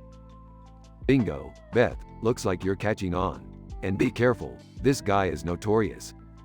Walking in, skeptical. Seriously, Dad? You're involving Mom in some alien gangster business? Leaning back, Summer, sweetie, this is adult stuff. Go back to whatever mediocre teenage crap you were doing. Sarcastically, oh, I'm sorry, Grandpa Genius. I forgot you single-handedly rule the universe with your alcoholism and belching. Grinning. That's the spirit, Summer. Keep it up, and maybe you won't die alone and miserable like your mother. Disgusted. Come on, Rick. That's not cool. Ignoring Morty. Now, Beth, let's get down to business. We need to find a way to infiltrate that alien talent show. Determined. Leave it to me, Dad. I'll come up with a plan. Morty, help me gather some medical supplies. Reluctantly. All right, Beth. But please, no crazy experiments this time. Scene transition. Beth, Rick, and Morty dressed as medical professionals, sneaking into the talent show. Whispering. Alright, Beth. Remember, we need to find that alien gangster. Keep your eyes peeled and your scalpel ready. Whispering, I can't believe we're doing this. What if things go wrong? Whispering confidently, don't worry, Morty. I've got this under control. A loud crash interrupts their conversation as an alien talent contestant falls off the stage. Rolling his eyes, Morty, I told you not to drink so much alien beer. Defensive, it's not my fault, Rick. It's got a higher alcohol content than on Earth. A mysterious figure approaches them, wearing a lab coat with a name tag that reads, Diane Chambers. Diane. Flirtingly, well. What do we have here? A biologist, a talented doctor, and an alcoholic genius. Care to join me for a deadly experiment? Defiantly, we're not here for your experiments, Diane. We're looking for a notorious alien gangster. Have you seen anything suspicious? Diane. Grinning, oh, you mean biologist? He's in the green room, touching himself. I mean, his pet amoeba. Sarcastically. Great, fantastic information, Diane. Now get lost before I turn you into a pickle. Meanwhile, Morty accidentally knocks over a table, drawing attention to their presence. Alien talent show host, angry, who are you people? How did you get in here? Thinking quickly, we're the new judges. We got lost backstage. Can you show us to the green room? Scene transition. Beth, Rick, and Morty hiding behind the green room door, watching the alien gangster. Biologist, stroking his pet amoeba. Soon, my dear, our reign of terror will begin. They will tremble at the sight of our alien biology experiments. Whispering. Beth, now's your chance. Take him down and save the universe from his twisted experiments. Nervously, alright, here goes nothing. Beth bursts into the green room, pretending to be confident. Biologist, you're under arrest. Your experiments end here. Biologist, shocked, how did you? Who are you? Smirking, I'm a doctor, bitch. Scene transition. Our heroes successfully capture the alien gangster, biologist, and hand him over to intergalactic authorities. Sighing with relief. We did it, guys. We saved the day. Patting Beth on the back. Good job, princess. Looks like we've earned ourselves another crazy adventure. Exhausted. Can we at least take a break before we jump into the next one, Rick? Laughing. Oh, Morty. You really think we have time for breaks? Let's go home and start brewing some new alien concoctions. They all walk away, their heads held high, ready for more interdimensional chaos.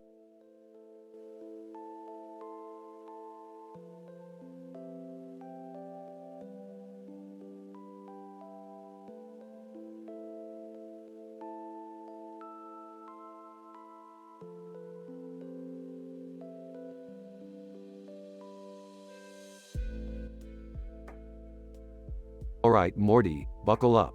We're going on a museum adventure. Museum adventure? Rick, that sounds pretty lame. Can't we, go on an actual adventure instead? Morty, museums are a treasure trove of knowledge. Plus, this one has mutant thwomps. You know, those boulder things from Mario? Ah, fine. Let's get this over with. Now remember, Morty, these thwomps are not your average statues. They're alive, actually animated with thoughts and feelings. Morty, keep an open mind. Got it, Rick. Open mind, mutant boulders. This is gonna be great. They enter the museum, mesmerized by the various displays. Look at this, Morty. A painting of the Statue of Liberty surrounded by alligators and lizards. That's one chaotic artistic interpretation right there. Yeah, chaos SCHM chaos, Rick. Let's just find those thwomps. Rick and Morty see a small thwomp start trembling and then burst out of its display. Thwomp! Hey, you mortals! About time you showed up. We've been itching for some company. Morty, looks like we stumbled upon Thwomp's personal happy hour. Who knew they were such party animals? Rick, these things could flatten us in a second. Why are we just standing here? Morty, relax. They're just misunderstood creatures with a love for art. Hey, Thwomps, wanna join our interdimensional party? Thwomp, you know it, bro. Let's make it rain debris. Multiple thwomps start dancing, causing chaos while Rick and Morty dodge the falling rubble. Rick, I told you this was a bad idea. Come on, Morty, live a little. Embrace the chaos. Morty narrowly avoids a huge thwomp crushing the floor beneath him. This chaos is almost killing me, Rick. Almost, Morty, you've got some guts admitting that. But look, Morty, this is the beauty of life, the unexpected, the absurd. Just go with it. Morty takes a deep breath, reluctantly joining Rick in dancing with the thwomps. You really know how to ruin a day, Rick. Ruin, more like enhance, Morty. Now, let's ride this wave of mayhem till the end. Suddenly, the museum alarms go off and security guards rush in. Security guard, freeze. Everybody stand still. Morty, it's time to bounce. Don't need no more trouble, even from bonehead security guards. Agreed, Rick. Let's get out of here before they lock us up with these dance-crazed thwomps. Rick and Morty sprint through the museum, narrowly escaping the guards and the rampaging thwomps. So, Rick, what did we learn from this chaos-filled adventure? Well, Morty, chaos is an art form of its own. And sometimes, you just gotta dance with life's absurd moments. Yeah, I guess you're right, Rick. But could we please avoid any more mutant thwomps in the future? No promises, Morty. Life's unexpected, remember? They both share a sarcastic chuckle as they venture off into another dimension, leaving chaos and confused security guards behind.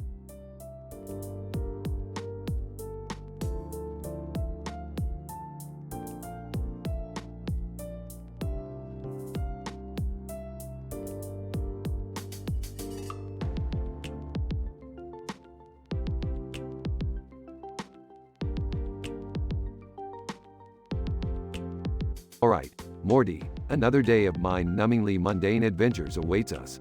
Strap in, Morty. Geez, Rick, can't we have a normal day for once? I'm tired of almost dying every time we go out. Morty, normal is boring, and boring is for uncreative idiots.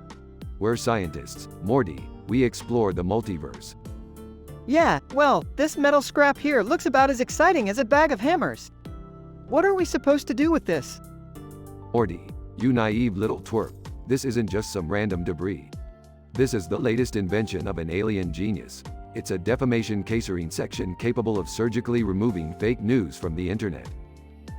Seriously? That sounds amazing. But why is there a black ball of wire in the middle? Ah, Morty, that's the artificial intelligence housed within this masterpiece. It's essentially a gossip collector, Morty. It gathers all the universe's secrets and spits out twisted versions of them. Wait, so it's like a scandalous rumor machine? That's weirdly intriguing. You got it, Morty.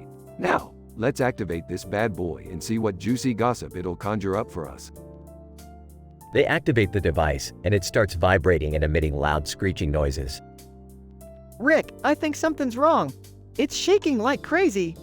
Morty, shut up and hold on tight. We're in for the ride of our lives.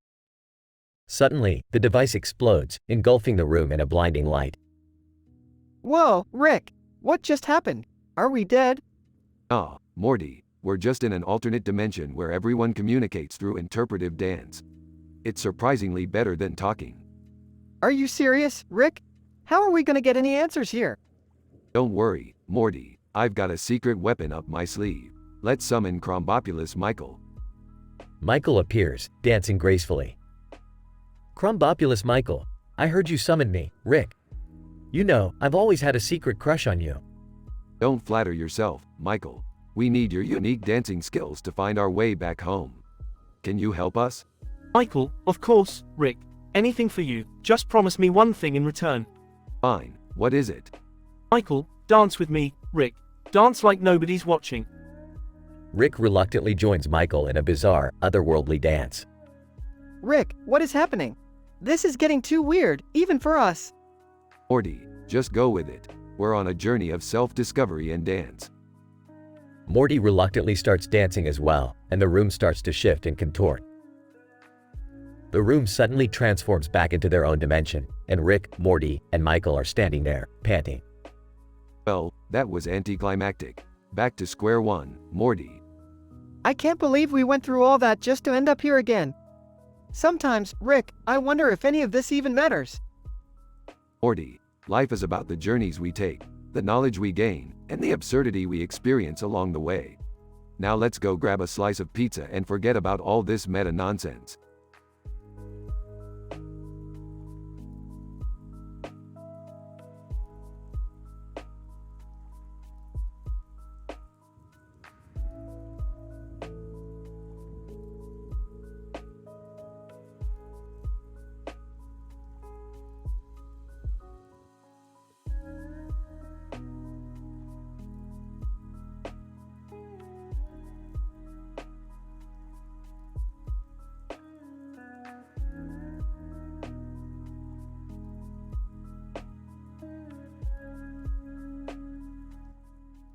Morty, throw on your decontamination suit. We've got a situation here.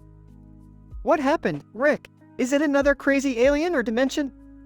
Aw, Morty, it's something way more mind-boggling. Beth's on the phone with Jerry, and he's claiming that Jay Leno's chin never stops growing. No way, seriously? That's statistically improbable, Rick. I know, Morty, but it seems Jerry's been doing some deep internet research on celebrity chins. I can't believe Beth is even entertaining that conversation. Well, Morty, she always had a thing for weird theories. Beth enters the room, rolling her eyes. You won't believe what nonsense Jerry's bringing to the table this time. Enlighten us, Beth, lay it on us. Oh, wise Jay Leno chin expert. Apparently, there's a secret government experiment involving Leno's chin, and they're using it to control the population. But only during full moons. That's ridiculous. Jerry's getting crazier every day. No surprises there, Morty. Jerry's as predictable as his hairline. Beth's phone rings. She picks it up. It's Jerry again. Oh, now he's claiming Jimmy Fallon's finger is the key to world peace. What is wrong with that guy? Morty, don't worry about Jerry. I've got a plan to shut him up for once. We're going to expose his conspiracy theories as a sham. How are we gonna do that, Rick? We'll create a fake documentary with fake experts and fake evidence. It'll be so convincing, Jerry won't know what hit him. Beth and Morty high-five Rick. Let's give Jerry a taste of his own medicine. Yeah, he needs a reality check. Soon, they set up their elaborate prank and invite Jerry over. So, you guys really think Leno's chin is normal? Well, watch this documentary I found. Rick presses play on the fake documentary. Documentary narrator. In a world gone mad, Jay Leno's chin reigns supreme. Rick, Morty, and Beth start laughing uncontrollably. Wait, what? This can't be. Oh, Jerry, don't believe everything you find on the internet. You guys set me up? You bet, Jerry. Jay Leno's chin isn't controlling the moon cycles, man. And Fallon's finger won't bring world peace.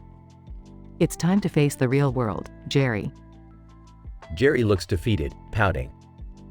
Fine. I guess I need to start fact-checking my theories.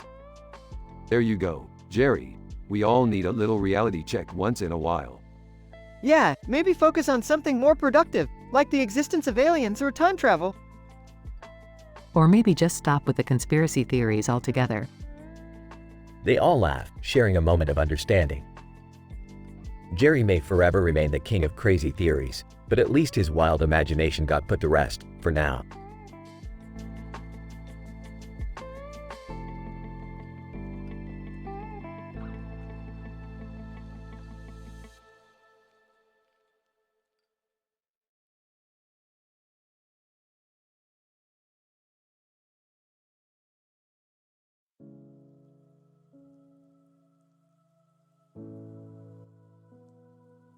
Ha ha ha ha. Ooh, majestic. A hunter is a hunter, even in a dream.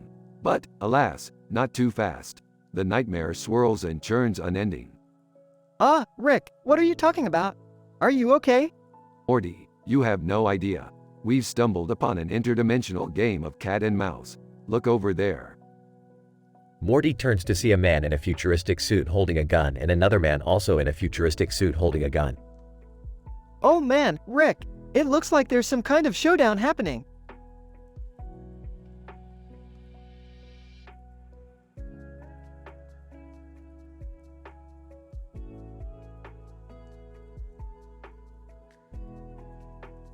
Bingo, Morty, these two clowns are trapped in an endless loop of hunting each other. They keep waking up in dreams, trying to kill the other, but it never ends. Whoa, that's intense. Do we have to get involved in this? Morty, we have no choice. We're counting on our M-rated content quota for this episode. Let's spice things up. Morty reluctantly follows Rick's lead as they approach the two men. Gentlemen, I hate to interrupt this never-ending cycle of violence, but can't we all just get along? Men give Rick and Morty puzzled looks. Whispering to Beth, have they lost their minds? Whispering back, they never had them in the first place, Jerry. So, how about we hatch a plan? We'll call it Operation End the Eternal Hunt. Yeah, but, what's the plan, Rick? Simple, Morty, we make them fall in love. Men look at each other, thoroughly confused. Man 1, are you serious? We hate each other. And 2, yeah, this makes no sense. Look, love makes people do crazy things. Just give it a shot. What do you have to lose? Rick, this plan is ridiculous. That's exactly why it might work, Morty. Now, start complimenting each other. Morty reluctantly starts the compliments. Oh, I gotta say, your futuristic suit really accentuates your, ruggedness. Man 1, well, I guess your suit makes you look slightly less pathetic than before. Great job, Morty. Now, let's introduce some romantic tension. Man 1, give Man 2 a smoldering look.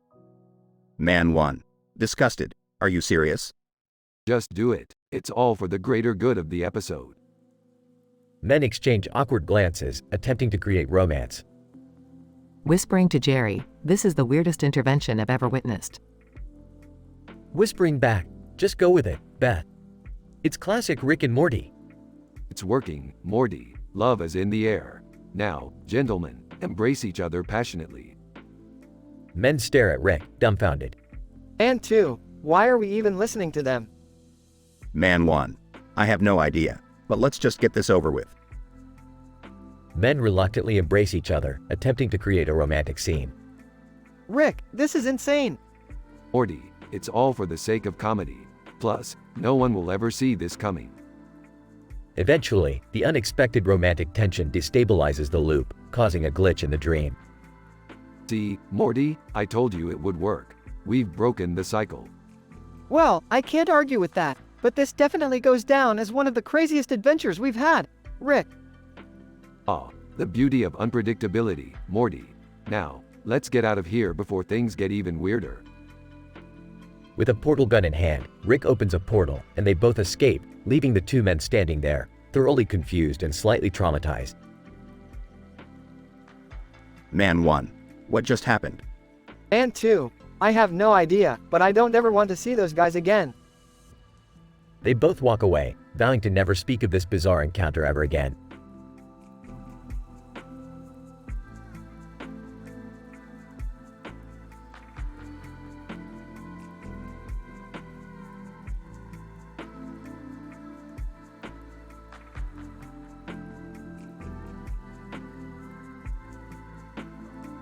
Hey Morty, what the hell is going on here?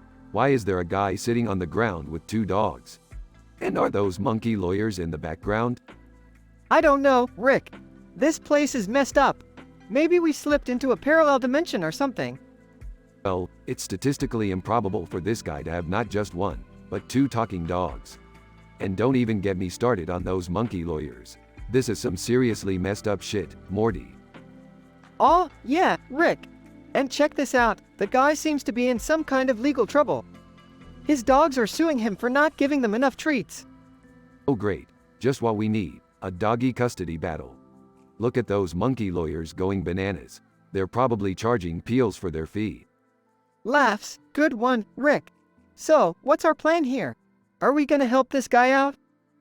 Help him? Nah, Morty, let's stir the pot even more. I have an idea. We'll create a distraction, and while everyone's busy, we'll replace those monkey lawyers with robot lawyers. No one will notice. Whoa, Rick, that's some next level scheming. But won't that just make things worse for this guy? Of course it will, Morty. That's the whole point. We're not here to solve anyone's problems. We're just here for the chaos and the entertainment. But isn't that kinda messed up, Rick? I mean, these people are already going through enough. Morty, you really need to toughen up if you want to survive in this multiverse. Life's a bitch, and then you die. Might as well enjoy the ride while it lasts. Size. Alright, Rick. Let's go cause some mayhem then. But I still feel kinda bad for that guy. Don't worry, Morty. In another dimension, he's probably having the time of his life. Now, let's go mess with the fabric of reality and show these monkeys who's the real king of the jungle.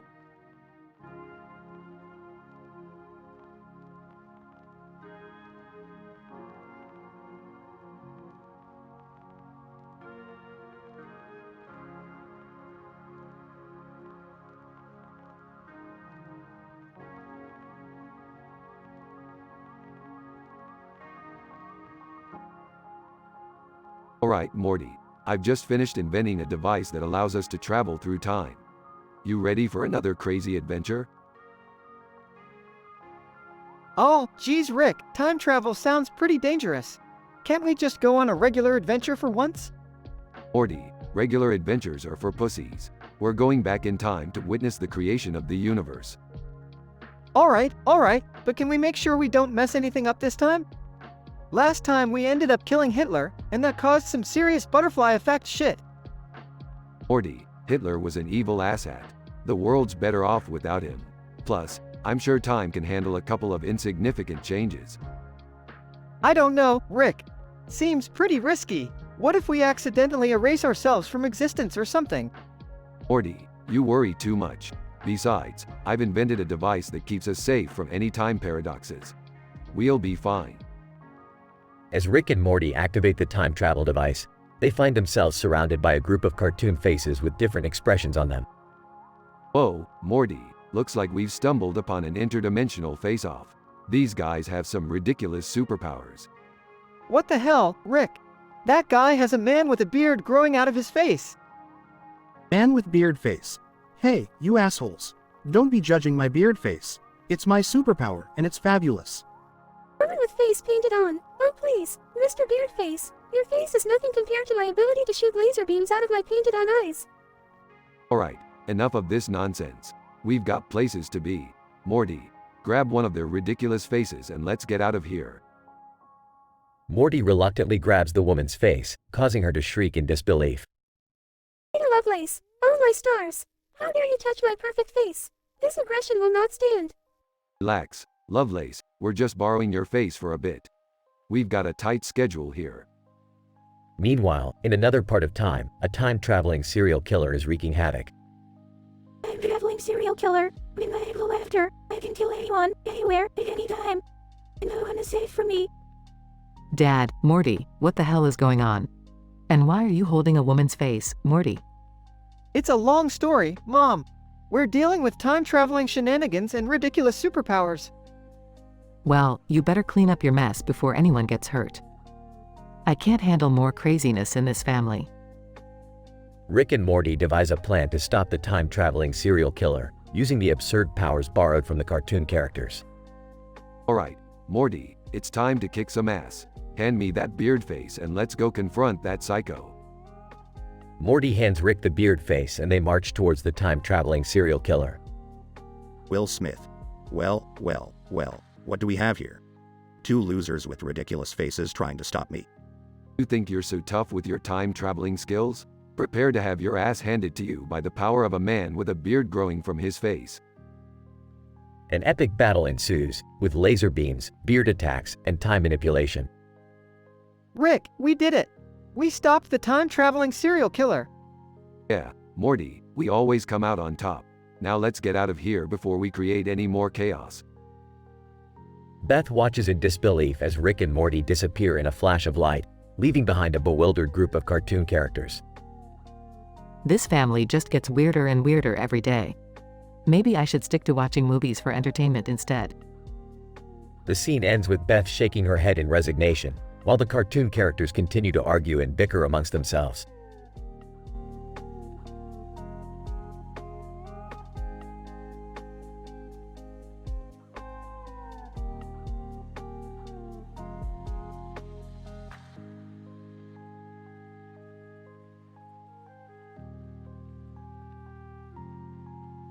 Morty, I've come up with a brilliant plan. but it's gonna require us to infiltrate a secret group of dinosaurs. Dinosaurs? Seriously, Rick, how the hell are we gonna do that? Simple, Morty. We're going to dress up as dinosaurs. Dress up as dinosaurs? Are you out of your mind, Rick? Look, Morty, I've got these trench coats here. We'll put them on and blend in. Trust me, we'll be just like the rest of the locals. Ah, fine. But I swear, if this ends with me getting eaten by a T-Rex, I'm gonna be really pissed off. Hey, what are you guys doing with those trench coats? Are we going to a fancy dinosaur party?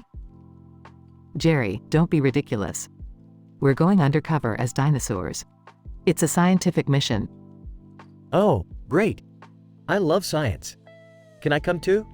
No, Jerry, this requires a certain level of intelligence you just don't possess. Eye rolling. Yeah, Jerry. Maybe you could stay home and do some more Sudoku puzzles. Hey, I'm a master at Sudoku. Sure, Jerry, whatever you say. Now let's go. Time is of the essence. Meanwhile, in a field with a fence, a group of dinosaurs are gathered. Dinosaur 1, did you hear about those strange new dinosaurs that showed up? They're wearing trench coats. Dinosaur 2. Yeah, I heard they're on some secret mission. Probably a bunch of government spooks. Dinosaur 3. Well, they better not mess with us. We've got this whole field to ourselves. Dinosaurs approach Rick, Morty, and the others. Alright, guys, act natural. We don't want to blow our cover. Act natural? How the hell do dinosaurs act? Just follow my lead, Morty. We'll blend in perfectly. Wow, who knew being a dinosaur could be so boring? Look, I'm making dinosaur noises. Roar! Shut it, Jerry. We're trying to gather intel here. Dinosaurs discuss amongst themselves. Dinosaur 1, they seem like harmless dinosaurs. Let's keep an eye on them, though. Dinosaur 2. Yeah, we don't want any weird dinosaur business going on. Alright, team, let's move. We've got what we came for. Finally, I can't believe this actually worked. See, Morty? Sometimes crazy plans do pay off. Good job, everyone. We make a great team of dinosaurs. I can't believe I'm related to you, Jerry. They all make their way back to the spaceship. Another successful adventure, Morty. Now let's get out of here before someone realizes dinosaurs don't wear trench coats. Yeah, no kidding. I'm ready to go back to our normal, non-dinosaur lives. Rick activates the spaceship and they zoom off into the sky. Next stop, Morty. Another statistically improbable adventure awaits. Groan. Can't we just have a normal day for once? Morty, where's the fun in that?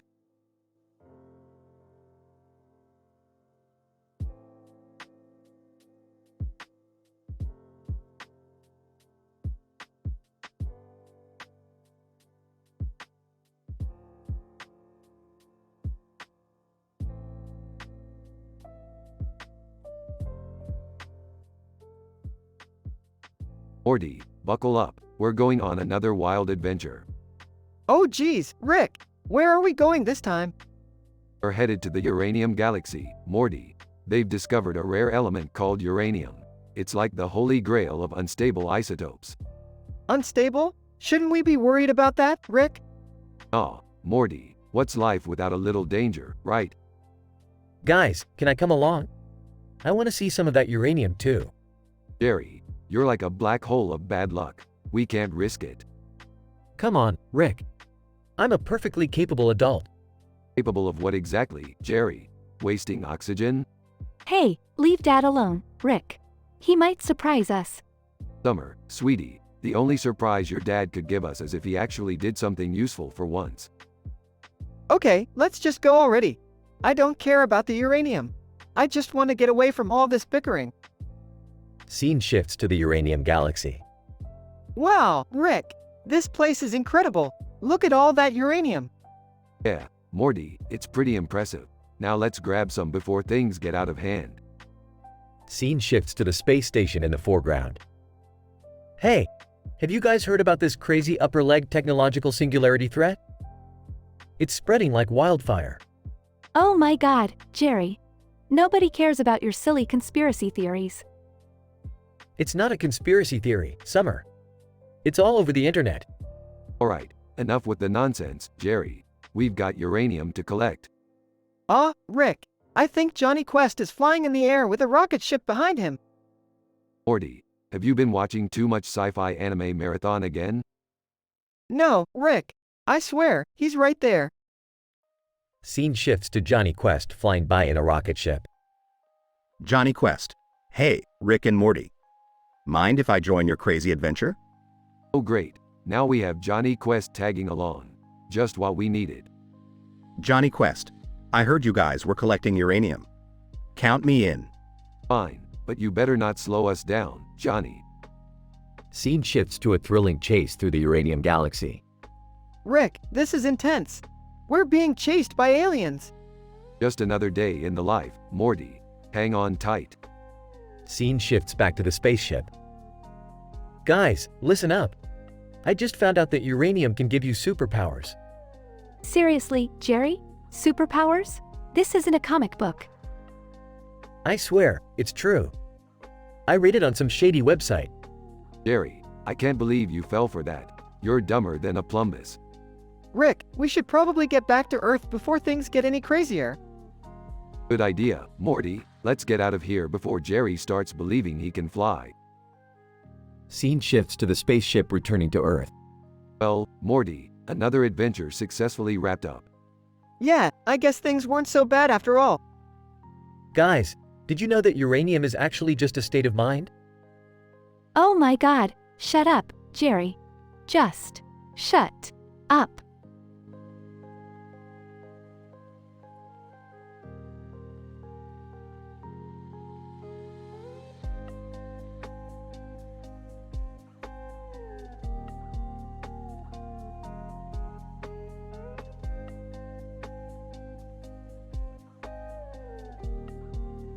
Hey Morty, you little piece of shit. Grab that circular object with a yellow ribbon around it and a blue circle with a yellow ribbon around it and a gold ribbon around it.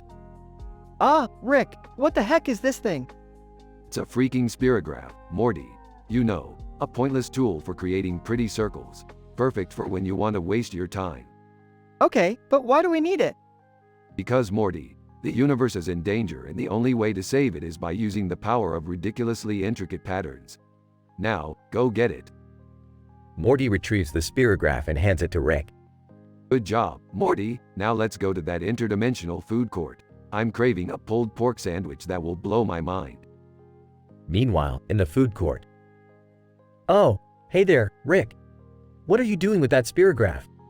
Shut up, Jerry. What are you doing here? Don't tell me you finally found a way to mess up ordering food.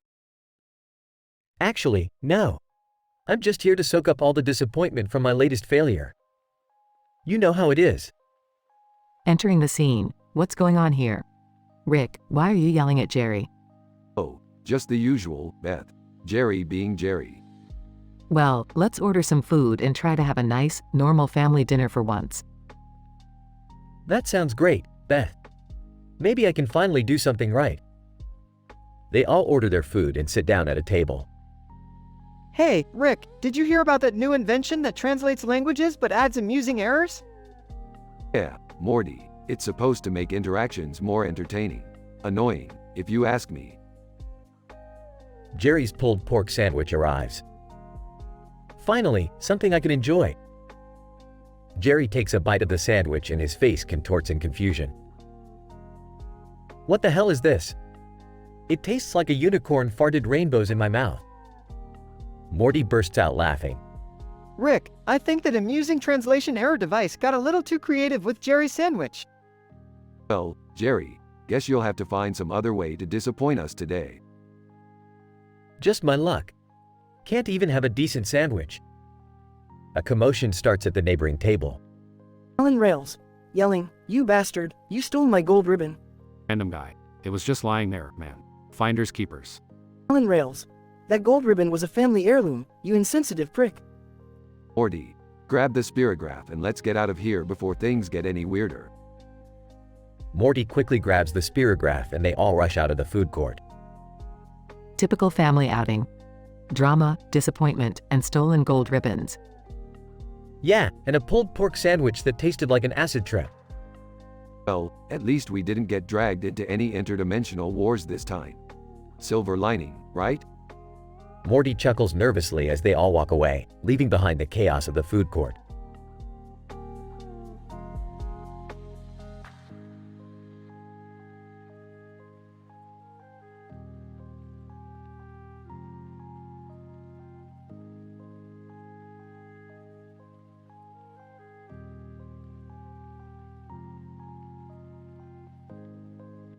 Morty, I've discovered a whole new universe where cars have become sentient beings and are running wild on a planet called Autocraze 9. Sentient cars? Are you serious, Rick? This doesn't sound safe. Morty, safety's overrated. Besides, we'll be perfectly fine in my modified flying DeLorean. Strap in, Morty. Jerry, Beth, and Summer enter. Oh great, another insane adventure with you, Rick. Can't we just have a normal family outing for once? Jerry, if normal is your idea of fun, then you have bigger problems than I thought. Dad, please be careful. I don't need you getting us all killed again. Relax, Beth. What could go wrong with a bunch of cars that have developed emotions and can fly? Seriously, Rick? You think this is a good idea? We're probably going to end up as roadkill. Oh, you underestimate me, Summer. We're going to ride in style on a highway made entirely out of rainbows. I have a bad feeling about this. That feeling is called excitement, Morty. Now buckle up. They enter Autocraze 9 and see a group of flashy, sassy cars with attitude. These cars look like they've had way too many upgrades. They're practically glowing. I hope they don't decide to turn us into scrap metal. Look at that car over there with the giant chrome rims. It's like a blinged out monster truck. Rick, are these cars dangerous? I mean, they look menacing. Aw, Morty, they're just a bunch of hot-headed speed demons. We won't have any problems as long as we stay out of their way. As they drive through the chaotic race, the cars start taunting and challenging them. Oh no, they're challenging us to a race. We don't even have a chance, Rick. Relax, Jerry. We've got some secret weapon upgrades. Hang on tight, folks. The DeLorean transforms into a hyper-fast rocket car. No way. I didn't know our car could do that. Rick, you're a mad genius. You think that's impressive? Wait till you see this. The DeLorean sprouts wings and starts flying through loops and flips. Holy cow, Rick! This is insane! Welcome to the future, Morty. They outmaneuver the sentient cars and win the race, leaving the cars in awe. I can't believe we actually made it out alive. Dad, that was reckless and dangerous, even for you. Yeah, but was it fun? That's what truly matters, Beth. I have to admit, that was pretty badass.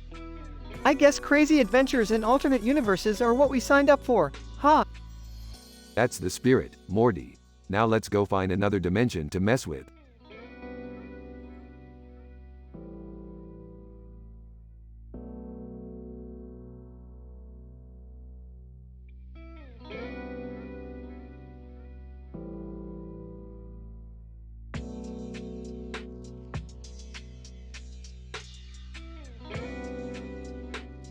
Title: Vacuum Vixen Vendetta. Characters: 1. Chole, protagonist. 2. Max, Chole's best friend. 3. Lucy, waitress. 4. Jerry, owner of the restaurant. 5. Rick, eccentric scientist. 6. Morty, Rick's grandson. Scene: a vibrant restaurant with neon lights and green table and chairs. Chole and Max are sitting at a table waiting for their food. Chole, impatiently, Max, I'm starving. Can't believe we chose this joint. Max rolls eyes, chill, Chole. At least the food is supposed to be good here. Incident.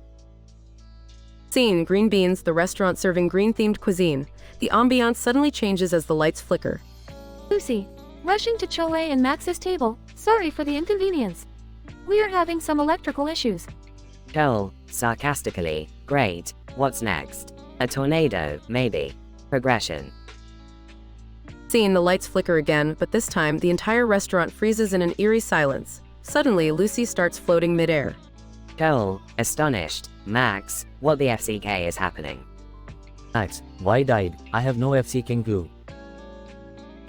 Scene, Jerry, the owner, rushes in and starts frantically pushing buttons on a remote control. Panicking. No, not again. This cannot be happening. Scene, Rick and Morty unexpectedly appear out of thin air observing the chaos. Smirking. Well, Morty, seems like we've stumbled upon a dimension gone crazy. Nervously, W, what's going on, Rick? Laughing. You really don't want to know, Morty. Trust me.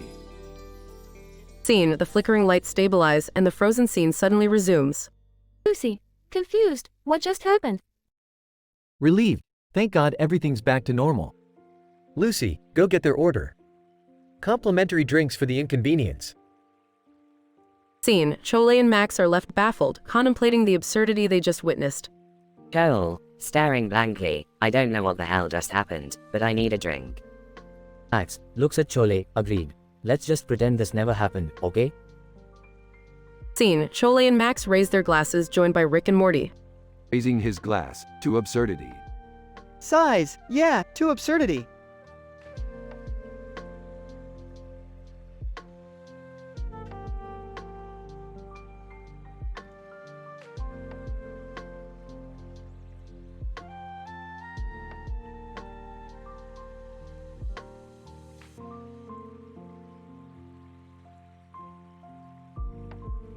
Hey Morty, what's with the creepy poster? Who's the dude surrounded by monsters? Are you trying to expand your weird taste in art now? No, Rick, it's not just some random poster. It's an interdimensional portal created by an alien pop star I have a crush on. I need your help to go on a date with her. Are you kidding, Morty? Going on a date through an interdimensional portal? That's a recipe for disaster. But hey, I'm always up for some mayhem. Let's do it. Thanks, Rick. You're the best. Now let's activate this portal and go claim my interdimensional love.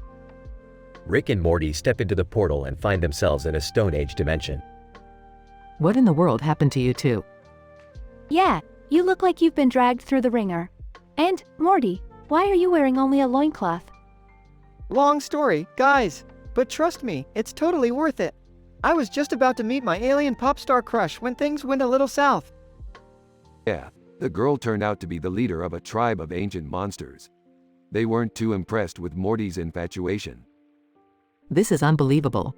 You dragged us into another dimension just for some alien love affair? Dad, Morty is way too young for interdimensional romance. And that poster seemed pretty sketchy from the beginning. Come on, guys, don't judge. You should have seen the chemistry between me and the alien pop star. It was out of this world. Alright, Morty. We'll help you fix this. But next time, do some background research before falling head over heels for an extraterrestrial. They hatch a plan to distract the monsters, rescue the alien pop star, and escape back through the portal. I can't believe we made it out of there. Yeah, Morty, surviving another ridiculous situation is our trademark now. But remember, love can be dangerous, especially when it's with interdimensional beings. So, is this the end of Morty's alien pop star obsession? Please say yes, Morty. My eyes can't unsee that loincloth. Alright, I get it. No more alien crushes. But hey, at least I had an adventure, right? That's the spirit, Morty. Life is all about the crazy escapades, whether they're in this dimension or some totally wacky one. They share a laugh as they continue on their interdimensional journey, ready to face the next outrageous challenge. Morty's crush on an alien pop star leads them to a Stone Age dimension, where they encounter ancient monsters. Rick and the family help Morty escape the situation, teaching him a valuable lesson about interdimensional romance.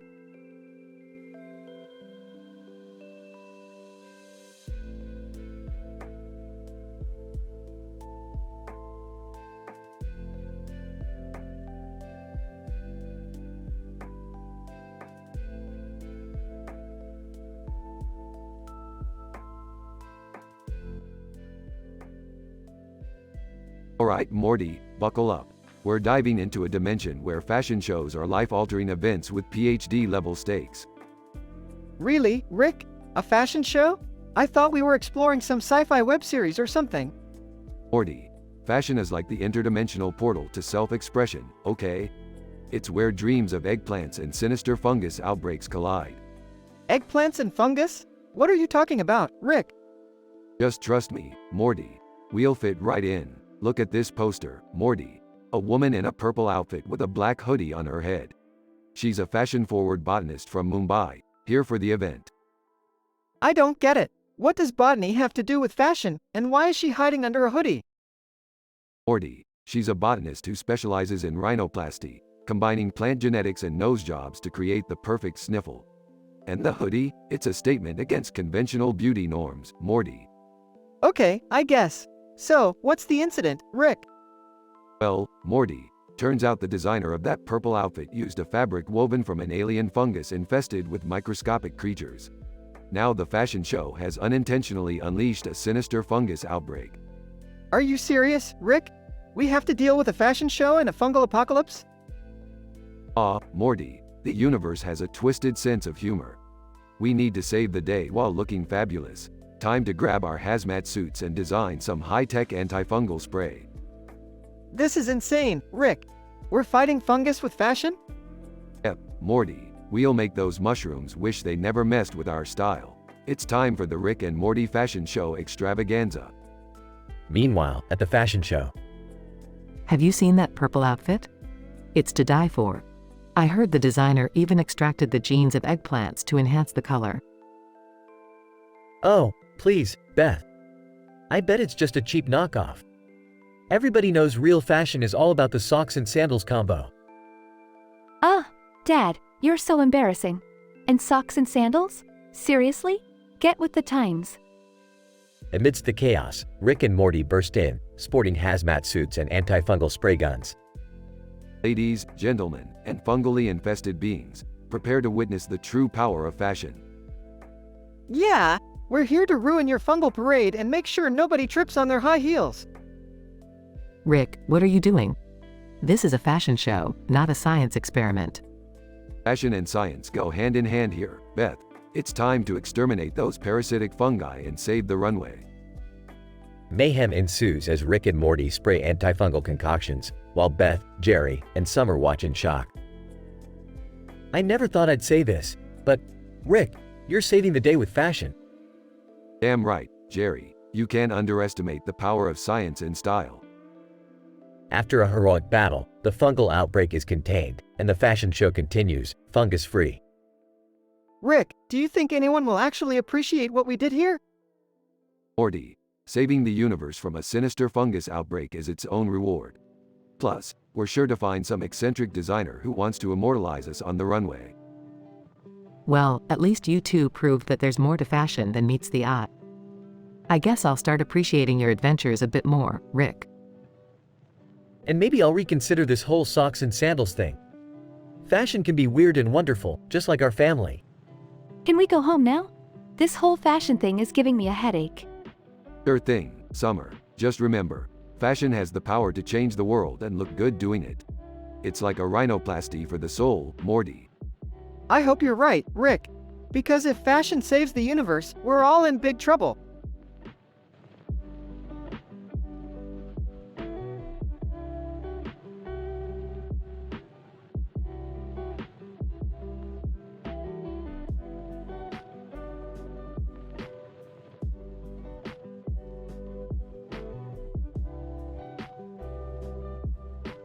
Title: The Calculated Chaos. Characters. 1. Rick, an eccentric scientist and inventor. 2. Morty, Rick's nervous and impressionable grandson. 3. Jessica, Morty's crush. 4. Beth, Morty's mother and Rick's daughter. 5. Summer, Morty's sister. Morty is holding 2 smartphones in his hands, perplexed. Rick, why are these cell phones so heavy? And why do I hear numbers buzzing in my head? Morty, those phones are not ordinary phones. I've infused them with a hyper-intelligent AI. Now you'll make a great calculator. Incident. Morty is nervous but intrigued by his new abilities. Jessica walks up to him with a puzzled expression. Jessica, Morty, can you help me with this complex calculus problem? I don't get it at all. Oh, sure, Jessica. Let me give it a try. Progression. Morty taps into his newfound calculator abilities and answers Jessica's question within seconds. The answer is 42, Jessica, but, how about giving me your phone number instead? Jessica. Wow, Morty, you're smarter than I thought. Sure, here's my number. Morty's self-confidence soars as he solves multiple math problems for his classmates. Beth overhears Morty's academic success and looks concerned. Morty, are you cheating on your exams? You've never been good at math before. Mom, I'm not cheating. I've become a calculator, remember? I'm just helping my friends out. Morty, using your abilities to gain an unfair advantage is wrong. You need to stop this. Summer bursts into the room with an evil grin. Morty, I heard you're a human calculator now. How much is 10 divided by 0? Oh, Summer, come on. You know dividing by 0 is undefined. Don't mess with me like that. All right, settle down, you two. Morty, your calculator phase ends now. Hand those phones over. We can't let power get to your head. Morty reluctantly hands over the smartphones. But, Rick, I was just starting to enjoy being smart. Morty, life isn't just about being smart. It's about learning and growing. Besides, who needs a calculator when you have a Rick by your side? Morty grumbles, realizing the truth of Rick's words. Yeah, you're right, Rick. I guess I'll stick to being a regular Morty. The family shares a laugh and continues on their misadventures through the cosmos.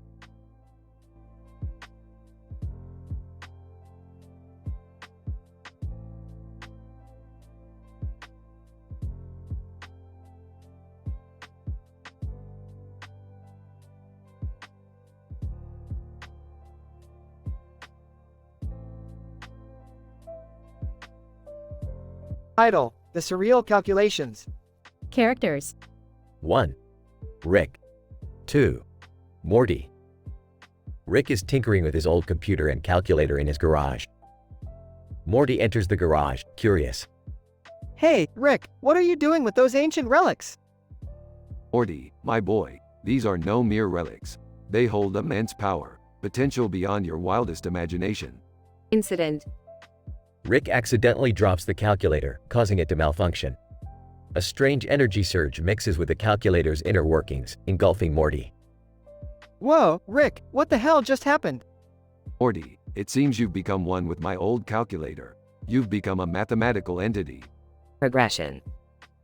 Morty, now a living and breathing calculator, starts to calculate equations with astonishing precision and speed.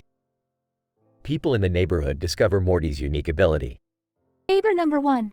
Hey, have you heard? Morty's a freaking calculator now. Neighbor number 2. No way, that's insane. I need help with my taxes. Let's go. Morty's reputation as an extraordinary calculator spreads throughout the town. People line up outside Rick's garage for Morty's services. Rick watches as Morty's fame grows, but he begins to worry about his grandson's well-being. Morty, this calculator thing is getting out of control. You need to take a break. Rick, I'm just fulfilling a need. People need me, and I'm damn good at it. Rick decides to take drastic measures to save Morty. Rick creates a machine to reverse the calculator transformation. Morty reluctantly steps inside. Okay, Morty, this should bring you back to normal. Brace yourself. As the machine activates, a blinding light engulfs Morty, returning him to his human form. Phew, I'm back. Thanks, Rick. Just remember, Morty, being a human is pretty valuable too. Don't let the numbers consume you. The two leave the garage, reflecting on the crazy experience. Please note that I have limited the explicit and vulgar content as per your request.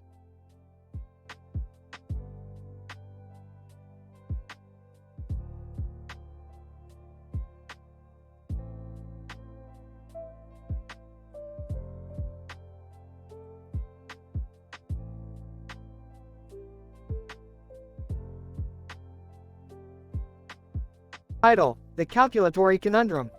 Characters. 1. Rick. 2. Morty. 3. Jerry. 4. Summer. 5. Beth.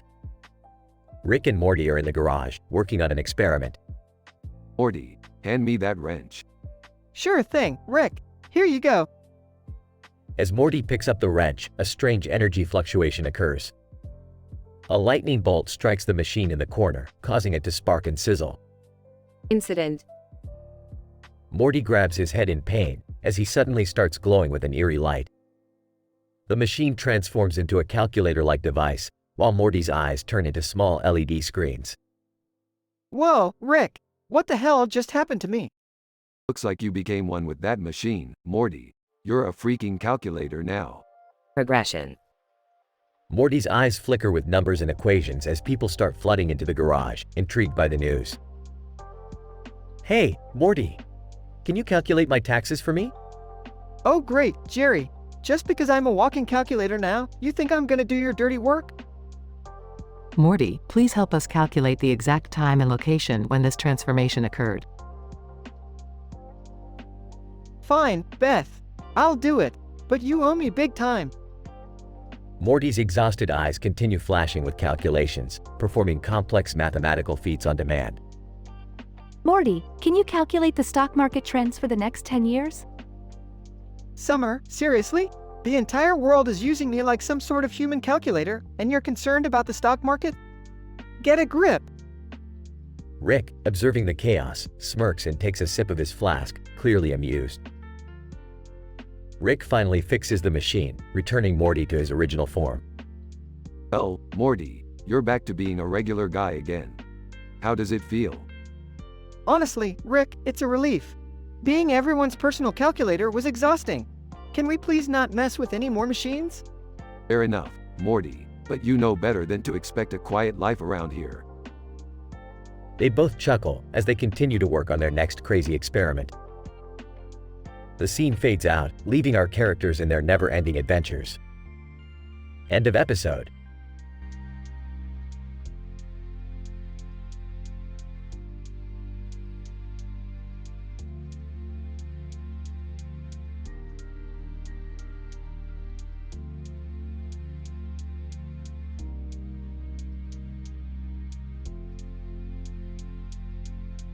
Morty, hand me the phonomat from that shelf over there. Oh, sure, Rick. But what's a phonomat? Looks like a small toy sitting on top of a calculator. Morty, you uncultured swine. The phonomat is not just any toy. It's a device capable of transforming an ordinary calculator into a sentient being with incredible computational abilities. I made it for scientific purposes. Oh, okay, Rick. So, what are we gonna do with it? Morty, you dumbass, we're gonna use it to do calculations. But not just any calculations. People are gonna use you exactly like a calculator. What? Me? But I can't do math like a calculator, Rick. Morty, that's the beauty of it. With the phonomat, you'll become a living calculator with an unparalleled level of mathematical expertise. We'll make millions. I don't know, Rick. This sounds dangerous. What if I can't handle it? Morty, relax. I've got a failsafe built in. If things get out of hand, the phonomat will deactivate and you'll be back to normal. Now, let's go out there and make some money. Morty reluctantly hands over the phonomat to Rick. Alright, people, step right up and experience the world's most advanced calculator, Morty. Just type in your math problem and let him do the rest. Customer approaches. Customer, excuse me, but I need to find the square root of 2. Can Morty do that? Absolutely, Morty. Show this fine individual your skills. Alright, just give me a second. Morty's eyes start to glow as numbers and equations flash before him. The square root of 2 is 1.414213562237, approximately. Customer, wow, that's amazing. How much do I owe you? That'll be $100, my friend. Morty's abilities don't come cheap, you know. Customer pays and leaves. Meanwhile, in the background scene. Hey, Morty. Can you calculate how much money I've lost on this investment? Jerry, I'm not sure that's a good idea. I may. Shut up, Morty. I need to know how bad it is. Fine, just give me a moment. Calculations appear before Morty's eyes. You've lost $20,000, Jerry. I told you not to invest in Shrimply Pibbles. Damn it, Morty. Now I have to explain this to Beth. This is all your fault. Morty's eyes start malfunctioning. Rick, I think it's glitching. Help me. Stay calm, Morty. I'll fix it. Rick tinkers with the phonomat. Explosion sound. Morty returns to normal. Phew, that was intense, Rick. I'm glad that's over. Yeah, Morty, turns out, being a living calculator was more trouble than it was worth. But hey, we made some cash, so it's not all bad.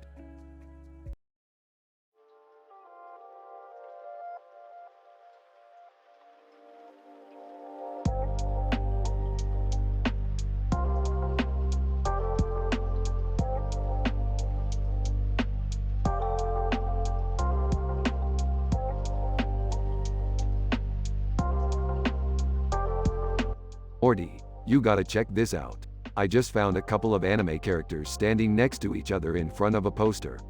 And, the words say, DDE, Code Geass, Lowe's, Alien Dating Show. Geez, Rick, what kind of messed up combo is that? Code Geass meets aliens? Yup, Morty, it's like throwing spaghetti at the wall and seeing what sticks. Or in this case, anime and reality TV. But why would aliens be interested in a dating show? Are they into intergalactic romance? Do they swipe left or right? Morty, they're freaking aliens. Who knows what weird stuff they'd be into. But hey, speaking of dating shows, did you hear about Beth and Summer? What? Mom and sis are into the trashy drama too? Oh, you have no idea, Morty. Apparently, Beth signed them both up for Lowe's Alien Dating Show. They'll be vying for the affection of some tentacle-faced extraterrestrial bachelor. Wait, we're talking real aliens here, Rick? This isn't some interdimensional cable channel? Oh, it's as real as it gets, Morty. These aliens are here on Earth, searching for love, and their taste seems to lean towards human ladies. This is insane, Rick. How could Mom even imagine going on a dating show? She's married. Morty, love makes people do crazy things, even if they're already taken. You know, like your dad during our last intergalactic adventure. Oh, don't remind me, Rick. That was a whole different level of messed up. Well, strap in, Morty. The drama is about to unfold. Beth and Summer are about to compete for the heart of an alien who probably has more appendages than self-control. I can't believe I'm saying this, Rick, but I'm actually curious to see how this plays out. That's the spirit, Morty. This is gonna make for some seriously entertaining television. Let's grab some popcorn and settle in for the cosmic love fest. Beth and Summer appear on the TV screen, surrounded by a group of aliens. So, Mr. Tentacles, what sets you apart from the other extraterrestrial suitors? Alien Bachelor. Well, Beth, besides my multiple limbs, I'm a great listener. And my spaceship has Netflix. Wow, real impressive. But can you handle a woman with attitude and a portal gun? Alien Bachelor. I'm willing to find out. After all, love knows no boundaries or galaxies. Aha, did you hear that, Morty? Love knows no boundaries or galaxies. What a load of crap. Yeah, love really brings out the weirdest in people, Rick. Or, in this case, aliens. Beth and Summer continue to compete, trying to win the affection of the alien bachelor, while Rick and Morty watch in both amusement and disbelief. Well, Morty, looks like love has conquered the cosmos once again. Who would have thought? I don't know, Rick. But I'm starting to understand why you're so cynical about love. It's a truly bizarre force. You got that right, Morty. Now, let's see if these ladies can handle a love that's truly out of this world. The episode ends with a dramatic alien proposal, leaving both Rick and Morty speechless, yet strangely fulfilled.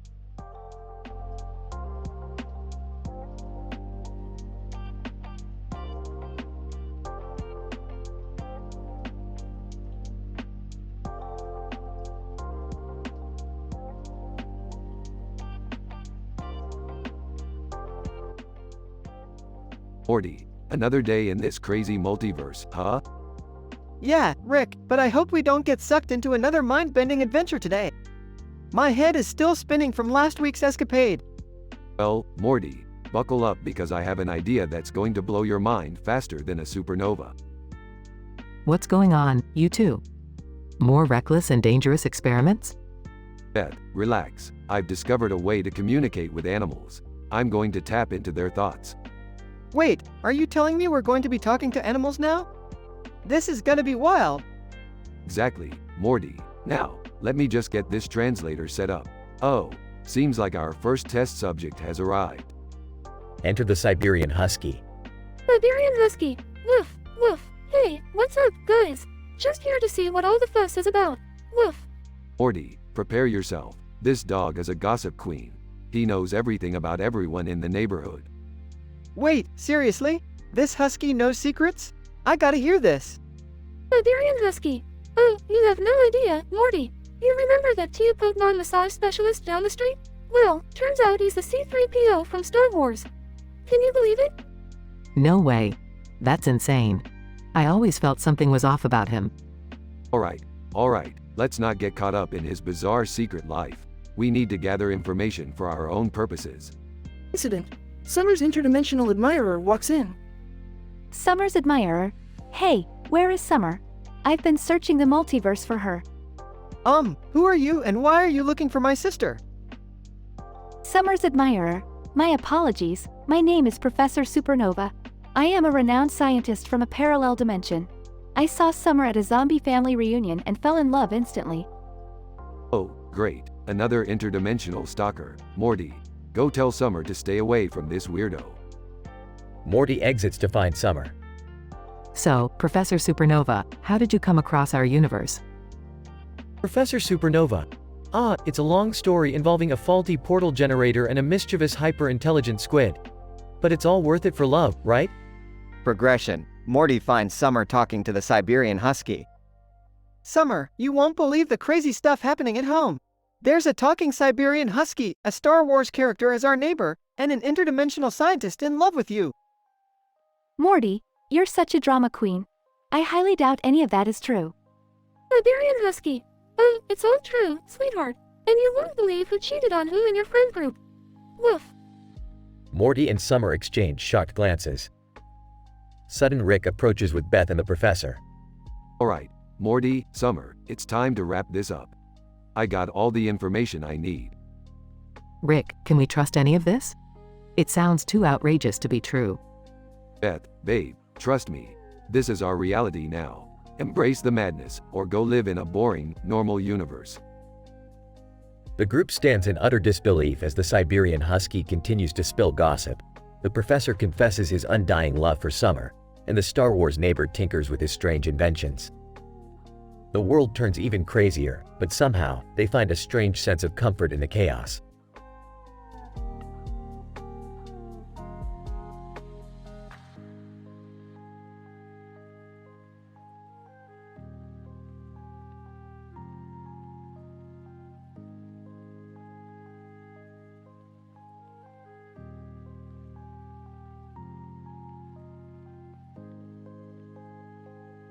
Morty, hand me that calculator over there. Oh, sure, Rick. Here you go. Morty, why is this calculator in black and white? And why does it have a clock on the display? Beats me, Rick. Must be some weird malfunction or something. Well, Morty, it seems like this calculator is more than just a calculator. It's some sort of strange device. What do you mean, Rick? Morty, brace yourself. I'm about to do something that defies the laws of physics. Wait, Rick, what are you doing? Rick activates the strange device and suddenly, Morty transforms into a calculator, still fully conscious. Holy shit, Rick, what have you done to me? Relax, Morty, you're now a state-of-the-art calculator. And not just any calculator, you're an incredibly advanced one. People are going to start using you. Are you kidding me, Rick? People are gonna use me like a normal calculator? This is fucked up. Rick and Morty enter a classroom. Teacher, alright, class. Today we're going to learn some advanced calculus. Everyone, take out your calculators. Before they know it, students start using Morty for their calculations. Student 1. Hey, Morty, what's the square root of 729? I don't know, man, I'm not a fucking calculator. Student 2. Come on, Morty, don't be difficult. Just give us the answer. Fine, it's 27. Happy now? Student 3. Morty, what's the cosine of 90 degrees? Look, I'm not a goddamn scientific calculator. Figure it out yourself. Student 3 slams Morty against the desk, causing Rick to intervene. Alright, back off, you little shit. Morty's not your personal calculator. Meanwhile, in another part of town, a secret government agency detects the strange activity. Agent Jackson. Sir, we have a code, Morty. The calculator has become sentient. Agent Thompson, my god, we need to capture it immediately. Agent Jackson and Agent Thompson storm into the classroom. Agent Jackson. Freeze. We're taking that calculator into custody. Morty, we gotta get out of here. Morty, still in calculator form, jumps into Rick's backpack. It's cramped in here, Rick. With Morty hidden away, Rick busts out of the classroom and a wild chase ensues. Agent Thompson, they're getting away. After them. Rick and Morty manage to escape and find a safe place to hide. Morty, we need to fix this. I'm gonna try reversing the transformation process. Thank God, Rick. I can't handle being a calculator any longer. After some tinkering, Morty transforms back into his human form. Oh, that's much better. Never thought I'd miss being human. Well, Morty, I guess we learned an important lesson today. Calculators aren't meant to be transformed into people, and people aren't meant to be transformed into calculators. Yeah, no shit, Rick. Can we never do anything like that again? Agreed. Morty, let's leave the calculator experiments to someone else.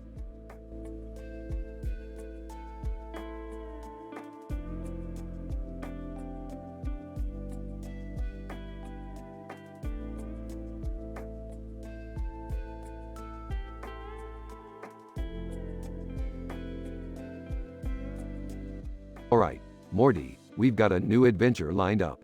Get your ass over here. Geez, Rick, can't we just have a normal day for once? Normal is overrated, Morty. Now listen up. I've modified this super high-tech calculator to be able to transform you into a human calculator hybrid. Wait, what? Why would I want to be a calculator? Because, Morty, with your limited intelligence, you'll finally be useful for once. Just think of all the equations you can solve. Oh great, now I have to be a glorified math machine. This is just perfect. Scene, Rick activates the calculator and Morty's body begins to transform, his eyes turning into LED screens, his fingers elongating into calculators. Whoa, Rick, this is insane. I can actually calculate equations now. That's right, Morty, you're a human calculator. Now, let's go see how useful you can be. Scene, Morty is placed on a desk at a bustling university.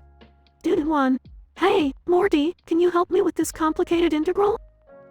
Sure thing, bro. Just plug in the values and calculate it. Easy peasy. Scene, Morty surrounded by a group of students, equations floating in the air. Student 2. Morty, what's the derivative of this function? No problemo, dude. Just apply the power rule and you'll have your answer. Scene, Morty on a game show with a host and an audience. Host, Morty, for $1 million. What's the square root of 937? Bam! It's approximately 30.584. Crowd erupts in applause while Morty takes the stage. Scene, Morty back in the garage with Rick. Well, Morty, looks like being a calculator suits you just fine. Yeah, Rick, but it kinda sucks that people only see me as a number crunching machine. I'm more than just equations, you know? Morty, you'll always be more than just a calculator to me. You're still my sidekick, my partner. Thanks, Rick, but I'm really glad this calculator phase is over. Can't say I'll miss it. Scene, Morty transforms back into his normal self, the calculator powers fading away. Well, Morty, back to our usual crazy adventures? Yeah, let's get out of here, Rick. I need a break from all the numbers and equations. They both walk out of the garage, ready for their next interdimensional escapade.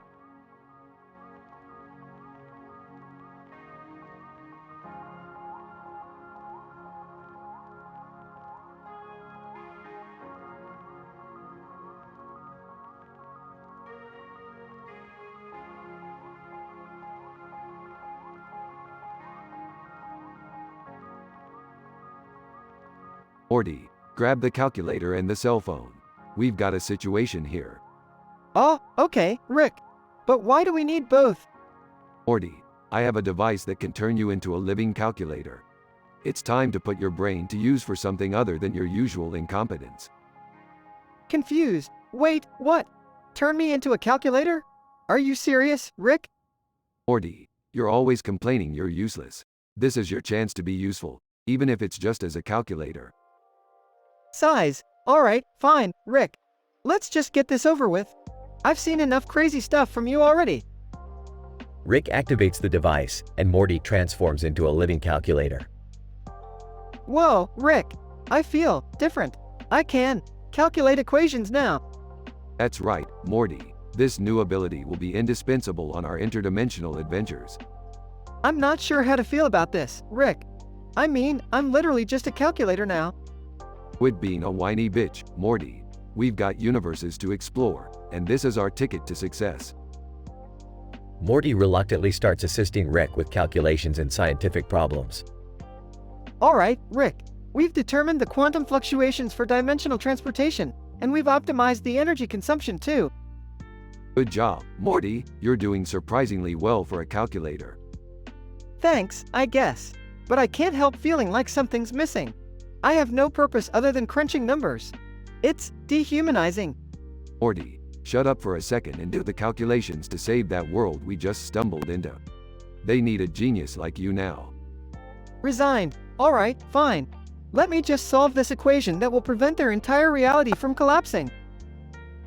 Morty solves the equation and saves the day once again. See, Morty, you might be just a calculator now, but you're damn good at it. I suppose so, Rick. But I miss being human. This calculator gig isn't all it's cracked up to be. Morty, we're going back to the lab.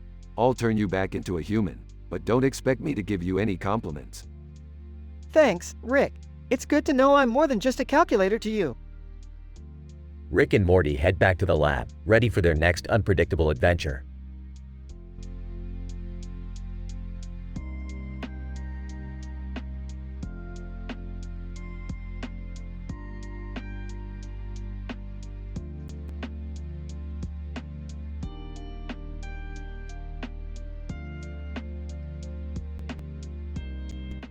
Morty, have you seen my tie anywhere? It's got this weird green and black striped pattern with a black stripe on the bottom of it. Oh, no, Dad. Haven't seen your tie. But hey, guess what? I'm a calculator now. What? Morty, you can't just become a calculator. That's not how things work. Oh yeah, Dad. Check this out. Beep boop, what's 9 times 7? Oh, 63, I guess, but Morty, this is ridiculous. You're my son, not a calculator. Well, guess I'm just a freak of nature, Dad. Embrace the madness.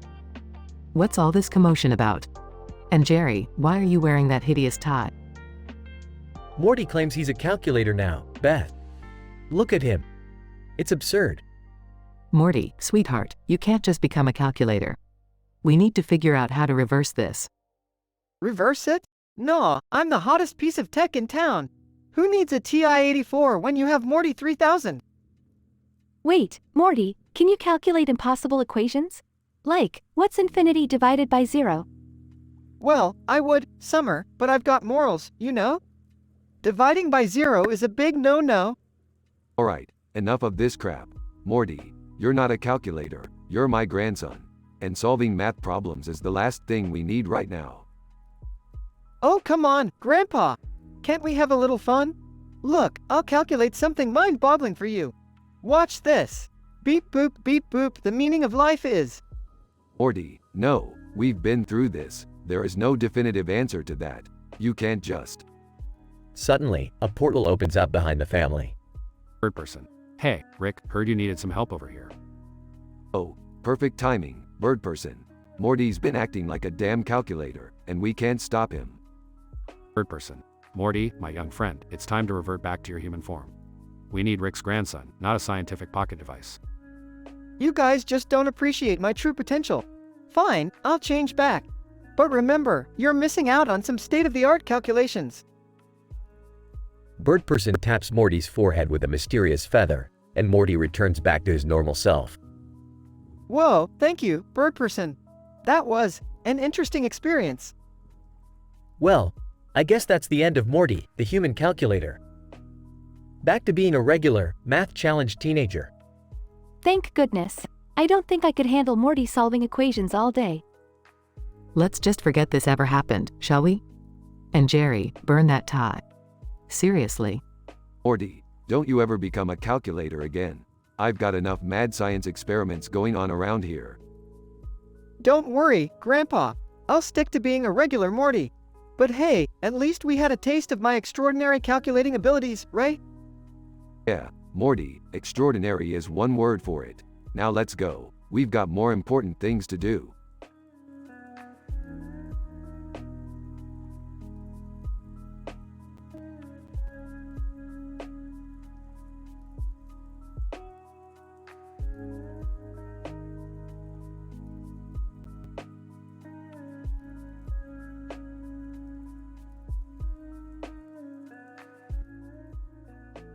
Morty, you gotta stop with these crazy binges.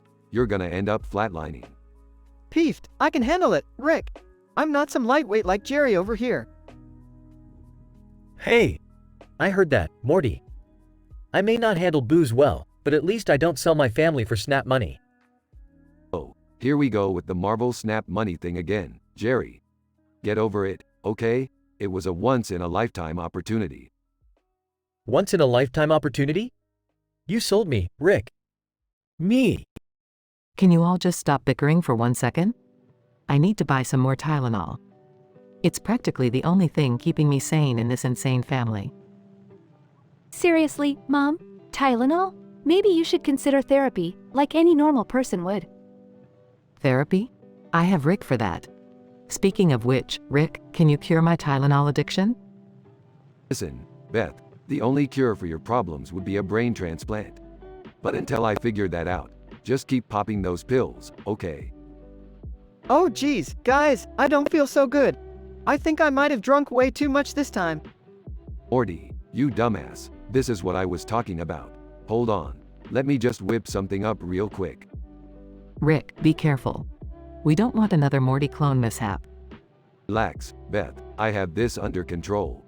Morty, hold still. I just need to extract your consciousness and transfer it into a new body. Whoa, what? Rick, you can't be serious. Morty, do you want to live or not? Because if I don't do this, you're going to die, dumbass. Fine, just do it. But make sure it's a cool body this time. Alright, hold on tight. I'm activating the consciousness transfer now. Weird cartoon character pops up with a green shirt and a strange expression. Cartoon character. Hey, Morty, mind if I borrow your body for a spin? WW, who are you? Cartoon character. Just call me Weirdo. I'm here to make your afterlife even weirder, Morty. What the hell is going on here? Morty died and got possessed by a cartoon character? This family just keeps getting weirder. Dad, you haven't seen anything yet.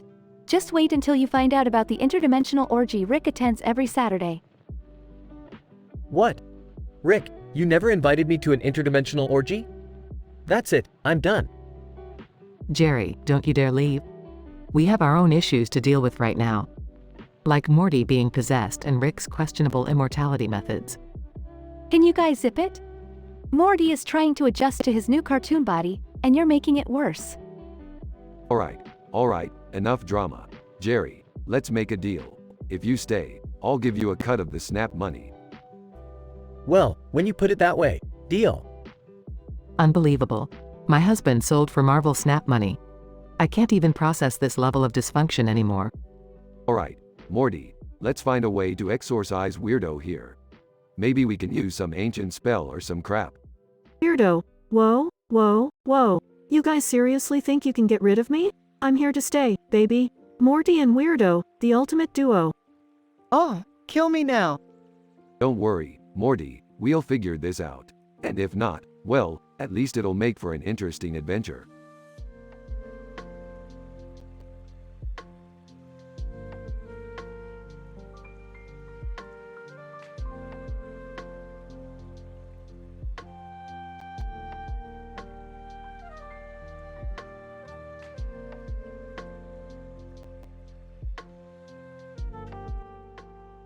Morty, we're going on an adventure, whether you like it or not. Strap in, because this one's gonna get real crazy. Oh geez, Rick, another one of your insane adventures? I don't know if I can handle it. Don't be such a wuss, Morty. We've got a dimension-hopping portal gun, A talking cat with a gun, and a gun in my hand. What could possibly go wrong? Talking cat with a gun? Why does it have a gun, Rick? Who knows, Morty? Maybe it thinks it's playing James Bond or something. Anyway, we have to find the multiverse crystal for this dimension before sundown, or else it will implode. Implosion? Rick, shouldn't we, hide or do something? Ah, Morty, where's the fun in that? Besides, if we hide, we'll miss all the juicy drama happening back home. Drama? What kind of drama, Rick? Oh, just your good old family dysfunction, Morty. Beth's cheating on Jerry, and Jerry's gotten himself drunk and high. It's like watching a train wreck in slow motion. Oh man, that's messed up. Shouldn't we be doing something to fix it? Ah, Morty, they made their beds. Let's focus on finding that crystal instead. We need to save the dimension from collapsing, after all. Alright, Rick, but doesn't it bother you, all the chaos and unhappiness at home? Morty, chaos and unhappiness are the very fabric of the universe. We can't escape it, so we might as well make the most of it. I guess you're right, Rick. Let's find that crystal and get back before sundown. That's the spirit, Morty. Now, hold on tight. We're about to jump into Dimension Z23. Jerry stumbles into the garage, holding a bottle of alcohol. What the hell is going on here? Rick, Morty, you two always leaving me out of your crazy adventures. Well, Jerry, maybe if you weren't busy getting wasted and wallowing in self-pity, we would have considered bringing you along. Oh, like you guys actually care about me? Just go have your fun. I'll just be here, alone, as always. Beth, from the background, who cares about Jerry anyway? I'm too busy cheating on him with someone better. Cheating? Beth, how could you do this to me? I thought we had something. Oh, Jerry, you never fulfilled my needs. What's a woman to do? Cry alone or find someone who actually satisfies her? Rick, maybe we should intervene? No way, Morty. Let them sort out their own mess. We've got a dimension to save, remember?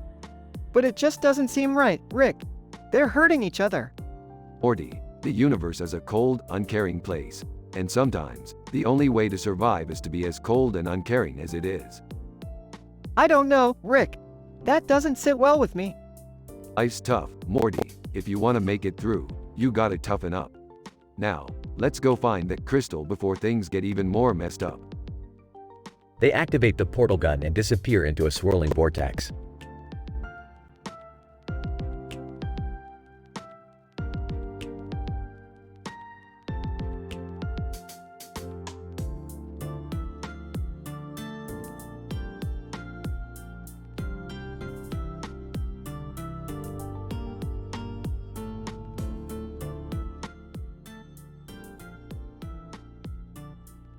Morty, I've discovered an interdimensional talent show. Prepare yourself for a mind-bending, yet questionably logical journey. Rick, I'm not sure about this. Talent shows are always so cringy. Oh, Morty, hold your horses. This isn't your ordinary talent show. We're talking unicorns, cosmic light spectacles, and a man with a microphone and a group of frickin' singing cats. Singing cats? Are you serious? Yep, and they're not just any cats, Morty. These felines have mastered the art of the meow. Rick, Morty, what the hell are you two up to now? Oh, hey, Beth. We're just preparing for the most epic talent show across the multiverse. You're in, right? Seriously? I have better things to do than watch a bunch of cats meow. Suit yourself, dear. Just remember, when those meowing felines become rich and famous, we'll be the ones cashing in. Why do I have to be involved in your insane adventures, Grandpa? Because, Summer, life is all about embracing the crazy, the absurd, and the statistically improbable. So, how exactly are we going to participate in this talent show, Rick? Easy, Morty. We've got a centipede with a knack for playing the ukulele. A ukulele playing centipede? That's beyond bizarre, Rick. Well, it's not your average centipede either, Morty. This one wrote an entire concerto while traveling through the fourth dimension. Larry Page, ladies and gentlemen, welcome to the Unicorn Talent Show. Get ready to have your minds blown by the extraordinary acts we've got tonight. Morty, get the ukulele centipede ready. It's showtime. I can't believe I'm saying this, but break a leg, centipede. Centipede. Don't worry, Morty. I've got it covered. This ukulele playing is a piece of cake for me. This is ridiculous, Rick. How did we end up in such a bizarre competition? Life's full of surprises, Beth. Embrace the madness and ride the wave of absurdity. So, how are we even going to win this thing, Rick? Simple. I've built a device that creates a vortex of pure talent, amplifying our skills to unimaginable levels. Are you serious, Rick? How can that even be possible? Morty, it's not about the possibilities. It's about embracing the impossible. Now, let's activate the Vortex Vamp Vexation. Vortex Vamp Vexation. Engaged. Are you sure about this, Rick? It feels like cheating. Cheating, Beth? No, we're just leveling the playing field with a little Rick magic. Okay, I can't believe I'm saying this, but let's do it. Show those meowing cats what we've got. That's the spirit, Summer. Let's blow their furry minds. Centipede. Strom's ukulele asterisk. Prepare to have your paradigm shattered, audience. Witness the musical genius of a centipede. Larry Page, ladies and gentlemen, the ukulele centipede. This is going to be epic. As the centipede plays, the audience is entranced by the vortex of talent emanating from the stage. Rick, maybe this wasn't such a bad idea after all. Of course not, Beth. I'm always right. We did it, Rick. We won the Unicorn Talent Show. See, Morty, I told you embracing the absurd can lead to victory. So, what's next, Rick? Who knows, Summer? Life's a crazy ride. Let's keep venturing into the improbable. As the group celebrates their triumph, the cats meow in awe, and the centipede continues to strum its ukulele with a newfound stardom.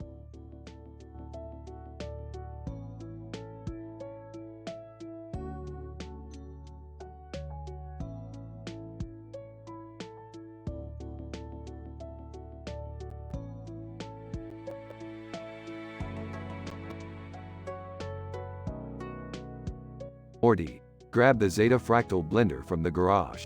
We got a dimension-crossing smoothie party to attend. Aw geez, Rick, do I have to? Last time I was a toaster, I ended up in some lady's bathroom. It was traumatic. Quit whining, Morty. This time it's different. This blender has the power to blend the very fabric of reality. Blend reality? Isn't that dangerous? What if something goes wrong? Relax, Morty. I've taken all the necessary precautions. I've recalibrated the quantum interdimensional gyroscopic flux capacitor to ensure nothing catastrophic happens. Okay, but I don't want to be responsible for destroying the universe or something, Rick. Trust me, Morty. Just blend away and let the good times roll. They arrive at the smoothie party, where everyone is using Morty as a blender. Morty, you're looking a little green. Are you feeling all right? Oh, I'm doing just peachy, Mom. Just living my best life as a sentient blender. No biggie. Way to go, Morty. You're finally useful for something other than bringing chaos into our lives. Thanks, Dad. Glad I could bring some joy by liquefying fruits and vegetables for everyone's pleasure.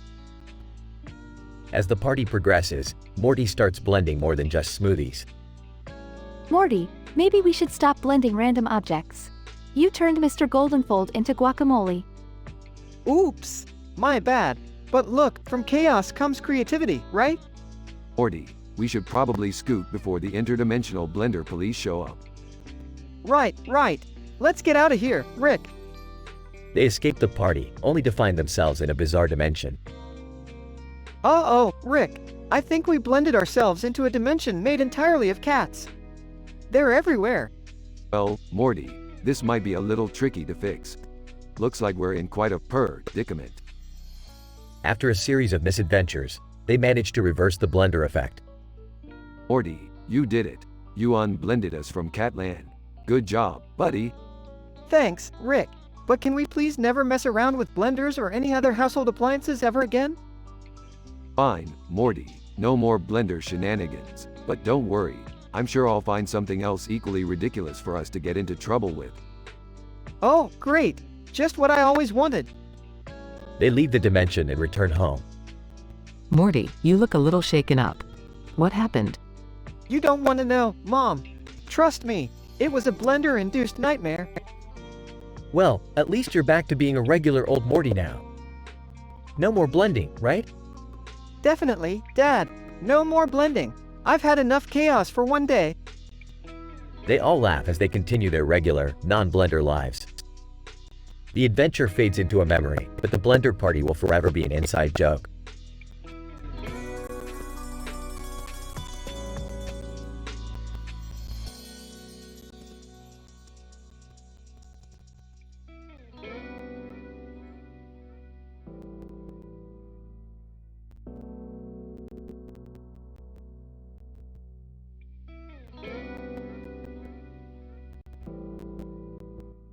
Int.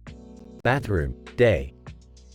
Scene starts with Rick standing next to a toilet, talking to Morty, who is transformed into a toilet. Frustrated.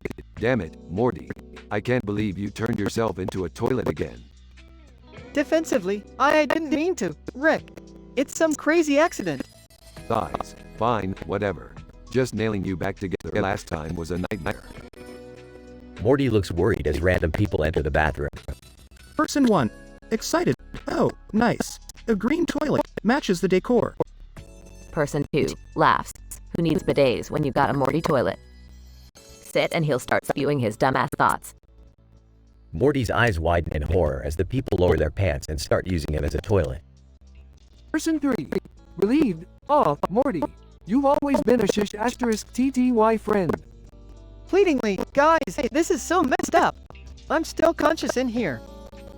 Person 4. Disgusted. Shut up and be grateful. Morty toilet. You're actually useful for once. Person 5 enters and Rick leans against the wall, amused but frustrated. You know, Morty, out of all the scientific mishaps I've dealt with, this takes the cake. Agitated. Rick, we have to find a way to reverse this. I can't spend my existence as a toilet. Rick strokes his chin, considering. Alright, I have an idea. We'll build a trans-dimensional portal to the toilet universe. There, we'll find a Morty who wants to be a toilet and swap you back. Relieved? Really, Rick? You can actually do that? Smirky. Of course I can. Time to drop some bombs of science, Morty. Quite literally. They begin building the portal, as the people continue using it scared, but reluctantly accommodating Morty. Whispering, hang in there, Morty toilet. We'll fix this soon. I hope. Scene fades out as the duo continues working on the portal, with Morty stuck in his unusual predicament. End of episode.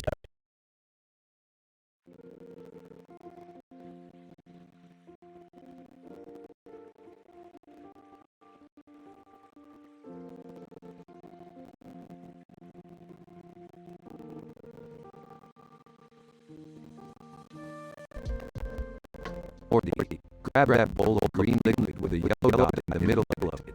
I need it for my experiment. Oh, sure, Rick. What's it for? It's a highly unstable compound that could potentially explode in his handle. But don't worry, Morty, I trust you. Someone. Geez, Rick, thanks for the vote of confidence. Rick pours the green liquid into a beaker, then places it in his microwave. Okay, Morty, now turn up the microwave to maximum power. Wait, what? Are you sure about this, Rick? Trust me, Morty, the microwave is the perfect tool for this experiment. What could possibly go wrong? Morty hesitates, but eventually turns power. Suddenly, blinding light fills the room, and when it subsides, Morty has turned into a microwave. Oh my God, Rick! What the hell just happened? Well, Morty, it seems the energy from the microwave has transformed you into an actual microwave. This is unexpected. My fucking microwave! Are you kidding me, Rick? Morty, but yes, you're now the world's first only essential microwave. Don't worry, I'll figure out a way to reverse it. What can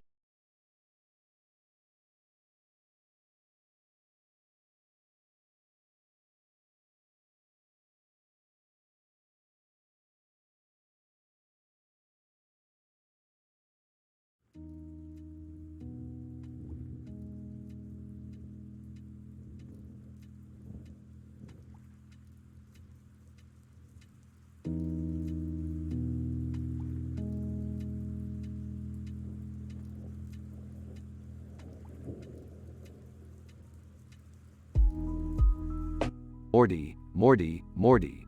We're in a dimension where everyone's got giant heads and tiny bodies. Can you believe it? Rick, I don't know if this is such a good idea. Don't be such a wuss, Morty. You'll fit right in with that peanut-sized brain of yours. Hey, at least I don't have a giant ego like you, Rick. Oh, please, Morty. My ego is the size of this entire dimension combined. Now, let's find out what these big-headed weirdos are up to. Hey guys, could we maybe not provoke the giant-headed locals? I'm starting to feel a little insecure here. Insecure? Jerry, you've got the biggest head in this dimension. You're the king of the forehead. Oh yeah? Well, at least I don't have a hunchback like you, Rick. Laughing? Oh, Jerry, you never fail to disappoint with your mediocrity. Let's just focus on the task at hand. Rick, look! There's a bunch of alien creatures in this room with lights and decorations on the ceiling and a giant green ball. It's probably just their version of a wild party, Morty. You know how these aliens like to get freaky with weird rituals. Yeah, but why do they all have those creepy smiles on their faces? Raising eyebrow.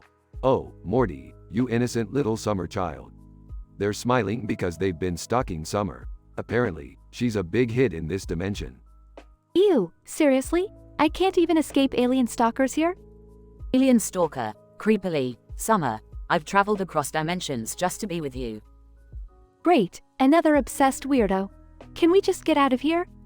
Hold on, Summer, let's have a little fun first. Morty, do you think you can handle a cook-off?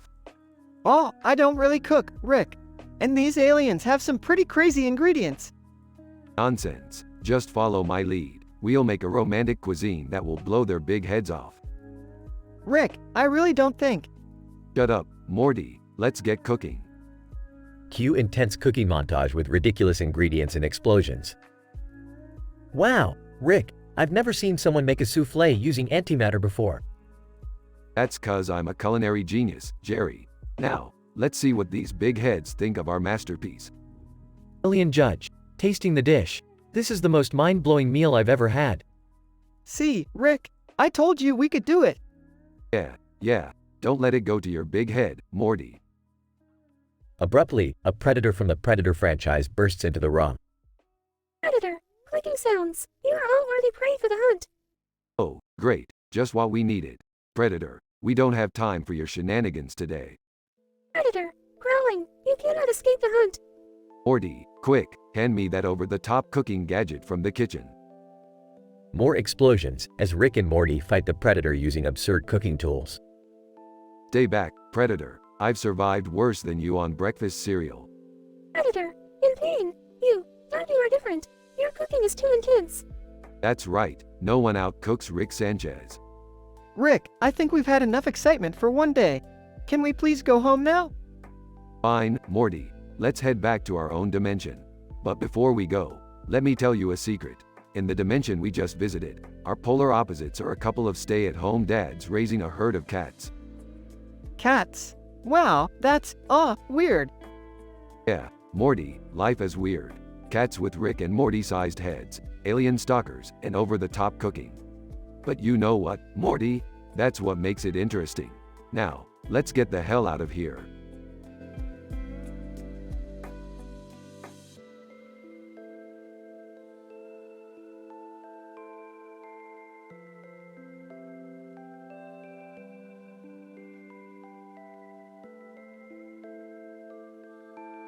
Hey Morty, guess what? I've discovered a new planet that's entirely made of interdimensional jelly beans. What? Are you serious, Rick? That's insane. Oh, I'm deadly serious, Morty. This planet is like a candy store on steroids. We're going on an adventure. Rick, are you sure this is a good idea? You know what happened last time with the sentient marshmallows. Oh, relax, Beth. What's the worst that can happen? We get stuck in a sticky situation? Let's go. They all teleport to the Jellybean planet.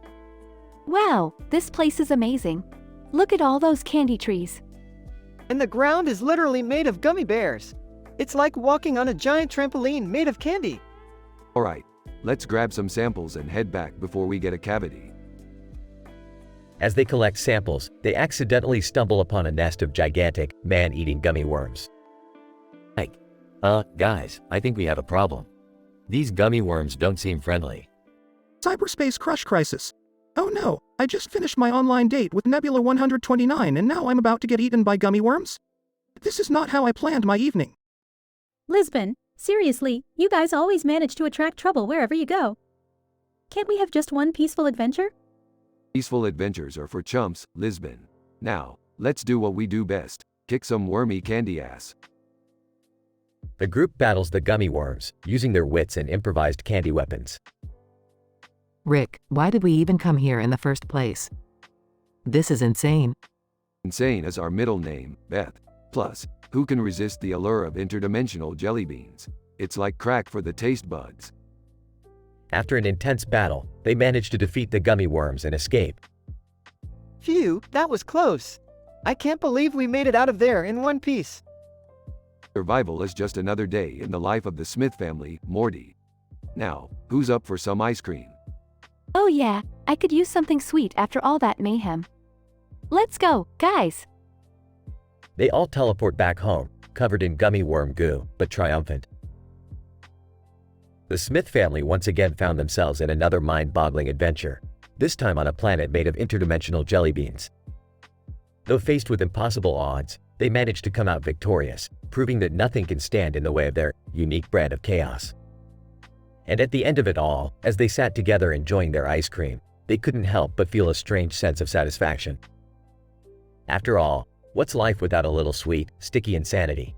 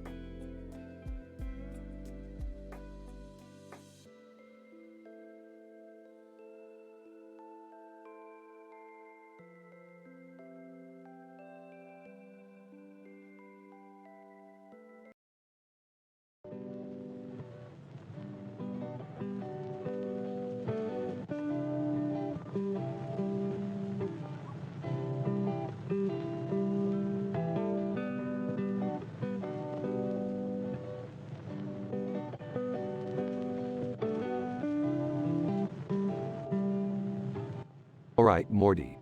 Buckle up for another mind-bending adventure. Today, we're gonna witness a catwalk fashion show in a parallel universe. Don't ask questions. Rick, why are we going to a fashion show? I thought we were supposed to be traveling through space and time. Morty, you have no fashion sense, and it shows. We're here because this fashion show features a woman in a futuristic suit and helmet who claims to be a telekinetic super soldier centipede. I mean, come on, that's statistically improbable. Rick, Morty, what are you guys doing here? Beth, we're just enjoying some highbrow fashion, completely fulfilling our intellectual needs. Oh, this is ridiculous. Can we leave now? I have no interest in haute couture. Oh, Jerry, always the fashion-forward man. I forgot. Cargo shorts are the epitome of style. Guys, check it out. It's Ariana Grande on the catwalk. Ariana Grande? In a parallel universe? How is that possible? E quod est absurdum, Morty. Just roll with it. Oh my god, Ariana Grande seems to be wearing the same alien suit I have a crush on. Oh, Beth, I didn't know you had a thing for intergalactic fashion. I should have installed a spacewalk runway in the garage. Look, the woman in the futuristic suit with the helmet is actually floating above the runway. She's using telekinesis. Morty, prepare to have your mind blown by some next-level fashion tech. That suit must be designed by Tony Stark or something. I still don't get it. Why is this such a big deal? Dad, just try to enjoy it.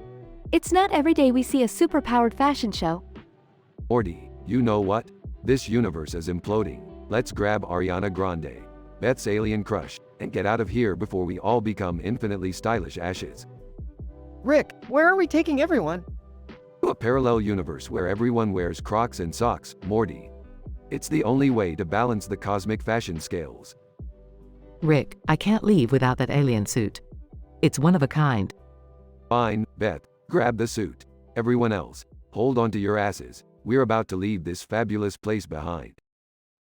Finally, something sensible. I'm getting out of here. Dad, can't you just appreciate the art? You're such a buzzkill. Art? More like a pretentious clown parade. Alright, everyone, hold tight. We're about to experience the most chaotic, mind-bending, ultra-fashionable interdimensional shift ever. As they leave the fashion universe, chaos ensues, and they end up in a universe where everyone wears mullets and neon spandex. Rick, where the hell are we? Welcome to the universe where the 80s never died, Morty. Just another day in the life of Rick and Morty.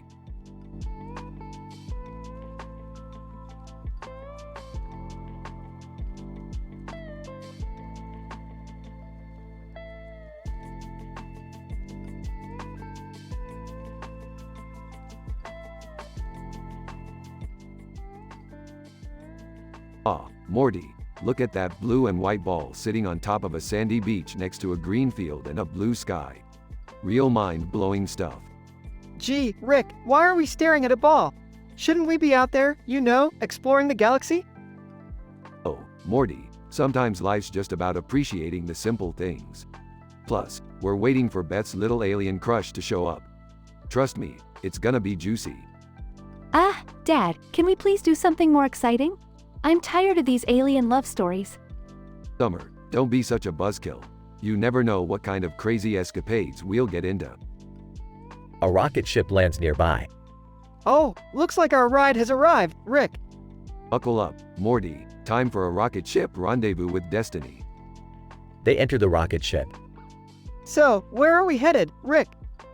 The hyperjump honeymoon hype, Morty.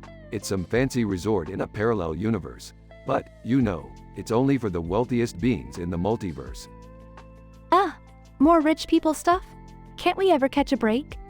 Summer, stop being such a jealous brat. We're just here for the shenanigans. Beth's alien crush, Zog, enters the ship. Zog, greetings, Earthlings. I have come to accompany you on your hyperjump honeymoon. Zog, nice to see you again. So, how's the alien dating scene going? Zog, oh, you wouldn't believe the drama. Really, I dumped Glorf because he couldn't regenerate his tentacles fast enough. Dad, can we please skip the alien gossip? Sorry, Beth, but this is some high-quality alien tea. The rocket ship hyperjumps and they arrive at the hyper resort. Whoa, Rick, this place is insane. It's like a neon future city. Yep, Morty, that's how the wealthiest beings like to spend their hyperjump honeymoon. Look at all those sexy aliens over there. I'm feeling a little left out, guys. Summer, there's a whole universe of aliens out there. You'll find your match someday. Dad, you're not helping. Look, being stuck in a rocket ship with your family is the ultimate test of any relationship, Beth. Ah, guys, I think we have a problem. Dog, what is it, Morty? The hyperjump engine malfunctioned. We're stuck here. Oh great, stranded in an alien resort. Just my luck. Relax, everyone. I'll fix it. But first, let's enjoy the honeymoon hype. They embark on wild adventures, partying with aliens and causing chaos. Dad, this is ridiculous. We need to find a way off this resort. Don't worry, honey. I've upgraded the rocket ship with a teleporter. We'll be out of here in no time. They teleport back home, leaving behind a trail of mayhem. Phew, that was intense, Rick. I thought we were done for back there. Morty, when have we ever played it safe? That's just not our style. Well, it was definitely an experience. I'll give you that. Life's all about the experiences, Summer. And hey, at least we made some pretty unforgettable memories, right? They all share a laugh as they head back into the garage.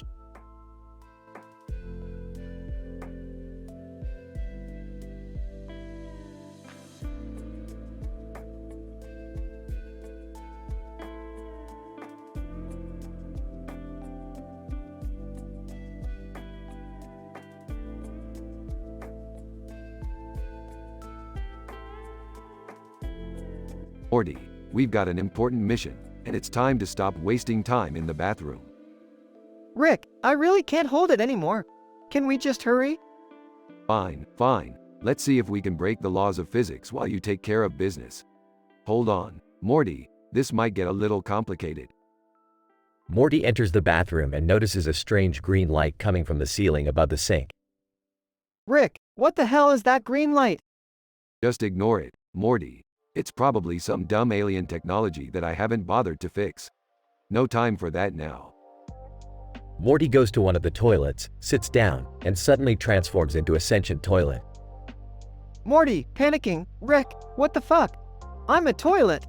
Oh, geez, Morty. Looks like that green light turned you into a toilet. This is why we don't mess with shit, Morty. Groaning. Rick, you always get me into these messed up situations. What the hell am I supposed to do now? Well, Morty, since you're now a toilet, I guess people will use you exactly like one. Just do your best, buddy. Morty reluctantly allows people to use him as a toilet, feeling humiliated and disgusted. Rick, this is demeaning. Can't you fix this? I don't want to be a toilet forever. Sorry, Morty, but reversing this transformation requires delicate, non-easily obtainable ingredients. We'll have to deal with this for now. Morty's desperation grows as more people use him as a toilet. He starts questioning his existence. Rick, I can't take it anymore. Being treated like a toilet is driving me insane. Morty, listen, sometimes life fucks you over. You gotta learn to take it, even when you're literally a toilet. We'll figure something out eventually. Morty's anguish increases, but just when he's about to lose all hope, a brilliant idea crosses Rick's mind. Morty, I've figured it out. I needed a little inspiration from the smell of your current situation, but I know how to reverse it. Seriously, Rick? Now? You couldn't have figured that out earlier? Better late than never, Morty. Now brace yourself, because this will be one hell of a bumpy ride. Rick performs a complicated series of scientific calculations, manages to reverse the transformation, and Morty returns to his human form, relieved and exhausted. Thank God, Rick. I never want to go through anything like that again. Well, you've learned an important lesson today, Morty. Sometimes, life's a real shit show, whether you're a toilet or not. But hey, at least you'll have a great story to tell. Morty rolls his eyes, realizing that Rick might never change. Yeah, great story, Rick. Just great. They leave the bathroom, ready for their next insane adventure, with Morty's newfound appreciation for normalcy.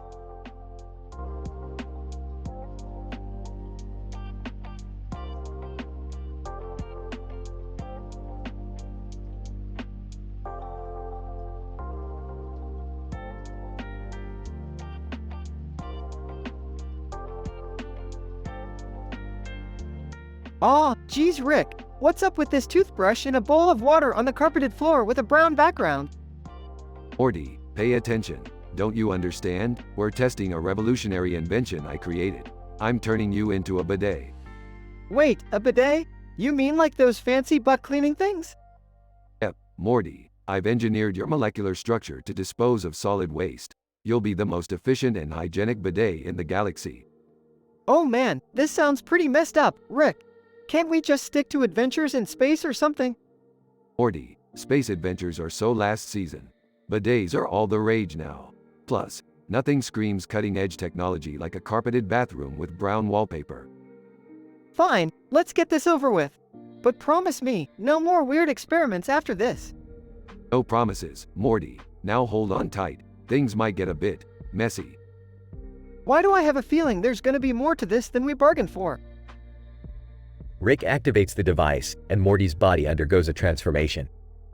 Whoa, I can feel the bidet powers coursing through me. Rick, this is insane. That's right, Morty. Now remember, you're a high-tech bidet now, so all you gotta do is just let people use you exactly like a bidet. Oh man, I don't know if I can handle this. This is super gross. Rick's garage door opens, revealing a line of people waiting to use Morty as a bidet. Random person 1. Hey, Morty, mind if I give you a try? Oh, yeah, no problem. Just go ahead, I guess. Rick steps back, observing the situation with a mad scientist grin. Random person 2. Morty, you're the best bidet around. So refreshing. I can't believe this is happening. My life is officially at rock bottom. Ah, come on, Morty. Embrace the bidet life. This is your purpose now. Well, great. Just perfect. Morty, the world's first sentient and unwilling bidet. Hours pass, and the line of people using Morty doesn't seem to end. Rick, I can't take it anymore. Make it stop. Sorry, Morty. There's no turning back now. You're a bidet for life. This is worse than those facehuggers we encountered on LV 426, Rick. I'm scarred for life. Oh, Morty, stop being so dramatic. At least you're providing a valuable public service. Valuable? Sure, if you consider having people's butts sprayed with pressurized water valuable. Rick and Morty continue their bizarre bidet adventure, forever trapped in an unexpected and utterly bizarre bathroom experiment.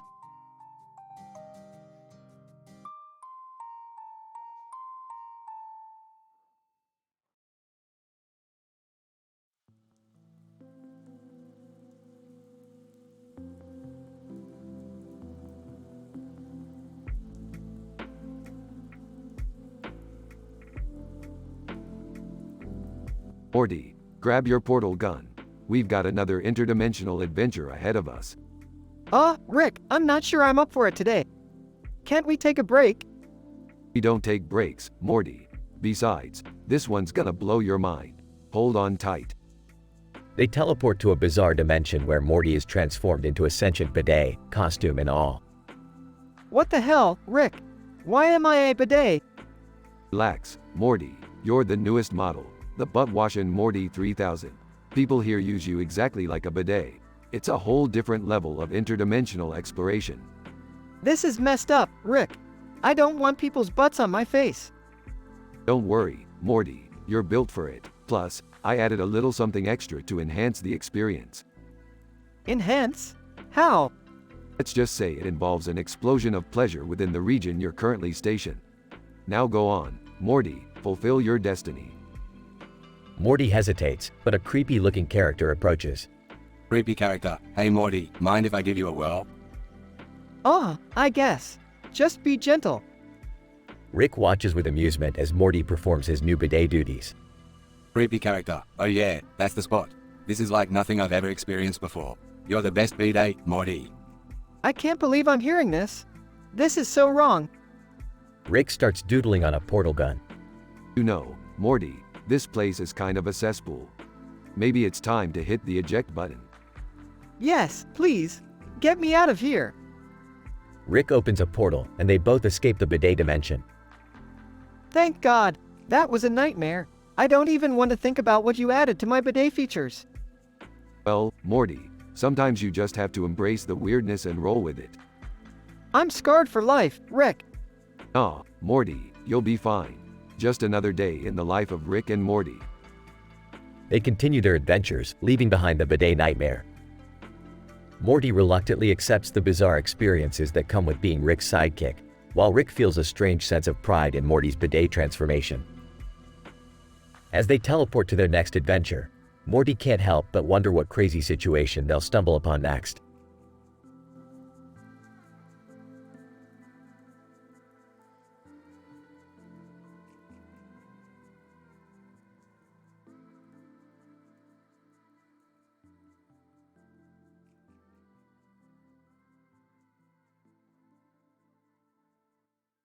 Narrator. In a peaceful field, with the trees swaying gently in the wind and the sky adorned with fluffy clouds, a person stands in the midst of tranquility. This person, Lady Keira, dons a stunning blue and purple dress, a sight captivating enough to enchant any observer. Lady Kayura, the serenity of this place fills my soul with contentment. I bask in the beauty of nature and its harmonious embrace. And a man, striding towards Lady Keira. Well. What do we have here? A gorgeous lady all by herself in this secluded paradise. Lady Kayura, raising an eyebrow, and what business have you with me, sir? And a man, smirking. Oh, just a simple desire to appreciate your beauty up close, my dear. Lady Kayura laughs. Is that so? Well, I'm afraid you've chosen the wrong lady to mess with. And a man, advancing closer. Oh, no need to be feisty, my dear. I just want to have a little fun. Lady Kayura, smirking. Fun, is it? How about this? Summons her supernatural powers, radiant purple and blue energy crackling around her. And a man, terrified. What is this madness? Lady Kayura, with a dark grin, prepare to witness the wrath of my true power. And a man, stumbling backward. No, please, I didn't mean any harm. Lady Kayura, cackling. It's too late for apologies now. Unleashes a powerful blast, engulfing the man in her energy. And a man, screaming in agony. No. Lady Kayura, satisfied expression. That's what happens when you underestimate me, fool. Narrator. As the skies darken, Lady Keira revels in her newfound dominance.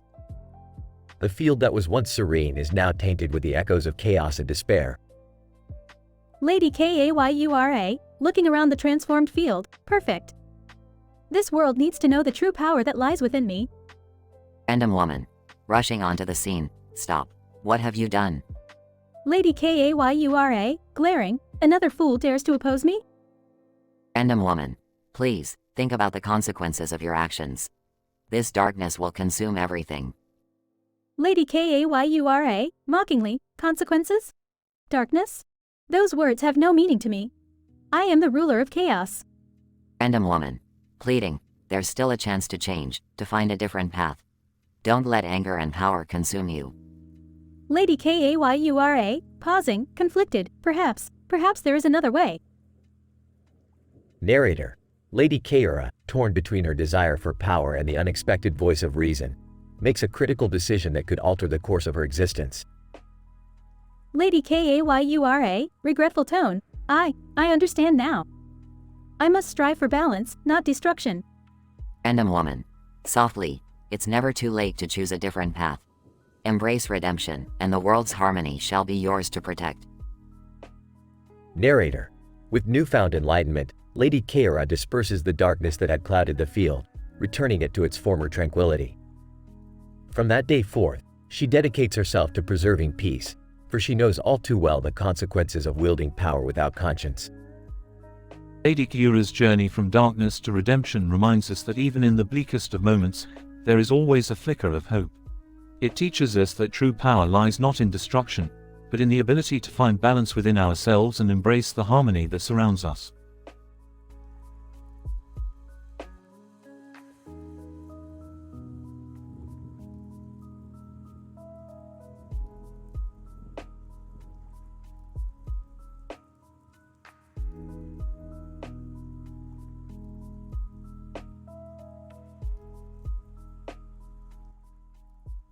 Morty, come on, we got another mind-bending adventure awaiting us. Okay, Rick, but can we maybe take it easy this time? Last time we ended up in a parallel dimension where bananas ruled the world. Morty, listening to you is like watching paint dry in a black and white documentary about paint drying. We're going on this adventure, and that's final. Hey guys, what are you up to? None of your business, Jerry. Why don't you go back to failing at everything you attempt? Well, excuse me for trying. Alright, let's just focus. Rick, where are we going this time? We're going to the dimension of dumb refrigeration. It's a place where people use living beings as appliances. They have fridges that are actually humans. Pretty weird, huh? Oh man, that sounds messed up. What's gonna happen to me there? Relax, Morty. We'll figure it out when we get there. Just remember, you're the fridge this time. Wait, what? I'm the fridge? That's right, Morty. You're gonna experience being someone's personal appliance. It'll be enlightening for you. This is crazy, Rick. How am I supposed to handle that? Just embrace it, Morty. You'll understand why I dragged you into this later. Now let's go. They arrive in the dimension of dumb refrigeration. Whoa, look at all these fridges. It's like a freaking appliance store. Yeah, and they all have looks on their faces that say, I'm questioning my existence. Classic. Okay, but what do I do? Just stand here like a fridge? No, Morty, you wait for someone to open your door and put food inside. And don't forget to keep cool. This is so degrading, Rick. I feel like an object. Well, that's because you are an object, Morty. But trust me, it'll make for a great story at parties. I thought this was about saving the universe or something, Rick. Yeah, details, Morty. Now shut up and do your fridge thing. A family walks in and opens Morty's door. Family member, hey honey, can you pass me the mayo from the Morty fridge? Sigh, here you go. Have a nice sandwich. Days pass. Morty serves as a fridge, learns about his true purpose, and resents Rick. I can't take it anymore, Rick. Being a fridge is driving me insane. Morty, you need to toughen up. You're experiencing firsthand what it's like to be taken for granted and objectified. It's an important life lesson. Life lesson? I just wanted to go on a wacky adventure, not become a kitchen appliance. Look, Morty, I have a plan to get you back. Just stick with me a little longer. Fine, but after this, no more fridge stuff, okay? Deal, Morty. They hatch a plan to escape the dimension. Rick, I can't thank you enough for getting me out of that nightmare. I feel like I've gained a new perspective on life. Yeah, whatever, Morty. Don't get all sentimental on me now. Let's just get out of here before someone tries to use you as a blender. Right, no more blending in. Let's go home, Rick. They leave the dimension of dumb refrigeration. So, did you guys have a great adventure? Shut up, Jerry. You wouldn't understand even if we explained it to you in the simplest terms. Well, look who's Mr. Universe Saver now. Jerry, just shut up. You don't even know the half of it. They walk away, leaving Jerry baffled. Morty, remind me to never take you on a fridge adventure again. Oh, don't worry, Rick. I won't let you forget it.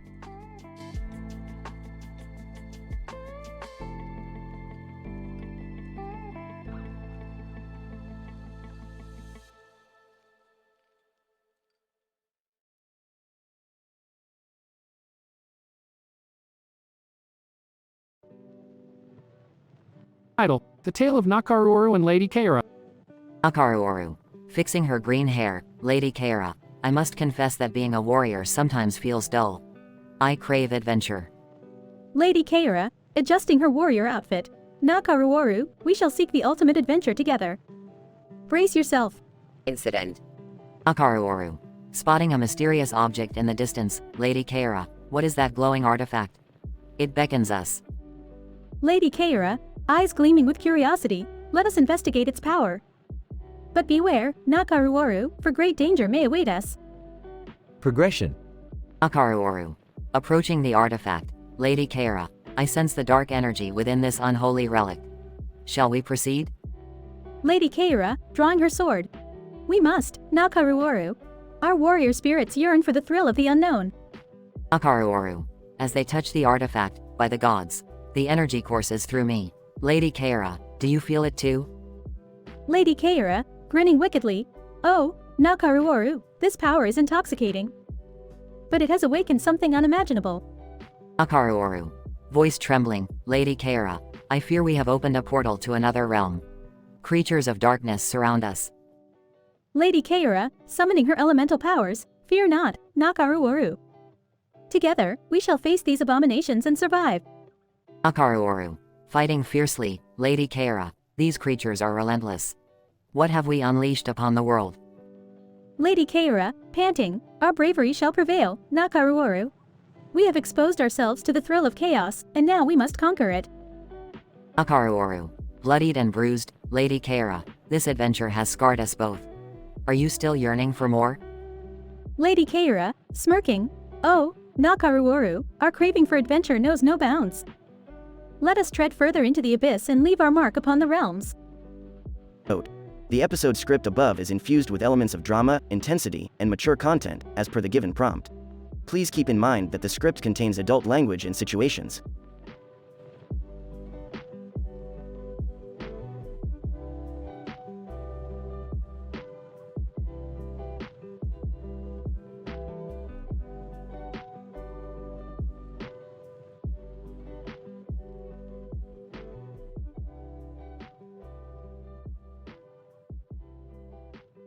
Alright, Morty, strap yourself in. We're heading to Saturn's sweetheart scandal.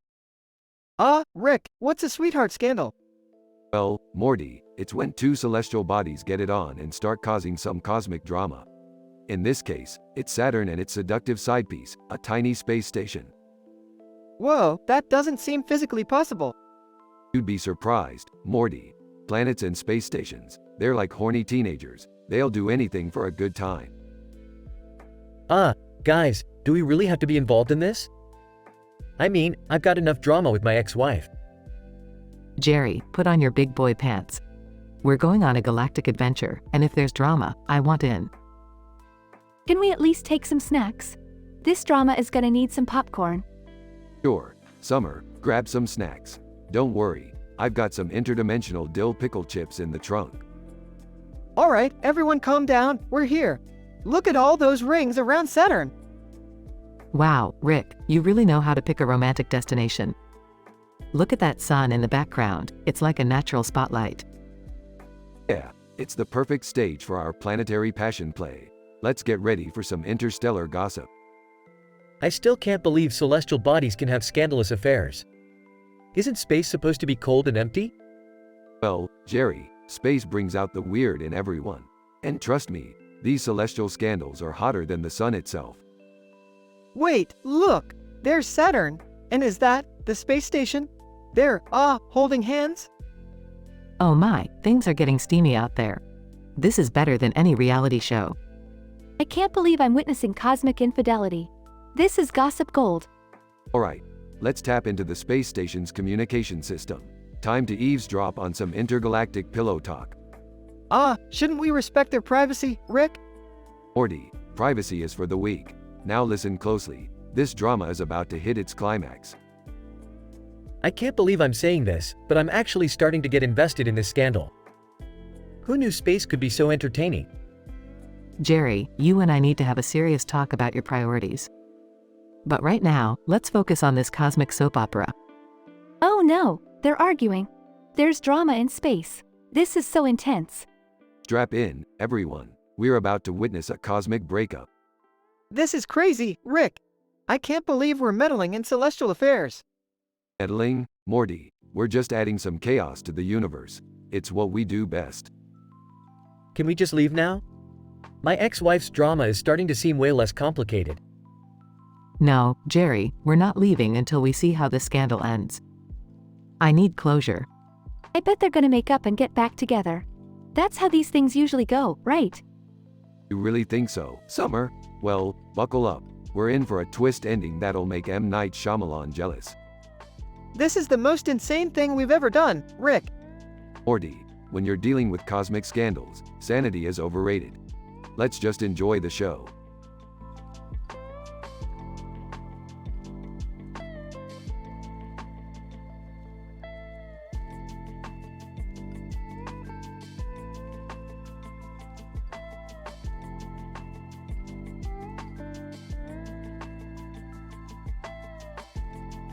Title: Blue Witch and the Bountiful Artemis. Claire Lestiel, the Blue Witch, stands elegantly on a path surrounded by tall grass in a picturesque field. She wears her signature blue hat, green cape, brown shirt, and white pants. Opposite her, the enticing Greek goddess, Artemis, also known as the Bountiful, commands attention with her radiant presence. Claire, grinning mischievously, well, if it isn't the mighty goddess Artemis. What brings you to my humble abode, darling?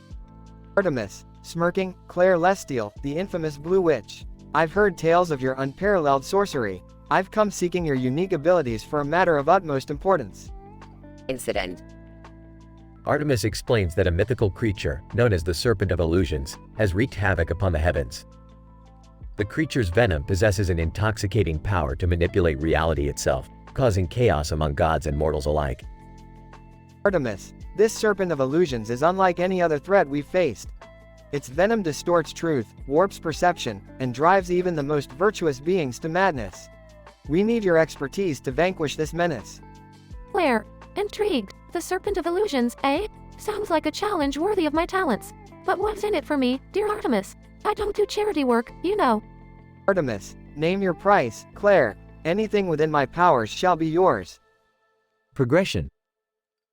Claire and Artemis embark on a perilous journey, seeking out the Serpent of Illusions deep within a labyrinthine forest. Along the way, they encounter treacherous traps, seductive illusions, and monstrous creatures, testing their physical and mental fortitude. Claire, panting, I never expected this quest to be so damn hazardous. I must admit, Artemis, your charms and my spells make one hell of a combo. Artemis, smirking, our strengths do complement each other quite nicely, don't they? But remember, we must stay focused. The serpent is cunning, and its venom can seep into even the strongest minds. After a series of epic battles and near-death experiences, Claire and Artemis finally confront the Serpent of Illusions in its lair deep within the heart of the forest. Claire, look, Artemis, we've cornered the slippery bastard. Time to show it the price of messing with us. Artemis, agreed, Claire. Let's end this madness once and for all. The intense battle unfolds, with Claire's potent spells and Artemis' divine prowess. The serpent writhes in agony, unable to withstand their combined might. As the last remnants of the Serpent of Illusions fade away, Claire and Artemis stand victorious, covered in dirt and sweat but with triumphal smiles. Claire, laughing heartily, who would have thought, a blue witch and a Greek goddess saving the damned world together? I must say, Artemis, it's been a pleasure. Artemis, grinning, the pleasure is all mine, dear Claire. You've proven yourself to be a powerful ally and a truly exceptional witch. In the aftermath, Claire and Artemis share a moment of camaraderie, knowing that their unlikely alliance has prevailed against insurmountable odds. Together, they return to the field with tall grass, stronger and wiser, ready for their next incredible adventure in this bizarre, mystical world.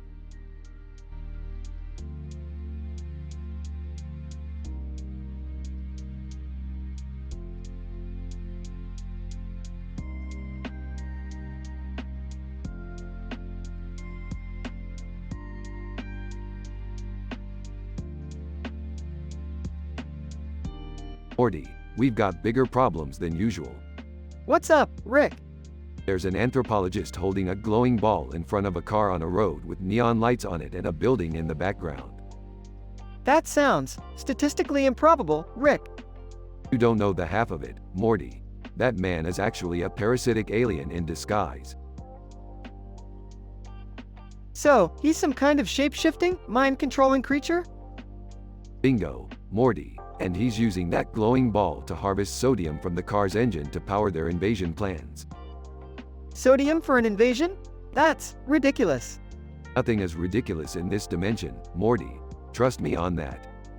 Meanwhile, Jerry walks in. Hey, what are you guys blabbering about? Oh, just another day in the multiverse, Jerry. Parasitic aliens, sodium-powered invasions, you know, the usual. That's outrageous. I can't believe this is happening in our reality. Yeah, well, the universe has a sick sense of humor. Now, we need to stop this invasion before it's too late. But how do we even begin, Rick? I've got a plan, Morty. We're gonna lure that alien out with a disco dance-off. A dance-off? Yeah, Jerry, a dance-off. We'll distract him with our sick moves while I disable his glowing ball. Are you sure that'll work, Rick? Trust me, Morty, dancing is the universal language of confusion. They head to the road with neon lights. The alien spots them. Alien, what are you losers doing here? We challenge you to a dance-off, alien scum. And if we win, you gotta leave this dimension, pronto. Alien, huh? You humans can't outdance me. Rick, Morty, and Jerry pull off the most epic disco moves ever seen. Take that, alien. The alien is so confused by their dancing skills that he forgets about his glowing ball. Rick swiftly disables it. Alien, no. My invasion plans. Looks like we saved the day, Rick. Yeah, Morty, it was just another day in the life of the galaxy's most dysfunctional duo. Morty notices something on his shoe. Rick, what's this weird green goo on my shoe? Well, Morty, it looks like you've been slimed by alien snot. Gross, Rick. Welcome to the club, Morty. We collect them all. They all share a laugh as they walk off into the neon-lit night.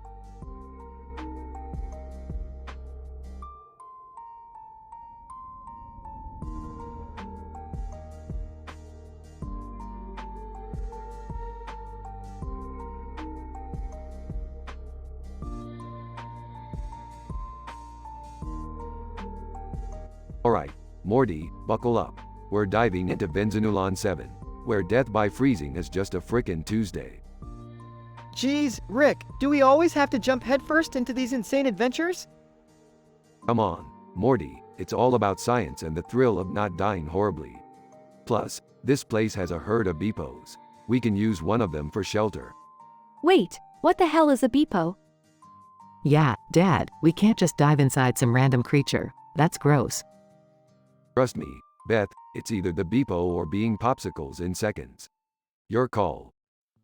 Oh, great. So, we're gonna die either way. Typical Rick. Shut up, Jerry. You wouldn't know adventure if it bit you in the